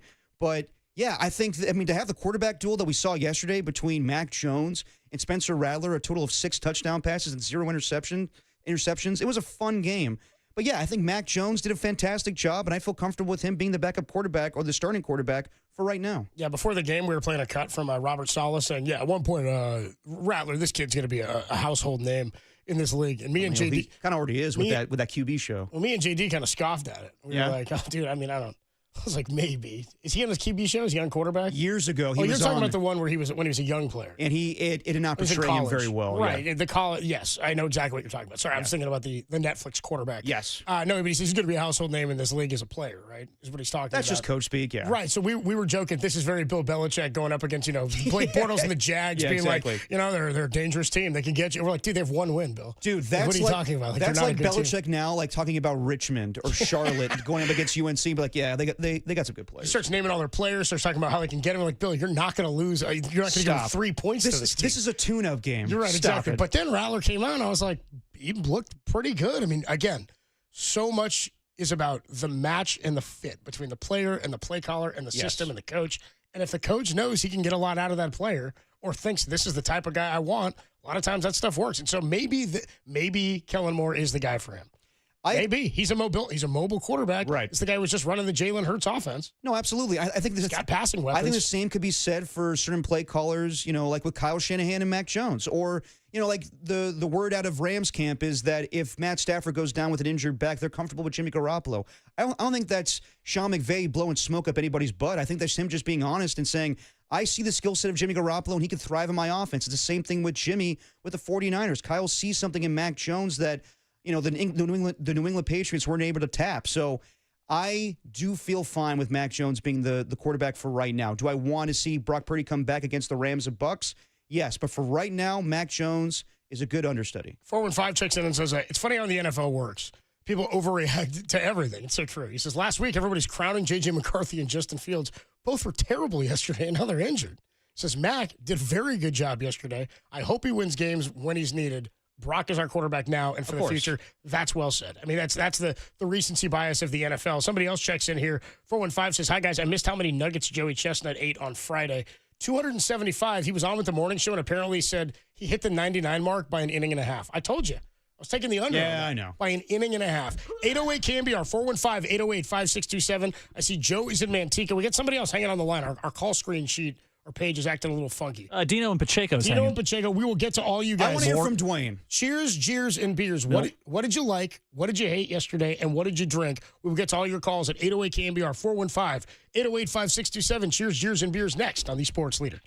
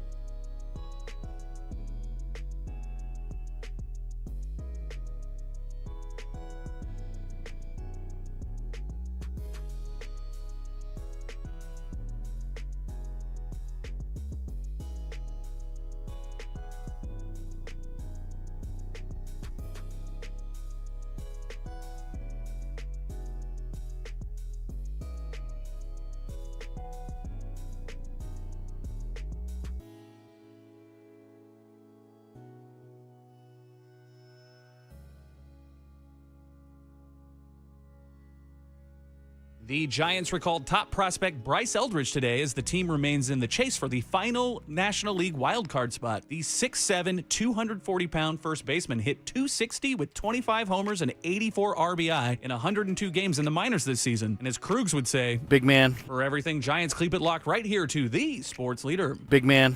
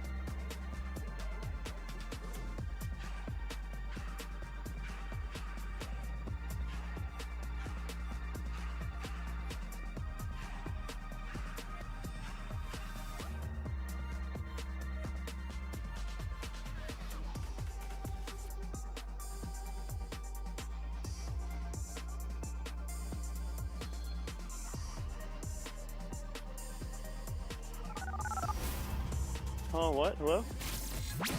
It's time for cheers. Hell yeah. Cheers. Oh, no. And beers. Hooray, beer. Adam Copeland, Depop, Tim Webb with you.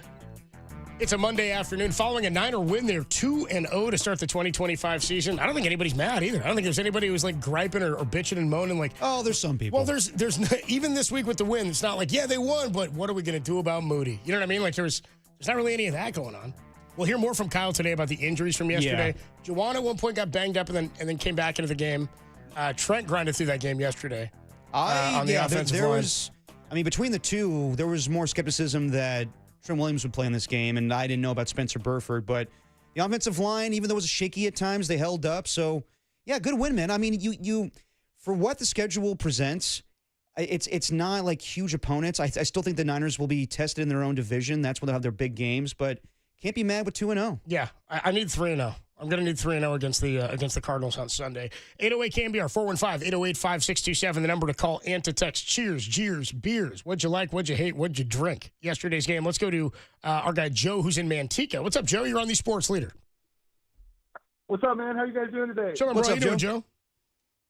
Pretty good, man. So I'll start out with my cheers. You know, obviously 2 road wins in tough environments, New Orleans and Seattle. That's huge. And we saw how good Seattle is after the way they beat up on Pittsburgh. Yep. But the other thing, man, is Michael Williams, Upton Stout, D. Winters. Those 3 guys have filled so many voids, especially, out of the 3 of those, Upton Stout just looks like he's flying around like a bat out of hell, man. And then obviously Fred Warner's doing Fred things. That forced fumble against Kamara, that was some freak stuff. That was nice. Yeah.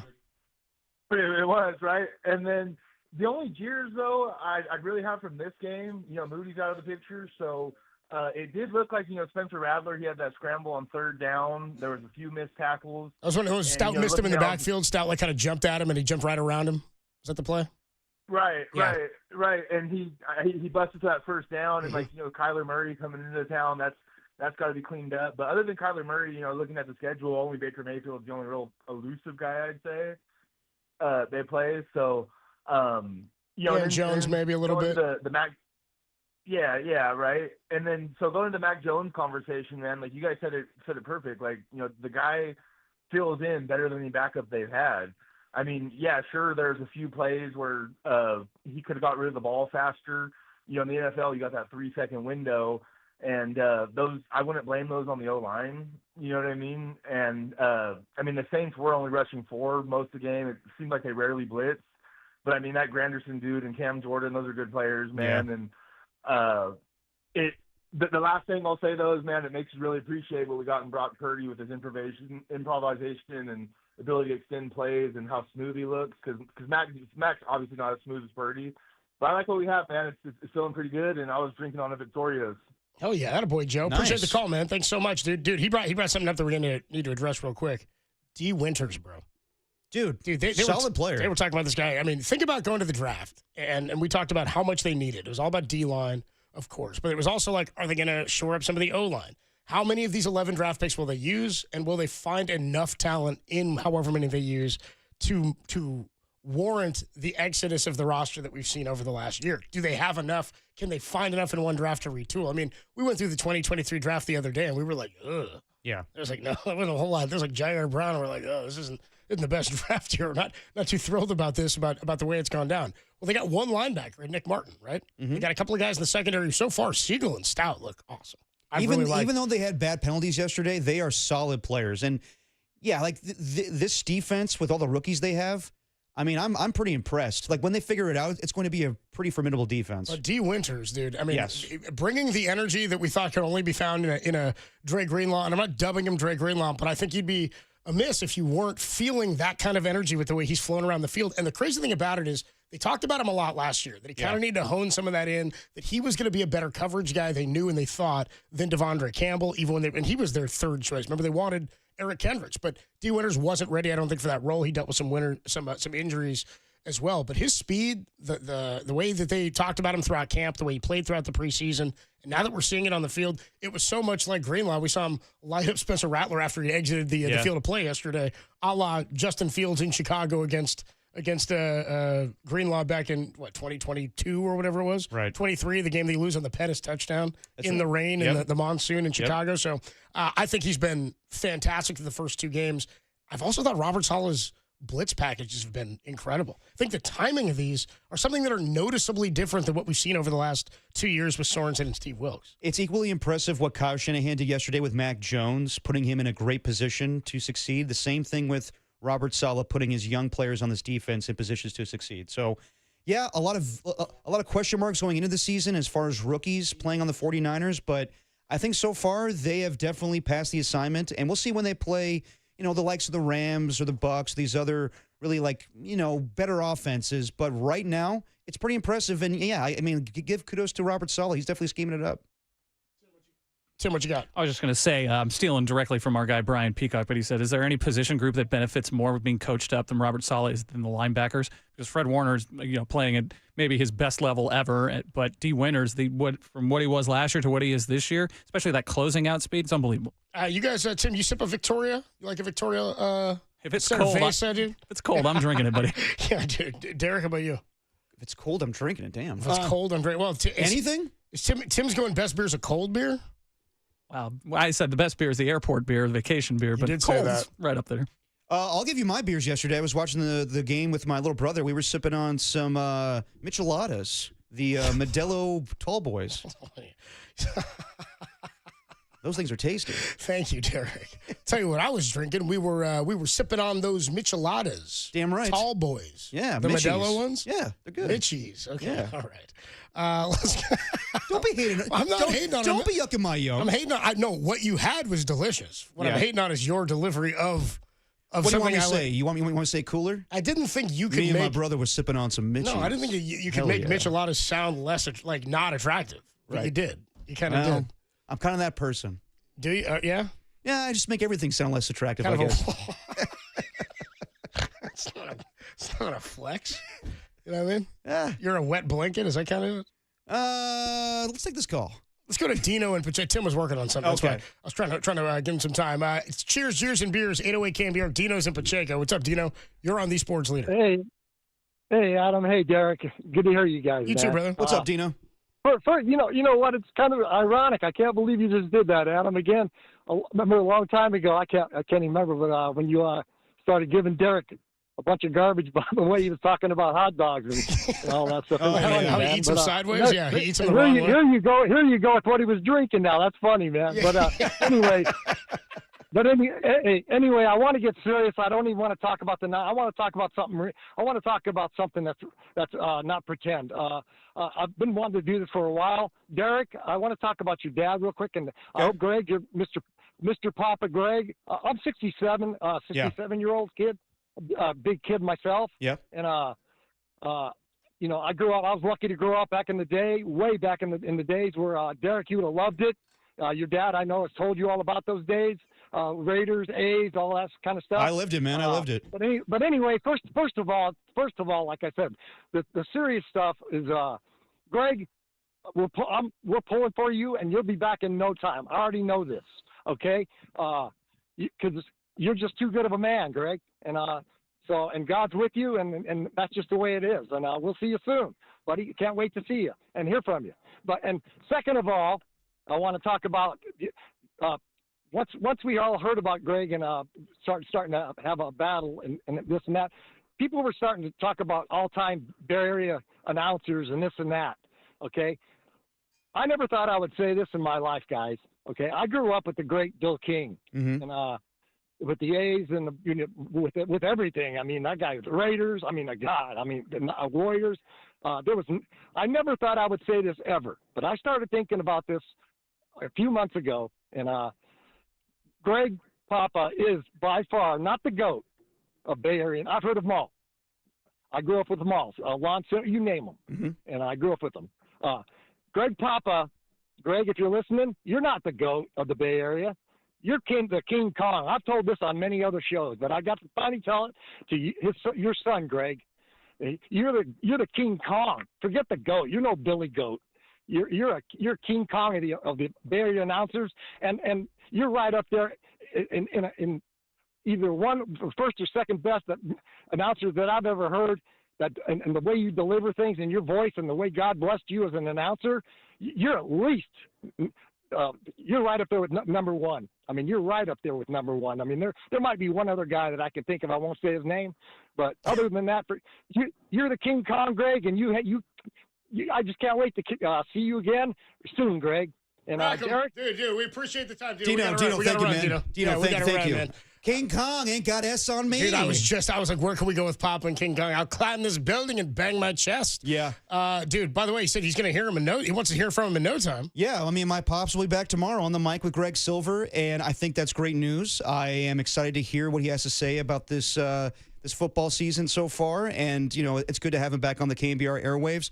I want to make something abundantly clear to everybody as well, though. It's not like my dad's over this. He's still battling, and it's going to be a process. We'll see how long he's on the air. When we're taking it day by day. Tomorrow he'll be on the air, and we'll see what it's like after that. But I know everybody's excited. As I said, a month ago, I want my father to take care of himself. I want him to, be alive and everything. We still got a long way to go with his health. So while we're all happy that he's on the air tomorrow, I know Murph asked this question this morning. He will not be on the 49er broadcast. He's just doing the show. He's doing it from his house, and we'll go from there. But I just want everybody to know that while my father is on the radio, and I know that KNBR is happy and the audience is happy, he still has a long way to go with his battle. So just keep that in mind. I'll be back once Brock's back, is what I said. Yes. That's it's fantastic news. It's awesome. Yes. It's awesome that he's feeling well enough that he can do the show. I think we're all looking forward to hearing from him. And it's weird to have a football season. Just like get his thoughts on it, right? He'll be doing a football hour, talking to Tim Ryan. I mean, we're going to get that out of him. And so, yeah, of course, battle's still going, and he's still working his way to being fully healthy. But awesome news that he'll be back tomorrow. So if you had not heard, Greg Papa back tomorrow with Greg Silver from 10 to 2 right here on The Sports Leader. The MAC-10 attack. You saw the game with him this weekend? No, I watched I watched the Giants game with him Saturday night. I watched some college football, and it's funny to watch my dad watch college football because he's normally not doing it. Rarely did in the past, but like watching all these quarterbacks, he goes, God, these guys are not that great. Arch is not that good, Derek. I'm telling you. It's like 150 of these guys, and you know what I mean? There's so many of these dudes. I know, but he always relates it back to professional football. I know, it's not relatable. It's totally different. It's not. There's some good college football stuff this weekend, too. Some really funny sound out there that we'll get to later this week when it comes to Coach Speak. 808-KNBR, 415-808-5627 is the number to call, and the number to text. People are checking in all on the text line. We'll get to some of these texts and these thoughts in just a little bit here because a lot of people want to get some comments in on Mac Jones. Why don't we get into some of the Giants and the Dodgers? Because we are going to catch up with Susan Slusser, who's joining us at 3:50 today to talk about the call-up of Bryce Eldridge, the Giants' number 1 prospect, the number 13 prospect in all of baseball. He's not even 21 years old yet, 6'7", going to make his major league debut, I'd imagine, tonight. Can he play tight end? Honestly, bigger need, can he pitch? Yeah. He was drafted as a two-way guy. They made him a one-way guy, a hitter pretty quickly. That's my thing. We'll definitely talk about it, but when you see Bryce Eldridge, like, it's not the offense that's a problem right now. Yeah, people are checking in and going, no, he is eligible. He is eligible for postseason. You have to finagle the rules a little bit. It's not specifically, he's actually not eligible based on the rules. The Giants could petition to make him eligible based on a certain situation if, in fact, they get to the postseason. I don't think that's the biggest issue right now. I saw Pavlovic say that this weekend, say, yeah, Eldridge getting called up after a quiet weekend offensively for the Giants. I go, yeah, but the Dodgers only put up 1 run on Friday also till the walk-off grand slam. Saturday, the Giants did make it 9-7 at one point. To me, it was more about the starting pitching. Logan Webb was awful, and the bullpen was just as bad. In the walks allowed, they hit batsmen a lot. I mean, Matt Gage hitting Max Muncy and all that. And they couldn't get out of any innings, it felt like. They were not good enough offensively, or pitching-wise in defense, I thought, on Saturday. And then yesterday, they got the brakes beat off. And more to the point is Robbie Ray has not pitched this many innings in a season, I don't believe, since 2022. Is that the year he won the Cy Young? I don't think he's pitched this deep into a season in 3 years. So we'll talk more about that with Susan Slusser, who joins us in just a little bit. Eldridge called up, but more to the point, the Giants dropped 2 of 3 to the Dodgers. Really put a damper on what was a magical Friday night. We'll talk more about that next. Dirty Work, it's the greatest show in America, and it's only here on The Sports Leader.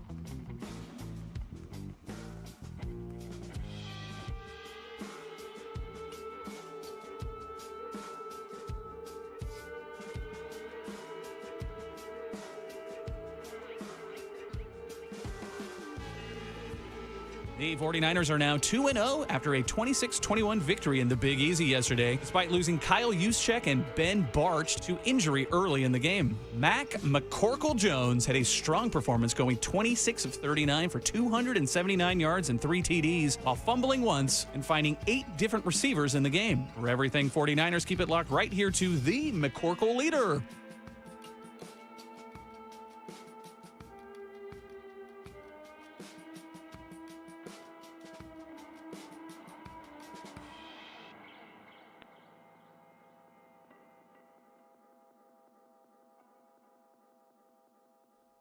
Hey, what's going on, everybody? Adam Copeland here. My good friend Steve Moskowitz is hanging out on the line. Steve, people have questions all throughout the year when it comes to tax season, and I'm sure one of the big concerning ones is if they've filed their taxes, they get a bill and they can't afford to pay it. What do people do if they can't pay their taxes? They should call us, and that's very appropriate for today, because today is the due date for partnerships and LLCs and S corporations, and next month will be for individuals on extension. And the bottom line is, if you can't pay, don't make the mistake of not filing the return. There's a lot of good deals. There's all kinds of solutions. Whether we can cut a deal to just pay part and they forgive the rest, or get the penalties forgiven, and sometimes penalties and interest are more than the taxes, or get you a monthly payment plan you can actually afford, not what some IRS agent says you can afford. Or maybe you did the return wrong, or maybe this, or maybe that. The bottom line is there's a lot of good solutions. We're super familiar with all of them. We've been doing this for so many years. We have a free consultation. We'll explain everything to you. Then if you want us to, we'll just do everything for you. You don't have to talk to the government. And the only thing you have to do is pick up your phone and say, hey, Steve, take care of me. Steve Moskowitz can help. Give him a call, 1-888-TAX-DEAL, or you can find him online at moskowitzllp.com.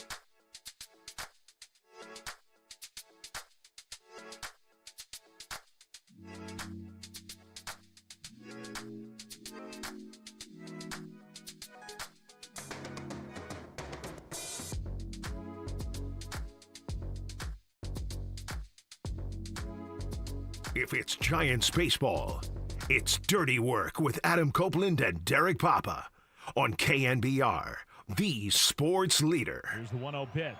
Bailey drives one deep left field and gone!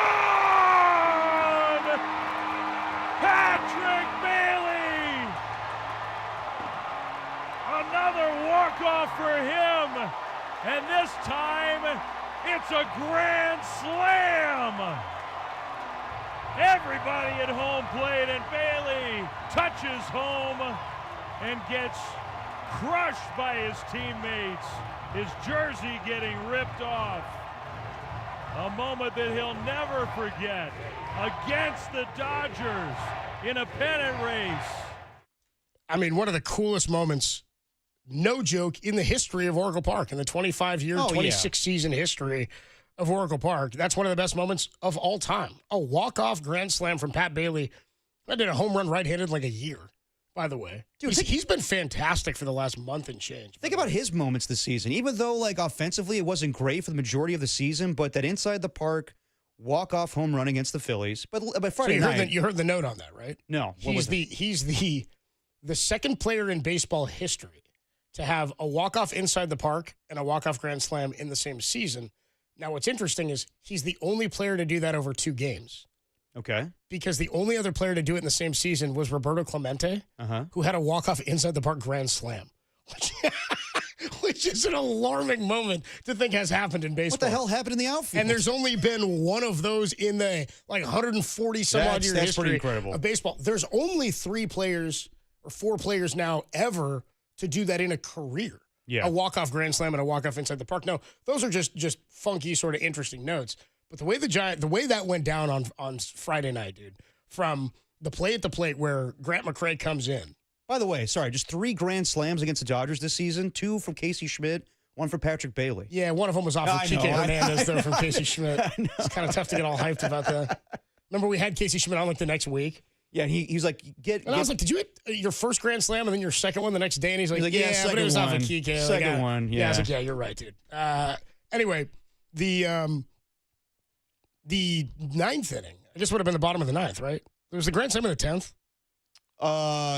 Yeah, it was in the 10th, yeah. Okay, so the bottom of the 9th where the Giants get the Grant McCray. bases loaded. Yeah. And then the shallow pop-up. I mean, I never got any word on that because I didn't really care after the walk-off grand slam. Of course. Was that on Matt Williams?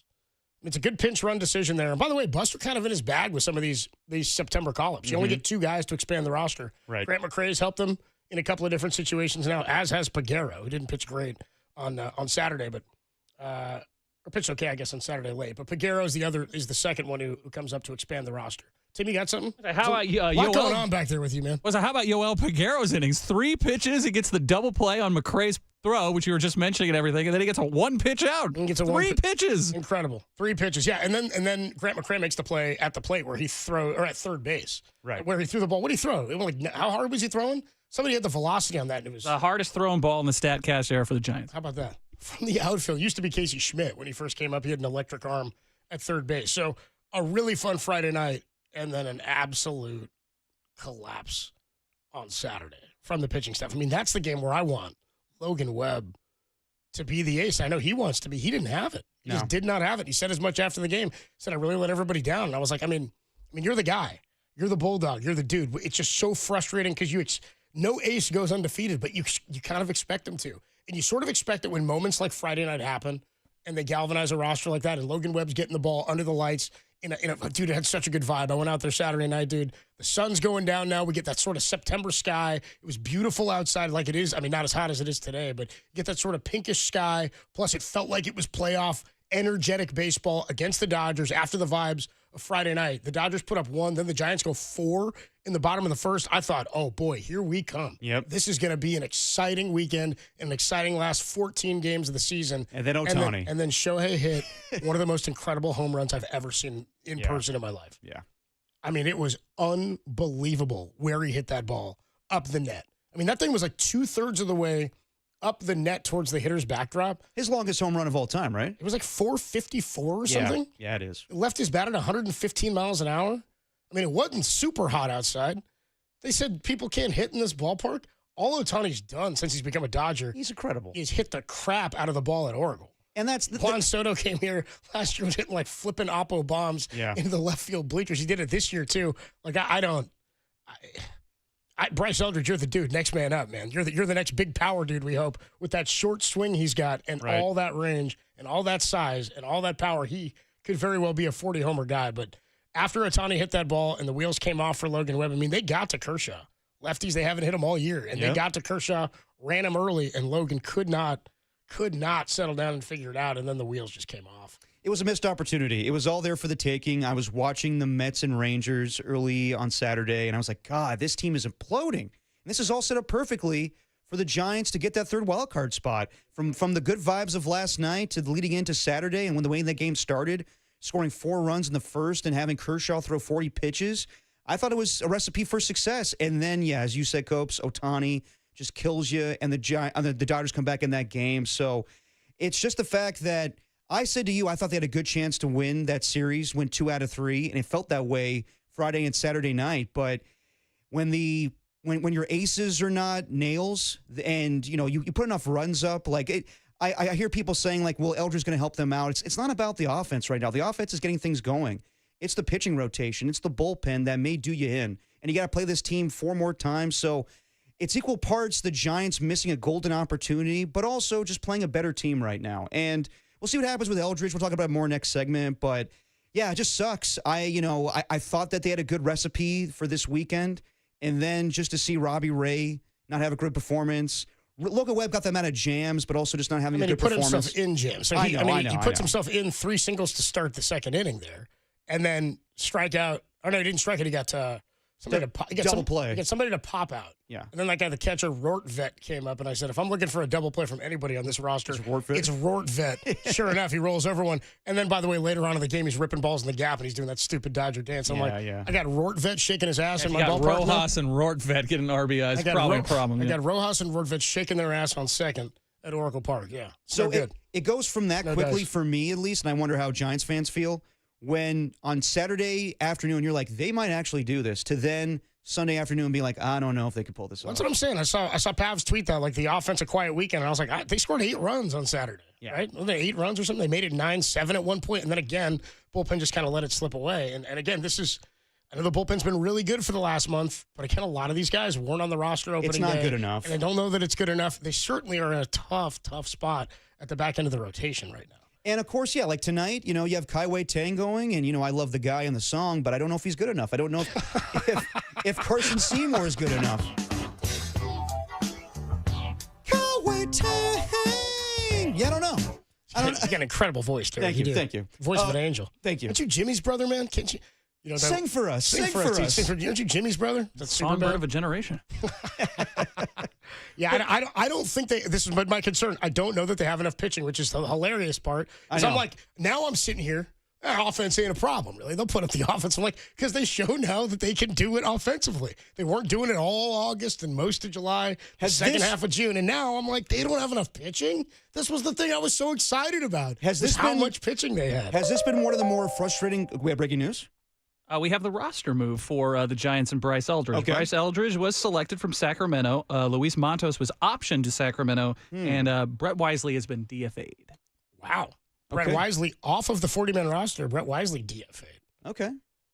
There you go. He was another Christian Koss effect. Another left-handed bats. There you go. Yeah, the Christian Koss effect. Koss, kind of like to see more Koss at second base, I think. You think so? I think now, well, you're sort of in a bit Schmidt, of right? It's a little bit of a Schmidt slump. They did walk Schmidt to get to Bailey on Friday. Just real quick, is this one of the more just frustrating seasons to be a Giants fan, where everything's topsy-turvy at one point, where the pitching is great, the bullpen's great, the offense can't get going, and now things are flipped? You're frustrated with the way the team is playing. They lose so many games. They turn it around. No, it's not one of the most frustrating. It was really boring for a while. It's frustrating always when you have a 500 team. And again, the Giants are 75-74, right? They're not like they're a 500 team. This is what you expect from 500 teams. You don't usually expect it to be in the drastic waves that it is coming.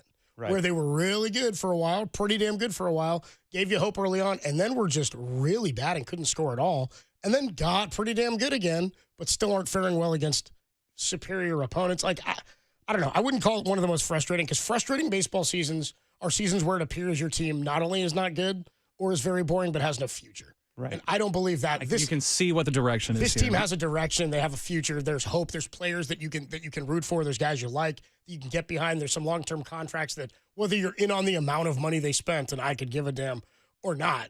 Like I think that there's more anticipation or hope for the future. The last 4 years with all the roster moves every year and the cycling of players every day, it didn't feel as hopeful because you couldn't predict what would happen the next year and you were hoping that you could find some level of consistency. So I wouldn't call it one of the most frustrating. It is one of the weirdest. Yeah. Because of the drastic peaks and valleys and the emotion of trading for Rafael Devers. That was a weird, fun fan peak that didn't materialize. The expectations keep changing. It seems to now. Yeah, the expectations of the team have changed. I don't know what to think about this team, except that I look at the record and I go, oh, they're a 500 team.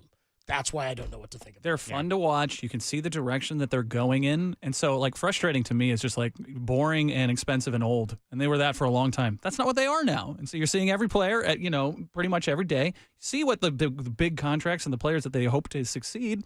I mean, it doesn't feel like it's a frustrating year. It feels, it sucks that they're not 10 games better, but I wouldn't even put it in a top 10 most frustrating season. And also, real quick, Michael Conforto. Whoa, yikes.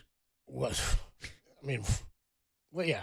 What I said to somebody, I think it was Marcus, I was with on Saturday at the game, and I said, you know what's frustrating about Conforto is when you really like a guy, I wanted Ohtani here. Yeah. So when he hits a home run like he hit, I'm pissed that it happened against the Giants, but I'm that was so sick. Of course. That home run, Because you're damn, that's why I wanted that guy. When Juan Soto did it in that Sunday night game when they swept the Giants here, I was damn, I want that guy. I wanted that dude here.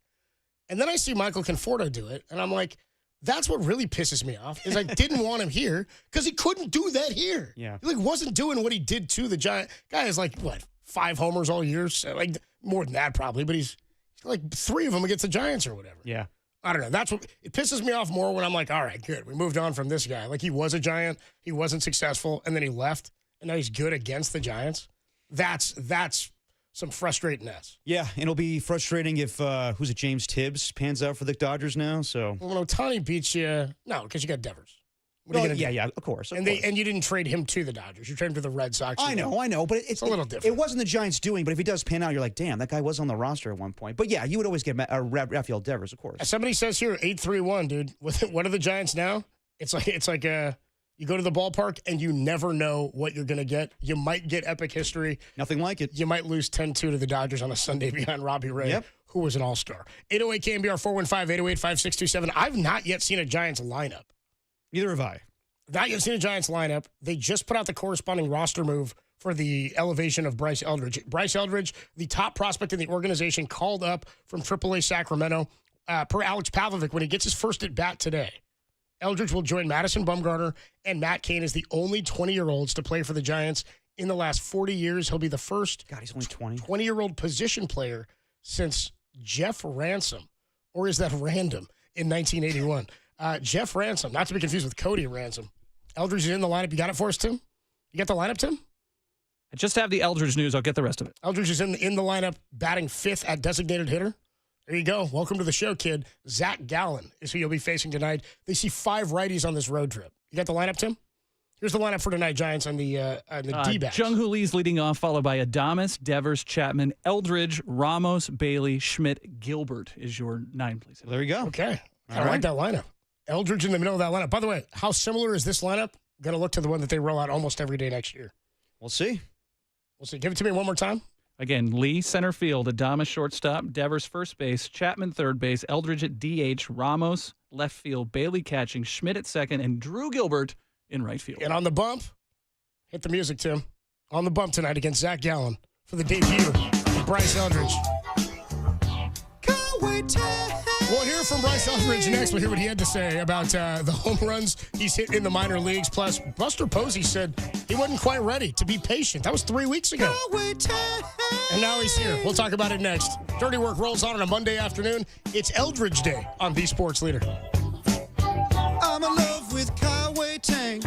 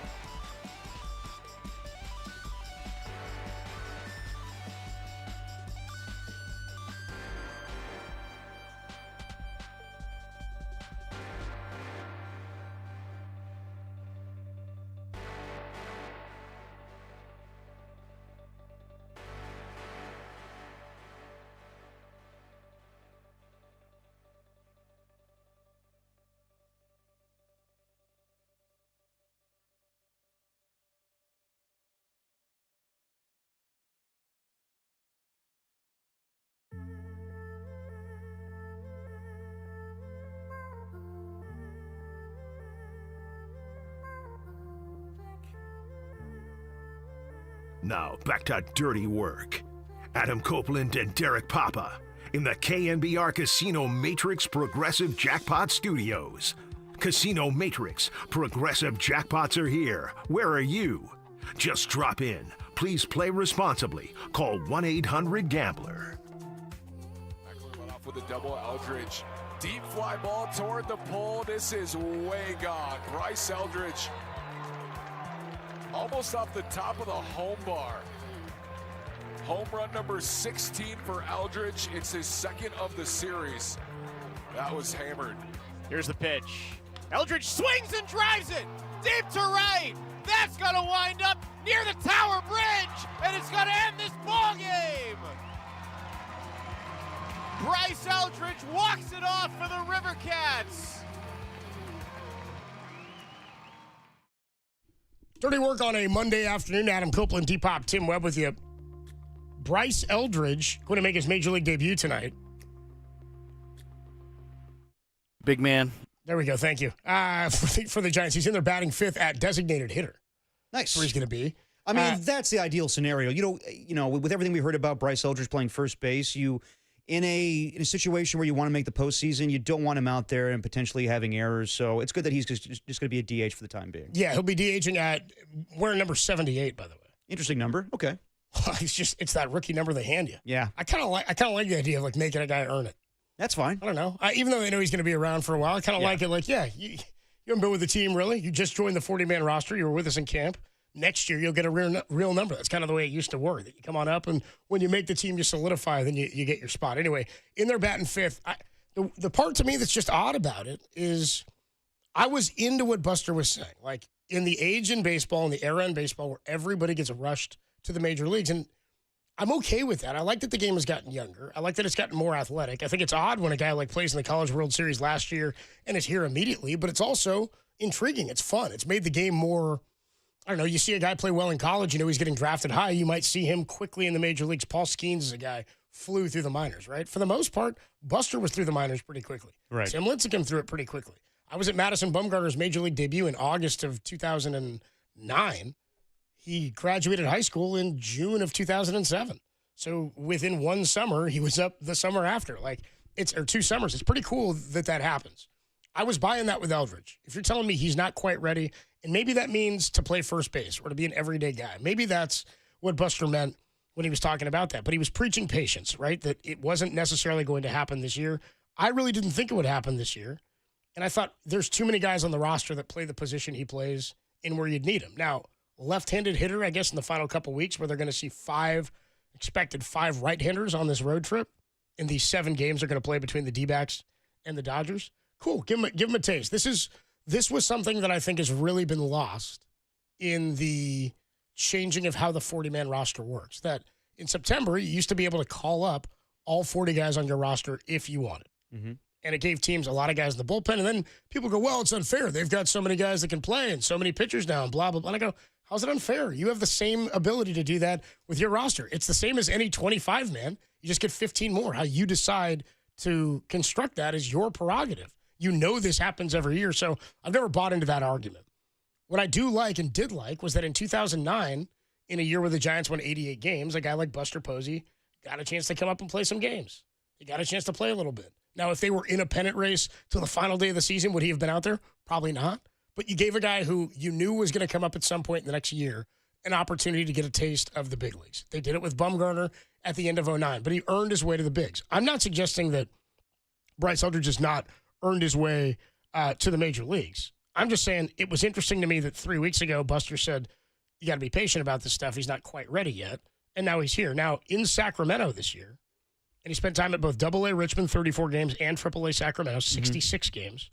In Sacramento, he hit .249 with an .836 OPS. He had 18 homers and 63 RBIs. He strikes out a lot, 88 strikeouts to 28 walks. On the season between both levels, he's got an .843 OPS. Phenomenal.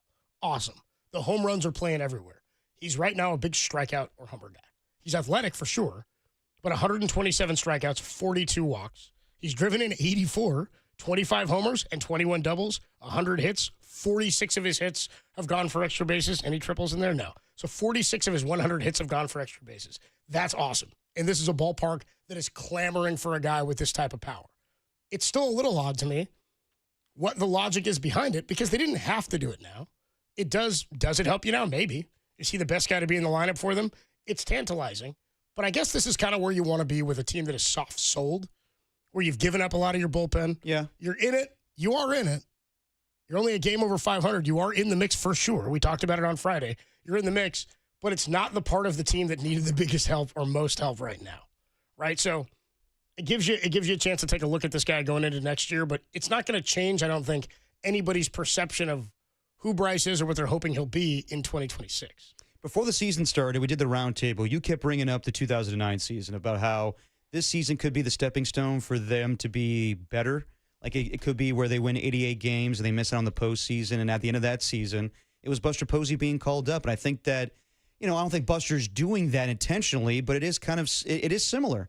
It is similar just to replicate his career through Bryce Eldridge, to bring him up with, 13 games remaining and you're still in playoff contention, but you want to get an evaluation on this guy. And I've been saying from the get-go, this is equal parts a competitive season, but also an evaluation season.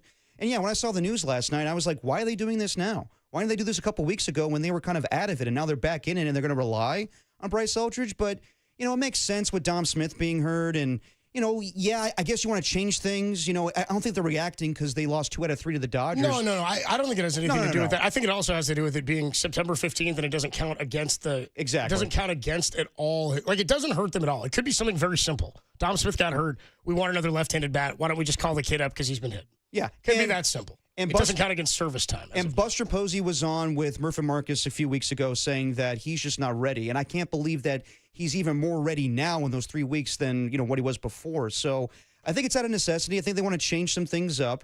But I'm with you. I think right now, if they miss the postseason, it's because of the pitching. I think the offense did fine this weekend. I think it's just... If they miss it's because the offense wasn't good enough for a month of the year, 2 months of the year, and then the pitching got hollowed out. Right. Just for the here and now where they were that close with the Mets, it's because of the pitching, which is frustrating. I get that. But this is exciting. I want to see what Bryce Eldridge looks like. And you said he's a big home run guy or he's a strikeout guy, and that's what you have in Rafael Devers as well. So...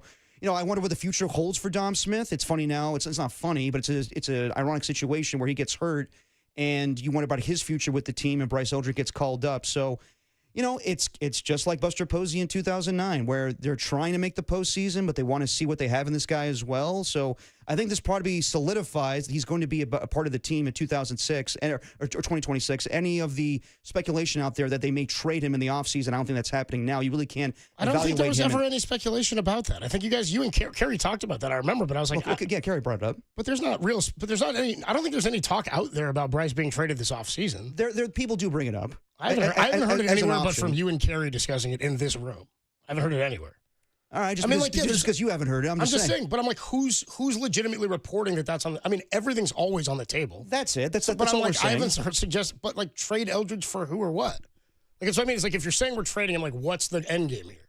To go get what? You're not a piece away. I'm not trying to go down this road. All I'm saying, though, is the fact that they bring him up, I think, shows that he's part of their plan. I don't think that should show anything. Even if that were a report, I don't think it proves anything. That's what I'm saying is it may just be as simple as we need a left-handed bat. He's our closest one that plays that position, and we can slot him in here. Right. I think it may be that simple, but I don't think it's like, let's see what happens in these 2 weeks, and that could I don't think these 2 weeks change anything about anybody's organizational or our perception or perspective about what he could be. Let's hear what Buster said 3 weeks ago. We have that sound? Yeah. Here's Buster Posey 3 weeks ago talking about, hey, will Eldridge be called up? This is with Murph and Marcus.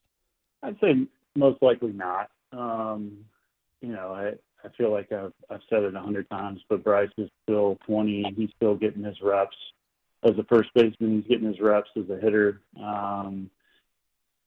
Like everybody else, watch the amount of power that Bryce has, and it's hard not to get really, really excited about. And talking to Bryce a little bit, back in spring training, and then listening to how our minor league staff talks about him, we know that he wants to be a complete player, and he's working on that. And I've said it before, I think what excites me the most about Bryce is he does want to be as good a player as he can in all facets. And, that's time, that's repetition. He's continuing to improve. I think he's it's from my vantage point, it's been nice to see him scuffle a little bit in AAA and then turn it around. Some of these balls that he's driving to left center, I mean, you can dream on them big time. I mean, it's similar to what you see with Devers and his ability to drive the ball the opposite way. It's just there's not many guys in the world that have that type of power. But we want to make sure that Bryce is ready when he gets here. We want to make sure that Bryce is ready to impact this team, and that he personally is in the best position to succeed when he gets here.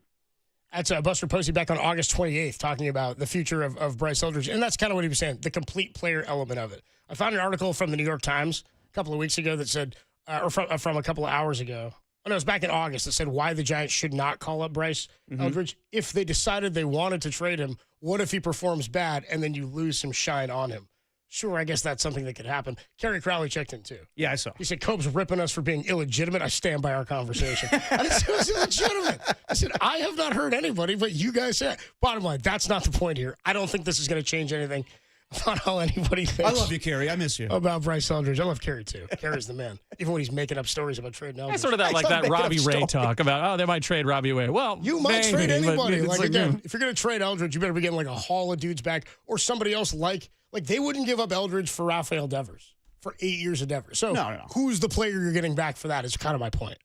Regardless of all that, you're not doing that at this point. He's here. He's going to play tonight. We'll see what happens. But I think it's exciting. It adds a different element to the end of the season here. And yeah, it's equal parts trying to make the postseason, but also seeing what you have in Eldridge. Brett Wisely DFA'd to make room on the 40-man for Bryce. Bryce activated, elevated. He's wearing number 78. He's batting fifth, and he's DHing tonight against Zach Gallen in Arizona. We'll talk to Susan Slusser, who broke the news about this last night. Sluss was all over it as Eldridge is getting called up, and it's not going to affect service time. We'll do it next with Sluss on the Sports Leader.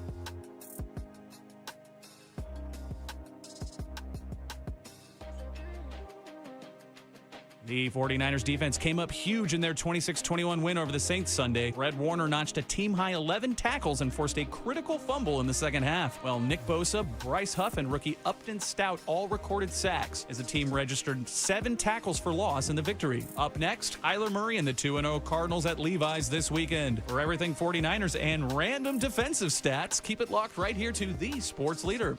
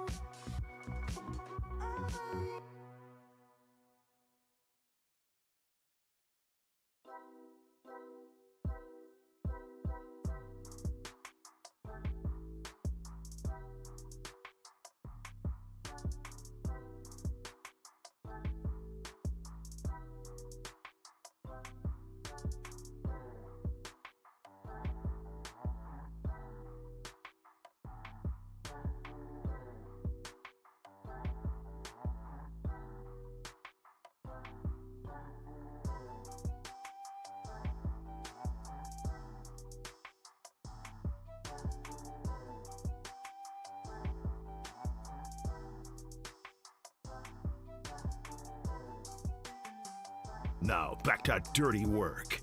Adam Copeland and Derek Papa in the KNBR Casino Matrix Progressive Jackpot Studios. Casino Matrix Progressive Jackpots are here. Where are you? Just drop in. Please play responsibly. Call 1-800-GAMBLER. Dirty work on a Monday afternoon. Adam Copeland, D-Pop, Tim Webb, Susan Slusser joins us, courtesy of the UMA Guest Line. Susan is sponsored by Surfside. Before first pitch, grab a pack of Surfside iced tea and vodka or Surfside lemonade and vodka. Surfside, a proud partner of Giants baseball and sponsored by River Islands. Come home to River Islands in Lathrop and discover the San Joaquin River lifestyle with its lakes, parks, and schools. Start your tour today at riverislands.com. Susan covers the Giants for the Chronicle, and she broke the story yesterday on Bryce Eldridge being called up, the number 13 prospect in all of baseball. Susan, big news. Good scoop on this. How you doing? I'm great. How are you guys? We're doing well. Yeah, fun. You know, it's always nice to see a top prospect get a chance. What does it mean? I think we could probably debate that. You know, are they looking for a spark? Is it simply a need with Dom Smith out? I think maybe a little bit of both. Or do they just want to surely get a look at Bryce Eldridge? That could work too. But yeah, any of those things for me are fine.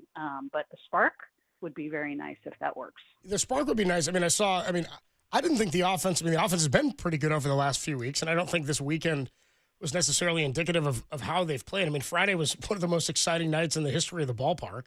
A great game all the way through from Verlander. Saturday got out of hand, even though they put up a bunch of runs early, and then an incredible Ohtani home run. And then yesterday, things really out of whack with Robbie Ray. But to me, it felt like they've had the spark. It's just about, do they have enough pitching, which is sort of ironic about calling up a big bat like Eldridge. Yeah, I agree. I do, they'll probably get Wizen Hunt here back soon. We had asked a lot about Tuesday as a possibility for him. It doesn't look like that's the case. And Landon Roop, maybe at the very end of the season, certainly if there is a playoff situation, he could be available for that. Of course, you don't necessarily need 4 starters in that kind of scenario, but you are right. Hey, look, there were a little bit of alarm bells for me with the offense. Even though it's the Dodgers, 2 very good pitchers, there were some patterns that we saw those 2 days that we'd seen a few months ago when things were really bad offensively. So I have no problem with them adding a bat, certainly, and we want to see Bryce. But to me, Logan Webb and Robbie Ray, and I asked both of them, how are you feeling physically? Because you wonder at this point of the season with the innings they have, Logan Webb's right up near the top in innings. I think he's back up at the top. And Robbie Ray is 10th. I mean, these are guys who have huge workloads. So you wonder if maybe there's a little bit of tiredness. Robbie Ray seems to think that there's some mechanical things in the stretch that he needs to iron out. It's been forced, like the last 4 starts. So he had one good one in there. Three of the 4 have not been great. So something needs to happen with him. He's so good. He's enjoying such a good year. You hate to see him kind of limp to the finish line. Susan, as of right now, what is the situation with Bryce Eldridge's eligibility for the postseason? Anybody who's in the organization is eligible. This has been the case really since 2002, and I think it was the case before that. The Angels were the first who really tested it with K-Rod, and I think everybody will remember in the Bay Area, Francisco Rodriguez in that World Series. He had not been on the 40-man. He was called up very late, I think at like mid-September. Yep. And but he was in the organization. All you have to be is in the organization, and then you can replace anyone who's on the 60-day IL, which is one reason every team that has playoff aspirations makes sure that anybody that really is going to miss that kind of time is on the 60-day deal. The Giants have Tom Murphy on there. They have Randy Rodriguez on there. They have leeway on the 60-day IL. So that's a very simple swap. People talk about like you have to petition. It's really a formality. I don't know if anyone has ever been turned down for adding a minor leaguer to a roster and a playoff roster in these circumstances. Wow, so we're talking to Susan Slusser on the UMA guest line. You can add any player in the organization as long as you're replacing someone who is on the 60-day IL. And as long as you were in the organization by basically by August, on August 31st. Right. Yeah. So how does that work? What do you mean replace them on the? Because like Randy Rodriguez already isn't on the active roster. So how are you replacing him? Is it because he's already now Eldridge is already on the 40? It's just for play. He's now on the 40-man. It's just for playoff. It's just for the playoff roster. Okay, got it. Yeah. Understood. Yeah. Creative. Yeah. Interesting. Do you guys remember? I mean, it happens a lot. The weirdest one I remember was the A's had a minor leaguer who was not on anyone's radar named Mark Kreger, who wound up playing in a postseason game and had not been on the 40-man and just suddenly appeared and never was seen from again. Like he played in one playoff game. That was his whole major league career. He was that same situation. I think one wild card game the Giants put Gary Brown on the roster. And I don't know that he might have been on the 40-man already. He might have been with him in camp, but I don't know that we'd ever seen him really at all prior to that. Yeah. Anyway, Susan joins us on the UMA guest line. So the corresponding move, Brett Wisely. DFA. Yeah. Just thoughts on Brett Wisely? I mean, he was a guy that was a Farhan guy and was a guy they thought highly of. I thought it was a high draft pick, and they thought maybe they'd find something in him. Yeah, useful guy. Maybe he clears waivers and they bring him back. They've always liked him. He does a lot of things pretty well.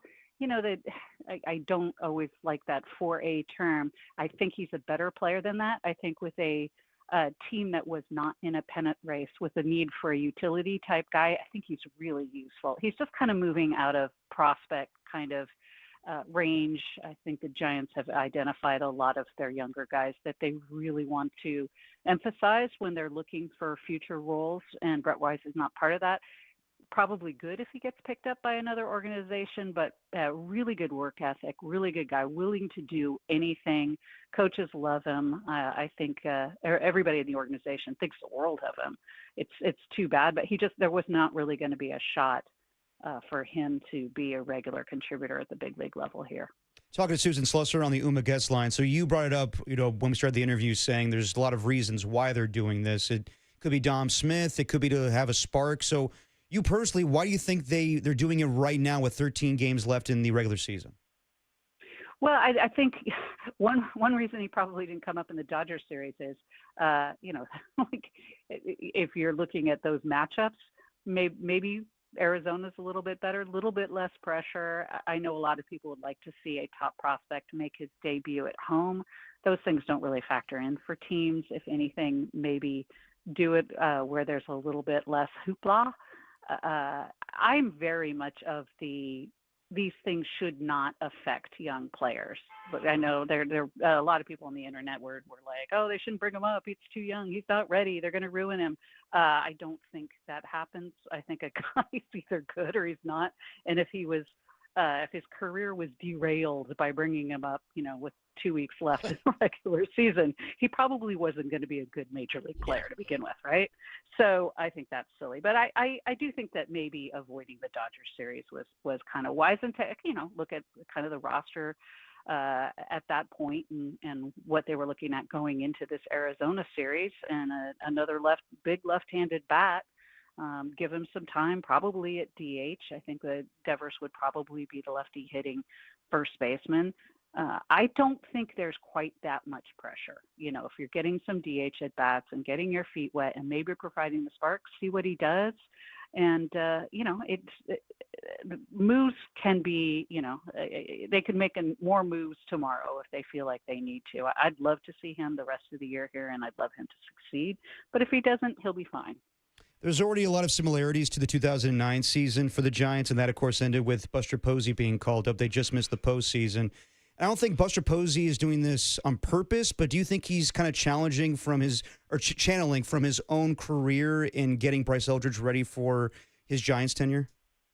He's so practical. I think he is looking at this as this is a need. This is a guy that fits a need. This is a guy who could give us a little something. But it's funny you bring that up, because along the lines of people going like, oh, you're going to ruin a guy by bringing him up when he's not ready. Buster, if you look at Buster's numbers, and I don't have them right on me, but I have mentioned it before, his numbers that September when he was not good. Call up were terrible. Yeah. And I think you guys know Buster Posey was a pretty decent player. So he does have that in the back of his memory. If anybody's going like, yeah, is he ready or not? I think Buster would go like, hey, look, I didn't fare all that well.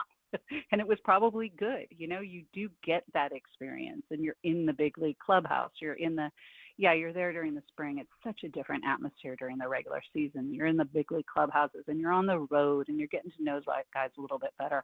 I think this was really, especially with the 2 extra roster spots, I think this is nothing but a positive, really. Susan, I know I said Friday was like a magical night. I should have elaborated. I wasn't talking home run. Did you see how many nuggets Joey Chestnut ate? Oh, is that what you were talking about? Yeah, that's what I was talking about. Do you remember my feelings about competitive eating? Yeah, you said it's fantastic, and you'd love to know the total once Joey did it. Yes. It's quite the opposite, actually. What do you think at all that Eldridge is going to play any first base? Do you think we'll only see DH here? I think probably just DH. Unless there's a need, injury or illness or something, or maybe. Who knows? I would be surprised if it wasn't Devers. And then last thing actually about Friday night. I mean, the home run was incredible, but the throw from Grant McCray to third base. I mean, did you talk to him about that after the game? I mean, he's delightful to talk to at all times, but after something like that, he was off the charts, and he was making sure that everybody knows that he throws harder than Casey Schmidt. He was very insistent that everyone ask Casey, and that we either write or talk about it on the air, what have you. So KNBR listeners, Grant McCray throws harder than Casey Schmidt. Casey Schmidt says he would throw harder if he also could crow hop. So I would like to see, I don't know, like the equivalent of a match race at this point with them throwing from the outfield. That'd be cool. I mean, is there a reason that like when games get out of hand and they put position players in, everybody throws into ephus now? It's odd, because it used to be, now it's not as fun or cool anymore to see a player do it. It used to be so rare. But you'd see guys actually try to throw. I mean, it still is unique, but it's why? Easier to throw strikes. Yeah, just because they're lobbing? Yeah, and also it tends to throw. I mean, look at Christian Koss. Christian Koss is unscored upon in, I think, three appearances now, and basically just throwing ephuses. And then that one that was like 84 somehow. So I kind of like that. Ephus, 84. Yeah. But the ephus can make a really good big league hitter look silly. They just don't see them. So, and you're going to throw a lot of strikes. He was stealing some strikes. So I think my problem is the 3 appearances. Anyway, means you're down in this game. It's never a good thing. It's never a good thing. No. But when it does happen, I always, people say, it's terrible, like, what a travesty. Right. It's, it doesn't happen very often. It's unique. I like seeing it. It's fun. Look, 2 years ago we saw Albert Pujols pitching in a game. That was awesome. So, yeah. everybody that comes at you with those, they can save that. Couple more minutes with Susan Slusser on the UMA guest line. So just how do you view this weekend? I mean, the Giants had it there for the taking. The Mets lose on Saturday night. They could have had that third wild card spot, but did the Giants just miss a golden opportunity, or did they just play a better team? Both. Is that possible? I would yeah, like of course. The answer to be both. Both. Yes. Yeah, they had a golden opportunity. Absolutely.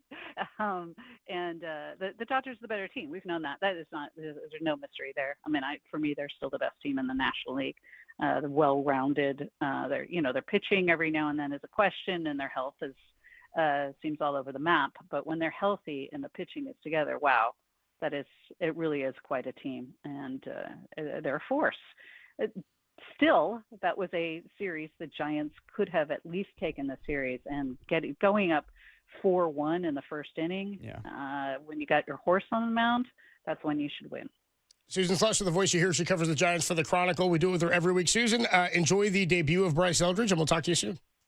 Fantastic. Thanks, guys. Talk to you later. Thanks, The great Susan Slusser. You missed any of that, all available, thesportsleader.com.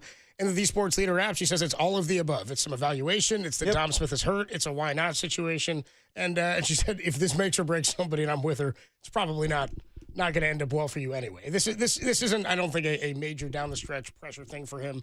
It's an opportunity based on how he's hit this year. Give him a taste of the bigs. There's still a damn good chance, like Buster, he starts next season in the minors. You know what I mean? This isn't the end-all, be-all. It's rare and hard to come to the major leagues and never go back, right? Especially in today's game. Like, especially in 2025 where guys come through so quickly. Mm-hmm. And then if you do struggle, I mean, everybody has a sense of urgency, right? And they want guys to succeed, but how much time do you give them? Baseball's different than the NFL, NFL's, some guys just can't cut it, and it's quick immediately. I know. Like you cut him after a camp or something. Well, everybody's ready to write off J.J. McCarthy after 2 starts. But, yeah, I mean, it'll be a process with Bryce Eldridge. But I'm with you. It hurts nobody. The timing of it is just weird for me. But I get it. You want to spark a little bit on offense. But we've been saying the same thing. We've been saying it since last Friday at the ballpark. It's not about the days that – I mean, you want the best from Robbie Ray and Justin Verlander and Logan Webb. But it's nights like tonight. It's Kai Tang. It's Carson Seymour. Yeah. So – we'll see what happens, but yeah, this really hurts nobody. It's good to see Bryce Eldridge for the remaining 13 games. Let's see what happens, but yeah, we'll see how it goes. I think Susan changed my whole energy on it. Now I'm just kind of like, yeah, there's no negatives here. There really isn't. What's the negative? There's no negative. Maybe he hits some bombs. Yeah, what if he comes out and hits a few bombs? People are going to be fired up, Dude, yeah, that's it. That's it. Any negative you have about Eldridge, like, why is it here? This is a weird move. What's going on? Hey, but what if he hits some bombs? Yeah. I took some bombs, dude, from number 78. But do you wonder? 78 tank. Dude, I've been looking for a Richie Sexson, Adam Dunn my whole life. A big, I think Richie was a righty, but I've been looking for a big, hit me some 500-foot, 40 homer tanks, or 40 homer seasons. I want that. Like Bonds was a baseball hitting god, right? It was just so different with Barry. But like there are these guys who've been around for years and were around for years, big slugging first baseman DHs, your Jim Tome's, like he's a Hall of Famer, but give me one of those big ass dudes, one of those corn-fed dudes who just shows up and hits balls 550 feet. And if Bryce Eldridge is that guy, I've wanted that guy on the Giants since I was like 8 years old. I was like, give me this is a Dave Kingman, I think is what a generation prior to me would call him. Right. Strikeout or home run, like, yeah, it's frustrating at times, but that's kind of what today's game is. And again, I told you he's got 100 hits in the minors this year. 46 of them have been homers or doubles. He can hit. Yeah. What if he hits some bombs? Yeah, that'd be good. What if he hits a bomb today off of Gallon? A lot of what ifs. It's Tang, it's Eldridge, and it's next on The Sports Leader. It actually is 6:40 tonight. That is true. You can hear Bryce Eldridge hitting fifth and DHing for the Giants. All right, do we want to get back into some football? Let's do it. I got injury updates for you from Kyle Shanahan. Is that Greg Papa I see on the stream right now? What are we looking at? Oh, see, look at him. He's getting set up for tomorrow already. All right, here we go. Everybody's looking around. Is that him? Is that Greg up back there? Nothing to see. Yeah, Tim. Nothing to see here, guys. Tim's getting him set up. Nothing to see here. With his big bushy beard. Oh, dude, does he have a beard? He's got the beard. Oh, hell yeah. It's a playoff beard. And yeah, like I told him over the weekend. Doesn't Papa Smurf have a beard? He did. Back to our Smurf talk. He's like, that's how you know he's Papa Smurf. Exactly. The only one that had it, right? I think so. He's the only one with facial follicles on the Smurfs, yeah. I told him they all had facial hair except one, which was Dopey, I believe. Dopey Smurf? Or Dopey? Dopey's a 7 dwarf, Tim. There was no Dopey Smurf. What are you talking about? No, I'm getting my dwarves and Smurfs confused, Come sir. on. Copes can fit 100 Smurfs as bathtub. I can only fit all 7. He cannot I can fit 100 I can fit all 7 dwarves, for Listen, sure. I've been looking for a long time to talk to G-Pop, and I just got to, so you give me a pass. Yeah. I was going to say, though, over the weekend, I was like, yeah, people reacting to your beard. He goes, that's all they can react to is my beard. I was like, well, you kind of look Ray Ratto-ish. He was like, don't say that. That's funny. That's funny. Anyway, I'm still lost on Tim confusing the 7 dwarves. Dwarves and the Smurfs. Yeah, sorry. Yeah, Dobry Smurfs. Stop it. You can't fit 100 dwarfs in Copes' Bateau. There's only 7 of them, so we wouldn't try to fit them all at once. Well, maybe if you cloned them. We don't have the technology. There's like violations about this. I don't have the steady hands or the training to pull off a procedure like that. We don't have the Michael Keaton multiplicity technology yet. Hey, I need some dingers, dude. I need some dingers from Eldridge is what I'm looking for. Okay. I confirm that somebody on the text line said the last person to wear 78 was Raymond Burgos. How could we forget? 78 is such a weird number. It's a late inning reliever number for sure. Oh, yeah. What number do you want to see next season? 1. Oh, come on. Okay. I was hoping Damon Minor would be that guy, right? Like the big. Now Damon Minor's one of their hitting coaches. Big slugging, 6'7". He was something like that. Big, massive. Adam Dunn. You want an Adam Dunn, Rubio Durazo is what I'm looking for. You know what I mean? A guy who could just mash tanks. Played for the A's for a minute. Nick Kurtz would Nick be Kurtz, a good name. dude. Nick Kurtz is an absolute 490-foot homer. A monster. Nick Kurtz. A's helping out the Giants with was a sweep of the Reds over the weekend? I think so. They just whooped him. And Kurtz was going yard. The number I'd like Eldridge to wear, I don't know. I mean, whatever he wants. Yeah. I don't care. Are you a big number guy or you could care less? I only care when it's a bad number. And 78's not great. I mean, like, people have gone the way of Judge now. Like, 99. 99 looks cool. I guess it's cool because a good player made it cool. You're either a elite pass rusher or you hit bombs. Like, remember when what's his name showed up? Schroeder rocking 71 or something? Yeah. Well, 17, his number 17. The Dennis was, Schroeder era. I was like, oh, man, I don't like this. I know. That was weird. It was short-lived, too. Put on a 71 and his shooting percentage dropped by 20 points. We hardly knew you. Yeah.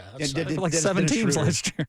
What's that, Tim? They played for like 7 teams last year. Yeah, 4 teams, I think. Tough deal. Anyway, Eldridge called up. He's batting 50 today. What if he hits some bombs? Let's get you the 49ers injury report per Kyle Shanahan just a few minutes ago. Yeah, 831 says, how about the big cat? Give me some, you know what, Tim? I need a big cat rejoin and El Gato Grande against the Phillies walk-off from 2001 in the segment that we're going to give you Kyle Shanahan's injury update. I just want to hear it. Here's some big cat on the day that Eldridge makes his debut. Great producing. And the Shanahan, we don't have one, so so I'm going to do what I want. And the Shanahan injury like report. HR, we don't got it. Next, only here on the Sports Leader.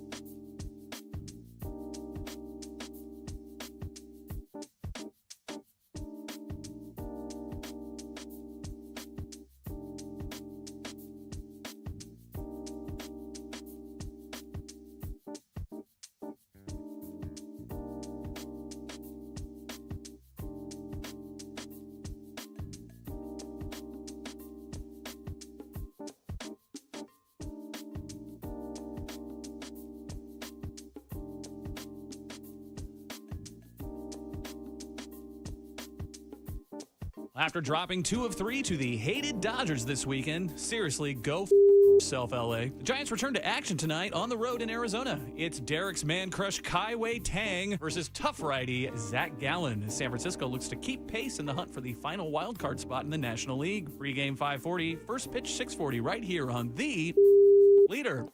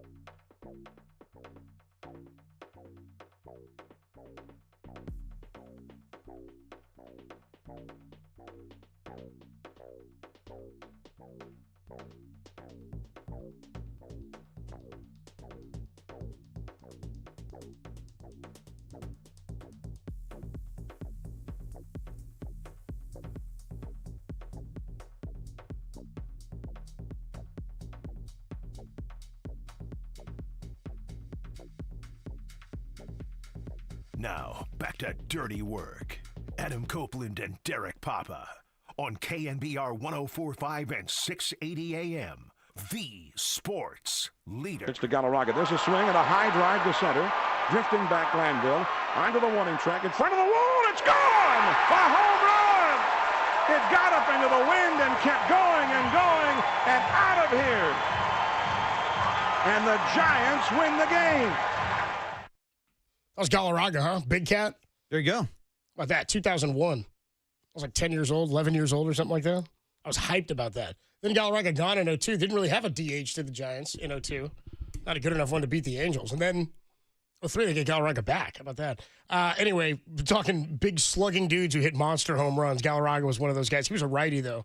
Finished his career, I think, with 398 career home runs. He wanted 400 bad. Oh, man. Dude, he tried. He retired at 44, something like that. Like he looked pretty old for a long time. He was sick, dude. The big cat, El Gato Grande, Andres Galarraga. I liked him. Real quick before I get to the injuries, just because he's been waiting a while, and I see you guys waiting on the line. Rick is in Hayward. Rick in Hayward. Our guy Rick Mondays always calls us talking ball. What you got for us, Rick? You're on the Sports Leader. Man, I got to Niles Canyon before you got to me. How about that, dude? Niles Canyon was supposed to be Hollywood. Didn't quite make it. No, I didn't make it. Hey, Coach, to get to we gave up a lot of pitching. Who do we give up? I mean, literally, we gave up Camille Duvall, who the Yankees don't want. Yeah, we rented Tyler Rogers to the Yankees, but we got 3 guys back, and 2 of them are on the team right now. So I honestly don't see where we gave up that much. We did, the guys who were pitching in the 5th spot, they all failed. I mean, Wisdom Hunt, Birdsong, Hicks, Harrison, they all were bad. So really, we never had a 4th or 5th starter all year long.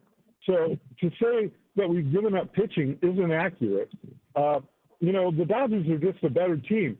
So, what was it? 23 runs, 35 hits, 12 walks from our 2 aces in 2 games. Yeah, they got rocked. And then in the game we won, what did we have? 3 hits? 3 hits. That's what we had in that game. 5 runs on 3 hits against Yamamoto. The Dodgers can pull out a starting rotation of Yamamoto, Ohtani, Snell. Nobody's disputing they're better, Rick. There's no question they're better. I mean, Yamamoto's in the hottest stretch of his season, too. I mean, he's coming off a game where he gave up the 1 hit at 8 2/3, right? Like, he's pitching as well as anybody and maybe the best in their rotation. Kershaw's been great since he came back from injury, and they got to him early in the game Saturday. You make good points about the pitching, but this was all depth that we perceived to be here. When I say they gave up, I'm thinking Rogers, and I've called it a soft sell. They just had more depth. I didn't think Duvall was going to work in New York anyway, but he was the guy at the back end of this bullpen. My point is just that the bullpen's been pretty good based on what it's been since they made those trades. I just haven't seen enough of it to feel super confident. Well, the bullpen to me hasn't really changed other than those 2 guys. And we've never really we're not getting the starting pitching, bottom line. We're just not getting it. The aces, Robbie Reyes had a horrible second end half of August into September, and it's just the way the team is built. I mean, I honestly came on here at the beginning of the year when you guys were laughing at me after game 1, saying I had questions on 7 positions in the lineup. The only ones I didn't have questions on were Adonis and Chapman. That was it. Everybody else was a question mark for me. And I honestly didn't think they'd win 80 games, to tell you the truth.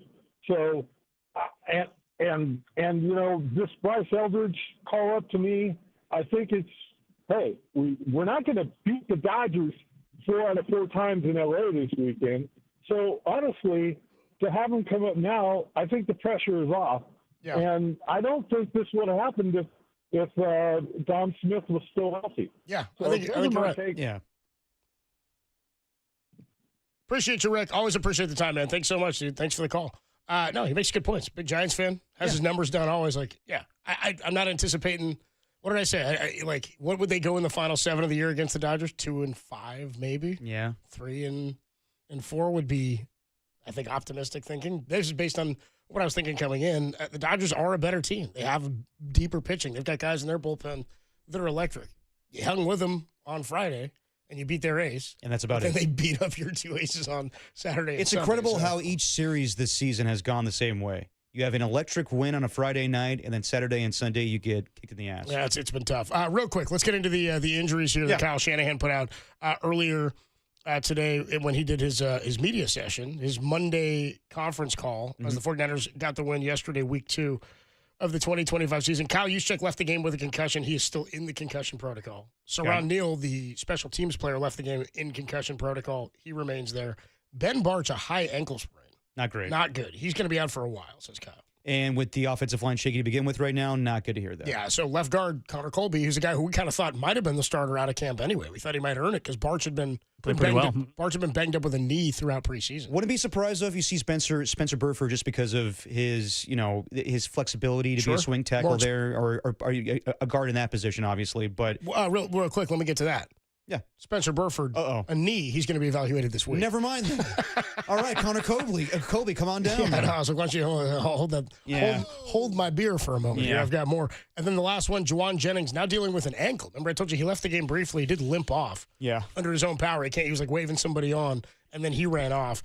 He'll be evaluated later this week. 808 KNBR 415-808-567. So no update on Brock Purdy though. The number to call and the number to text. No update on Brock Purdy. They haven't practiced or gone through any more, of course, rehab or anything yet, so I'm not sure they would have anything new. These were injuries from after the game, yeah. Yeah, so on That's Wednesday, how Kyle rolls, is just give the injuries from Sunday. And then, I mean, they could say, what's the update on Brock? But he's like, we haven't even started. We're practicing this week now. Fair you know enough. what I mean? Today's Fair the enough. off day. Tomorrow would be the practice day. So we'll find out what happens in terms of his availability, I would imagine, tomorrow or Wednesday for the next step. And then tomorrow's the off day, yeah. Right, and then we talk to Kyle on Thursday. Yep. Dwayne in Stockton, OG in Oregon. I see all you guys hanging Dwayne. on the line. We will get to your thoughts next. Dwayne, who notably does not a fan of Brock Purdy, wants to talk QB controversy. Dwayne, stop this. After a performance where Called this yesterday, Matt right? Jones went off, dude. I did. I was sitting on Tim's couch and I said, bet you we're going to hear from Dwayne tomorrow. We'll hear from Dwayne. It was those exact words. Dwayne's calling tomorrow. Noted Brock hater. We'll do it next. Dirty Work rolls on. 808 KNBR to call on the Sports Leader.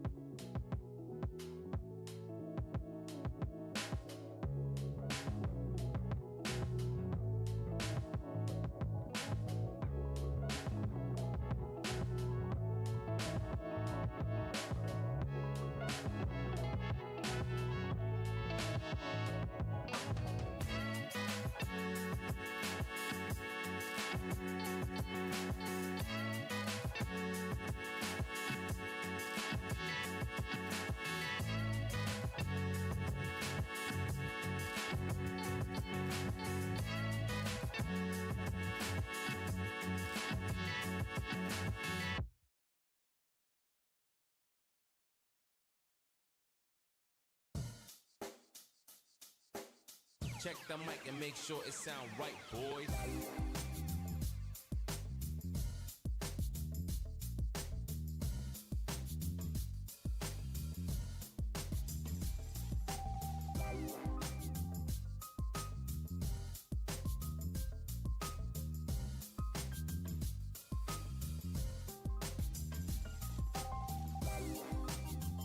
You found Dirty Work, the greatest show in America, right here on the Sports Leader. Dirty Work on a Monday afternoon. Adam Copeland, D-Pop, Tim Webb with you. Big day. Bryce Eldridge called up for the Giants, batting fifth at DH. Giants pregame at 5:40 tonight for a 6:40 first pitch. We got the injury updates from Kyle Shanahan in his media session today. Kyle Juszczyk in the concussion protocol. Saron Neal in protocol. Ben Barch, a high ankle sprain. He's going to be out for a while. Tim and I, notably, dude, when you do the pre and post games like Tim and I do every week. Especially at 7 in the morning. Dude, and they used to be longer. We used to do sometimes 3.5 hour pregame shows. Dear God. Dude, sometimes longer than the games themselves. Yeah. You count the travel as like a 5.5 hour pregame. It was tough. It was a tough do. Not complaining, just no, but we'd have to like make up things with ourselves and John just to make us laugh. Just things to of course. So every week last year they'd give you the actives and the inactives for the game. For the first like 16 weeks, and maybe it's a few less. We'd have to go look. Ben Barch, inactive. We just laughed because his name just kind of made us laugh. Like Ben Barch, we nicknamed him the Big Inactive. So every week we give the inactives, we call him the Big Inactive. Kind of like Drew Moss this year. Drew Moss is going to be that guy. Dude, Drew Moss, grab a helmet, dude. Come on down. You're going to be playing now. You're going to be out there now, dude. Now you're a backup. If Burford especially, he's another dude with a knee being evaluated this week. And then Juwan Jennings, not just the shoulder that almost kept him out this week. Now he's dealing with an ankle. So he'll be evaluated this week as well. That's all per Kyle Shanahan today. Matt Jones played great. I think everybody would agree. The offense looked like the 49er offense, even though they were missing George Kittle. They lost Kyle Juszczyk early. You see that note that said from 2022 to 2024, in games where Kittle didn't play, touchdowns by tight ends were a total of 2. Yep. They've had 2 in the last 2 weeks without George Kittle, which is pretty impressive. Picking up the slack. They've been able to do that. Yeah, I mean, dude, we've been talking about it in the first hour of the show. Like, Mac Jones played great, and the offense didn't skip a beat. It's the effect of Christian McCaffrey being out there. I truly believe that. I'm with you. It's the McCaffrey impact. And I know yesterday maybe didn't look great in terms of the running game. I thought the O-line didn't look awesome. I think they're kind of the weakest unit right now of the team. But the fact of the matter is with Mac Jones, you've lost less at quarterback than at any other point when you've had to go to the backup under Kyle Shanahan. Our guy Dwayne thinks there might be a controversy already. Our dude Dwayne is in Stockton. Dwayne, I was thinking about you yesterday while I was sitting on Tim's couch, dude. Yeah, me too. Watching the game. You're on the Sports Leader, Dwayne. What up, bro? Hey, fellas, look here. In my day, this would have been an automatic quarterback controversy right away. It had already been happening. Yep. Look how $265 million, my ass, man. Look at that offense. Look at Shanahan's offense, and look what those guys look like with a strong arm quarterback back there. That's what I've been saying, man. And he didn't even have Kittle. I'm telling you, man, a strong arm dude helps everybody out there, and Shanahan's offense looks like it's supposed to. It's a grind with Purdy. Everything's a grind, bro. And that tight end saved them in game 1 from another fourth-quarter disaster. So, listen, what I said last week about they should have seen what they had in Mac Jones first, I'm going to stand by it, but I'm going to explain it. After a 6-11 season and a lot of questionable play and a lot of questionable balls, they should have stayed ruthless and said, look, we're bringing in Mac Jones. We already signed him. It's going to be a quarterback competition. If you beat him out, you get your bread. They did not have to pay him. He should have been a quarterback competition, which is not unreasonable with the way they played last year. So at the end of the day, you got beat up by Ayuk. You got got bent over by Trent Williams, and you absolutely got cracked by Purdy. And I'm talking about no Vaseline, no baby oil. All right, Dwayne, we got it. God, he's going to Ice Cube, no Vaseline. Good Lord. And Dwayne's going to have to take a few plays off. That's fine. That's not as bad as the last time he was on. No. He's had some good calls in between. No, I know. But these guys are soft, Dwayne. I'm with you, man. I mean, they're the ones who house good. Listen, I love Dwayne. He'll just bubble up into a lather. He's our guy, dude. You guys are soft, man. No, I love Dwayne, but you were the one saying, I don't know if Dwayne could say that on the air. Yeah. I mean, should we expect anything more or less from the filthy bed slinger? Nah, dude, he's the homie, dude. I love Dwayne's calls. Dwayne's the homie. I have to take a few plays. But I will say it's not practical. Like, come on. I hear what he's saying. Back in the day, this would be a quarterback controversy. Sure, okay. But quarterbacks are making ridiculous money now. Once you sign Brock Purdy to a $53 million contract, he's going to be the guy. And you're not going to go back and forth with this. You're not going to tell him in the offseason you have to beat him out and play on an expiring contract. That's not going to happen. What he's talking about, though, is the Tom Brady situation. In reverse for Brock, I guess, is the way it would be. But they had just given Drew Bledsoe was in the first year of a $100 million contract. He was, yes. Wasn't it 100? At the time, yeah. I think it was 2000. I think it was one of the first guys to get a deal that big. He was the number 1 overall pick previously, wasn't he? Yes. And the Patriots had just paid him that contract the year that Tom Brady ends up taking over as a starter. And then even in the playoffs at one point, Brady got banged up and they went back to Bledsoe. But when Brady got well enough to play again, they put Brady back in, and ultimately they win it all. I mean, Belichick was going with the guy that he thought gave them the best chance to win. But that's what Dwayne's talking about now is you don't have to keep rolling with this guy. The difference is you had the Dallas Broncos. Was the Cowboys? The Dallas Broncos. The Cowboys you picked up Bledsoe's contract? No, they traded him to the Buffalo Bills in division. The Bills, that's right. It was Bills first. Then he went there after. Yes. The Bills were desperate enough. I don't know that teams now in the NFL are desperate enough to do something like that. Well, there could be some organizations that are. Yeah, I mean, but again, I don't think that's where the 49ers are. And this is what I'm saying is now I'm entertaining the idea of that. I know. I don't think that's even on the table. Now you gave Mac a 2-year deal to think, hey, if we're paying Brock, I also think that part of the Mac signing was the insurance policy for this year if something did go awry with Brock. Yes. If there was more injury problems. My bigger fear with Brock now, honestly, is the arm stuff. The blows to the arms and the injuries. I mean, he had another arm injury last year. He had the big one, the elbow, a couple of years ago where he had the UCL had to get repaired. Right. Obviously in the playoffs. Like, that's where my concern is in investing in a player who, he isn't a big dude. He's not a big guy, which is always a concern when you have a smaller quarterback back there. But I don't know. Do you agree with Dwayne on the arm strength thing?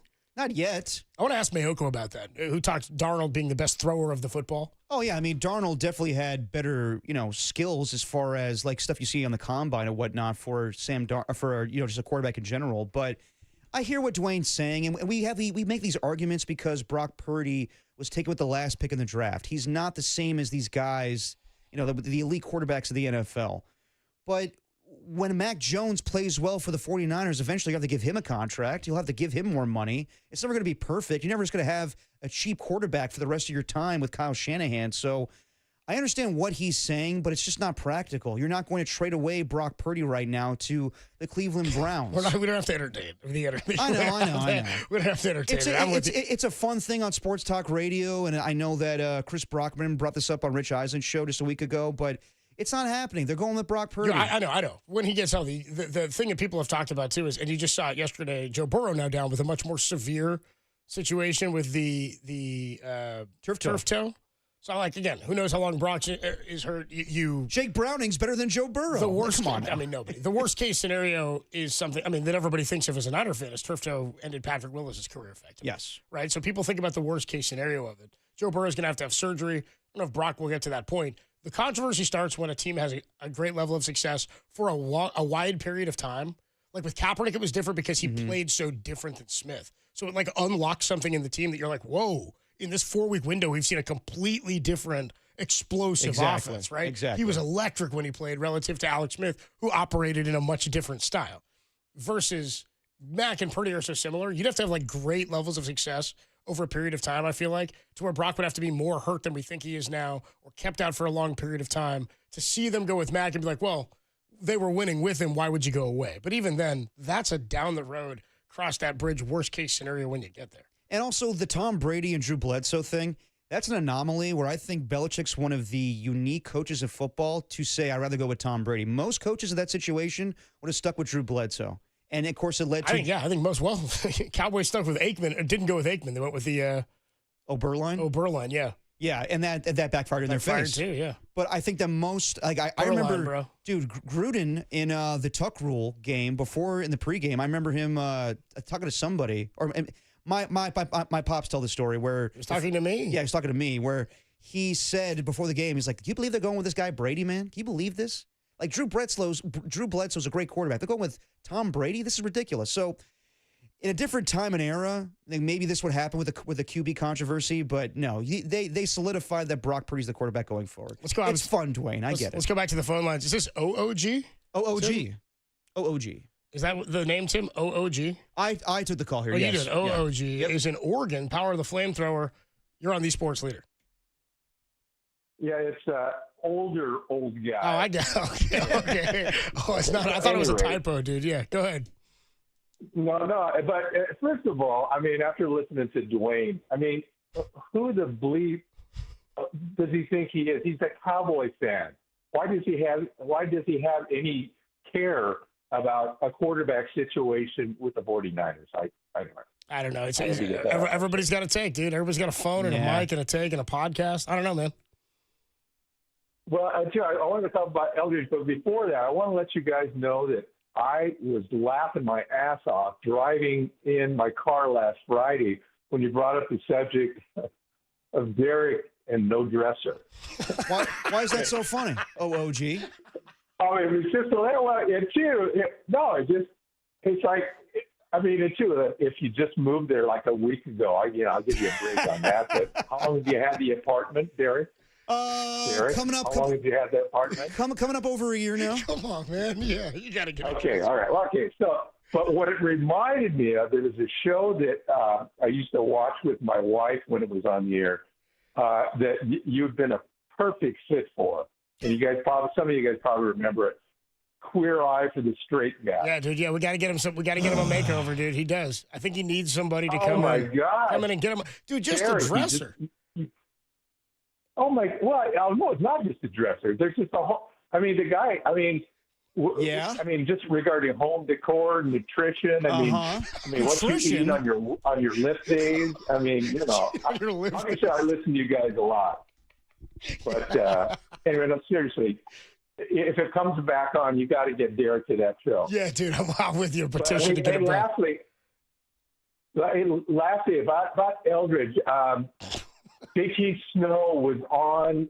He was on with Greg Silver, Silver and JT and JD. Yeah. A few weeks back, and he was a big advocate for bringing up Eldridge at the end of the season. And to me, it makes more sense to do it at the end of the season like that, rather than, bringing up at the start or middle of the season. He strikes out a lot, then he gets shipped back down.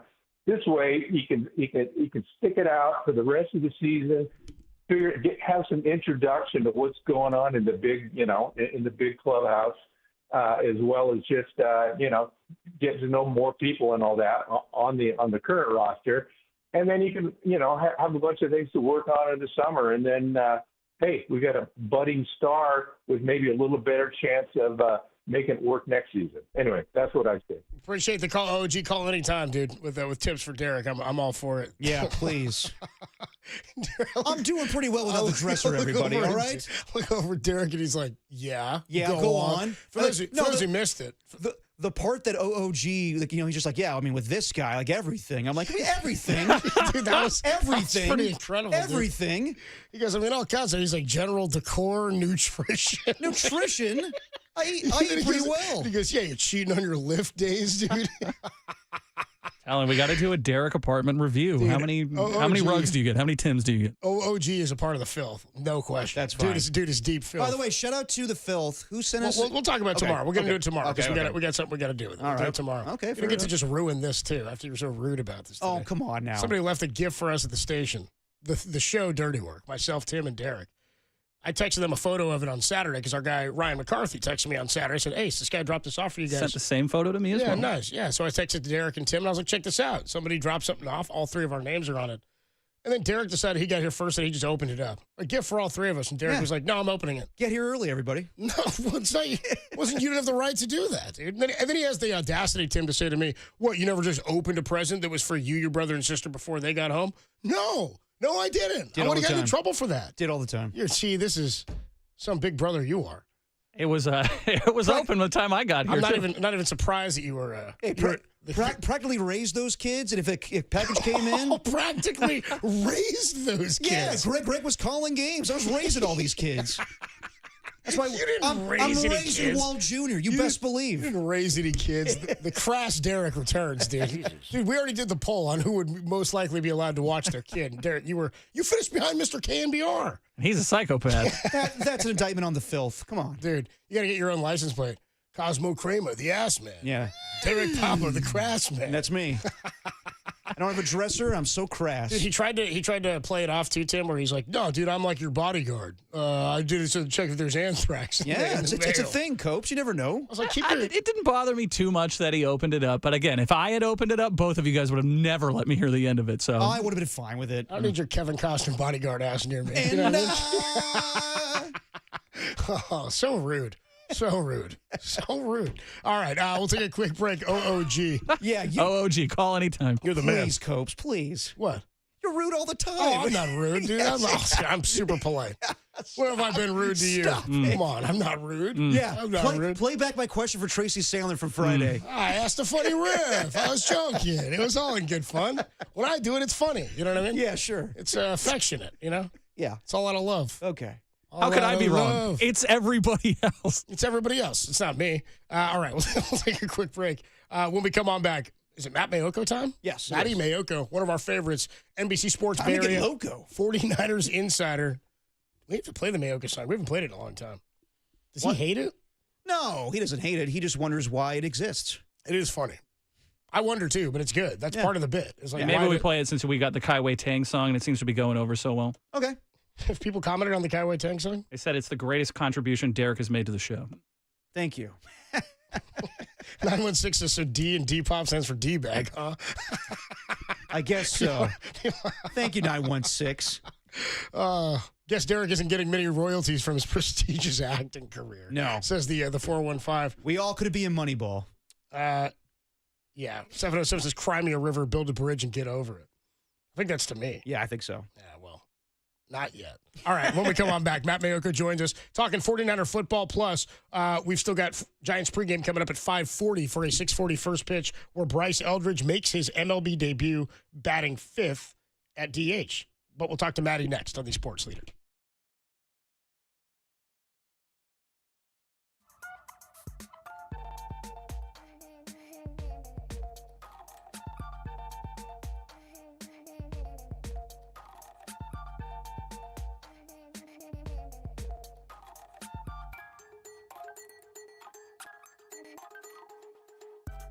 Gungas.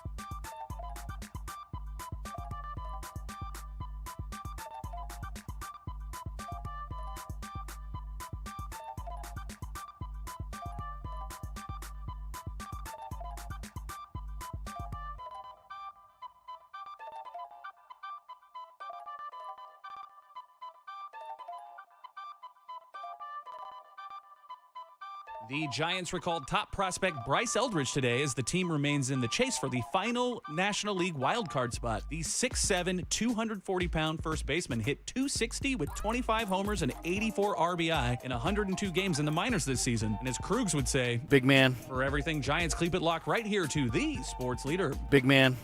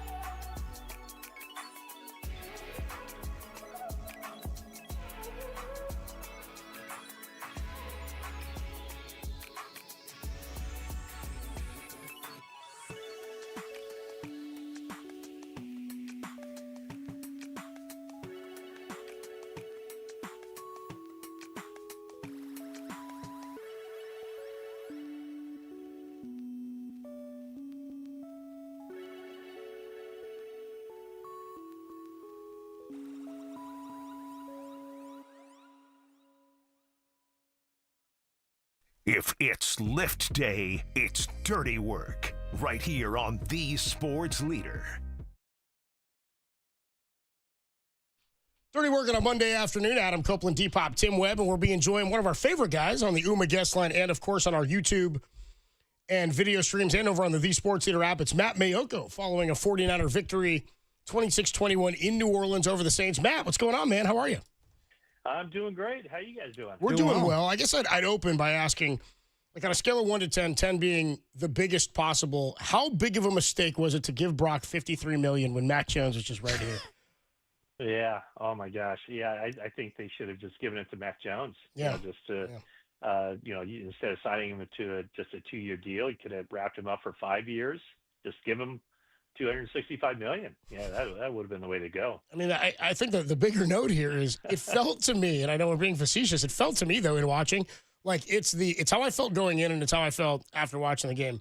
It's the least different the 49er offense has looked with a backup quarterback under Kyle Shanahan. I would agree, and it's also the most different the 49ers offense has looked under Kyle Shanahan. When you think about no Kittle, right. None of the wide receivers really out there. Obviously no Deebo Samuel, no Brandon Ayuk, but it did look very similar to what they want to do. And I know the game plan didn't change. Mac Jones took care of the football by and large. Yeah, I mean, you can nitpick and say probably held on to it a little bit too long a couple of times, but as far as the decision making, to take what the defense was giving and then also take some shots. I thought the intermediate passing game was very good. So, I think a lot of people, probably myself included, thought that 49ers might just really grind it, might just give the ball to Christian McCaffrey at any possible scenario to take the game out of Mac Jones's hands. But as it turned out, I think they really put the game in his hands. The way they started the game, which obviously wasn't that impressive, the 3-and-out to open with 3 straight passes. And they could have done a better job, obviously, closing out the game on offense. They gave the Saints a couple of opportunities that if the offense had been clicking and performing, they could have just run out the clock with the ball. But I mean, it's hard to nitpick a 2-0 start with 2 games on the road into what is historically very difficult places to play. But obviously, 49er fans travel well. There are a lot of them in Seattle, from what I could tell. And it's certainly all the talk in New Orleans is about how much 49er fans influenced that game yesterday at the Superdome. I mean, it's funny that some people do run with that narrative today. It's not like a huge talking point by any means. It's not taken seriously with Mac Jones, and Brock Purdy. But I'm just curious, Matt, and I'm not comparing Brock Purdy to Steve Young, but 30 years ago when Elvis Grbac had to fill in for a few games and lit it up against the Cowboys and the Miami Dolphins, was there any talk whatsoever that Elvis Grbac should be the starting quarterback going forward? You know what? There were. Really? I remember that. Yeah, absolutely. I think that's every scenario. I do remember that. Yes, Elvis did play well. I think that was that game in Dallas, yeah. Right? And then I think a Monday night game in Miami. Absolutely, there was that talk. Wow. As crazy as that sounds, as wild as this sounds, yes, there's always going to be that talk whenever the backup quarterback steps in and plays well. the scenario of, oh, they're better without him. I mean, it's funny. I mean, and I was when the game was unfolding in Seattle, I made the joke after Jake Tonjes's touchdown catch of like, oh my gosh, 49ers are better without George Kittle. Yeah. I mean, does George Kittle make that catch? So yeah, it's the nature of the beast. In fact, I do a thing every Tuesday called 49ers Overreactions, and I think it was kind of tongue in cheek. It had to have been, right? But that's how we lead off this one is that if Mac Jones keeps playing like this, Brock Purdy's job is going to be in jeopardy. So whatever. We shall see. But as far as whether Mac Jones can keep playing like this or whether the 49ers do turn back to Brock Purdy, because I know he's making good progress with the foot. I think what it does do, though, is not that I don't think they can't take the short term over the long term with him regardless. But, I mean, if there's any thought of a little bit of gray area, should Brock play Sunday against the Cardinals or should he not? I would think that, especially with that investment, $100 million guaranteed, 5 years, $265 million, at least what that game Sunday in New Orleans shows is that, the team won't fall apart with Mac Jones at quarterback. Talking to Matt Mayoko, our 49ers insider, NBC Sports Bay Area on the UMA guest line. Do you look at what the Niners have done? I thought they looked pretty good on Sunday. I thought they looked all right yesterday. The offense, I mean, the drive before the end of the half, I mean, they had back-to-back games now where the defense has closed some plays. David Lombardi had a good analogy. He said it was like the defense needed a 6-out save, was something he tweeted, where they had to get 2 stops in the final couple minutes of the game. Do you see this? I mean, it's always a work in progress, but do you think this is a team that's overcome some adversity here, or is it some good performances against maybe an inferior team like we saw yesterday? Well, I think Seattle is not bad at all. In fact, I think they're going to be in the playoff hunt, and they go to Pittsburgh and win that game. So that week 1 win, even though it wasn't perfect, was still an impressive road victory in the NFL. Now, the Saints aren't a good team, and maybe they will prove me wrong, and maybe they'll win some games this year. But I think you're looking at the Saints probably being one of the the handful of worst teams in the NFL. So it's probably just the absolute best coaching material that the 49ers can have is that they've had mistakes and plenty of imperfect play in every phase of the game, but yet they still have the wins to show for it. And to kind of amplify what you talked about, that 6-out save, which is a good analogy from David, but the special teams put them in that position, right, as far as Thomas Morstead pinning them back a couple of times, to the 11-yard line and also to the 6-yard line. So, that was something that, I think we only talk about special teams when they screw up, and they did have the one missed extra point yesterday. I mean, in keeping with the 49ers, they had to do that, right?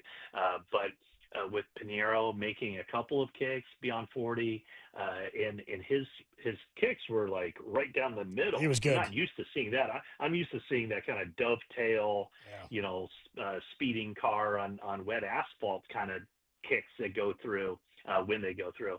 But Thomas Morstead made a couple of really nice punts to pin the Saints back. But I think the perfect scenario for the 49ers is they get the victory, but they also have plenty of stuff to clean up here as the season goes on. Talking to Matt Mayoko on the UMA guest line. Obviously, Mac Jones played well, but how much credit do you give to Kyle Shanahan yesterday and through the years, just putting his quarterbacks in great positions to succeed? Like whether it's Mac Jones, whether it's C.J. Beathard or Nick Mullins. Obviously, Mac Jones, I think, is better than those backup quarterbacks, but I think through the years, it's shown that Kyle Shanahan has gotten the best out of his quarterbacks. Jimmy Garoppolo, up and down career, just, the credit of Kyle Shanahan being great with quarterbacks. Yeah, I mean, I know that I'm sure you guys hear it a lot, just the criticism of Shanahan, and, probably a very small percentage of the fan base, maybe a loud small percentage, they like to criticize Shanahan and what he doesn't do. But I mean, I guarantee you ask anybody on other teams and other coaches, he is considered the best play designer, or one of the best, one of the top 2 or 3 or 4, whatever that number is, play designers and play callers in the entire NFL. And I mean, heck, our friend Mike Silver wrote a book about that influence and how it's gone around the NFL. But when you looked at those plays, that late first half play to Christian McCaffrey, I mean, that thing was just schemed up perfectly and just put the Saints defensive backfield in a compromising position. And Christian McCaffrey broke free very easily. Of course, it looked easy anyway. I know it wasn't, but it looked like it was just a very simple pitch and catch, but it was all the play design. And the same thing goes for that 42-yarder to Juwan Jennings. That to me was impressive because it was Mac Jones with not a whole lot of practice time and very little practice time with Juwan Jennings. When he throws that ball, if you just kind of stop the film, when the all-22 comes out, if you watch from the end zone angle, if you stop it, when his arm is going back, there is nobody open, right there. So he threw it with anticipation. He threw it where he expected Jennings to be, so there's a lot of trust there. And then Jennings was right where he was supposed to be. And again, it made it look easy. In real time when you're watching on TV, you're thinking, oh my gosh, Jennings was wide open. Like that was an easy touchdown. But man, there's a lot that goes into something like that. So Kyle Shanahan putting his quarterback, in this case Mac Jones, in a position, knowing what he can do, what he can't do. I thought they handled that game about as well as they could. Kyle mentioned today, I guess, in his conference call or whatever he did media-wise today, Kyle Juszczyk in concussion protocol, Saran Neal as well. But as far as Juszczyk goes, how does the concussion protocol, how will that manifest this week? Because it's not a linear injury. And if he's to be out some time, what does that do to the roster construction, being that he's a unique player? Yeah, what it means is, like, he has to go through the certain stages to be cleared. And it's basically he clears one stage. The first stage is being symptom-free, and then it's aerobic work, it's football activity, it's all that stuff. And if he goes through it symptom-free, he has time to get cleared, as does Saran Neal, the special teams player. Now, if there's a setback, then he goes back a step. So it's a matter of how he feels and how he's able to progress through the week. That'll determine whether he's able to play on Sunday. And as far as how they compensate for him, I think what you saw on Sunday would be exactly that. Jake Tonjes played a lot of fullback, so they've kind of cross-trained him at fullback, tight end. And so I think you would see a lot of 2 tight end sets, but a lot of times that second tight end, Tonjes, would be a fullback rather than a tight end lining up on the line of scrimmage. So I think basically what you saw on the game Sunday would be how they'd handle this. I mean, Tonjes actually played more snaps in that game than Luke Farrell did. So, it started off in week 2 that it was going to be 2 people, those 2 tight ends, basically replacing George Kittle, right? I mean, the blocking of Farrell, the pass catching of Tonjes, and those 2 got combined are, a poor man's George Kittle. Now you have those 2, along with a little bit of Braden Willis as well, compensating for the loss of the potential losses of Kittle and Juszczyk. So I think there would probably be some other, personnel groupings they could use. I don't think we've really seen it yet where Robinson and McCaffrey are on the field at the same time, but they can do a lot of things there. I know there are some issues with pass protection and how they want to work it, but at some point you could probably see McCaffrey line up in the slot and Robinson as a single back, something of that nature. So it does kind of lend itself to Kyle Shanahan, that offensive coaching staff, trying to be a little bit more creative to make the pieces fit. Yeah, what have you made of the play of the offensive line so far and now the injuries that come with it? Trent Williams did play in this game, but he was questionable going into it. And then we hear today that Spencer Burford is hurt and also Ben Barch will miss some time with a high ankle sprain. I thought the offensive line's been good. There were some breakdowns, not, it was offensive line and pass protection. It wasn't just the offensive line against Seattle. It looked like they kind of got off to a slow start with some pressure up the middle in this game against the Saints. But, I mean, there were a lot of times where Mac Jones was in the pocket with plenty of time to throw and able, I mean, you could almost see him going through his progression. So I thought the offensive line played well, and maybe, more to your point, when Ben Barch went down, Connor Colby, the rookie, stepped in and they did not miss a beat. So Connor Colby is going to get an opportunity to start a few games here. He played a lot of football at Iowa. In fact, I think he had the second most starts of any offensive lineman in the Kirk Ferentz era at Iowa. And he's a guy that, was kind of an afterthought. When they took him in the 7th round, heck, they took a red shirt quarterback ahead of him in the 7th round. And now he almost started week 1 because remember, Pooney had that knee issue going into that week. And now he could be starting for 4 or 6 games. And then at that point, depending on how he's playing, they might just write it out with him. So it very well might be, if he plays well, that he gets into the lineup week 3 and never comes out. Just one more thought on the quarterback situation. One, when will we find out, or when will we get an update on Brock Purdy? And 2, it seems that there's, at least based on the reporting, that there's a more significant injury in the turf toe situation with Joe Burrow than there is with Brock Purdy, correct? Yeah, 100%. So Burrow requires surgery. Yeah. And Purdy does not. And so everything I heard late in the week and even Sunday morning was that things are progressing very well with Brock Purdy. Now, Purdy was not asked about, or I'm sorry, Shanahan was not asked about Purdy on the conference call today. So what Shanahan said after the game on Sunday was that there is a possibility that he could play.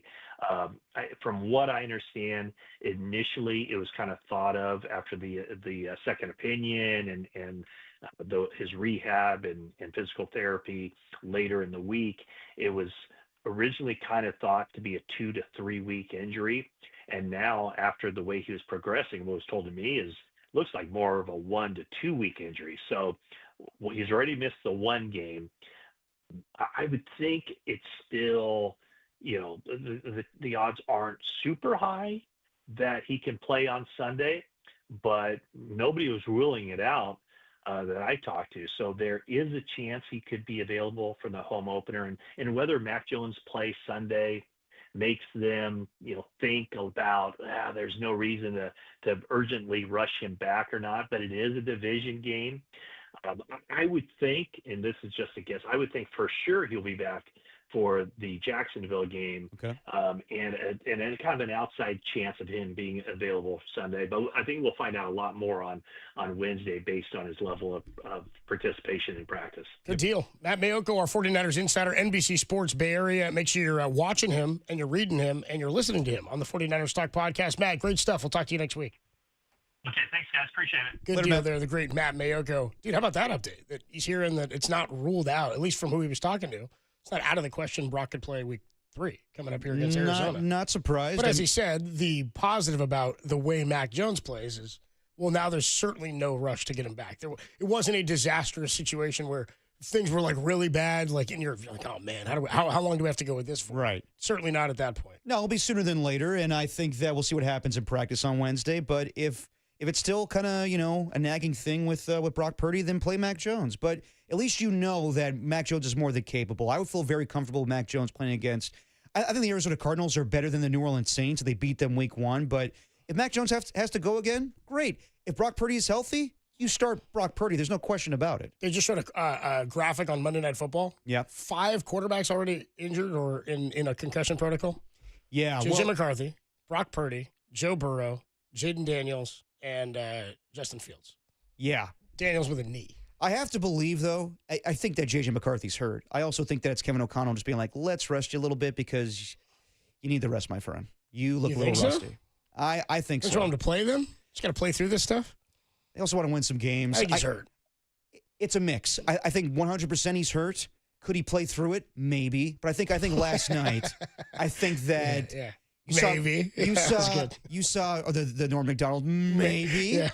I think you saw Kevin O'Connell be like, what is going on here? Yeah. And I'm sure he looks across the field and sees Kirk Cousins, being the backup, not playing.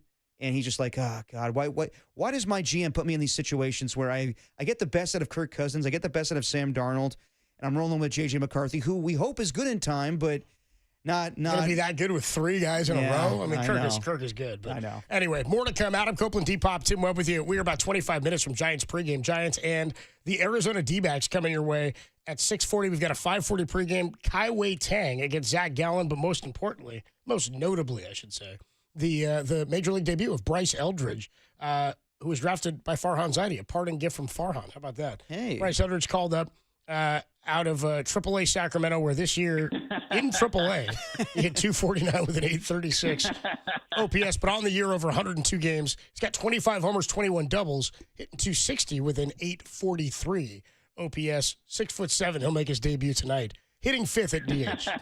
Thanks, Farhan. That was Farhan on Saturday night and Sunday yesterday. All right, Cosell. Adam Copeland, Depop, Tim Webb. When we come on back, is the 49ers defense legit? How you feeling about the Niner defense? I think there's some young guys that are getting attacked, and it may come more furiously in the next few weeks. We'll talk about that next. Then we'll put the show to bed for the Giants and the D-backs. Dirty Work rolls on, the greatest show in America on the Sports Leader.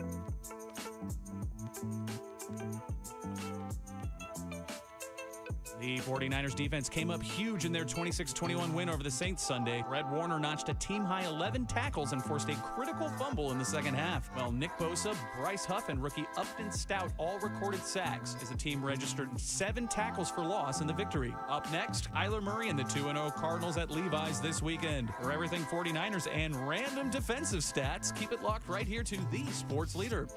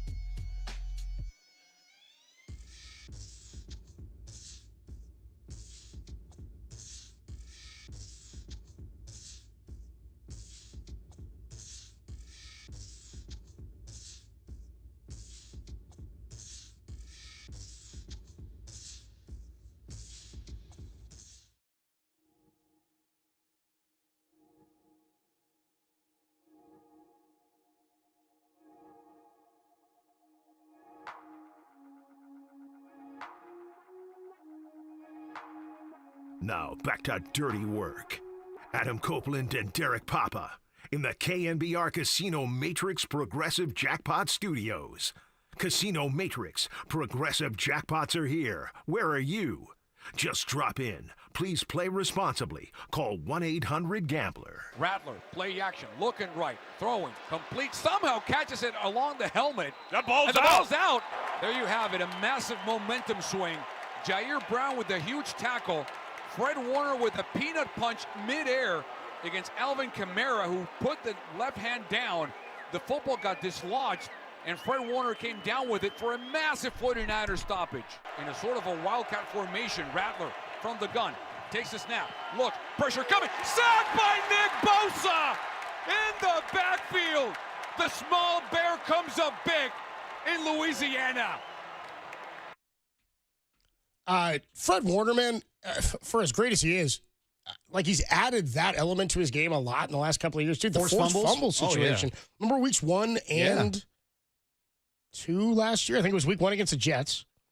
I think he had a forced fumble like the first. It was against Breece 4 Hall. weeks of the season, or Something like that. Yeah, It was early on. He had a bunch of major plays. Then he had the one with Aaron Jones at the 1-yard line where they had a chance to win that game. I mean, the guy's amazing. I mean, it was a really weird play anyway, where Alvin Kamara is like falling sideways with like a David Tyree hold of the ball on his helmet. On his helmet, it was a really kind of absurd play anyway, but it was like ruled a catch, and he's like falling down, holding the ball in his helmet, and here comes Warner diving in at him like a missile, dude. And I mean, it's fortunate that he wasn't completely down or his knee hadn't hit by the time Warner pops that thing out, but what a play by Fred Warner. And again, the most important thing to me, the note that Josh Dubow put out, and I want to get this exact from The Athletic, about the lack of being able to close games last season relative already to this year. Because I keep saying this, like on defense, you can go make plays. You can make stuff happen. You can beat your man on the line and will lead to a direct effect on the player on the game. And Bose has now done that in back-to-back weeks. You saw Bryce Huff do it in the game yesterday also on the last drive where they forced the fumble. But the 49ers last year were one of 3 teams. Here it is, per Josh Dubow of the AP. The 49ers last season were one of 3 teams that didn't have a winning record in games where they led by 1 score, that's 8 points or fewer, in the final 3 minutes. They didn't have a winning record in games where they led by 1 score, 8 points or fewer, in the final 3 minutes. They're now 2-0 in those situations already this year. They've closed games out, and they've done it on the defensive side of the ball. To me, that's what's been the most impressive. The fear I have, or the element of the defense I continue to watch, is how will they develop these players on the D-line? Your Alfred Collinses, Michael Williams, I thought had a pretty good game, made some plays yesterday, big time, in the run game between the tackles. And a few times he and Bosa were lined up on the same side, which created a major problem, it looked like, where he and Bosa were both on that left side of the D-line, and he was able to break through and make some plays. The other thing is the secondary. The secondary is young. Outside of Demo and you've got like Seagulls back there, you've got Upton Stout back there, you've got just some youth there in terms of guys are looking to make big plays and also guard some of the most talented receivers in the league. And yesterday there were a couple of mistakes, and I think the better teams you're going to see, guys like Baker Mayfield, they're going to attack at those guys. They're going to go right at them, right? That's going to be show me how you can make a play, or show me you can make a play. The Niners last week against Seattle faced Darnold, and Darnold wasn't able to kill him. No. At least against Cooper Kupp. And the Niners were getting off the field. Like Seahawks weren't able to get a running game going. With a team like the Cardinals, Kyler Murray creating with his legs and opening things up downfield for plays that break down, that's where I fear the young players and their ability to stay on their man, right, with a mobile quarterback and a guy like Baker who's got a rifle. Plus, you're going to see Matt Stafford. The 3 quarterbacks you'll see going forward are 3 guys. One, Kyler creates more problems than Sam Darnold does, and the other 2 are just better. So the next 3 guys are guys you're going to see that I think are far more problematic than the first 2 you just saw. Yeah, I mean, in recent years, the Niners have had their struggles against running quarterbacks, so we'll see how this defense is able to contain Kyler Murray this week. Yeah. But, yeah, to your point, I think that Matthew Stafford, I think that Baker Mayfield, I think that the quarterbacks they face in the upcoming weeks, they definitely could go after these young guys in the secondary. But so far, they're passing the test. I think that I've been really impressed by Upton Stout. Like, his coverage yesterday on Rashid Shaheed and the first week against Cooper Kupp, and we'll see how Cooper Kupp is this season. But, yeah, I mean, so far with how many question marks are on this team, they're pretty impressive. And it really is because of the leadership of the mainstays of this defense stepping up. Nick Bosa coming through on clutch sacks last week, pushing the offensive tackle into Sam Darnold to force the fumble, him getting a sack in the fourth quarter yesterday, Fred Warner coming up with another strip fumble. And by the way, last year he had 3 straight weeks with a forced fumble, and then he had that pick Fred six. Warner did last year? Yeah, and then he had sick. that pick 6 against the New England Patriots. So I think it was the first 5 weeks of the season. He had 3 forced fumbles and a pick 6, and he's playing with a broken ankle all the while. So, yeah, I mean, we'll see when they're tested by true offenses in this league. And I think yesterday, they got tested. I'm not saying that Spencer Rattler's a great quarterback in this league. He's never won a game, but I would say probably his best performance as a pro so far with 3 touchdown passes, and Alvin Kamara having 99 yards on the ground is just doing enough. Like, they scored 26 points, holding them to 21 points, holding the Seahawks to 13 points in week 1. So Robert Saleh is doing his thing right now. It's just going to be, let's see what happens when they have to face Devontae Adams and Puka Nacua and those teams. But as we've been saying with the schedule, not a lot of high-flying offenses that the 49ers have to face. So far, this young defense looking pretty good. Also, Rattler damn near killed her. Yeah. All right. We'll take a quick break. When we come on back, we'll put the show to bed, get you ready for the Giants and the Arizona Diamondbacks. By the way, I just saw an incredible, crazy note on Tom Brady. He's going to play in some flag football. Yeah, I saw Did you this. see that? It was teased all day yesterday that He was making a big announcement, and I was like, what is this? So Tom Brady's coming out of retirement. I hate when they phrase it like this. Adam Schefter. Tom Brady's coming out of retirement, sort of. But he's not out of retirement. No. To join Saquon Barkley, McCaffrey, CeeDee Lamb, Max Crosby, Gronk, Sauce Gardner, Myles Garrett in the Fanatics Flag Football Classic, a competitive flag football tournament. He's not out of retirement. So does this That's mean like playing an all-star weekend game and being like, dude, he's out of retirement. Yeah, He seriously. played in the celebrity softball game. Can you imagine? Yeah, it's Mariano Rivera coming back and tearing his ACL in the Old Timers game. You see, Mariano came out of retirement to tear his ACL. Yeah, Bummer. seriously. Yeah, right. I mean, whatever. But does this mean anything for the Olympics? Well, Pete Carroll, Sean Payton, Kyle Shanahan will be coaching the 3 teams. Kyle's going to do this? That's what it says per Schefter. This is obviously in the offseason. It'll be Brady's first football action since retiring 3 years ago. Stop this. What the hell are we talking Per about Schefter, here? dude. Pete Carroll, Sean Payton, Kyle Shanahan will be coaching the teams. How about Pete turning 74 today, going up against Jim Harbaugh? Dude, how about it? They're saying it's like a Saudi event. The first comment on Twitter is, imagine being so addicted to football you're running routes in Saudi Arabia at 50. That's Brady, man. How about Pete Carroll, Sean Payton, and Kyle Shanahan are the guys coaching it? All right, scheme it up. See if Kyle gets Brady. We have to ask Kyle about this. We have to ask Kyle about this. He's going to spend his time doing this. He can't be happy that McCaffrey's doing this, right?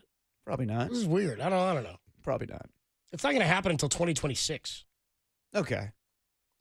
March of 26. So I guess after this offseason. Yeah, okay, whatever. Yeah. All right, we'll take a quick break. I don't know, whatever. We'll take a quick break. When we come on back, Money Talks. That's all I'm saying. When we come on back, we'll get ready to put the show to bed here for the Giants and the D-backs coming your way in about 10 minutes on the Sports Lead. Hey, what's up, everybody? Me again. I'm back talking Taco Bell. We're talking about Liv and Moss. That's right. We did our last show at the ballpark on Friday. That's unless the Giants make a run here. Doesn't mean it's my last time ordering Taco Bell from the Taco Bell app. Quite the contrary, my friend, because when you download the Taco Bell app, you're going to unlock exclusive access to rewards, limited time offers, drops. Every Tuesday, they got a new drop for reward members. Plus, you're going to earn points on every order in the app, on a kiosk, or at the drive-thru. And when you join the Taco Bell rewards, you can choose a Cantina Chicken Crispy Taco, a beefy 5-layer burrito, or a soft taco for free. What's better than eating and getting rewarded for your favorite Taco Bell items? And is there a better place than to earn and redeem those points than the Taco Bell Cantina downtown? There's an answer, no. There's an answer to the rhetorical question. No, there's not. It's just off 3rd and Townsend. It's a block from the stadium. It's the perfect spot for a pregame bite and drink before walking over to the ballpark. And if you're looking for something to do after the game, stop by for a beer and a cold drink and keep the good times rolling. It's the Taco Bell Cantina downtown for cold drinks and good food. I promise your taste buds will thank you. And don't forget to live Moss.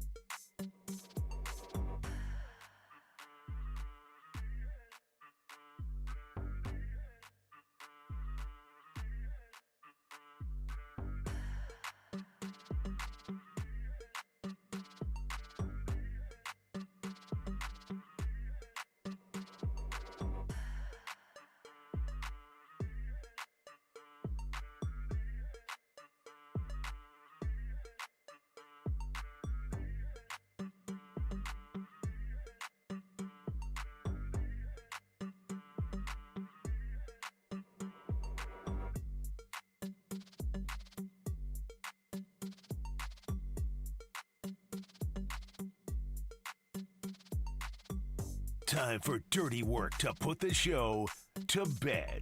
Are you crazy? I don't need a bed. On the sports leader.